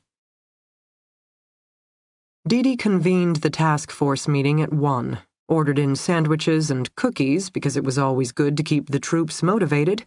She also added salad, because most of them were at the stage in life where they had a deeper appreciation for dark, leafy greens. Alex walked in as they were just getting started. He was dressed in his official academy shirt and slacks. She remembered his offer to tour Flora's apartment this morning and figured by the intent look on his face he'd made it there. She waved for him to take a seat, and he helped himself to a turkey sub. "This is what we know," Dee stated, standing in front of the white board at the head of the conference room. She liked running these meetings. Frankly, she needed an opportunity to organize her thoughts on this case. Now she tapped a list of bullet points, sadly a much shorter list than the second column, which included all the questions they couldn't answer. Flora Dane headed out Friday night, most likely in search of Stacey Summers' kidnapper. In her own words, she'd targeted some loser at the bar when a second suspect, Devin Goulding, entered the picture. He punched out Flora's original partner, then dragged her off. When she regained consciousness, she was tied up, naked, in his garage. When he re-entered the space, presumably to rape her, she retaliated by setting him on fire using items she'd found in his garbage. Devin Goulding died on scene. Upon further investigation, we found the driver's licenses for 2 other women, Natalie Draga and Christy Kilker. As of Saturday morning, we began investigating the whereabouts of these 2 women. At the same time, Flora Dane returned to her apartment where she spent some time with her mother. Shortly after 1 p.m. on Saturday, Rosa Dane departed her daughter's space, and Flora has not been seen since. Dee had added a timeline to the bottom of the whiteboard. She now tapped Saturday afternoon on the bar. "We believed initially that Flora was abducted by a large man who'd posed as a building inspector days before in order to gain access to her apartment keys. However, we have tracked down the inspector, who it turns out is real enough and has no criminal record. He also has an alibi for the time in question, which leaves us with..." Dee moved on to her second, longer column. 4 missing persons cases: Stacey Summers, Natalie Draga, Christy Kilker, and Flora Dane, all of which may or may not be related. One possible but now deceased perpetrator, Devin Goulding, who is connected to at least 3 out of the 4 missing women, and one body, discovered just this morning based on information from Goulding's vehicle's GPS. We do not have definitive ID, but believe the remains belong to Christy Kilker, meaning we may have found one of the women. But where are the others? And if Goulding is the one behind it all, how could Flora Dane disappear after his death? Do we know she was kidnapped? Phil spoke up, leaning back from the table with a chocolate chip cookie halfway to his mouth. I mean, wasn't half our suspicion based on this inspector the city housing department swore it never sent? Now that you've determined the visit was legit, what are we left with? Unlocked front door, undisturbed apartment. What if Flora simply took off? Got a hot lead on Stacey Summers, freaked out we'd figured out what she was up to after she burned Goulding to death, so she disappeared on her own accord. Dee shrugged. Hard to argue with that line of reasoning. Still, call me sentimental, but if Flora planned to take off for a few days, I think she'd let her mother know, even if she simply made up some excuse. But she'd call her mom, tell her not to worry. Except, of course, she didn't. We'd never call you sentimental, Neil assured her from the back of the room. Phil nodded grudgingly. Saw the mom leaving yesterday. Tough cookie, but definitely shaken up. She was at Flora's apartment. Alex spoke up. All heads turned toward him. At Dee's request, I swung by. Rosa Dane was already there. She'd brought a tin of muffins for the landlords and was waiting for me on the 3rd-floor landing to break the crime scene tape. She's something else.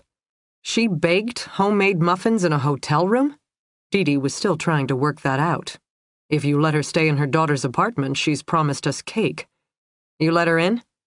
Judging by the look on her face, it was going to happen. At least this way she had supervision. Was an FBI officer, Dr. Keynes, with her? No, just her. Dee nodded but remained frowning. Her conversation with Keynes still bugged her. Did Rosa notice anything? Dee asked at last. Nothing appears missing. All Flora's clothes are intact, that sort of thing. The bed was unmade, but according to Rosa, that's not atypical. Flora isn't a stickler for neatness. That's more the mom's department. What did she do in the apartment? Dee asked. Alex shrugged. Walked around, seemed to be absorbing the space. She spent a fair amount of time in her daughter's room, reading the articles on the wall. Are any of those cases Natalie Draga or Christy Kilker? A new detective spoke up. No, Dee answered.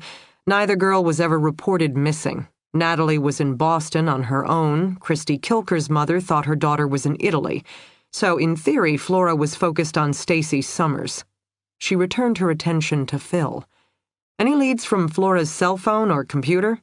Working through both of them now. Flora was definitely fixated on the bar scene in Boston. She'd been reading up on tonic in the days before she headed there. Dee frowned. But Stacey Summers disappeared from Birch's, meaning something else would had to have put tonic on Flora's radar screen. What? Around the table, no one had any answers. Natalie Draga used to work at tonic, Carol Manley piped up. Maybe Flora did know something we didn't know. I mean, just because Natalie wasn't formally declared missing doesn't mean a friend hadn't started asking around. Hey, any of you seen Natalie lately, that kind of thing? Given Flora's obsession, maybe such rumors caught her attention. Dee nodded, which was exactly why she'd grilled Keynes on the subject, because Flora did have an obsession when it came to missing persons, and seemed to be better informed than even the police. All right, Dee said. For now, let's focus on the case we know Flora was definitely working, Stacey Summers. I want some suits paying visits to Stacey's family and friends, except this time, show them Flora's picture. Let's see how far she got with her own investigation. Because if Flora was looking at other bars in the area, then I'm guessing one of Stacey's friends must have mentioned something. Maybe Tonic was a nightclub they'd visited often in the past, or Stacey knew someone who worked there. Maybe Flora even figured out that another pretty girl who used to work at Tonic hasn't been seen for months. Honestly, I have no idea. But whatever the connections are here, Dee drew lines between Natalie, Christy, Goulding, and Stacey Summers. We need to figure them out. I might have one clue, Alex offered. He'd finished his sandwich, was now wiping his hands. On the fire escape outside Flora's apartment, I found traces of glitter. Glitter? Dee didn't mean to sound so dubious. It just wasn't the type of clue she'd expected. Hey, for us crime scene geeks, glitter is the new duct tape. I don't even understand that statement, Dee assured her husband. Around the table, her fellow detectives were nodding. Alex leaned forward. Glitter is nearly perfect trace evidence. It's very easy to transfer while also being highly unique. Better yet, like duct tape, there are extensive databases available to help determine the particular source of the glitter in question. For example, glitter is present in everything from women's makeup to greeting cards to various clothing items. Needless to say, the size, color, cut of each of these sources is different. Better yet, on a microscopic level, you can tie an individual piece of glitter to a specific cutting machine from a specific manufacturer, proving once and for all the glitter found on the victim's bed definitely came from the same source as the glitter on the killer's fancy shirt. Good stuff, glitter. So, what did you find on the fire escape?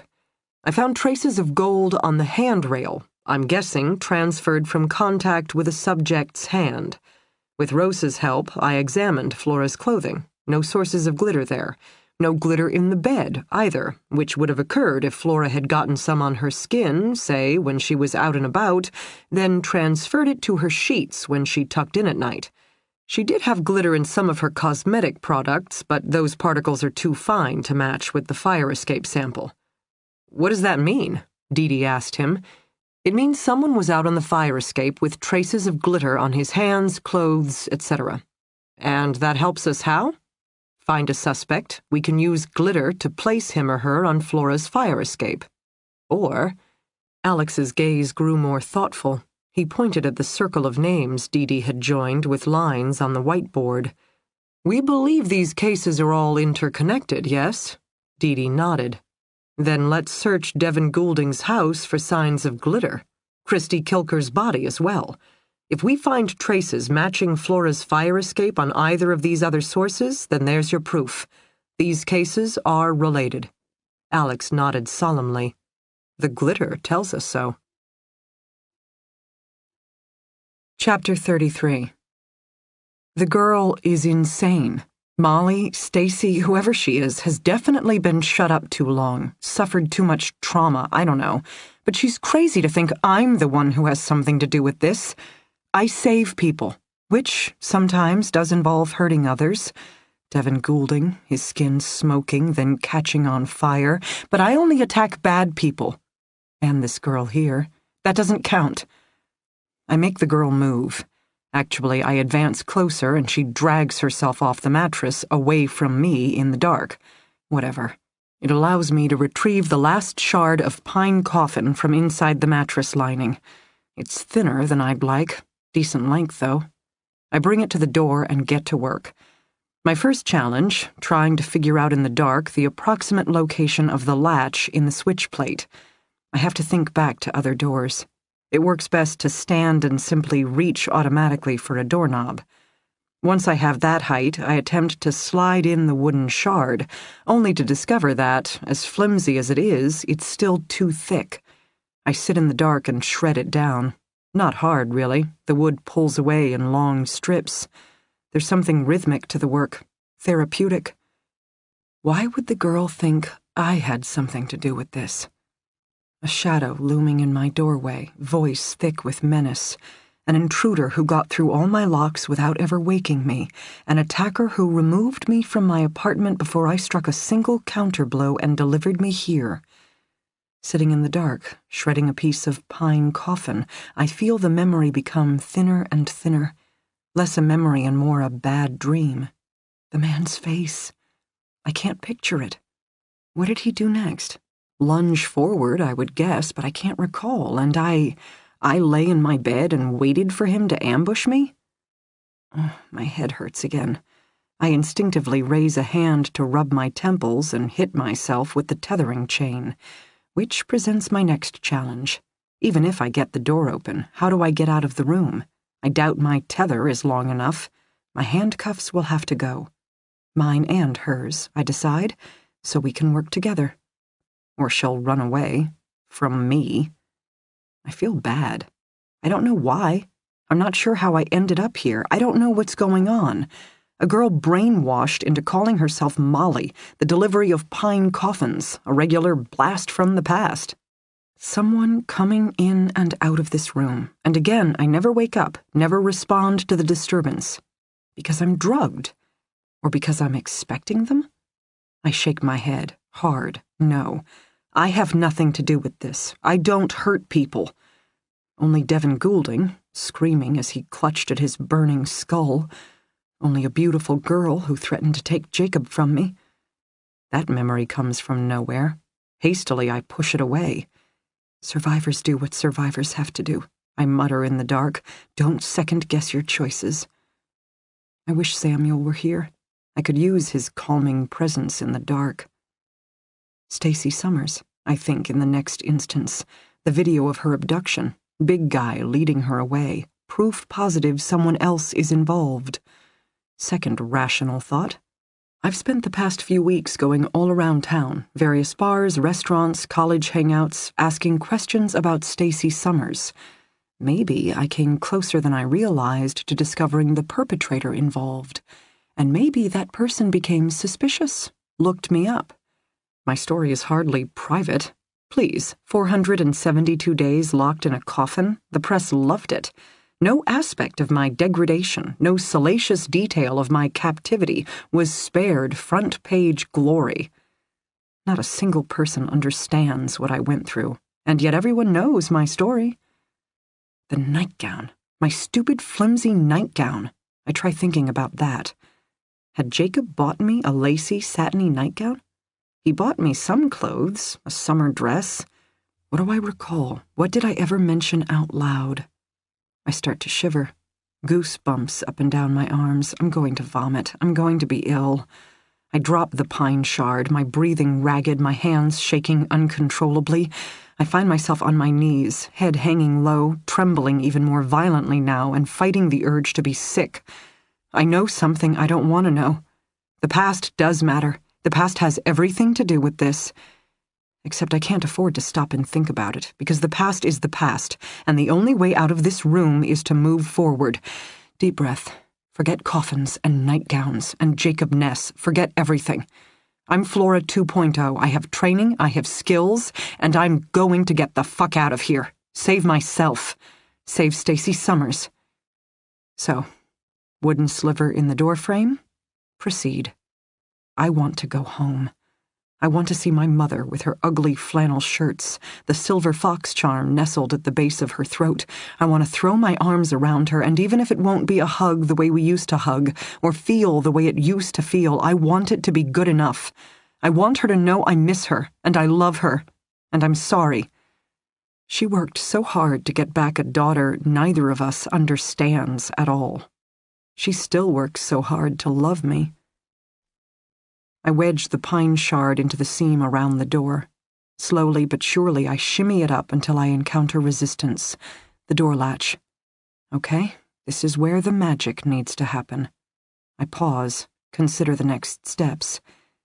Best case scenario is that I somehow succeed in suppressing the latch and pushing open the door, at which point, wounded girl can walk out. Me? I'll only make it as far as my leash. And we'll be encountering how many people? What kind of threat? Not me, I insist. I am not the boogeyman in the dark. I didn't kidnap Stacy Summers, no matter what she thinks. I certainly didn't kidnap myself. I mean, just because I don't remember anything after my mother left, don't know anything about how I got into this room, no psychotic breaks here. I'm not the monster. Of course, once, a long time ago. My heart is beating faster again. I find myself sitting on my heels. Suddenly, all I can think of is Jacob. Nobody wants to be a monster. It's true. Nobody does want to be a monster. Not even me. And yet, and yet, and yet.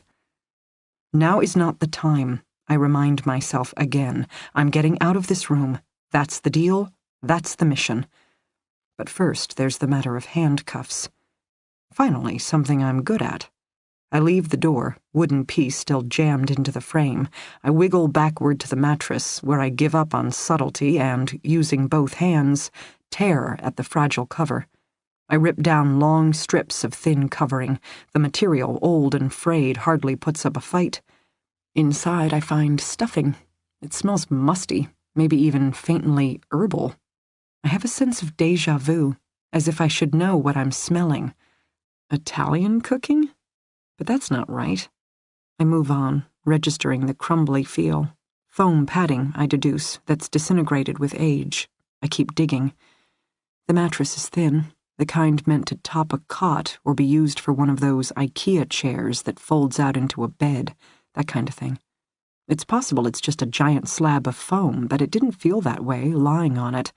It had sections and lumps and nooks and crannies.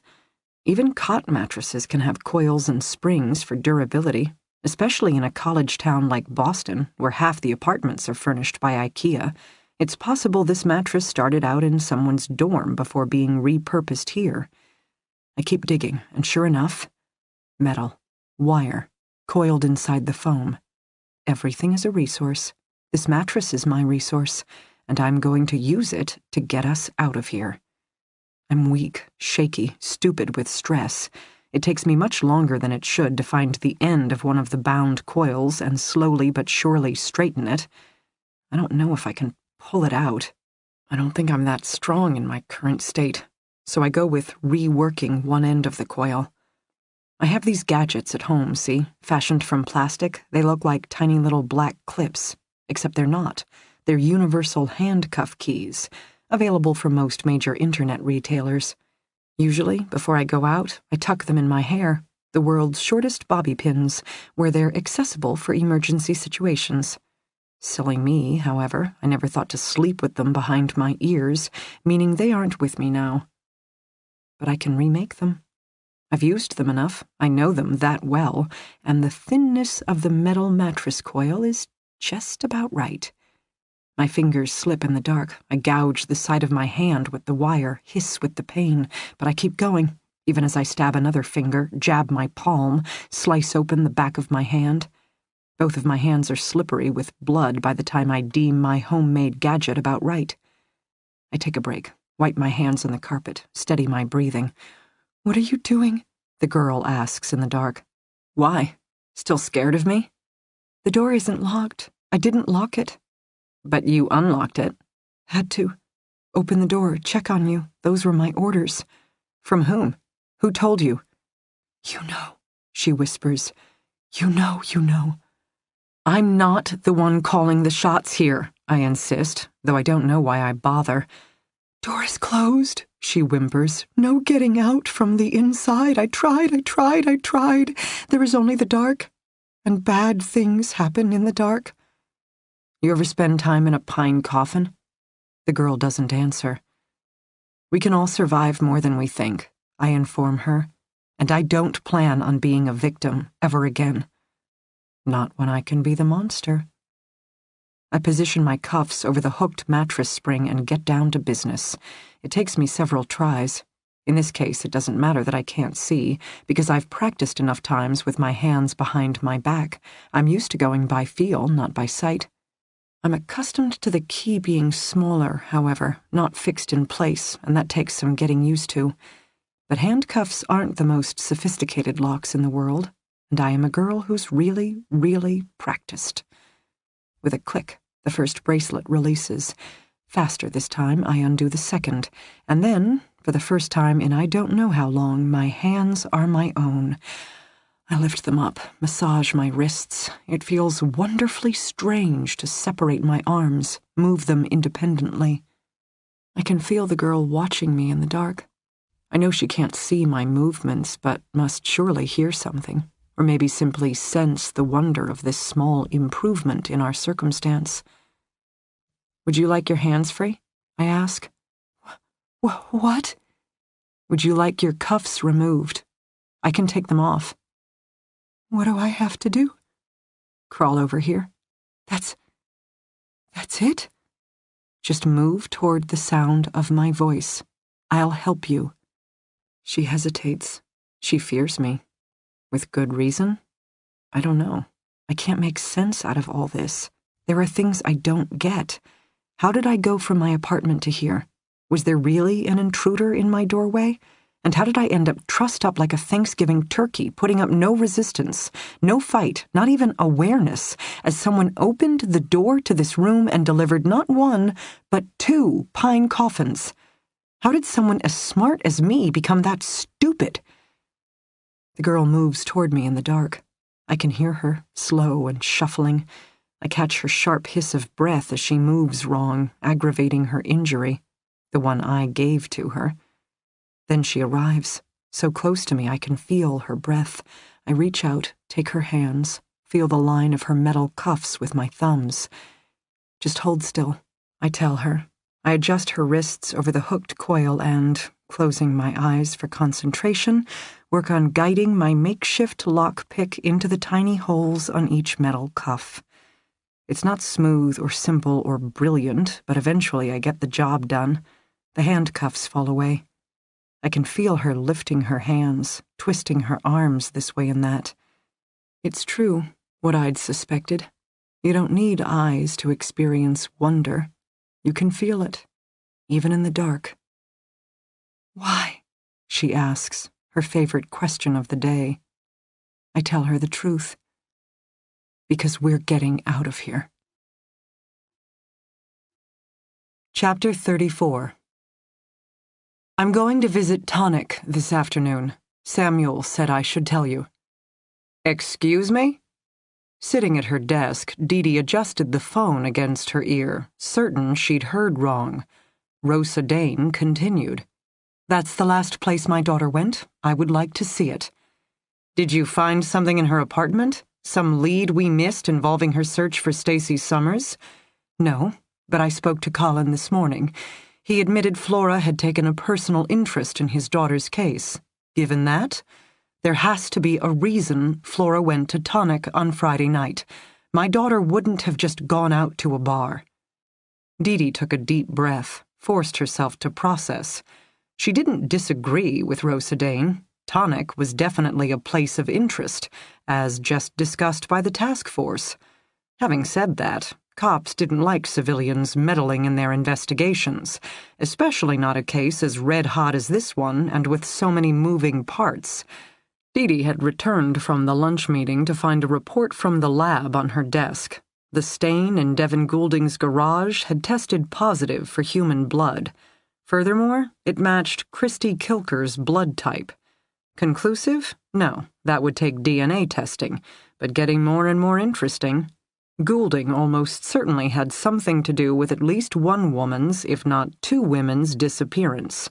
Given that Flora was actively looking for Stacy Summers, how coincidental could it be that she'd ended up in his garage herself?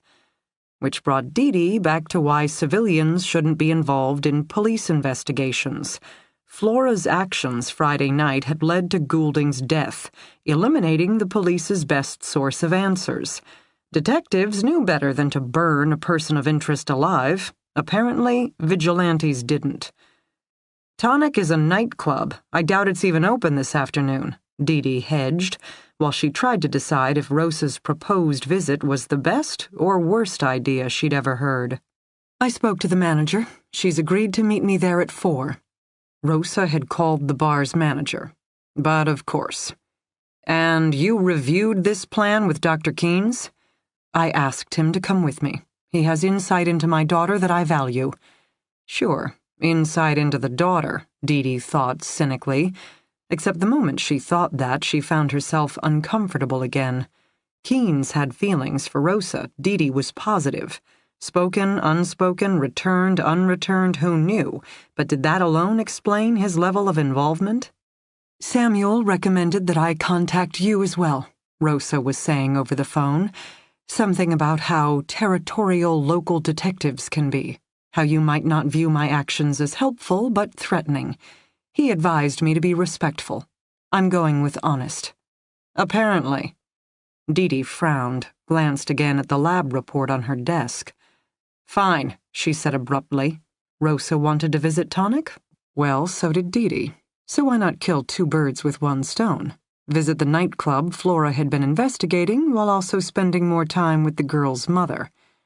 I'll meet you there at 4. Bring Dr. Keynes as well. He can offer more of his professional insights. Rosa didn't say goodbye or thank you. She simply hung up. As she'd said, not ready for respectful, but at least being honest. Dee grabbed her jacket, headed out. Dee had never been a nightclub sort of girl. A good Irish bar she appreciated, but blackout surfaces, strobe lights, loud music, not really her style, even when she'd been young and, supposedly, hip. It was always interesting, she thought, to visit such places by the bright light of day, sort of like catching a movie star without her makeup on. At night, with the lighting just so and the floor crammed with writhing bodies and the stage dominated by the next up-and-coming band, the place probably felt electric. 4 p.m. on a Monday, it reminded her more of a college student with a hangover. The floor was sticky and covered in shredded cocktail napkins. The dark painted walls were scratched and dinged, the bar area tired. The place looked like it could use a refurbishment, or at least a break from its high-risk lifestyle. Rosa and Keynes had arrived first and were already talking to a woman near the back. They made quite a trio, Rosa in her usual yoga grunge, Keynes in his classic gray suit, and the manager in nightclub black on black. Currently, the dark-haired manager had her eyes locked on Keynes.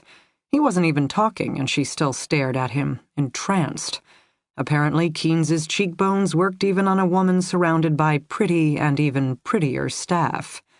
Dee walked up. She flashed her credentials, purely to establish dominance, because yes, she was that petty. No dice. The manager kept her attention fixed on Keynes. On the other hand, Keynes smiled slightly, as if he knew exactly what Dee was doing and appreciated the effort. "Sergeant Detective Dee Warren," Dee spoke up crisply, never one to back down from a fight. The manager finally dragged her attention away. Jocelyn Ethier. "You're the manager?" "Yes, I've worked here 5 years. "Were you here Friday night?" "Yes. I split my time between the back office and, of course, making frequent tours of the floor just to make sure things are going smoothly. I recognize the picture of her daughter."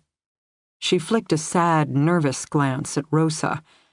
"I noticed her at the end of the night when things were winding down. She was out on the floor, still dancing." "Did you happen to see who she was with?" Dee asked. The manager shrugged. "There was some guy holding a beer, watching her. I assumed they were together. She was out of his league, I can tell you that, but—" She shrugged again. "What did the guy look like?" "Average. Khakis, long sleeve, light blue button-up. Like a wannabe finance guy or something. Not really much to look at." Dee nodded. That was consistent with what they knew thus far. "I understand Devon had worked here for the past 3 years." "Yes." The manager's face shuddered. Devon. Excellent bartender. Reliable, which is tough enough around here, but also, he had the look. We're a nightclub. Appearances matter." "He worked out," Dee supplied neutrally. "He did. His chest. Women and men lined up for at least one more drink." The manager still didn't look up. Uncomfortable about talking about a recently deceased employee? Or something else? "He mind the male attention?" Dee asked. "Not that I could tell. My impression was that he worked pretty hard to look the way he looked, and he enjoyed showing it off." "He have a girlfriend?" "Not that I knew of." "And you and he—" Dee let her voice do the asking. "No," the manager said flatly. "I run the asylum. I don't frequent with the inmates." There was an edge to her voice, however, that spoke of a lesson learned the hard way, a woman scorned. "What about Natalie Draga?" Dee switched gears. "Natalie, she worked here, briefly. I think I showed her file to one of your other detectives." "Did she know Devon?" "Would have been hard not to. He was one of our regular bartenders. She was around for at least a couple months. As for fraternizing, backroom staff hookups are about as common as front-room players. Anything's possible." "What about Christy Kilker?" "Who?" Dee flashed a photo. The manager shook her head. "I don't recognize her. The volume of people who pass through here on any given night, however, I'm only familiar with the regulars. You didn't know Stacy Summers. Rosa spoke up. No. But that doesn't mean she didn't come here on occasion, Rosa supplied. It's possible. Like I said, the volume of people in a night. The manager shifted uncomfortably again. Of course, what happened to her, that video of her abduction on the news, it's every manager's nightmare. We made some changes to our procedures immediately. Really?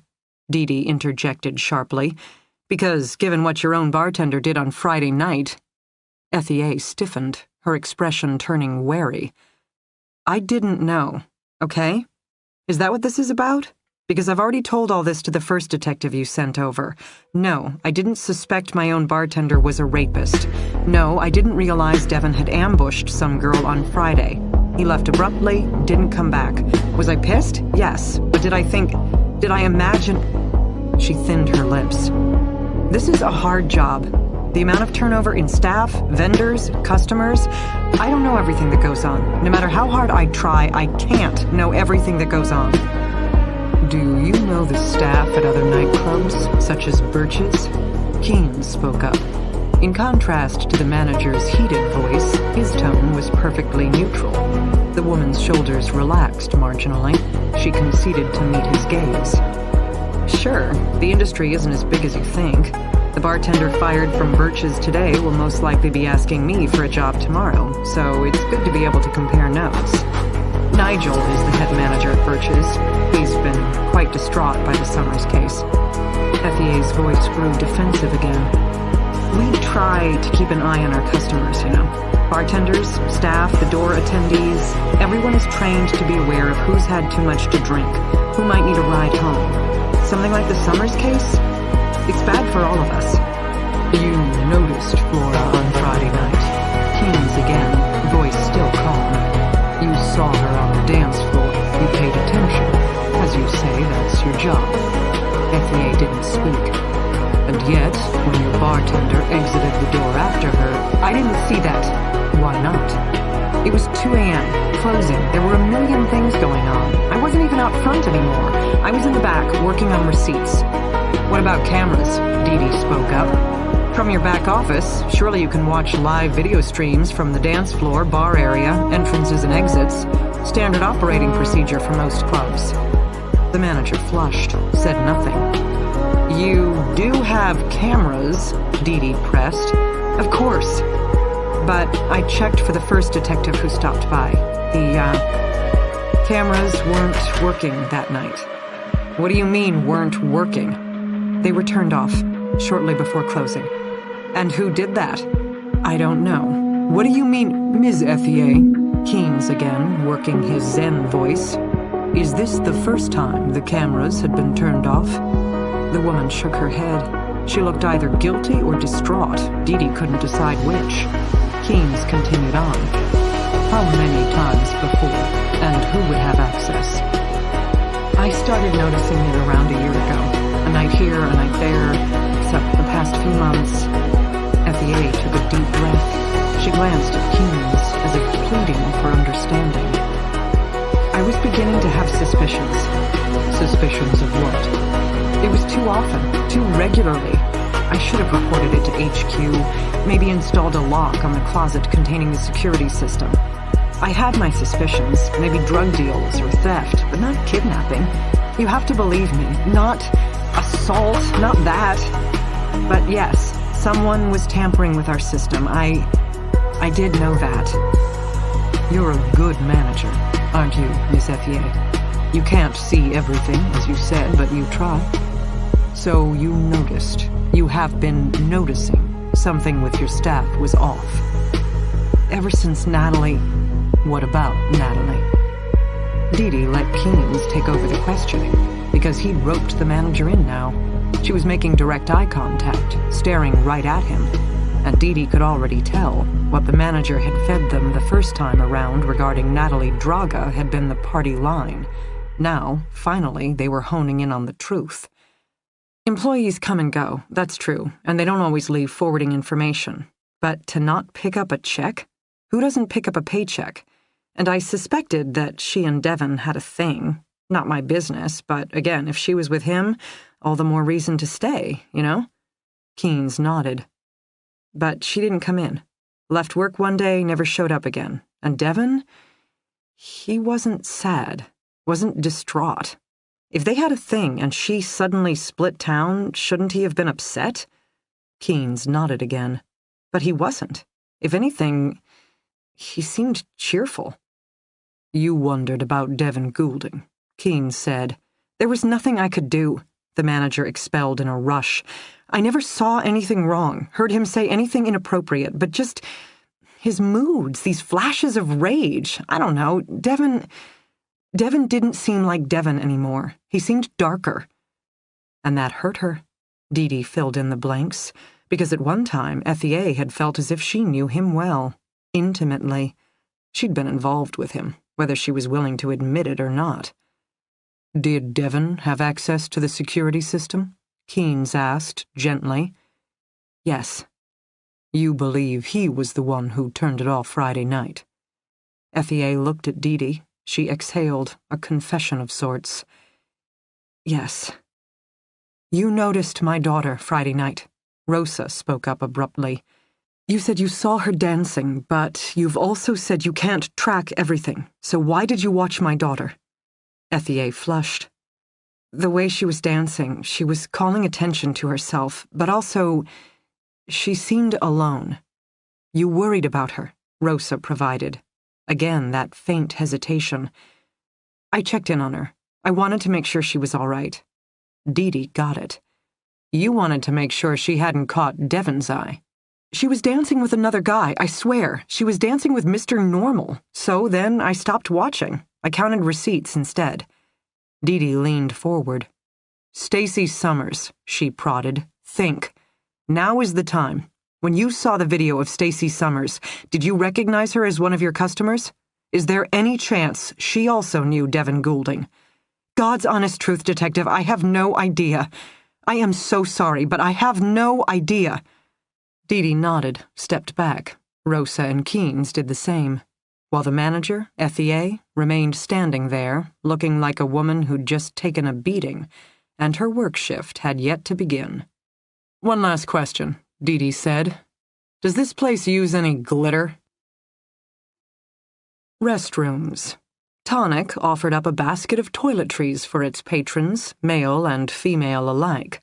Dee and Rosa did the honors in the ladies' room, while Keynes took the men's room.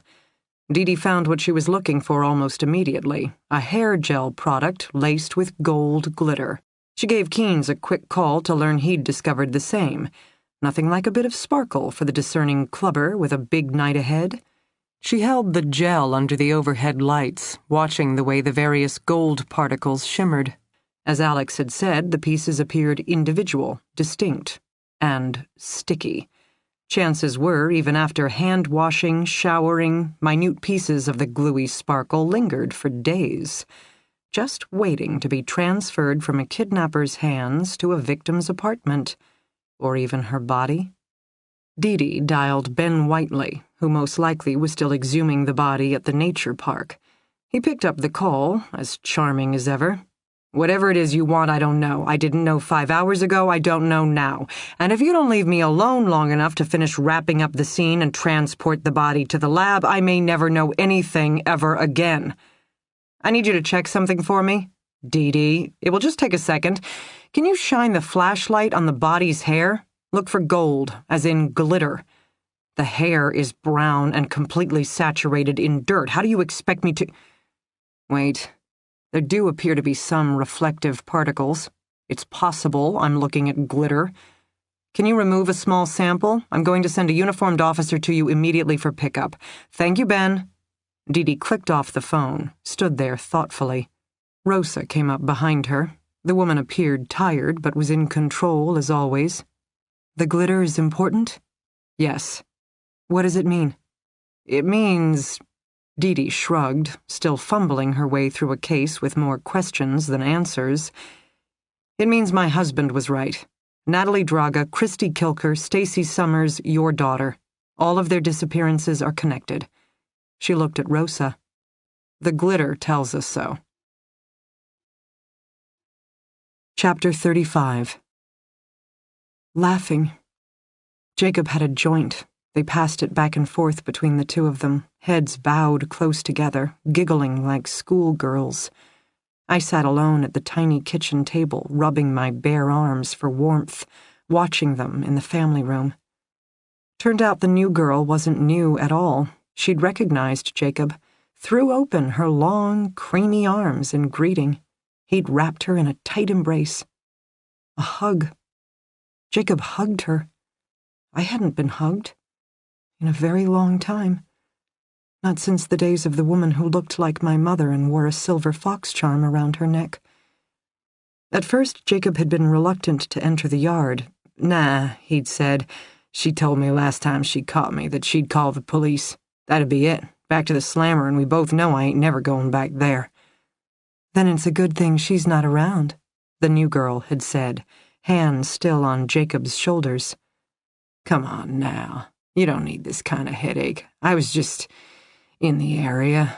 Wanted to say hey. Hey, she said, and I swore his eyes glittered with tears. I don't mean to bother you, he whispered. You were right last time. I'm an ass. I should just stay away. But he wasn't moving, and neither was she. I was mad, she said suddenly. Last time I saw you, the things you said, I wasn't ready to hear. Maybe I didn't want to know. But I've been doing some thinking since then. Sometimes I even hoped you'd stop by again so we could talk.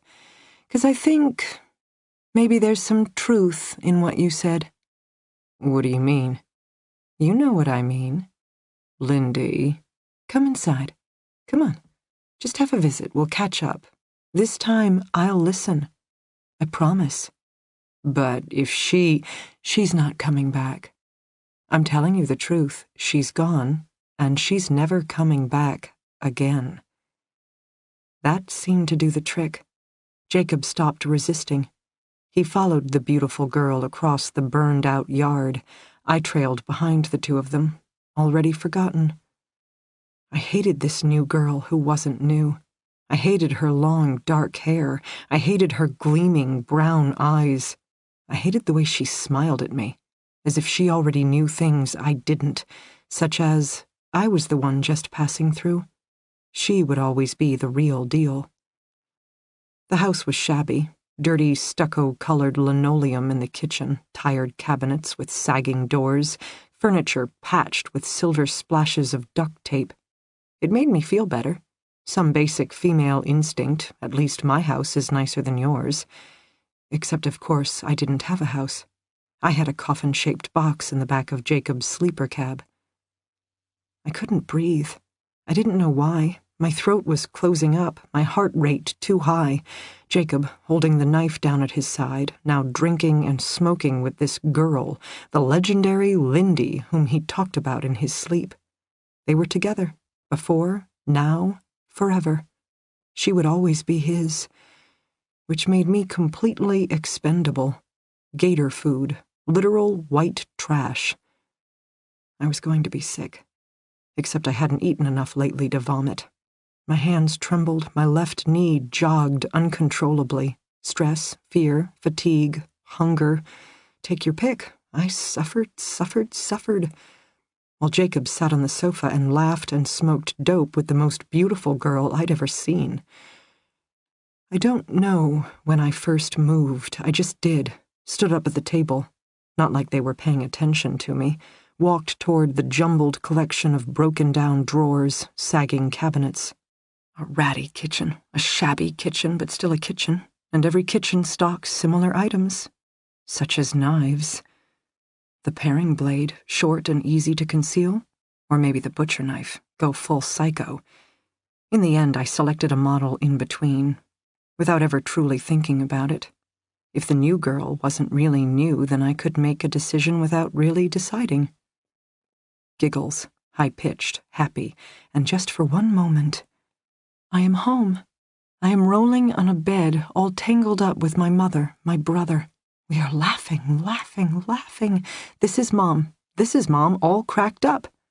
The softness of the down covers, the smell of spring rain and loamy earth right outside the window, the sound of my mom, my brother laughing hysterically. Home. Home, home, home. Snapping back, I looked down at my pale, skinny arm. I studied my hand holding the kitchen knife, and I realized then, truly got it, that I wasn't going home again. I would never roll on that bed. I would never laugh with my family. I would never go to that place. I would never be that person. That girl was dead.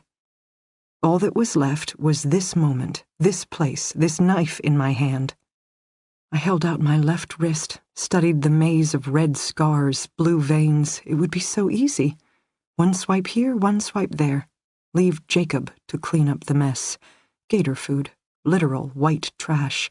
My mother never knowing what happened to me. Denied even the comfort of burying my body. She deserved better. So, for her sake, as much as my own, I took my knife and drifted into the family room. They didn't see me coming, too busy whispering and giggling, reminiscing about the good old days, whatever. Their heads were bowed, Jacob's hair gray-streaked and greasy, hers dark and silky. It made it easy to launch the first strike, my arm raising all the way up, just like every slasher film I'd ever seen, except this time, I was the crazy-eyed stalker instead of the doe-eyed college student. Nobody wants to be a monster. Or do they? Arm coming down, down, down, a scream, sharp and shrill. Mine? Nope, definitely hers. The beautiful new girl came shooting off the sofa, blood blossoming down her back where I had raked the knife across her shoulder blade. Shit! Jacob exploded, fear just beginning to penetrate his doper's glaze. What the fuck? What the I turned to him next, arm up, up, up, arm coming down, down, She launched herself at me. The new girl, who wasn't new, fought like a hellcat.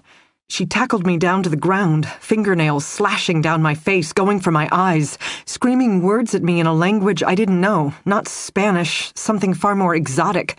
As I heaved against her reflexively, forgetting all about the kitchen blade which had scattered from my grip. But she didn't. Her gaze flashed to the knife, resting several feet away, her face sharpening with a look of cunning. I realized what she was going to do the second before she made her move. A fresh launch, this time from my chest toward the blade. I turned with her, grabbing at her left arm as if to hold her back.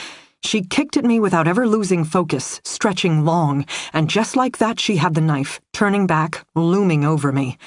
The smile on her face? Feral. Happy. So Jacob wouldn't be the one to kill me after all. Interesting. Knife. Not going up, up, up, what would be the fun in that, but instead twirling lazily in front of my eyes. She spoke again, whispers of death in her exotic tongue. No translation required to understand she was going to slice me up, and she was going to enjoy doing it. Stop! Jacob's hand, snapping around her wrist. Give me that, stupid bitches! She yelled at him, in English this time, demanded the right to finish what I'd started. I didn't speak. I didn't move. My heart was beating too fast. I lay on the floor, the fallen gazelle trapped between two lions. She has her uses, Jacob was arguing, the first time I'd heard him give me any credit. Not for you to decide anyway. She's mine. Get your own plaything. Then, after a long exchange that went over my fuzzy, blacking out head, she was still sitting on my chest, a sudden change. The girl stood, removing her weight and allowing oxygen to come flooding back. She tucked away the knife, but still peered at me in triumph. You, Jacob addressed me. You got work to do. It took me a bit to sit up, climb shakily to my feet. You attacked my daughter, he said. Daughter? Violated her hospitality. Now you gotta pay. She demands a tribute. Since she can't kill you, you gotta go out, find her a replacement toy. I couldn't do it. I begged, pleaded. Jacob had tried before. Talk to that girl in that bar. Go chat up that woman in the corner. Bring her over to me. Before, I'd always been able to distract him. Have another beer. Let's go back to the rig. Let's put a new song on the jukebox. But now he was adamant. I would go out with him and his daughter. I would befriend a girl of their choosing, and I would introduce the woman to them. Or Jacob would leave me alone with his daughter and an entire collection of kitchen knives. For emphasis, she produced the knife, then slid the blade down my forearm, both of us staring in fascination as the blood welled to the surface. In the end, I caved. You tell yourself you will be strong. You tell yourself this is impossible, it can't get any worse. You even tell yourself you'd rather die. But the truth is, it's hard to give up on life. I don't know why. Surely giving up would have made more sense. I should have gone with my first instinct and slashed my wrists in the kitchen. But I hadn't. I didn't. I wanted to survive. And now, this. I bandaged Lindy's shoulder. I'd hit all bone, leaving a long but shallow groove across her shoulder blade. By morning, she wouldn't feel a thing. Only my terror would go on and on and on. She dressed in a deep purple, a shade so dark it was nearly black. I was given some of Lindy's clothes, a worn pair of jeans, already falling off my bony hips, and a t-shirt tied beneath my breasts. Lindy had a car, a clunker to match her home. Jacob drove. Lindy sat with me in the back, gloating over what was to come. "How long have you lived here?" I tried to ask. "How often do you get to see your father?" I nearly tripped over the word father, but Lindy wouldn't talk. She had her eye on the prize, a fun night out on the town. The bar Jacob finally chose was a dive, a barely standing shack at the edge of a barely there beach advertising cheap beer, the kind of place that would make discerning patrons shudder and dedicated drunks cheer, the kind of place Jacob himself fit right in. Lindy stood out, too young, too beautiful in her purple-black dress and long, loose hair. Men stared at her in instant lust, women in instant hatred. She smirked at all of them, following her father through a maze of closely packed tables. In contrast to her, I went unnoticed, too pale, too skinny, too all washed up, not even a drunk, more like a heroin addict. I didn't know what else to do, so I followed them to the worn driftwood bar, earning points by association. Jacob ordered up shots of tequila, a round for all three of us, and an instant bloom of fire in my empty, shrunken stomach. I was glassy-eyed after the first shot, barely standing by the second, willing me into compliance, or an act of compassion, as Jacob knew I'd do what he said anyway. Nobody wants to be a monster. But some are still born that way, and others, with bleeding cuts down their arms and enough tequila in their stomachs. Lindy nudged my shoulder, her gaze darting to the corner. A woman sat there, eyes heavily made up, tube top barely containing her voluminous chest. She was not young and pretty, more like middle-aged and fleshy. A pro, I recognized by now, because bars like this attracted as many working girls as local drunks. "Tell her we want to party," Lindy instructed me. "We know a place. We have the cash." I didn't move, so Jacob shoved me. "You heard her. Go." I staggered back from the bar, having to focus hard to keep my footing, one step in front of the other, moving past the tables to the shadows in the corner, to the woman waiting there. She eyed me expectantly when I approached. Even for me, it was hard not to stare at all the flesh spilling out from that much too tiny top. But I forced myself to find her eyes, to register they were hard and calculating, and also brown. Brown eyes. Like her mother's? Like her daughter's? Everyone is a person. Only I have become an object. "Run," I heard myself say, my voice barely a whisper. Was I speaking to me? Was I speaking to her? Now was the time, the last moment of truth. "Girl?" she asked. "My name is—" "What is my name? Who am I?" "Molly." "Not Molly. A monster." "Please go. Just leave. They... I needed to say something very important. My head was spinning. Too much tequila, not enough food. I was going to be sick. Suddenly, Lindy was at my side, her hand squeezing my forearm where she'd sliced it earlier, squeezing hard. "We're looking for a party," she practically purred. "A private party." The woman agreed to come with us, her gaze going past us to rest on Jacob, the philosophical shrug of a woman who'd seen worse. "All of you?" she asked, which nearly made me vomit. "No," Lindy corrected her, "just the man. But I want to watch." The woman shrugging philosophically again. "Don't do it," I wanted to tell her, but I couldn't find my voice. I couldn't find my will. I only knew how to survive. I didn't know how to save anyone else. Jacob drove, headed to Lindy's house, and then there was muffled screaming. It went on for a long time. There were grunts and groans, smacks and squeaks, all from a place I wouldn't go, a room I never saw. I sat outside Lindy's house, in the backyard, my arms wrapped tight around my head as if that would block the onslaught. Eventually I crawled far enough away to vomit up the tequila. Then I dry-heaved. Then I picked at the scab on my forearm, if only to distract myself by watching the cut bleed again. Hours later, Jacob walked out wearing jeans, nothing else, his white, flabby belly like an obscene growth. He smelled terrible, sweet and sour, sweat and sex. I would have thrown up again if I'd had anything left. He merely grunted, lit up a cigarette. "Evening time, we'll take her out to the swamp. Let the gators do the hard work for us." I said nothing. He squatted down, peered straight at me. "If it hadn't been her, would have been you," he said. Brown eyes, I thought, like her mother's, like her daughter's. "Do you have any more children?" I heard myself ask. He laughed. "Nah, just this one." "Her mother?" "Hates my guts. Kept her away from me for years. But that's the thing about kids. They grow up, get a mind of their own. Now she wants to know her daddy. Can you believe it? All these years later?" Jacob grinned in the dark. "My little girl loves me." Jacob rose to standing, stubbed out his cigarette.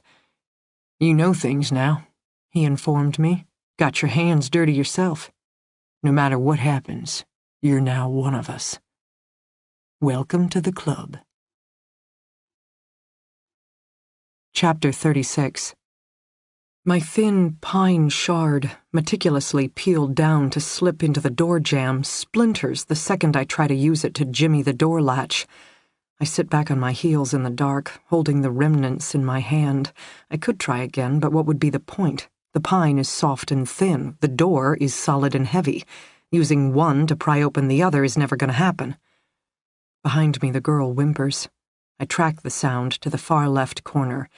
"Yeah, I know," I say out loud, encouraging contact. I can't see her in the dark, which makes sound more important. Like mine, her hands are now free, her arms unrestricted. God only knows what she'll do next. Jump me from behind? Go for my throat? Just because she's a victim doesn't mean she's innocent. I know that well enough. Survivors do what survivors must do in order to survive. Shut up, Samuel, I mutter out loud, which makes the girl whimper again. I rise to standing, stretching out my arms, flexing my wrists, which feels good. Then I contemplate my options. No sound from outside, no shadowy movements in the viewing window. So far, the girl and I have been unshackled for at least 30 minutes, and there's been no response from the peanut gallery. Evil kidnapper doesn't realize we're on the loose yet, or doesn't care. How did he get pine coffins in here without me ever waking? How did he snatch me out of my own apartment without me ever fighting? Stop it, I order myself. Now is not the time to analyze the past. Now is the time to move forward. "Who's out there?" I ask the girl as I roam our dark prison, searching for anything that might make a better crowbar than slivers of cheap wood. She doesn't talk. "Did you know Devon?" I ask. It takes me a minute to remember his full name, told to me forever ago while I was sitting in the back of a patrol car. Devin Goulding, bartender, amazing pecs, works at Tonic. Did you know him? No more whimper, a sharp inhale. Recognition. I would swear it. I killed him, I say, my voice just as conversational. I tossed antifreeze and potassium permanganate onto his head and shoulders. Chemical fire. Burned him alive. Another shocked inhale. Does that make you happy? To know that he suffered? That he's dead? Or do you miss him? I don't mean for my voice to sound understanding, even wistful, but these things happen. The man's dead? Her voice sounds hoarse, but at least she's finally talking to me. I didn't kidnap you, I say. I don't know. What do you mean you don't know? How can you not know what happened to you? She doesn't answer. I should have stuck with understanding. Compassion is not my strong suit. Tonic nightclub, downtown Boston. Ring a bell? I've come to the plastic bucket. I pick it up, heft it for weight. A metal handle would have been nice. Even a plastic one might have worked. But I'm not that lucky, which means there's nothing to harvest as a pry bar. What if I threw the bucket at the viewing window, went for shattering glass? I twist the bucket in my hands, already skeptical. It's too light, the one-way mirror no doubt being heavy-duty. I keep the bucket with me for now, however. If the girl rushes me, I can always use it to conk her over the head, Three Stooges style. Tonic, the girl whispers, as if recalling a name from another lifetime ago. Black walls, blue lights, killer bands, I begin, then halt myself. Black walls. Unbidden, I cross to the right until I hit one of the walls in question. Floor, wall, ceiling, windows, all covered in black paint. Could that be coincidence? Devin Goulding surprised me Friday night, the bartender with the amazing pecs suddenly appearing and taking out my initial target. And yet, regaining consciousness in his garage, he felt arrogant and inexperienced to me. A predator, sure, but this kind of predator? With a blacked-out room, penchant for silk nighties, and elaborate shackle system? Not to mention, I took him down, and yet here I am. And yet, a nightclub famous for its blacked-out bar, and a room now covered entirely in black paint. Could that really be a coincidence? Which makes me wonder what else I'd missed Friday night. Several of Stacy's friends had said they frequented Tonic as well as Birch's, not to mention the staff at both places were friendly with one another, getting off duty at one club to go grab drinks at the other, given the close proximity. In my mind, that made it worth checking out. After all, the staff at Birch's had been cleared in Stacy's disappearance, but what about the folks down the street at Tonic? Long shot, maybe, but apparently closer than I'd thought. Birch's, I say out loud, just to see what kind of reaction I can get from my cellmate. She inhales again, her official sound of recognition. Stacy Summers, I state. She doesn't reply as much as she whimpers. Affirmation? Denial? What I'd give for the tiniest beam of light. Last thing you remember? I ask her. She doesn't answer. I search my brain for a better approach. What did I remember in the beginning? Or perhaps, more accurately, what did I allow myself to still know?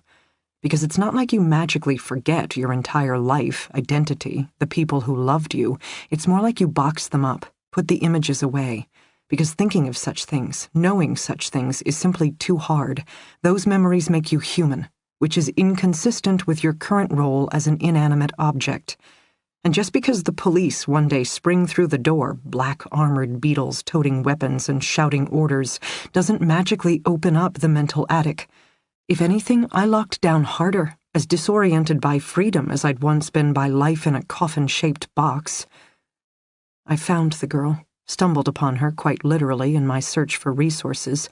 She is curled up in the corner, my foot having tripped over her own. She flinches at the contact. I can feel her recoil, then, when there's no place for her to retreat, make herself smaller. It tugs at me. Another response I know too well, tried so many times myself. Except it never worked. Jacob always got his way in the end. Until that very last moment, his brains and blood in my hair. I kneel down. I keep my voice soft. I dreamed of foxes, I whisper to this girl in the dark. I dreamed I ran with them through the woods. I dreamed I was wild and free. And though I always woke up again, it felt good to dream. She doesn't answer. It's okay, you know. Survivors do what survivors have to do. Samuel told me that. When we get out of here, I'll introduce you to him. You'd like him. Then, when she still doesn't respond, you'll have bad nights after this. It's funny, you escape, but you never really get away. You don't realize what a comfort it is to go through life thinking that will never happen to me, until, of course, that assurance is gone. And every story in the news, every article you read in the paper, all you can think is, that could be you. I studied, that's what I did. I learned self-defense, so next time a fat, sweaty piece of shit couldn't snatch me off the beach. I learned to pick locks, so I would never be shackled again. I rub my wrists, smile ruefully in the dark. At least that part worked.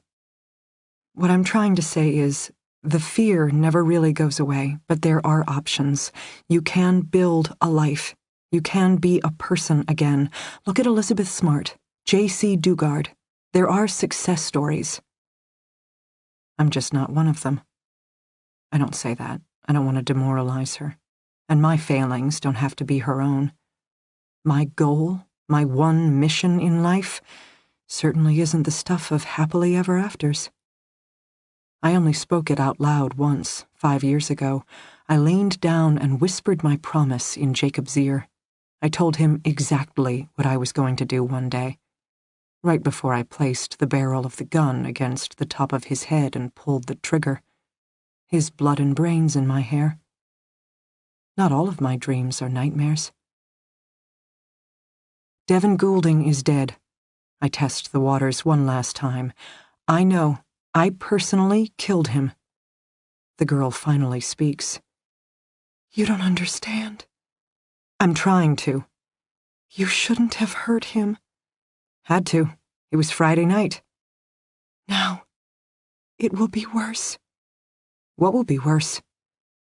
Whatever happens next, she says quietly. It will be much, much worse. I leave her in the corner. I'm tired of doom and gloom. What I want is escape. I return to the mattress, encountering the spring coil I bent into my makeshift lockpick. I've been picturing in my head a long, flat object to jimmy open the door. Now I switch gears. Maybe a mattress coil would work. It's stiffer than the pine, and if I curved the end into the shape of a spoon, or one of those things used to dip hard-boiled eggs into coffee mugs of colored Easter dye, I've got nothing better to try. I wrestle with the mattress again, removing piles of foam and stuffing with my hands, releasing more musty herbal smells. I sneeze several times, but soldier on. The coils are tied together. I can't see how in the dark, so I have to poke, prod, twist, and turn with fingertips that are already shredded and bloody. Converting the top of one coil into a lockpick was a far easier operation. This, trying to remove an entire spring, proves nearly impossible. Again, my kingdom for a single beam of light, if I could just see what I was doing. My bruised fingers start to feel heavy, numb. I'm tired, so very tired. I just want to lie down, get some sleep. I find my eyes dragging shut. I have to force them open. The stress is catching up with me. I'm hungry again, but without any sense of time, have no idea how long it's been since I last ate. Hungry, thirsty, water somewhere. I should take a nap. Except, of course, I still have to extract the damn coil. My eyes drifting closed. Fingers latching onto my shoulders, suddenly digging in. I jolt awake, twisting frantically, tossing back an elbow, but the girl, having finally roused herself, is surprisingly strong.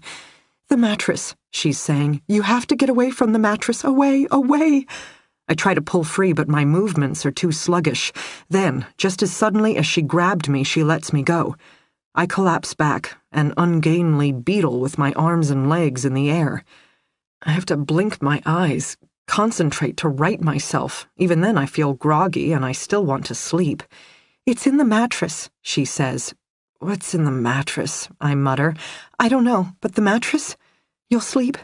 It makes you sleep." The mattress is drugged, or contaminated, or laced with something. That's what she's trying to tell me. I'd been right in the beginning. The room is booby-trapped, except it's not sleeping powder in the bottled water or some kind of knockout gas in the ventilation system. It's the mattress. "We need the mattress spring," I hear myself. "I got it out. Must be someplace near the top. We need it." The girl doesn't answer. She moves, dragging her feet in the dark. Her side, of course. She's still injured, and walking must be painful, but she doesn't complain as she shuffles back to the mattress, feels around with her hand. Then she's back. I feel the wire pressed against my arm. "I don't understand who you are," she says. "A girl, just like you. Except once upon a time I escaped from the dark." "You can get us out of here?" "Yes." "Far, far away? I don't want to ever come back." "You're a survivor," I tell myself. "You can do anything." "I want to go home." "Tell me your name. You want to get out of here? You have to remember who you really are." It takes her a bit. I understand. I know how these things work. I've been there myself. Because it's one thing to survive. It is much, much harder to truly live. "My name is Stacy Summers," she whispers. "And I just want to see my parents again." I can't comment. My throat has closed up. There are too many things I want to say, and none of them are enough. Instead, I pick up the mattress coil. I work it with my poor bloody fingers, looping it around, folding it in on itself until it's a stiffer, spoonier version of itself. Then I find the door again. It takes me a bit to wiggle out the pieces of broken wood, then the edge is cleared, and it's just me, a jury-rigged mattress spring, and two girls' wildest dreams. Poke, wiggle, push, shimmy, again and again, and suddenly, almost imperceptibly, I can hear it. The tiniest, softest click of the latch suppressing in the lock plate. I push, very gently, almost timidly. The door moves. The door opens. I have no idea what will happen next. Chapter 37. "We found Christy Kilker," Dee Dee informed her boss, Cal Horgan. "How certain?" 90%. Ben identified a butterfly tattoo on her right shoulder blade. Mother confirmed Christy has the same.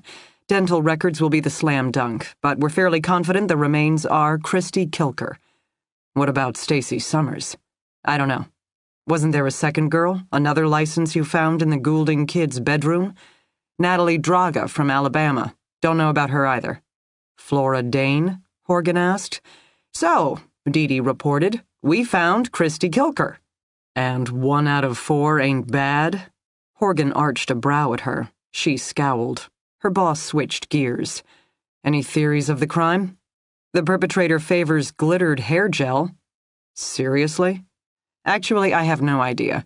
We're still waiting for the lab reports on our various samples, but we found gold glitter outside Flora's apartment, as well as on Christy's hair, as well as in the bathroom at the nightclub Tonic."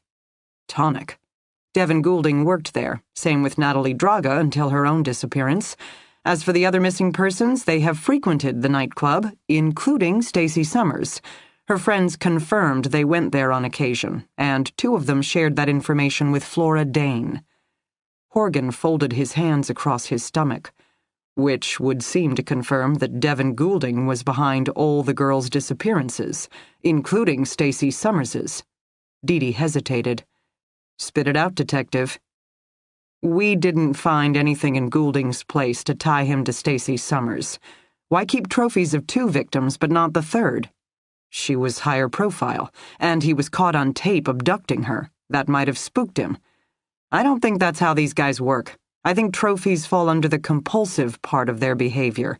Plus, where's Stacy's body? Where's Natalie's body? Why did we find one but not the other 2? Horgan studied her. Then, of course, there's the matter of Flora Dane, Dee continued, who disappeared after Goulding died. Except in her case, we don't even know that she was abducted. It's possible she simply walked away. Not probable, but possible. What do you know again? Her boss asked her. Good news, sir. We found Christy Kilker's body. Dee was having that kind of day. That kind of case, really. She retreated to her office and the growing pile of paperwork stacking up on her desk. She stared at the reports, tried to tell herself to be a good restricted duty sergeant. Sit, read, dot I's, cross T's, manage. Perhaps somewhere in that mound of files the next clue awaited. But she didn't believe it. This case didn't give up information, it took away common sense. Knocking. She looked up from her desk to discover Keynes standing in her doorway, impeccably clad as always, and bearing a burnished brown leather attaché. She would never call it a merce, at least not to his face. "Where's Rosa?" Dee asked. "If I were a betting man, I'd say in a kitchen somewhere, baking. Have you allowed her access yet to Flora's apartment?" "She paid a visit this morning, as I'm sure you know, but crime scene techs aren't ready to release the scene." Keynes nodded, moved into her office. He was wearing his cashmere coat. She should stand, take it from him, offer a glass of water. She couldn't bring herself to do anything. She simply sat there, waiting. "It's the nightclub tonic," she stated abruptly. "Whatever happened to those girls, tonic had something to do with it. And Devin Goulding. Which reminds me, I'm really angry with Flora. I was peeved when I first arrived at the Goulding crime scene. Now I'm pissed. She never should have killed him. Devin, alive, could answer all of our questions. Devin dead, completely worthless. When we find Flora, I plan on charging her with at least half a dozen offenses, just to feel better." Keynes removed his coat, hung it on the coat rack in the corner, took a seat. "My professional opinion?" he offered. "By all means." The manager, Jocelyn Ethier, had a relationship with Devin Goulding. "Seriously? That's all you got? I'm just a city cop, and I figured out that much. Woman scorned, practically had it tattooed on her forehead." Keynes shrugged. "She lied. The question is, did she lie because she was embarrassed, or because she has something more to hide?" Yet another question to contemplate in the small hours of the morning. The problem is, we have too many questions. We need information. Fresh, tangible clues. Which is why I'm here. "You brought me a fresh, tangible clue?" "I brought you information. Regarding Jacob Ness." "Jacob Ness is dead." "Yes," Keynes agreed. "But his daughter isn't." What's relevant about this information is that Flora never provided it. "What do you mean?" Dee asked.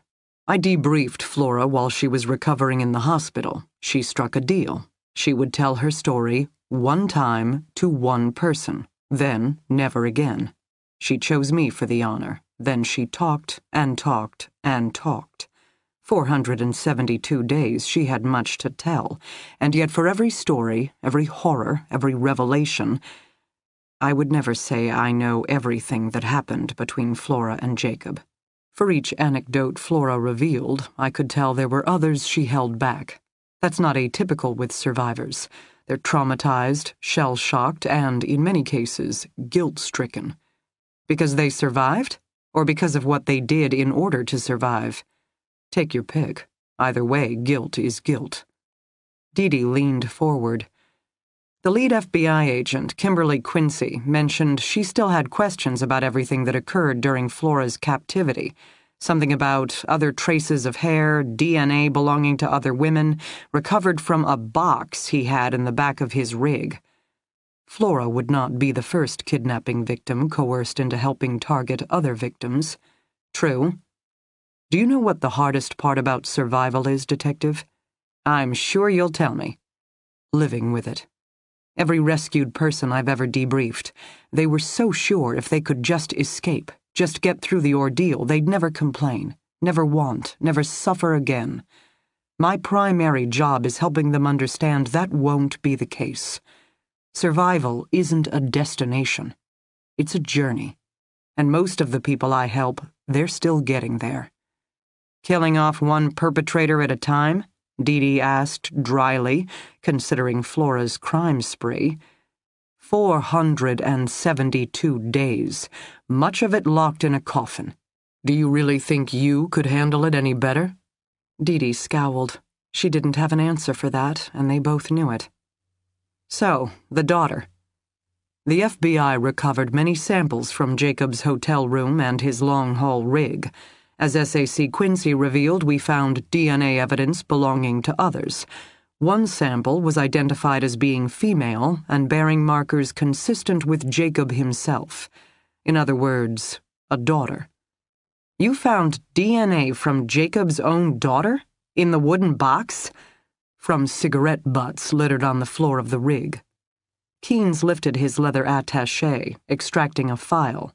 Dee Dee took it, then, glancing down at her desk, realized she was officially out of room for new paperwork. Who is she? Dee Dee asked, finally positioning the file crossways on another stack of God knows what. We never figured out. The DNA didn't match with anything in the system. Agents ran down birth certificates, etc., but never found any records bearing Jacob's name. Of course, it's possible he was never listed as the father, and since we don't have an approximate age, it's hard to be more exact in our search of hospital databases, assuming the hospitals have computerized all their old records. Many small rural hospitals haven't. What about following up with Jacob's known love interests, checking with them about a possible child?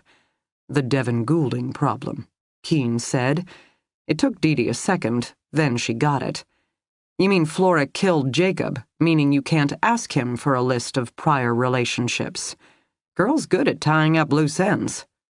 Jacob Ness flew under the grid for most of his life. A brief stint in prison, but other than that he was a loner, driving from state to state in his big rig, his only permanent address being his mother's house in Florida. According to Flora, in the beginning at least, she was kept in a basement room. There are basements in Florida? It's primarily slab construction, which makes us believe Jacob left the state almost immediately after the kidnapping. He mentioned to Flora that they were in the mountains of Georgia, but we've never been able to pinpoint an exact location. When Jacob worked, his movements were tracked by a computer system used by all long-haul truckers. Jacob was an independent contractor, however, and he spent weeks at a time not working at all. During those periods, we don't know where he went. According to Flora, he had a penchant for crashing at cheap motels in small southern towns, but we've never been able to retrace all of his movements. More questions he can't answer and she won't tell? I don't know if Flora has the answers, Keynes said bluntly. Hard to get your bearings, locked in a box. Good point. We know Jacob moved around, mostly in the South. We know he didn't return to his mother's house during the time he had Flora, but we also know, at some point, he met up with his daughter. Happily, unhappily, we have no idea. What's Flora's official position? Jacob was partial to prostitutes. She doesn't know anything about a daughter. He had his own personal sex slave and he was still hiring prostitutes? Jacob Ness was a sex addict, claimed it wasn't his fault he was a monster. Dee Dee didn't have words for that. She could tell by the hard set of Keynes's jaw that neither did he. But you think Flora is lying. You think she knows something about the daughter. Why? Small things. Do you know about the postcards Jacob sent? Some. The messages ran toward irony. Met a handsome guy when, in fact, Flora had been kidnapped by Jacob. Amazing views when, in fact, she was locked in a box. Got it. Last email Rosa received? Made a new friend. Very sweet. I know you just love her. You think that's a reference to Jacob's daughter, Dee Dee said, which, if he's describing her as sweet... I asked Flora about it directly. She wouldn't respond. Judging by the completely blank look that overtook her face, perhaps she couldn't answer. The more I pressed, the more vehement became her denials. She had an emotional response to my questions, even as she sought to distance herself from the answers. And if there was no daughter, why would she care? Exactly. Given that the cigarette butts with DNA were recovered from the floor of Jacob's cab, that seems to imply a relationship. The woman wasn't stashed in the back in a box, but sitting up front, smoking. A meeting of equals. Maybe even father-daughter bonding. Could Flora have felt threatened? Possible. Dee frowned, picked up the file Keynes had brought her, which was painfully thin, a profile of a woman with no name, no address, no known associates. Just genetic markers indicating her half-match to a sexual deviant. "Why are you bringing this up now?" she asked Keynes at last. "You keep implying I know things about Flora I'm not telling. You also seem to feel Flora's recent disappearance might have something to do with her first abduction. I don't know. Personally, I have more questions than answers at this point, but I am concerned about Flora. And despite what you think, I'm being honest. Anything, everything Flora has ever told me, I have shared. That's my job, Sergeant Detective. I'm not a shrink, I'm a victim specialist. Flora knows this, which is yet another reason why she never told me about Jacob's daughter." Keynes nodded at the file. "You now know everything I know about Flora and her time with Jacob. It's not complete, it's not perfect, but I'm hoping, for Flora's sake, it's enough." A virtually empty folder on an unidentified woman? Dee picked up the file. "This isn't a piece of information, it's another damn question." "You wanted to know everything, and now you do." Keynes rose to standing, retrieved his coat. "Flora didn't run away," he stated. "I know. Meaning if she's gone, someone took her. But not the building inspector," Dee conceded with a sigh. "And not Devin Goulding," Keynes said, "who was already dead. Which leaves us with a connection. Someone who knew the victims but also knew Devin Goulding." Dee looked up at Keynes. Someone who either partnered with Devin on the original abductions or was inspired enough to keep on going. "A connection," Keynes agreed. Dee stared at all the mounds of paperwork on her desk and realized it was up to her after all, because she was the central keeper of information. Each detective wrote up his or her piece. It was the sergeant's job, however, Dee's job, to study the whole. "I have to get to work," she muttered. Keynes smiled, left her without another word. Chapter 38. The corridor isn't lit, and yet is somehow lighter than our shuttered room. Standing with my body halfway behind the door, peering warily down the hall, it takes me a few moments to figure it out. There are no windows, no overhead lights, hence the relentless gloom. But neither are the walls painted black, enabling some sense of lightness, though maybe mostly in comparison. I count 4 doors in addition to mine. 1 next to this room, 2 across the hall. The final door is at the end of the hall. Maybe leading to a staircase? All are closed, so it's hard to know. I don't see any signs of life, nor do I hear footsteps approaching, noises from other rooms, levels. The hall isn't long, 4 rooms isn't many. A house, I think. We are in a house. How many stories there are, which level we're on, I have no idea. If we're still in Boston, most of the construction is triple-deckers. Common living space would be the 1st floor, bedrooms on the 2nd and 3rd. I would guess we're on the 3rd floor, as far away from the common areas, where neighbors or guests might hear us, as possible. But I don't know anything, and my roommate isn't exactly talking. Confronted by the empty hallway, dotted with dark rectangles of shuttered doors, she is shaking uncontrollably, her hand pressed to her injured side. My first instinct is to get us down the hall to the end doorway, which I'm guessing leads to a stairwell. Over, down, out. Somehow I doubt it will be that simple. The girl, Stacy, is staring at the closed door directly across from us. She shakes harder, which is when I start to get nervous. What's behind that door? What does she know that I don't? I wish I had a weapon. I don't like guns. I still remember that last day, the weight of the .45 in my hand. I don't like guns. But a taser, pepper spray, even a good old-fashioned baseball bat would make me feel better right about now. I have a bent mattress coil in my hand. Guess it will have to do. As I creep silently out from behind the door, leave my pitch-black prison for the first time in, well, I have no idea. I don't go left. I don't go right. Instead, responding to Stacy's continuous shudders, I cross the hall, wrap my hand around the doorknob, and pull. The door opens out into the corridor, just like ours did. It enables me to keep my body positioned behind it, half protected from whatever wild creature might leap from its yawning black depths. I yank, I step back, Stacy hisses sharply, and nothing. No sounds, no activities, no humans or animals appearing from the void. I peer around the door, study the depths more intently. The room is dark, like ours was. Same blackout paint job, which makes me wonder what else might be similar. All of my explorations of my room never revealed a light switch, so now I feel along the hall next to the doorway and, sure enough, find the switch out in the corridor. I flip it on. Stacy shrieks. I snap my eyes shut, my fingers scrambling belatedly to reverse the light process. Off. Light burns. We can't handle it. We've already spent too long in the dark.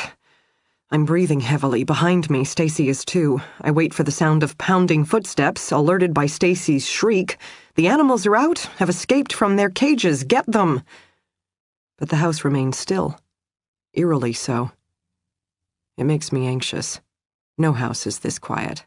Just like no room should be that dark. What is this place? And what has happened here? I'm starting to panic. My breathing is irregular, my heart pounding in my chest. The room, in its own way, was comforting, a defined void, and frankly a fairly luxurious one for a girl once confined to a coffin-sized box. But a house? An entire house with shuttered rooms and unseen levels and unknown quirks? I fist my hand, force myself to focus. Are you tired? Are you hungry? Are you cold? Are you in pain? No? Then you are okay. I am okay. And I'm going to get out of here. The light went on. The room lit up. What did I see? I try to recall, but I can't. Just an impression of blinding brightness, like a blowtorch in front of my retinas. I take a deep breath. If I'm going to figure out what's in that room, I'm going to have to flash the light again. Look away, I instruct Stacy. I lower my own gaze, then once again work the switch. I look sideways first, still blinking hard against even the ambient glow. Behind me, Stacy is doing God knows what. She whimpers, but at least doesn't scream this time. I count to 3, then I glance up swiftly, register the room, snap the light back off. Both Stacy and I breathe easier, and now I understand her anxiety about that space. It had contained a thin mattress, plastic bucket, and a length of chain dangling from the ceiling. I turn to her. "Was that your room?" It takes her a moment. She nods, which makes me glance down the hall to the 2 other closed doors. "And those rooms?" I ask her. She shrugs, appears more miserable. She is struggling, with evidence of her past captivity, with the hope of new escape, I don't know. But in the gloom, her face is pale and shiny, like a waxy moon. Maybe she has an infection. Maybe she's dying right now while I stand here and interrogate her in the middle of the hall. I don't know. I don't know anything. I keep my ears attuned for any sign of approaching noise, clutch my mattress coil tighter, and advance to the next door. There are locks on the outside, but near the top of the doorframe. I didn't notice on the first door because I hadn't looked up that high. Now I realize all 4 doors have external latches placed high. None of them are bolted shut, however. Why? Why have locks but not use them? My uneasiness increases again as I approach the next closed door, position myself behind it, and yank it open. Same pitch black. Some external switch snapped up for a brief, blinding flare of light. Same contents, bare mattress, heavy chains. I'm starting to see the theme of this house. It's not a happy one. And now for the final piece of the puzzle, the closed door next to my room. Stacy isn't talking. Stacy isn't moving. She simply stands in the hallway, clutching her side, sagging on her feet as I do the honors. This is the room with the viewing window, the room where I assumed our abductor liked to hang out, enjoy the show. And now? Is he waiting inside, still one step ahead? I'll open the door and he'll tase me? Drug me? Laugh his head off at our pathetic attempt to escape? My hand is shaking. It pisses me off. I don't want to be scared or anxious or intimidated. I am not hungry. I am not tired. I am not cold, thirsty, hot, or in pain. I'm okay. And I'm going to do this. Door open. Flick light on, snap light off. I inhale sharply, exhale fully. Then I shut the door and return to Stacy. No evil kidnapper. No boogeyman hiding in the dark. Instead, I saw behind this door exactly what I'd spotted behind the first two, which brought us to 4 rooms, counting my own, with 4 blackout paint jobs, 4 mattresses, 4 buckets, and 4 tethers of chain. 2 of us. What aren't you telling me? I demand. Stacy looks at me. She opens her mouth. She closes her mouth. Then, just like a marionette whose strings have been cut, she collapses soundlessly to the floor. I head straight for the door at the end of the corridor, the exit most likely to the building's staircase. I tell myself I'm not running away. I tell myself I'm not abandoning a young girl I've already stabbed in the ribs. I'm getting out. I'm finding help. It's the sensible thing to do. Come upon an injured person, first thing you do is dial 911. Well, I don't exactly have a cell phone on me. Hence, I'll go out and fetch help. I reach the door, grab the knob. Heavy, metal, like a fire door. I twist and pull just as I have 3 times before. The door doesn't move. I pull my gaze up to where the other doors were latched, but there is no bolt. At least, not on this side. How were the other doors to the other rooms set up, locked from the outside?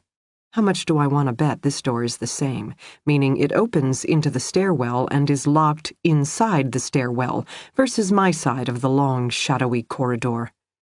For a second, I can't take it. I hit the door with my open palm, kick it with my bare foot. My hand hurts, my toes explode. This door is not wood. It doesn't even wobble. This door isn't going anywhere. Trapped. In a larger venue. For all of my cunning and guile, I haven't gained us freedom at all, just access to more blacked-out rooms in our prison. My eyes sting, but I don't cry. Instead, I rest my forehead against the fire door. I welcome its coolness against my fevered face. I'm not hungry, I whisper. A lie. My stomach is growling. I'm not thirsty. What did I do with the bottle of water? I'm not tired. I'm not in pain. No. But Stacy is. I'm okay. Then, for good measure, I am okay. I am okay. I am okay. And eventually I'm going to figure this out. I'm going to get out of here. If anything, because the kidnapper's got to return eventually, and when he does... Unless our abductor really was the bartender with the amazing pecs, meaning he was already dead. Wouldn't that be ironic? Except, of course, I got here somehow, some way. I don't care what hurt, confused Stacy thought. I didn't just walk over from my apartment and lock myself in a blacked-out room. Someone did something, and that someone is going to return. And it will be much, much worse. Isn't that what Stacy said? I pull myself away from the door. I return to Stacy's form, still sprawled on the floor.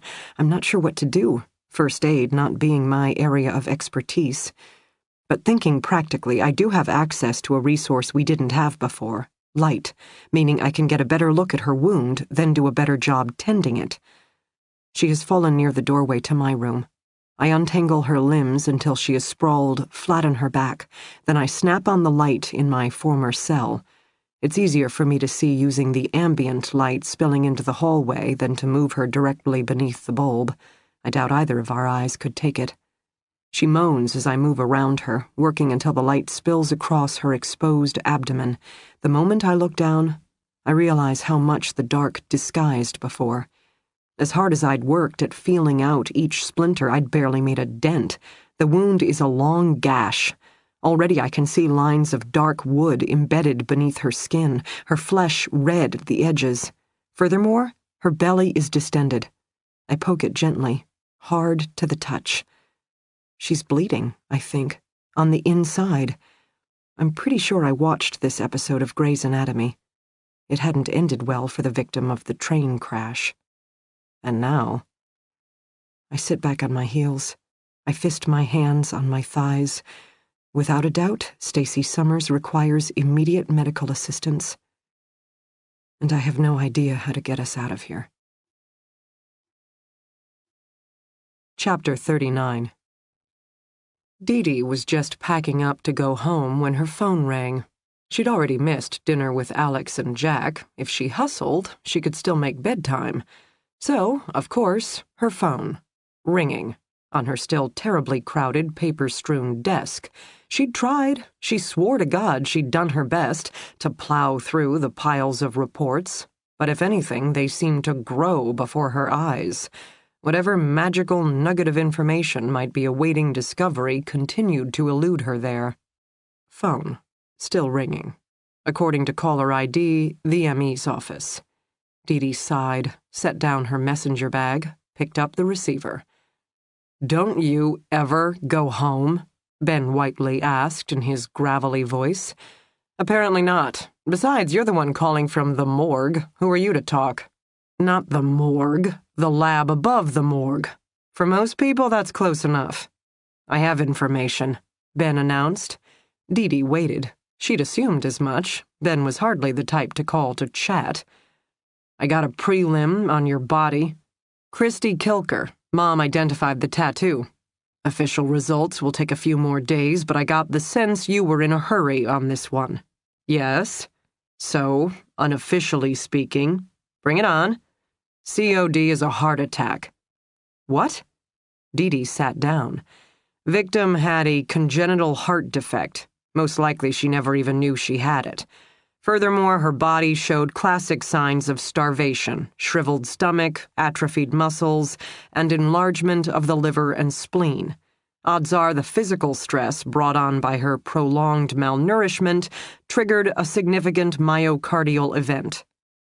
A heart attack? She died of a heart attack. Unofficially, yes. She wasn't murdered. There are marks around both wrists consistent with physical restraints, also signs of ante-mortem scars down her arms, back of her legs, most likely made with a fine blade, maybe even a scalpel. She was cut. Yes, not deeply, but... Dee Dee didn't need the ME to say more. Both she and Ben knew some perpetrators liked to play with their food. Between that and her level of malnourishment, Ben continued, you can make the legal argument the perpetrator's activities led directly to her death. But he didn't mean it. Dee Dee stopped. That statement sounded stupid even to her. Judging by Ben's silence, he agreed. I mean... Dee Dee had to regroup, gather her thoughts. Her death wasn't intended.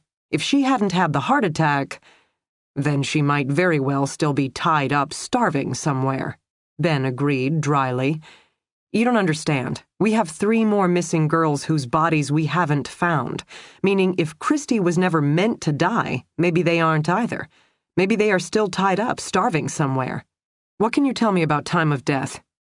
Dee Dee sifted quickly through the stacks of files on her desk, looking for Christy Kilker, college student, who'd worked nights at Hashtag, just up the street from Tonic, before supposedly leaving to study abroad in Italy. Except she'd never signed up for the program. When had her mother last heard from her? 5 months ago, Phil had said, and yet at the burial site, Ben had already thought the remains were fresher than that.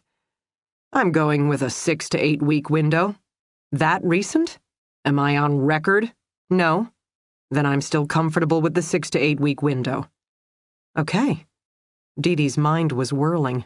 Christy had disappeared in June, but most likely had still been alive in September, which meant she'd been held somewhere. Clearly, and not at Devin Goulding's house because they'd torn that place apart, meaning there must be a second destination. someplace large enough to hold multiple victims, given that Natalie, Stacy, and Flora remained missing. Dee Dee had been focused on identifying a second person, someone who knew both Goulding and the victims and would have been driven to abduct Flora even after Goulding's death. But given how well that was going, perhaps she should focus instead on finding this second site. After all, how many places could there be in Boston, frequented by Devin Goulding, that were large enough and discreet enough to hide at least 4 missing girls? "I'm done," Ben Whiteley said in her ear. "That's it. All I know for the moment. Now I'm going home, getting some sleep."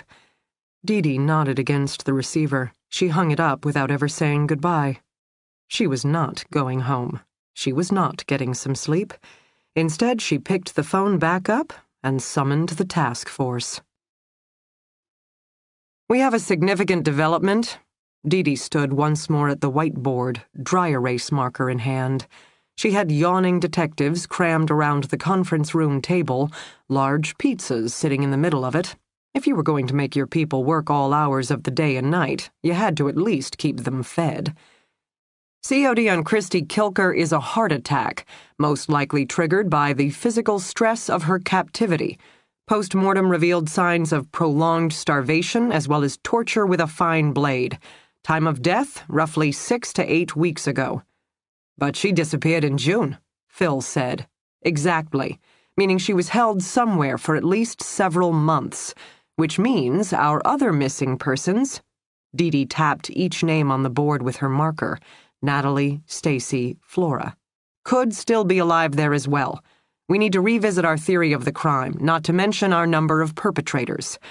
Let's assume for a moment Devin Goulding was involved. He has direct ties to 3 out of 4 victims, and based on what Stacy Summers' friends have said, it's probable he encountered her at Tonic a time or two as well." "He's big enough to be the guy from the abduction tape," Neil spoke up. "And he wasn't working at Tonic the night Stacy Summers disappeared from Birch's, meaning he could very well have been scoping out the scene there," Carol Manley offered. "All right," Dee Dee tapped the board again. "We have Goulding, physically large enough to be our attacker/kidnapper, with at least 1 known assault given his attack on Flora, and most likely tied to Christie's death given it was the GPS data on his vehicle that led us to her body. Not to mention he has trophies from the first 2 victims. Put it all together and I feel it's safe to say he was involved in the first 3 abductions." Around the table, her detectives nodded. "Which brings us to—" She moved down the timeline she'd already written out on the whiteboard— "Flora Dane, who disappeared from her highly secure apartment after Goulding was murdered. How? What are we missing?" "A second kidnapper," Carol spoke up. "A friend of Goulding's?" She sounded thoughtful. "Or a follower?" Dee Dee nodded. "Killing teams are rare, but they do happen. Husband and wife, 2 males, relatives, non-relatives, combinations are endless. What is consistent is there's always one alpha operating with a submissive partner. So, first question, which one is Goulding?" Phil arched a brow. 20-something male all pumped up on steroids? Goulding's gotta be the alpha." "I don't think so." Carol again. They all looked at her in surprise. She merely shrugged. "If Goulding was the alpha, then his death would have ended it. Partner would have run away or simply broken down, right? Ambushing Flora in her own apartment, kidnapping her? That speaks of confidence, not to mention foresight, planning, and organization. That's not submissive behavior. That's evil mastermind all the way." It truly pained Dee Dee to say this. "I think she's right." Now all eyes were on her. "There's inconsistencies with our crimes. Goulding kept trophies of the first 2 women, but not Stacy Summers. There's blood in his garage, which implies at one time he brought at least 1 victim there, but the victims must be held somewhere else. Not to mention he brought Flora to his garage versus bringing her straight to this second location. I think, and I'm going a bit off the reservation here, that the garage is Goulding's domain, but the second location isn't. It belongs to his partner, meaning once the girls are there, they aren't his anymore." Phil finished for her. "He's turning them over to someone else. Submissive, handing over to the alpha." "Evidence would be nice," Dee Dee conceded, "but given that Goulding's dead, I wonder if he picked the first 2 women on his own. Or maybe just Natalie, with whom he clearly had some kind of relationship, to judge by the number of photos. Maybe that first crime was personal and independent, but it drew someone else's attention. Someone who could both add to the adventure, hey, I got the perfect place we can keep them, but then who also started calling the shots, leading to Goulding's increasing temper tantrums and his need to snatch Flora and take her to his place first, because later, it wouldn't be about him. Around the table, detectives eyed one another. Universal shrug. Dee couldn't argue with that. They were detectives, not profilers, and she really had drifted into the land of conjecture. "Which leads us to," she began. "It's a woman," Carol interrupted. "The dominant partner. It's a female. Because there's no way a roid-raging, self-perceived stud like Goulding would take orders from another male. But a woman? Older, gorgeous, manipulative, she could play him. Start out acting like she was taking orders from him, except next thing he knows, she's the one calling the shots. It's her house they're using, which would also trigger his basic hard wiring to submit, a house being a woman's domain and all." Dee nodded. "Yeah, that's what I'm thinking too. The reason we've never found Stacey Summers is because everyone's been looking for the Devin Gouldings of the world, when, in fact, Stacey's most likely stashed with an ice-cold femme fatale, someone who lives in a standalone residence. Can't be hiding 4 girls in an apartment building, somewhere in the Boston area." "Downtown?" Phil interrupted with a frown. "Yeah, if the house was out in the country, why dispose of Christie's body in the nature center? That kind of disposal was very high risk, and would only be done because they had no other choice. In other words, our perpetrators may have a house suitable for their activities, but no land. Hence the field trip to Mattapan." "You think the house is in Mattapan?" Phil asked. "Possible, if I was going to hide 4 women." Dee shrugged. "I'd look for a place in a lower-class neighborhood, where so many of the buildings are boarded up, who would notice yet another triple-decker with plywood over the windows. Where my neighbors are few and far between, and, better yet, more inclined to be shooting up than looking out for strange happenings. Where the sound of screams isn't so out of the ordinary." "That doesn't exactly limit the possibilities in Boston," Neil said dryly. "According to crime stats, if the victims are white, then the perpetrator is most likely white. So we're talking a predominantly Caucasian neighborhood." More shrugs from around the table. Given Boston's long history of Irish, Italian, and now Eastern European immigrants, poor white areas of the city were just as easy to come by as those of any other color. Diversity at work.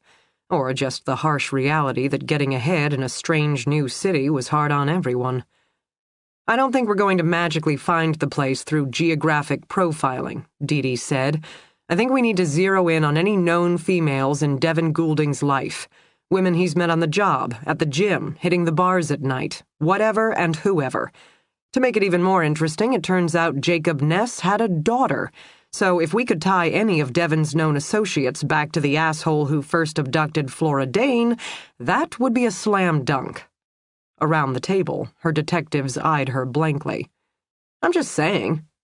"Jacob Ness had a daughter?" Phil asked. "FBI recovered DNA from his long-haul truck consistent with a daughter. Unfortunately, that's all we know.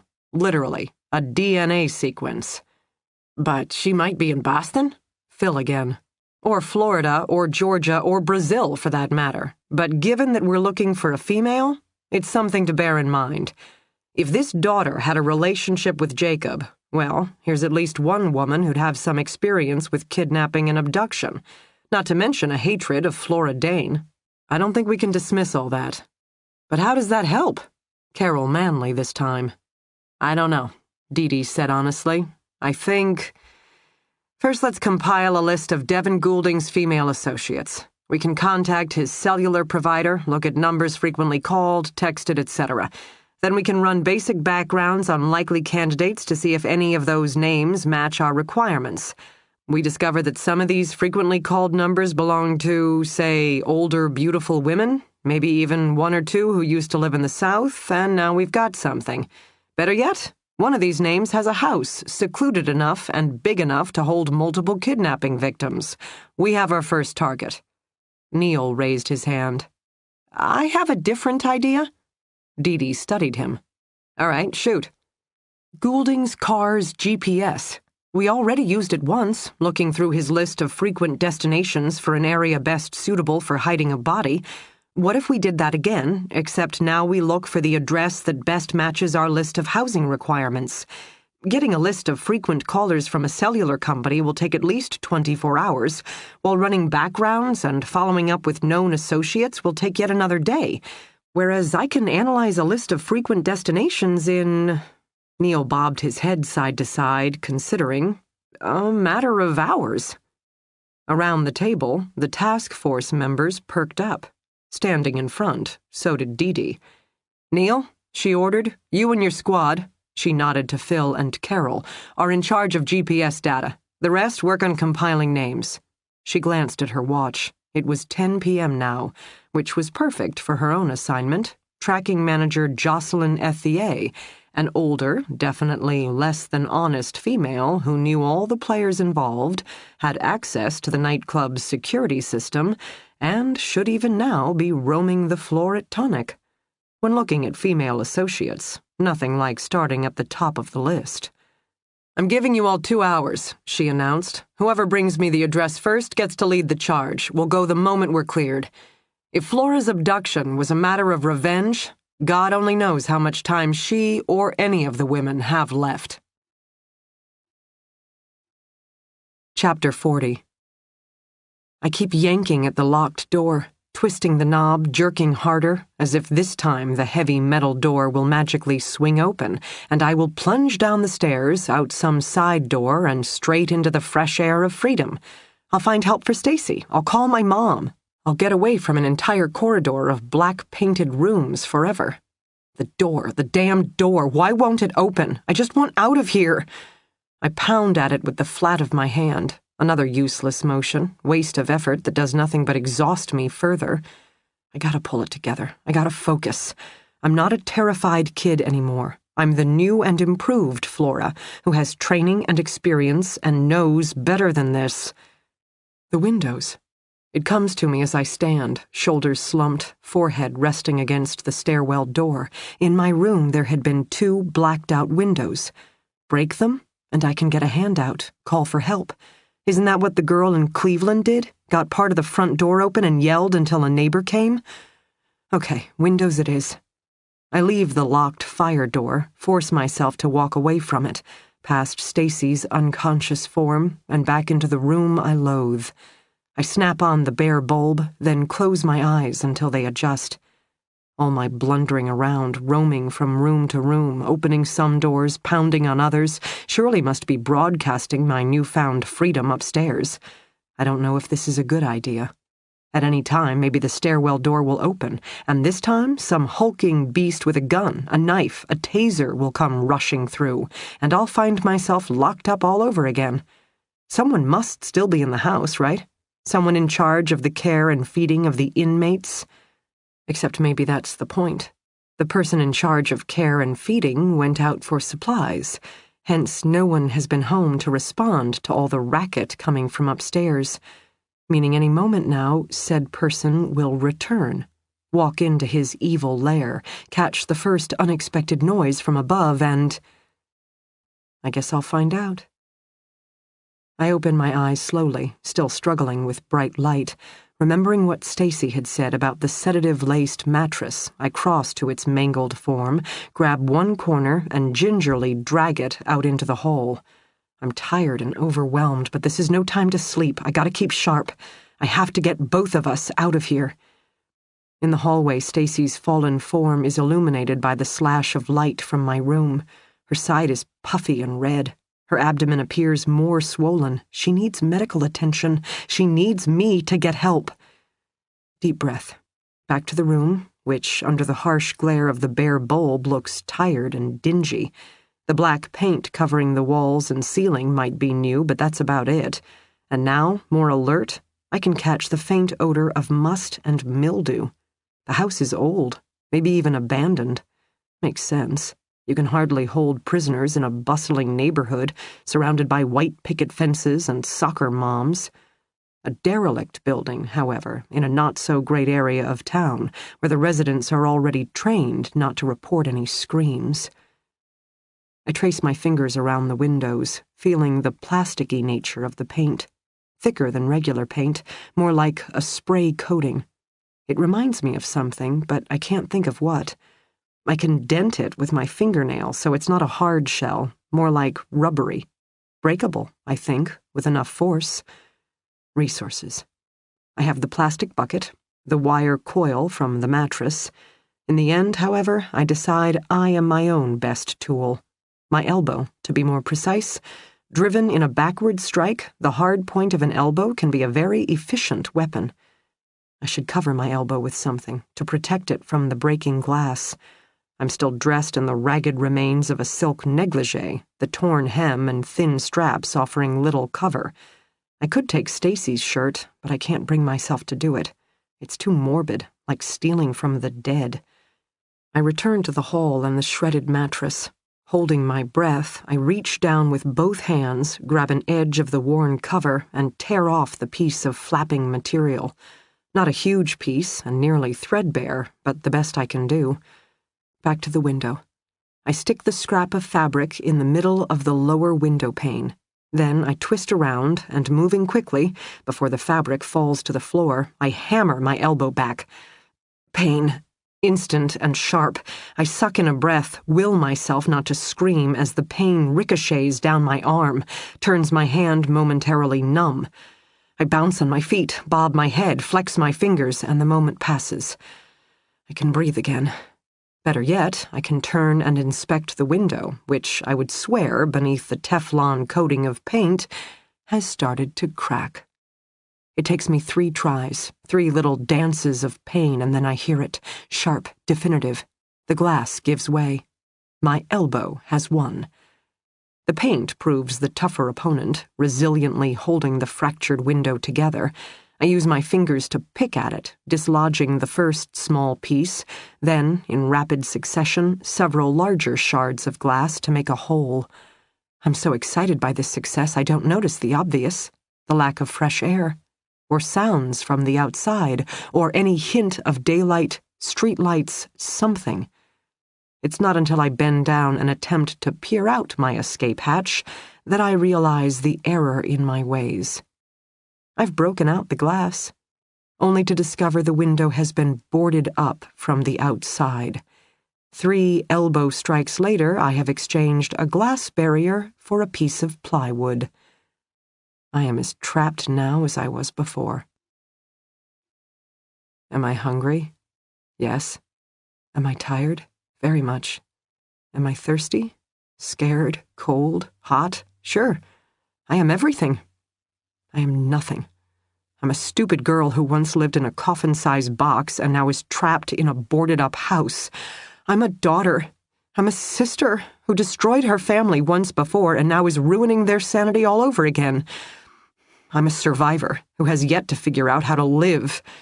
I'm an overwhelmed person who wants to sink to the floor and feel sorry for herself. So I do. I let myself sit in front of the boarded-up window surrounded by shards of glass. I wrap my hands around my knees. I study the scars on my wrists. And I think of Jacob. It's crazy. He snatched me, drunk and stupid, off a beach. He stuck me in a box. He drove me all over the South. He raped me. He starved me. He beat me. He took me out dancing. He introduced me to his daughter. He gave me clothes, and on occasion he called me pretty. I hate him. I miss him. He is, and always will be, the most influential person in my life. Other people have first loves, dysfunctional families. I have Jacob. No matter where I go, what I do, I carry him with me, his voice in my head, his smell on my skin, his brains and blood in my hair. He told me it would be like that, and in his own crazy way, Jacob never lied. Even at the bitter end, he warned me I'd never be free of him. He advised me to kill myself instead.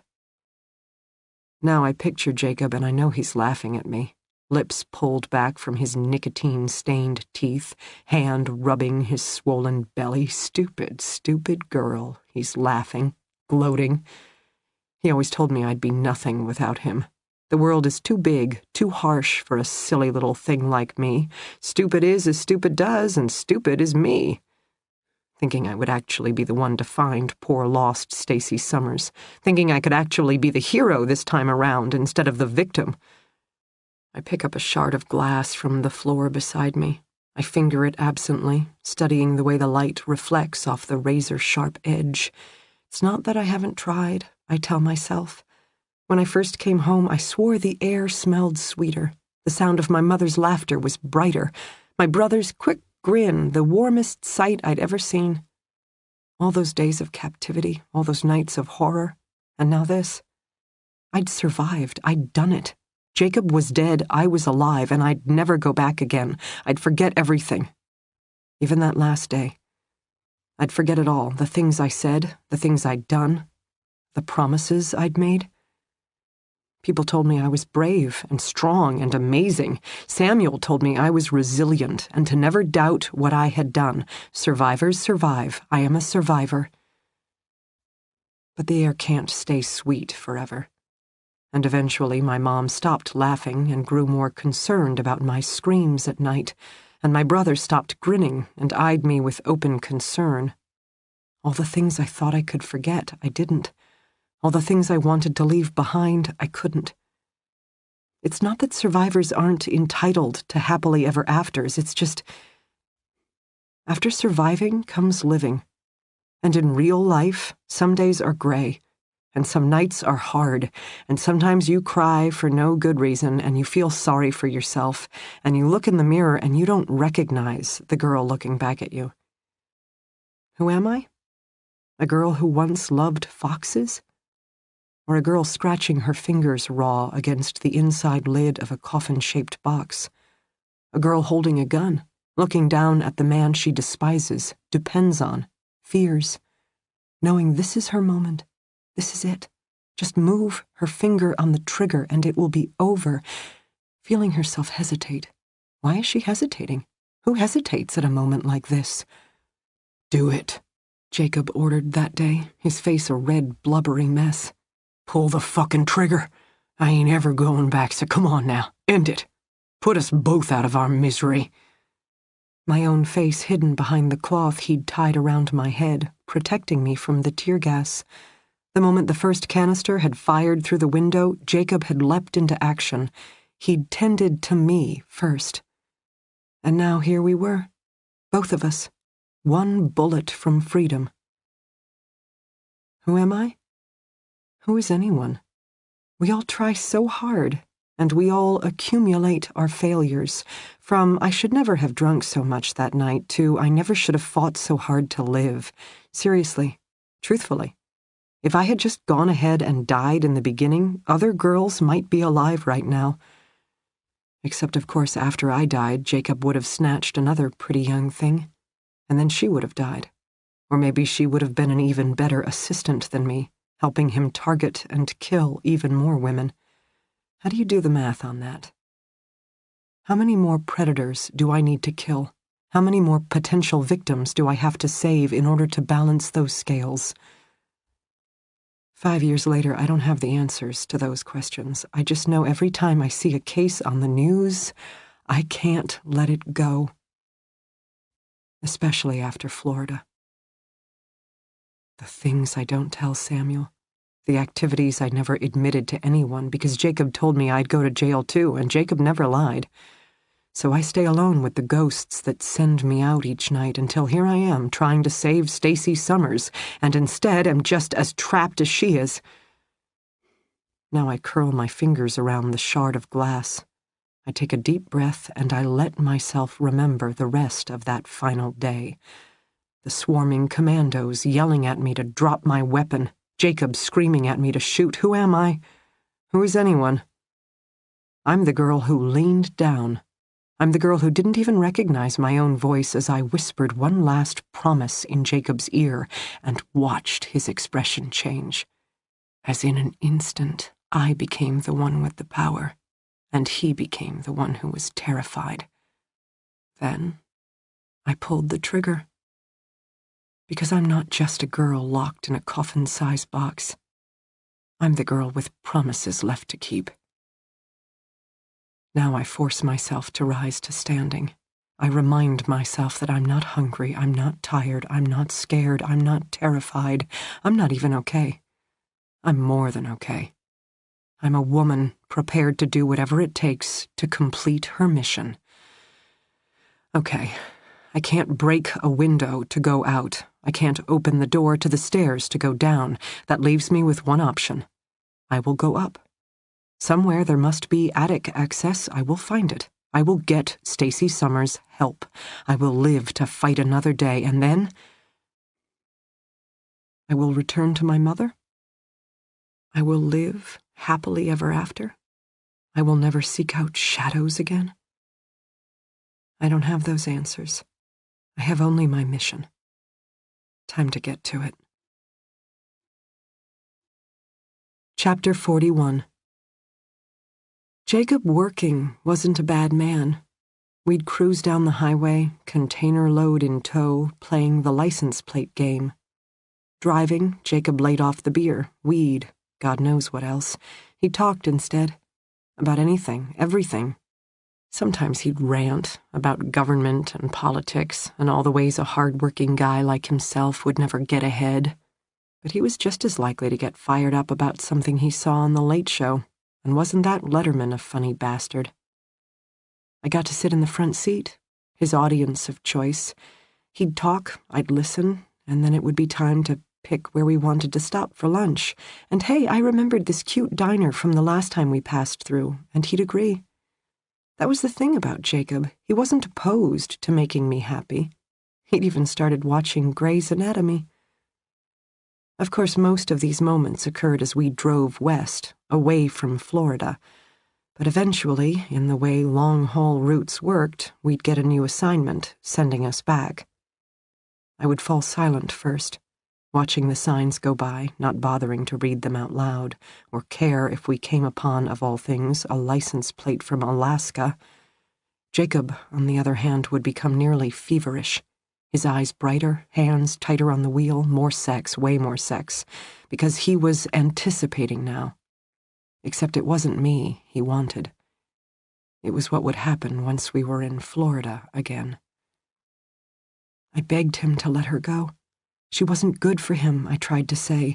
She goaded him into more and more dangerous behavior. He already had me, and look, he'd gotten away with it. Why couldn't he be happy? But he couldn't, the closer we came to Florida. He would drive to her place the second he delivered his load. Didn't matter if it was 40 minutes away or 3 hours. If we were in the state of Florida, he headed to Lindy's house. Sometimes she'd arrange to meet in a new location, had to spread their hunting around to keep the locals from getting suspicious.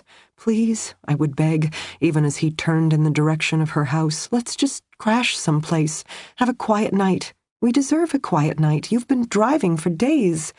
Nah, I'm fine. You're gonna get caught. She doesn't care about you. Second the police catch on, she'll throw you under the bus, say you made her do it, and the police will believe her. You know they will. You don't understand. You don't have a kid. She doesn't love you. Love me? He frowned. She's my kid. Love's got nothing to do with that. It's bigger than that. Better. Love comes and goes, but she'll always be my daughter. She's just using you. Using me? Maybe I'm using her. Ever thought of that? I'm the one who found her first. She didn't know nothing about me. Her mama hates my guts. Didn't even include me on the birth certificate, but I heard rumors. Went looking. First time I saw her, I knew. My father always recognizes his own. I watched her for years, always from afar. Such a pretty little thing. Then one day, when she was 8 or 9, a birdie flew into a window beside her, fell back onto the grass. I watched her pick it up, figured she'd fuss over it, maybe cry, but she didn't. No, not my kid. She picked it apart, feather by feather. Oh, she's my daughter, all right. After that, I knew we'd find a way. I introduced myself to her the first time when she was 13. Not sure if she believed me or not, but then her mama came home, saw me standing there, went into a rage, told me if she ever saw me again, she'd call the cops, put me away. She'd do it, too. She was that kind of woman. Jacob chuckled. Of course, what she didn't realize was that by hating me, she made me interesting. Lindy might have turned away altogether, but after that, each time I came around, Lindy was waiting. She wanted to hear more. She wanted to learn more. Her mother hates you? Her mama's dead. That house she's in used to belong to her mama, but she's gone now. It's all Lindy's, and I can stop by whenever I'd like. How did her mama die? I asked. Jacob merely smiled. Wouldn't you like to know? It's going to end badly, I tried, but he didn't care. When we were in Florida, it was as if I didn't exist. Jacob didn't care about me. But Lindy did. She knew I hated her. She knew their evenings together left me sick and shaking and dry heaving. My revulsion excited her, sending me trembling and pale into the next bar to help select their newest target turned her on. Can you miss a coffin-size box? Because I did. I did. Eventually our time in Florida would end, mostly because Jacob had to earn money, and paychecks came from the big rig, so sooner or later he'd roll back into the sleeper cab and away we'd go. Me, exhausted and strung out in the passenger seat, Jacob subdued and chain-smoking behind the wheel. Neither of us would speak until we crossed state lines. Then it was as if it never happened. Florida became our Las Vegas. What happened there stayed there, never to be spoken of again. Eventually, I would call out the letter A, then he'd find B, and we'd be okay again. Because that was life heading west. And after enough time, anything can become normal, even hanging out with your kidnapper who's killed 3 women and counting. In Georgia, we stopped to refuel. Jacob was gone for a long time inside, doing whatever it was he did. I sat, stared out my window. I saw cars and trees and blacktop. I saw nothing at all. And I wondered how long a person could live like this, dying inch by inch, mile by mile every time she crossed the Florida line. I pictured my mom. I thought of her for the first time in so long, not because you ever really forget, but because a person can only take so much pain. But now I allowed myself to picture her, wearing one of her stiff outfits from the press conferences, the sheen in her eyes, the silver fox at her throat. I wondered what she'd say if she could see me now. I wondered if she'd still beg for my safe return, or if she would realize, as I had realized, that there are some things a person can't come back from. I wasn't a child from the wilds of Maine anymore. I was the plaything of monsters. And just for a minute I wished I could see her again, if only to tell her to let me go. Move on. Be happy. Build a life. But let me go. Because then maybe I could let myself go. I wouldn't fight so hard, do such terrible things in order to survive anymore. I'd just fade away. Surely that would be better than this. For the first time in a long while, I sent my mother a prayer. I prayed she would never find me. I prayed she'd never see me like this. I prayed that all the things I'd done were things she'd never have to know. Then Jacob returned and we drove and we drove and we drove, and he found the letter Q, and later I found X, and then I started to laugh, and then I started to cry, and Jacob said we'd driven far enough. He splurged for a motel, told me to shower and clean up. He even left me alone after that as I lay curled up in a ball and cried and cried and cried. For the mother I hoped and begged and prayed would never see me again. For the little girl who'd once fed foxes and now helped hunt humans for sport. For the life I'd lost and for the future I needed to give up because I couldn't go back to Florida again. There was only so much you could adapt to and accept. I'd hit my limit, and Florida was it. Which meant it was time to let go. Give up. After all those days, nights, weeks, Jacob had threatened to kill me. Now I needed him to get the job done. He had a gun. I'd seen it. A single shot through the head. Certainly it would be kinder than what he and Lindy had done to the others. But how to provoke him? Crazily enough, he seemed to have come to like me. Lindy might be his homicidal partner, but I was his audience. A man liked an audience. In the morning, I would refuse to climb back into the rig. I would scream. I would scream and scream and scream. Then he'd have to shoot me, if only to shut me up. In the morning. I never got my chance. At dawn, just as I was starting to open my eyes, a loud explosion came from the window, shattering glass, the sound of gunfire, then a hissing cloud of... Jacob running out of the bathroom, shirt still untucked. He had a towel in his hands. He slapped it, wet and dripping, around my lower face. I didn't understand. Not him, not the hissing gas, not the shouts from outside. Jacob raced to the other bed, coughing, hacking. I watched his eyes swell, tears streaming down his face, snot flooding from his nose, his hand under the pillow pulling out his gun. I remained sitting, mesmerized behind my dripping face mask, as the door of the motel room flew open and black-clad men poured into the room. Jacob falling to his knees, moaning, groaning, sobbing pitifully, he stared straight at me, reaching out with his hand, offering me his gun. So I took it, hefted its weight, felt its heaviness, while black-clad men continued to stream in and yell words I couldn't compute. This wasn't about them. This had never been about them. This was about Jacob and me. His lips were moving. He was begging me to shoot him. No, he was ordering me to shoot him. Just do it. Pull the trigger. The black-clad men came to a halt. They stood all around us. They didn't seem to know what to do. Because of me, I realized. Because I was holding a gun and they didn't know what to expect.